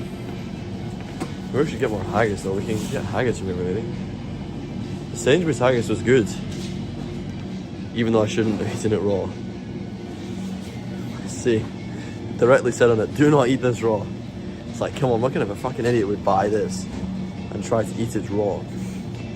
Well, the answer is me. I am that idiot who bought the haggis from Sainsbury's and ate it raw. Yeah, it's expensive, or even just beef mince is expensive here. I don't see any value in going to Co-op. I mean, everything's just more expensive and it's low quality. This is all low quality stuff. What's that? I'm just chicken, is that got? No, that's just a sauce. I thought that was liver with it. Yeah, there's nothing here. There's nothing here. It's the most abysmal meat section I've seen in any large supermarket. Overpriced and bad quality. Not desirable to me in the slightest. I just thought, you know, maybe there's a little hidden wonder. Because something like kidney, it just takes one person to have the genius idea to say, oh yeah, let's add kidney to the repertoire, but it's not. Wait, where's the accent again? Yeah, it just takes one person to say, oh yeah, we'll add kidney to the shop. And it's great. Not here though. I was told in school that apparently Co-op's meal deals were much better. I know people who would spend extra to go to Co-op and have the sandwich that was made in Co-op. Yeah, you were about to say Co-op is pretty expensive, even for the small things. You never go to Co-op because of the price yet. It's on the way though, and I never go. And there is like often better jams, because I thought, oh, I'll never go to M&S because the pricing's crazy. But now I've been there a lot lately because their beef mince is so much better quality than anything I can get from Lidl, or even Aldi's beef mince is not really comparable to M&S. It's still a very good price, and M&S actually always has lamb liver. Any larger M&S pretty much seems to have lamb liver, and it sells it for a very low price. It's about £1.70 normally, give or take a little bit, because it is very dependent on weight. Hot world cuisine, but that's terrible. But it's rubbish. Look at, there's just all flying stuff. It's a buffet, all you can eat from all around the world, which sounds good in concept, but I bet there's barely any meat there. That's the only reason they said it is all you can eat. This is cool though. Kebabish. I like the interior design. In the city centre this would be terrible, you know, just not look good from the buildings, but compared to all the really shitty stuff here, it's actually a really high quality design, really nice restaurant. Showing off those really cool marble effects inside. Did you see the marble effect of the blue marble inside the kebabish shop? That was very good. So Lidl closes shortly, but we will get into Lidl before it closes. I might just get some beef mince, unless anything, maybe some onions I should probably get a kilogram for tonight and tomorrow, because I'm going to be going to the gym. Now that I'm going to the gym, I'm eating lots more. I had a good workout today, but definitely not optimal. I can do much better than today. So how much is the Co-op meal deal? I don't know, it's like £4 or something. Expensive. I would never eat that stuff anyway. Just their bullshit sandwiches from a shop. That was just the thing that people in my school said, and people in my school are maybe not the most trusted. Even M&S is better than Co-op. M&S is way better than Co-op. I go to M&S regularly because they've actually got really quality meats, which is not the type of thing I would normally recognise at all. I only recognise it now because I eat such phenomenal quantities of the stuff. When you're eating as much meat as I do, you can really notice how it affects you. And also I've been learning more things about stuff like the way that the fat comes out, the texture of meat in the packet, how it's maintained. And yeah, M&S passes the tests. Pretty much better. Hold on, sir.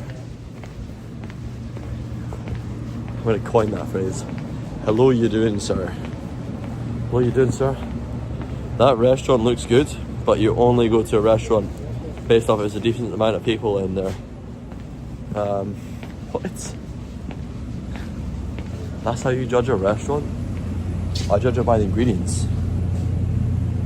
Impressively easy duck breasts. Ooh. Discounts here are so good. I got a bunch of lamb leg cutlets for super cheap. How much is the salmon? $3.59. What? $14.96 per kilogram for salmon. The main issue with salmon in this country is it's actually really bad. It's really unhealthy. How much are these steaks?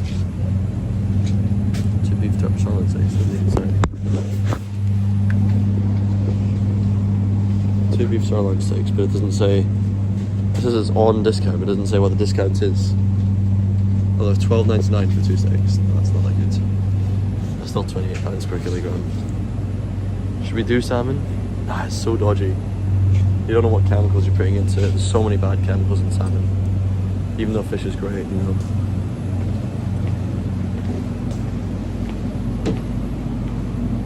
There's never going to be liver in Lidl, unfortunately. We're not going to see that for a long time.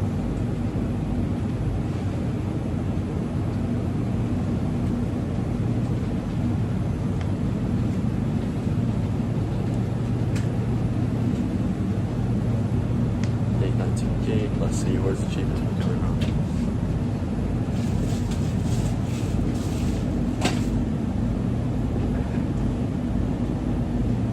Oh, the 25%, the economy beef mince is sold out. The one that's £6 per kilogram. Everybody comes in here, looks at the price per kilogram, buys it based on that. At Lidl, we value variety in every shop, like bringing freshness to your dinner plans with our food of the week fruit and veg. Enjoy award-winning Beef mince is popular in this country, so 25% is not available. 700 grams is perfect. That's just the right amount for tonight and tomorrow, I think. Because tomorrow I'll have the liver. Tonight, I might have some of the liver. You look at the menu as well. I mean, if it's not the chain restaurants. What, you go to chain restaurants? Never go to chain restaurants. That's a newbie mistake.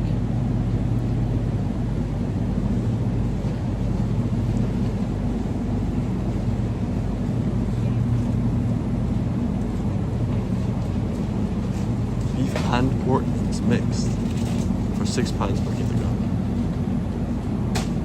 Ideal for bolognese. I mean, pork is okay. There is usually pork in haggis.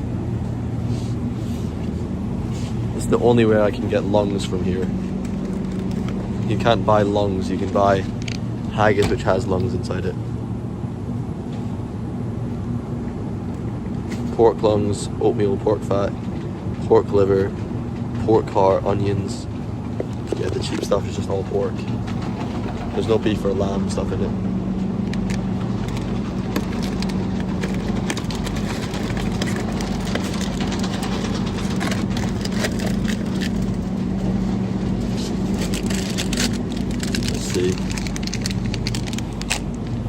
I'll just butcher this up and fry it. I'm not going to do it in the oven. Pork lungs, pork fat, pork liver, pork heart. Yeah, and they've got wheat flour, weird E numbers. The Sainsbury's stuff is way better. And I'm not even a Sainsbury's advocate. But yeah, that's way better. Sainsbury's. So nothing here. No beef offal or lamb offal. Just quality offal.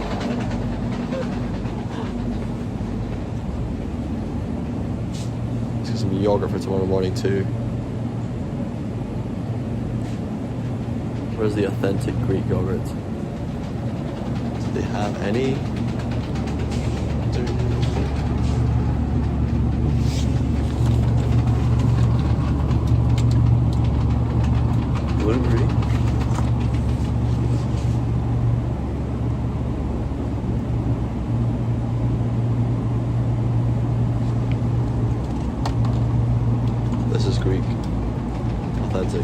This is for tomorrow morning. I'm gonna have to resist tonight and not touch this because I've had far too much yogurt already today. Oh, that's... Have they got skyr? You know, Icelandic yogurt's very good. Not really, but you rarely do. Yeah, chain restaurants. I mean, usually you're paying for more efficiency, I suppose, actually, at chains. I shouldn't bash them too quickly, I suppose. I'll not eat eggs late at night because there's too much fat in them. I'll have more tomorrow. So I'll have more mince tonight and more eggs tomorrow morning. Sorry. No, fine. Oh, wow. I am speaking in mumbles. Oh, fine. Where are the eggs? Hang on. Oh, I just walked past it. 12 medium free range eggs. $2.49. This is what I would always get. When I was going to university, I would have this, and I'd have 6 eggs at breakfast. Oh, I should have got a bag. It's fine though.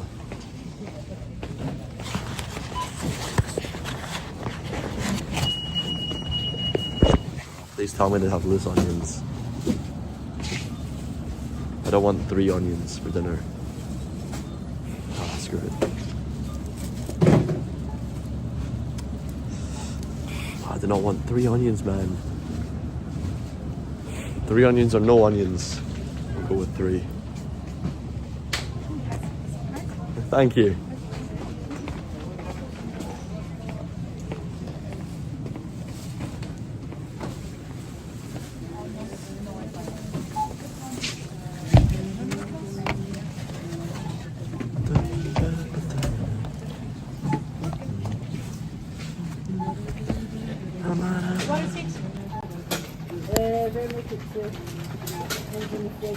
Oh, Java.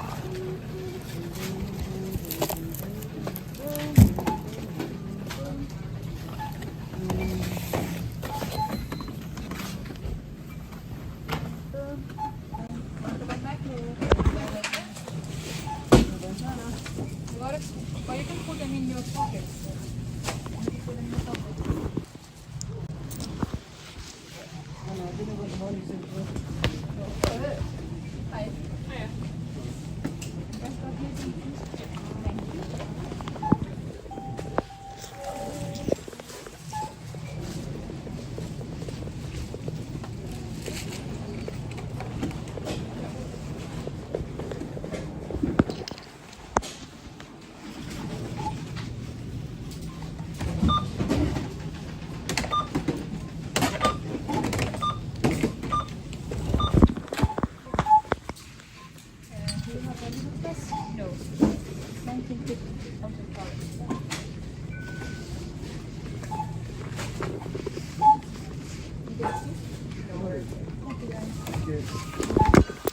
Hello.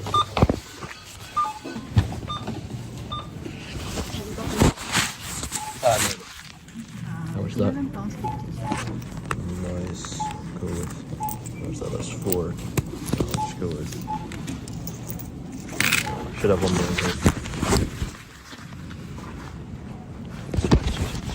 Okay. There you go. This and this. Okay.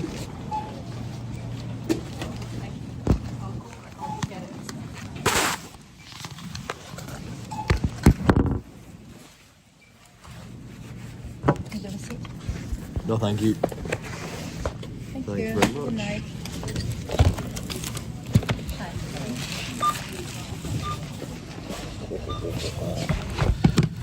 Oh yeah. Oh yeah.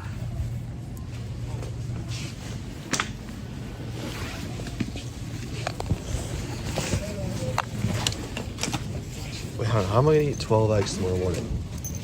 Oh shit, I didn't think of this. I need to eat something tonight. I can eat 12 eggs in one day. That's in one morning.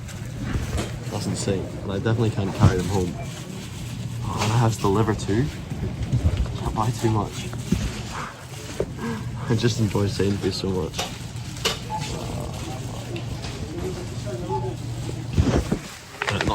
Little, sorry. Not little so much.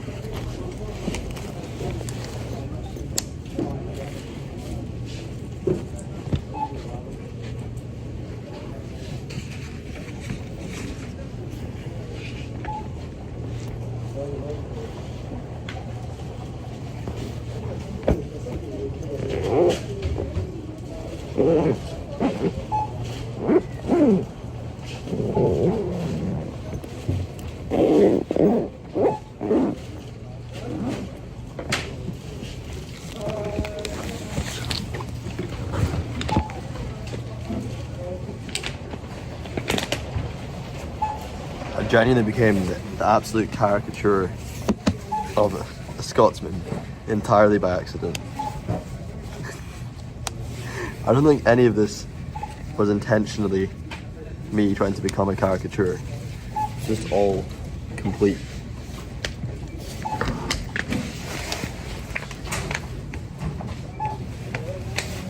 accident.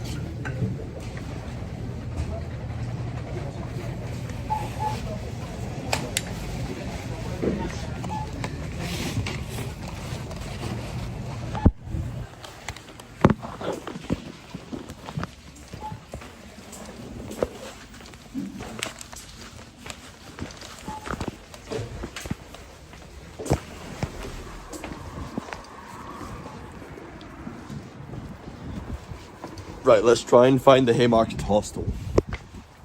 I don't like to use maps when I'm trying to find places. Even though I always do. I always try and get there without finding the maps. And usually, even though I have to use the maps in the end, I get to learn more about the place. And come on, the fact I live in Edinburgh, I've got off at Haymarket Station so many times. This is a key place that I walk through all the time. I should really be able to find the place. So carrying my eggs and yogurt here. And everything else is in my bag. There would be no point in getting a bag from Lidl though for this stuff because the eggs would just bounce about like loose anyway. I might as well just carry them in my hand. It's the same thing.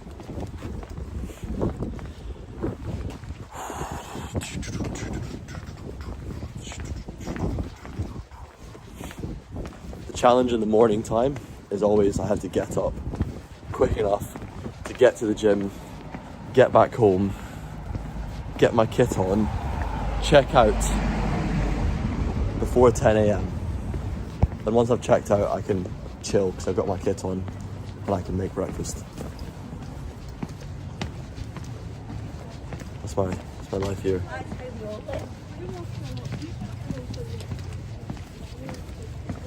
Today I managed it fine, and the walk from my hostel to the gym was more than 15 minutes. So tomorrow I'm going to be so close to the gym, it should take me less than 10 minutes to get there. Very little time wasted.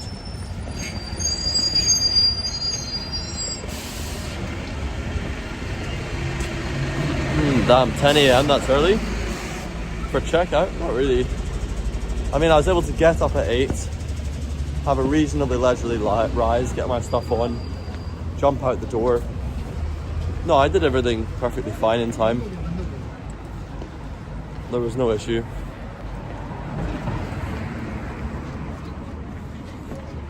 All my bags smell like onions though. Nah, not from... They're not cut or cooked. They don't really have that much smell right now.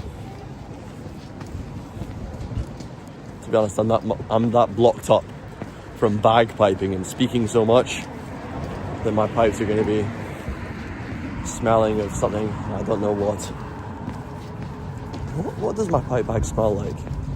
I would guess it's more likely to smell of liver because the liver's been in there for an entire day now. That's much more likely to affect the smell of my bag.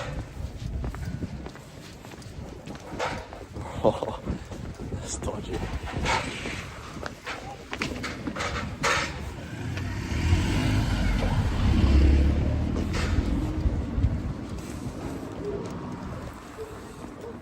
This guy does not know how to use a ladder. Bro's trying to figure it out on the street in front of a car as well. He could smash the car and break the car. Just trying to figure out how to use a ladder. Last time I was here, actually, the connection got pretty bad. Again, though, I think it was because of usage, not because of buildings. Though, obviously, this is very hard to guarantee to any exact extent.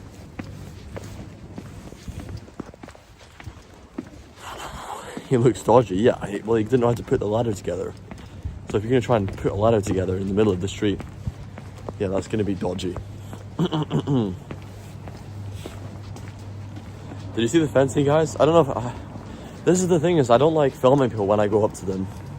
If I have a camera pointing at me, somebody else is holding the camera, it's quite different. But in Scotland, I've been able to just stream the whole time and it's not ever felt intrusive, not once. Because it's just there. It's not inconvenience to anybody. The big problem will be if I then try and say, for example, when I'm speaking to the guy who is a lord, or speaking to any of the umpteen people who I spoke to while I was playing bagpipes today, oh, are you okay with being on camera? And they come on and they speak to the camera. Okay, sure, we'll make a slightly more engaging stream, but we'll kill the vibe at the moment. That's something I'm willing to risk in a place like Morocco.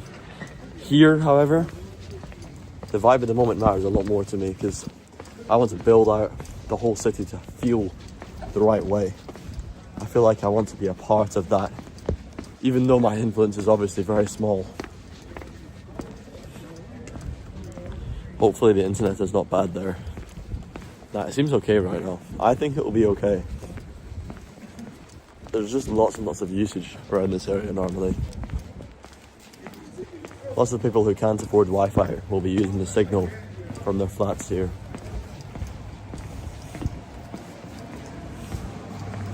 Though right now they're eating dinner, so there's a little dip.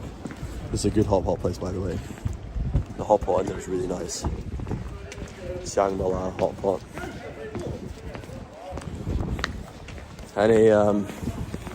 Any mastermind with the boys, take them to Siang-Mala hot pot. We sit there, we eat loads and loads and loads and loads of meat.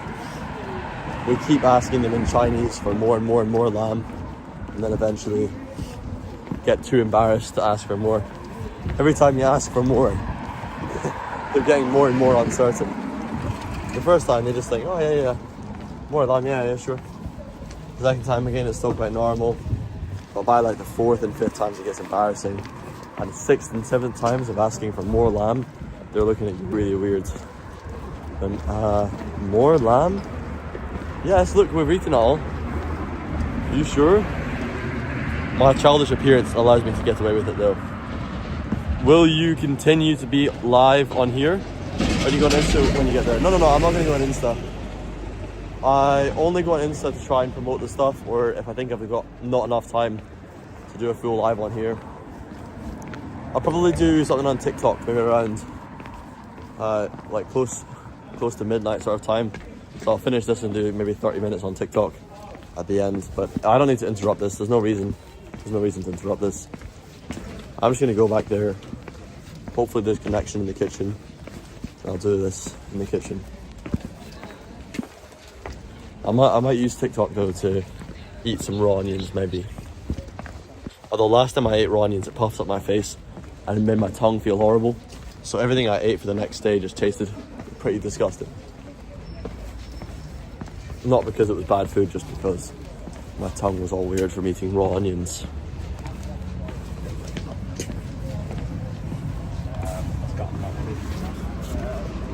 But I ate raw chicken straight from the pack on TikTok and I got 200 viewers. which is a lot for me.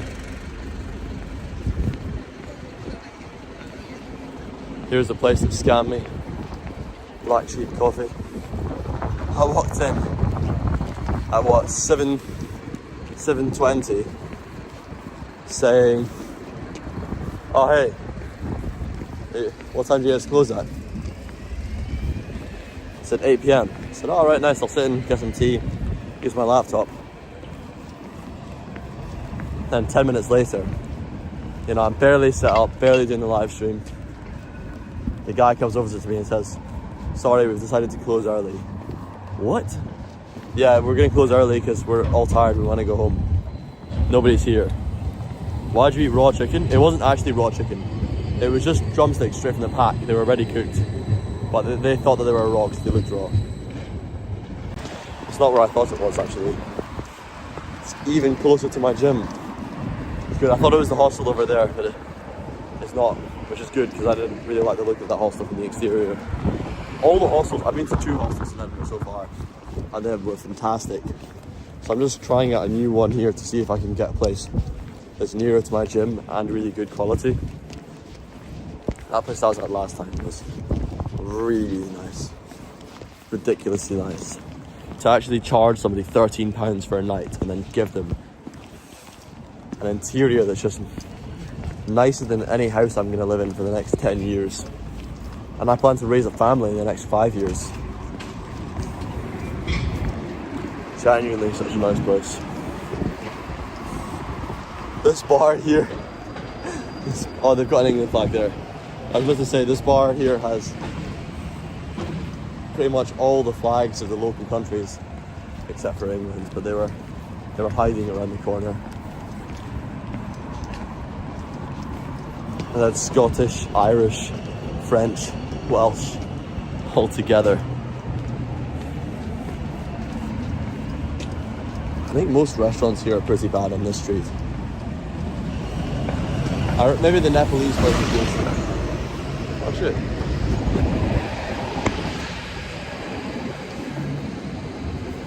I found the hostel. Am I a Christian? Yeah, of a sense, I suppose.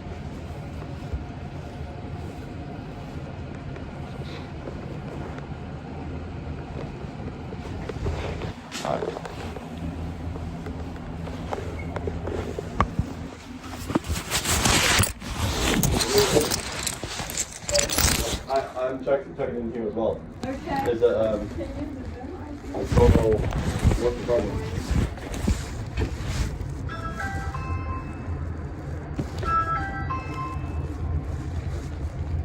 There we go. Oh.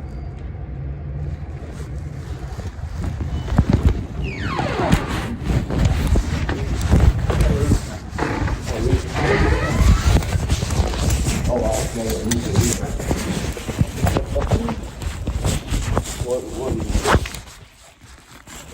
Right, can I check it?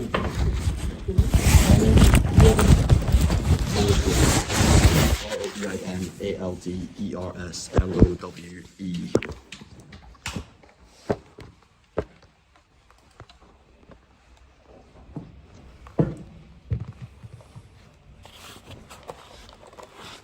Need some ID?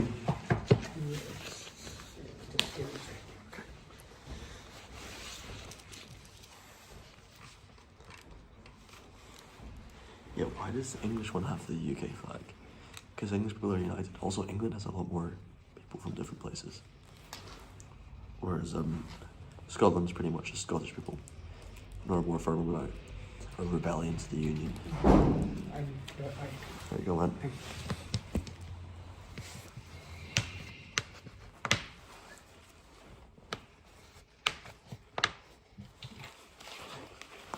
Cheers, bro. Oh, nice, cool, good stuff. I'll scan that right now. It should be on the Wi-Fi now.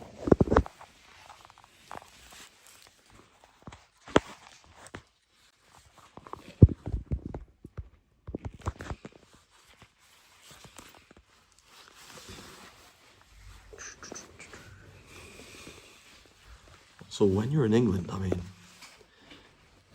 you know, Everybody says the UK all the time. Oh, we're in the UK. Britain this, Britain that.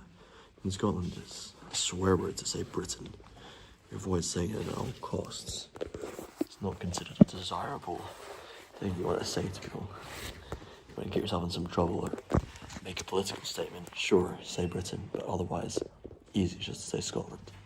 Because even unionists, they're not going to say, oh, this is not Scotland, it is Scotland. Everybody agrees that. The question is whether it's Britain too. Great stuff, man. And the dining area downstairs. Nice stuff. That's what I'm here for. Cheers, bro. Where are you from? Pakistan. Which part of Pakistan?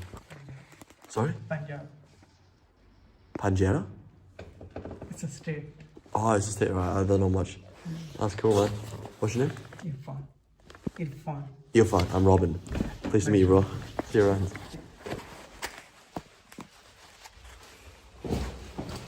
Cool.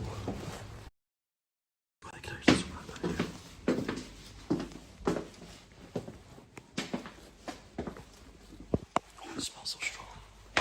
It smells like sausages and potato.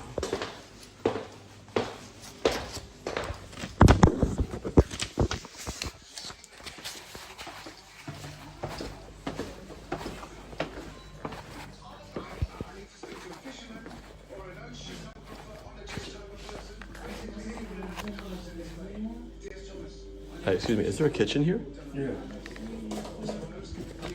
Or where's the kitchen? Right? Sorry? Is there a kitchen here? Yeah, this kitchen. Where?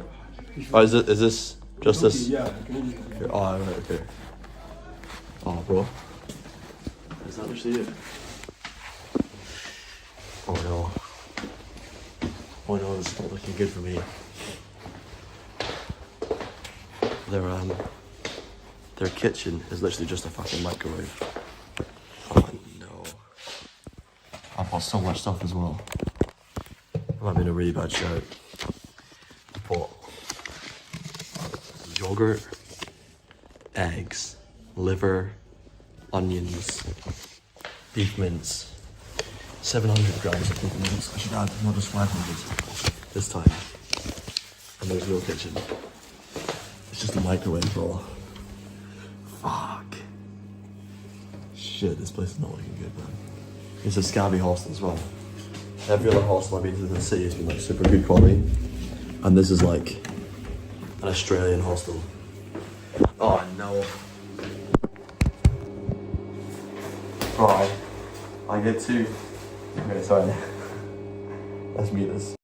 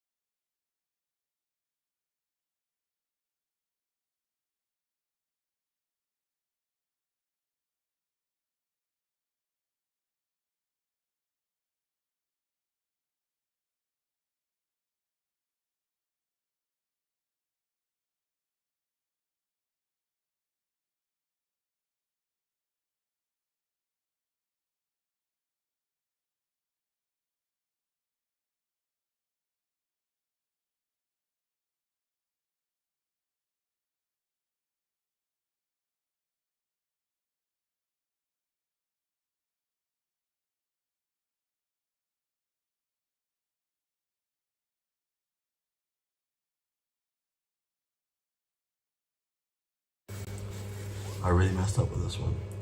At least you don't know how to go there again. It's a really good location though.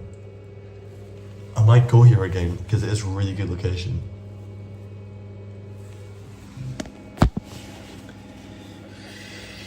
Right, I'm gonna eat right now. Oh man. I could have just bought different stuff. Like I would have bought haggis and things like that if I thought we were just gonna use the microwave. I could have microwaved the haggis easily. Microwaving beef mince though. Oh, can we microwave it in the packet? Please, plastics for that shit.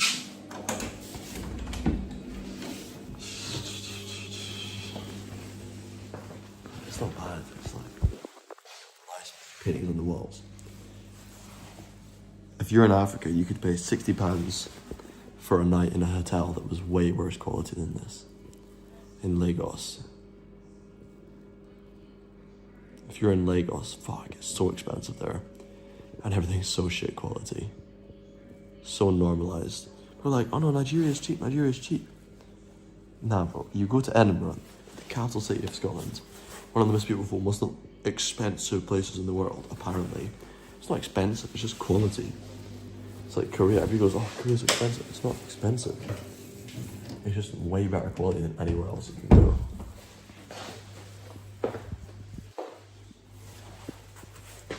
I mean, for the food that you get, no place sells you shit food. Whereas here, every place is trying to sell you shit food. They go to Nigeria and just 10x that. Yeah, I know, it's never proper kitchen. Well, that's why I come to these places and I book them for one night. Is to see what value I can get out of it. They've got an AI generated poster of Edinburgh Castle here. That's funny. Look at this. Hang on, let me show you this. AI poster. That's just not how the castle is at all. And what is that? Is that a Harry Potter bridge? Look at that there. This park is so weird as well. Kind of looks like the park. I suppose if you have the area here, then the fountain there. Definitely an odd choice. AI image of the thing. It's fairly accurate actually. The weirdest thing is that spire thing up there. And whatever that is. And they've not got any cannons here. Maybe it's not AI, maybe it's just weird art. Out of 10, how good is this place? Well, it's at least. But to be honest, is there much point in being close to the gym if I can't come back and cook some good food? Like, what the fuck is there here? Is there even plates here? Those guys in there weren't eating from plates. They had their own tubs with them. They had their own tubs of food. They're Africans, so they're all eating chicken as well. Bro, what is that?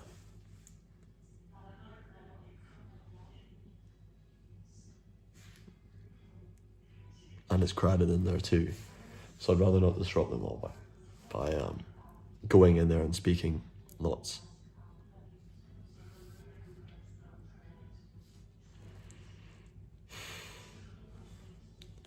What time is it? 10:12. Shall we do an editing stream? The Wi-Fi is really good here actually. It's really good Wi-Fi. Even in the basement down here. I think it's got really bad fire escapes. It's a really bad place to be if there was a fire. The other place I was in, there was really well structured fire escapes from the basement. Basements are one of the easiest places to get trapped in a fire. Because the smoke down here would just destroy you. There's more flammable stuff here too. In fact, oh, actually, you can go out there probably. Yeah, that looks decent. Let me show you the outside. It's not well signed, but apparently, I can only assume that this is the fire exit here. Oh, I'm really curious because I walk past these buildings all the time, but I have no idea what's in between them. So a fire escape into the middle of the buildings is really interesting. I'm sure you could escape it though, because the likelihood of fire here would spread to the other buildings in a short period of time is extremely low.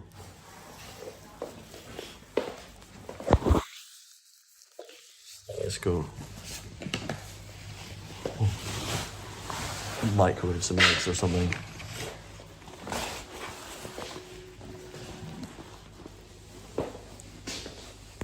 Although I'm sure the official recommendation would not be to do that. To use that as an exit because it's definitely suboptimal to go into the middle of things.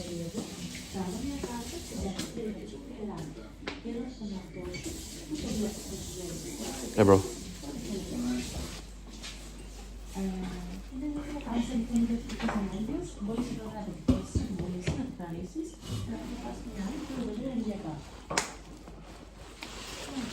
Oh, guys.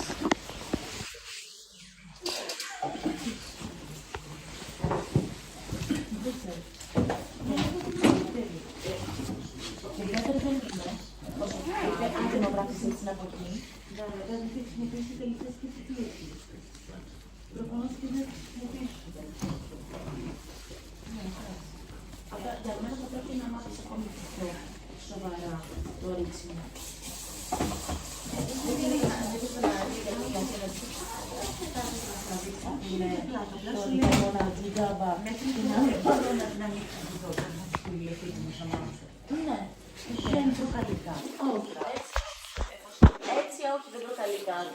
Ωραία, άρα μπορούμε να την ανοίξουμε.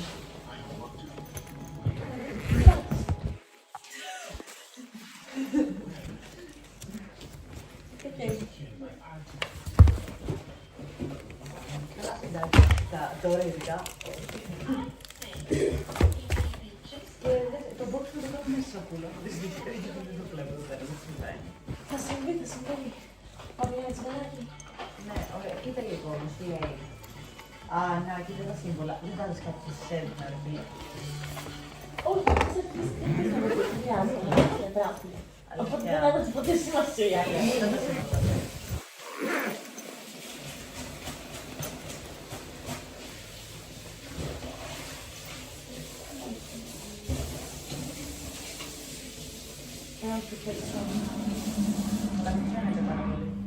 Sorry.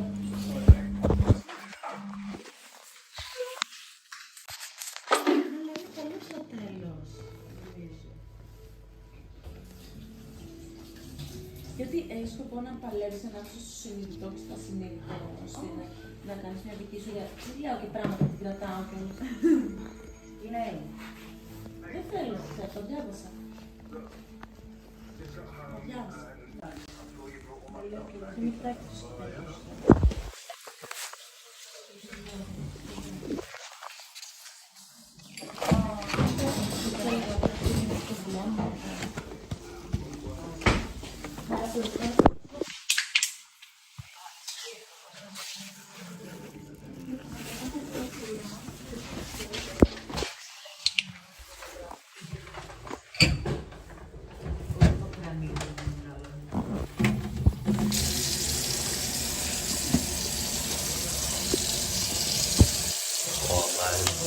It's not looking very promising. I don't know what is going on there. Imagine I do all this stuff and I go upstairs and there's like a kitchen in my bedroom or something.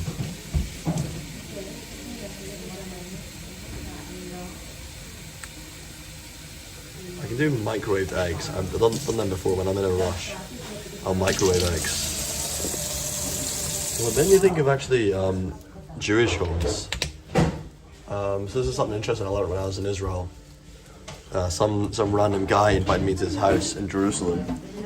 And most people in Jerusalem, by the way, are Muslim. There's like 40,000 Muslim people there, then 5,000 Jews, 5,000 Armenians, 5,000 Arab Christians there. Then about 40,000 Muslims in the city, in the old quarter.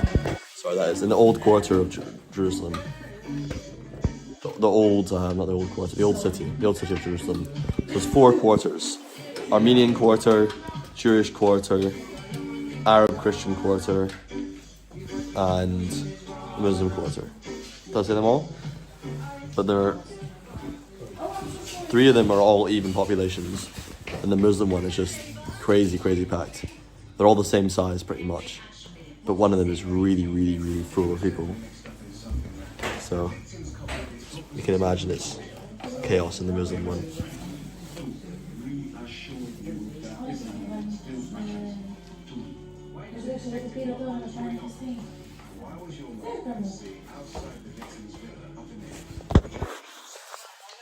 Bro.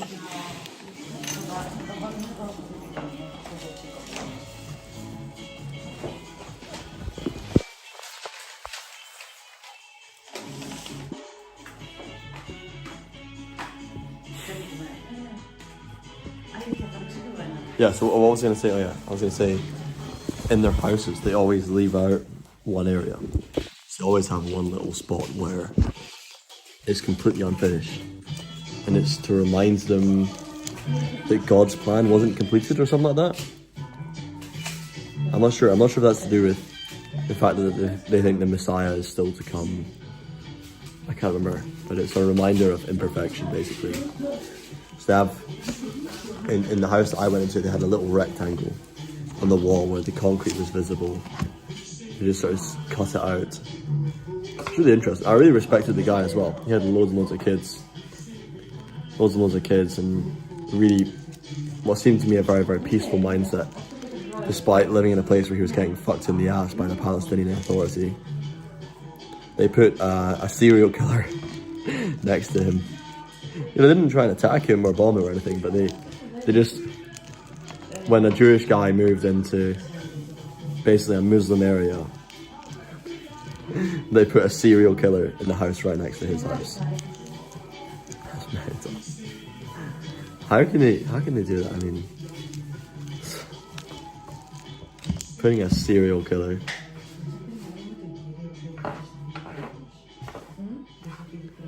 So we have the microwave, but we have a kettle as well. So I have cooked meat before by boiling water and pouring the boiling water over the meat. It's probably not going to really work well with mince, but I think it might work well with the liver, because microwaved liver is going to be so bad. I could maybe... I might be crazy for suggesting that.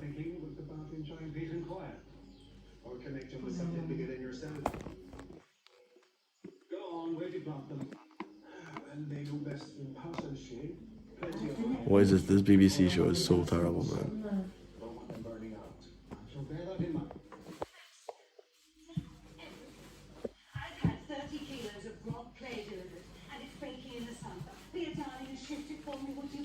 So terrible. Oh, I might try and end this. I'm not sure. Oh, should I go out and eat out? No, I don't do that. So bad.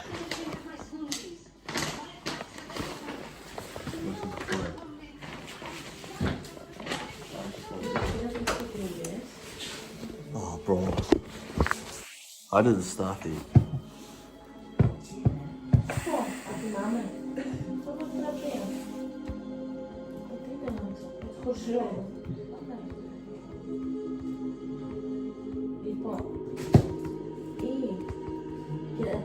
Okay, I'll have to end this because I'm going to get copyrighted heavily for this BBC show. Sorry about this. This also just is a disappointment. I'm going to need to figure something out, but I'm going to do a bunch of editing here anyway. Thank you so much to some girl for spending so much time with us here. I appreciated that, and the stream's been pretty good today. Met a lot of really good people. Obviously it's annoying that you couldn't really see them properly on stream. It'd be much better if I was streaming it in a way that like somebody else was filming me and then they can just turn around the camera and the other person doesn't even notice. But when I'm there and I'm holding the camera and I turn it around to face them while I'm trying to have a conversation, it would just completely kill the vibe, especially when the camera's on the floor. I have to walk down to it and move it. So that's something we're going to improve. I'm speaking to Liam. He's probably going to be with us for the Europe trip. I imagine I'll still be filming myself in Ukraine and the road trip and things. I'll probably be filming myself. But I'll get others, I'll outsource it where it's possible. Anyway, thank you so much. Goodbye.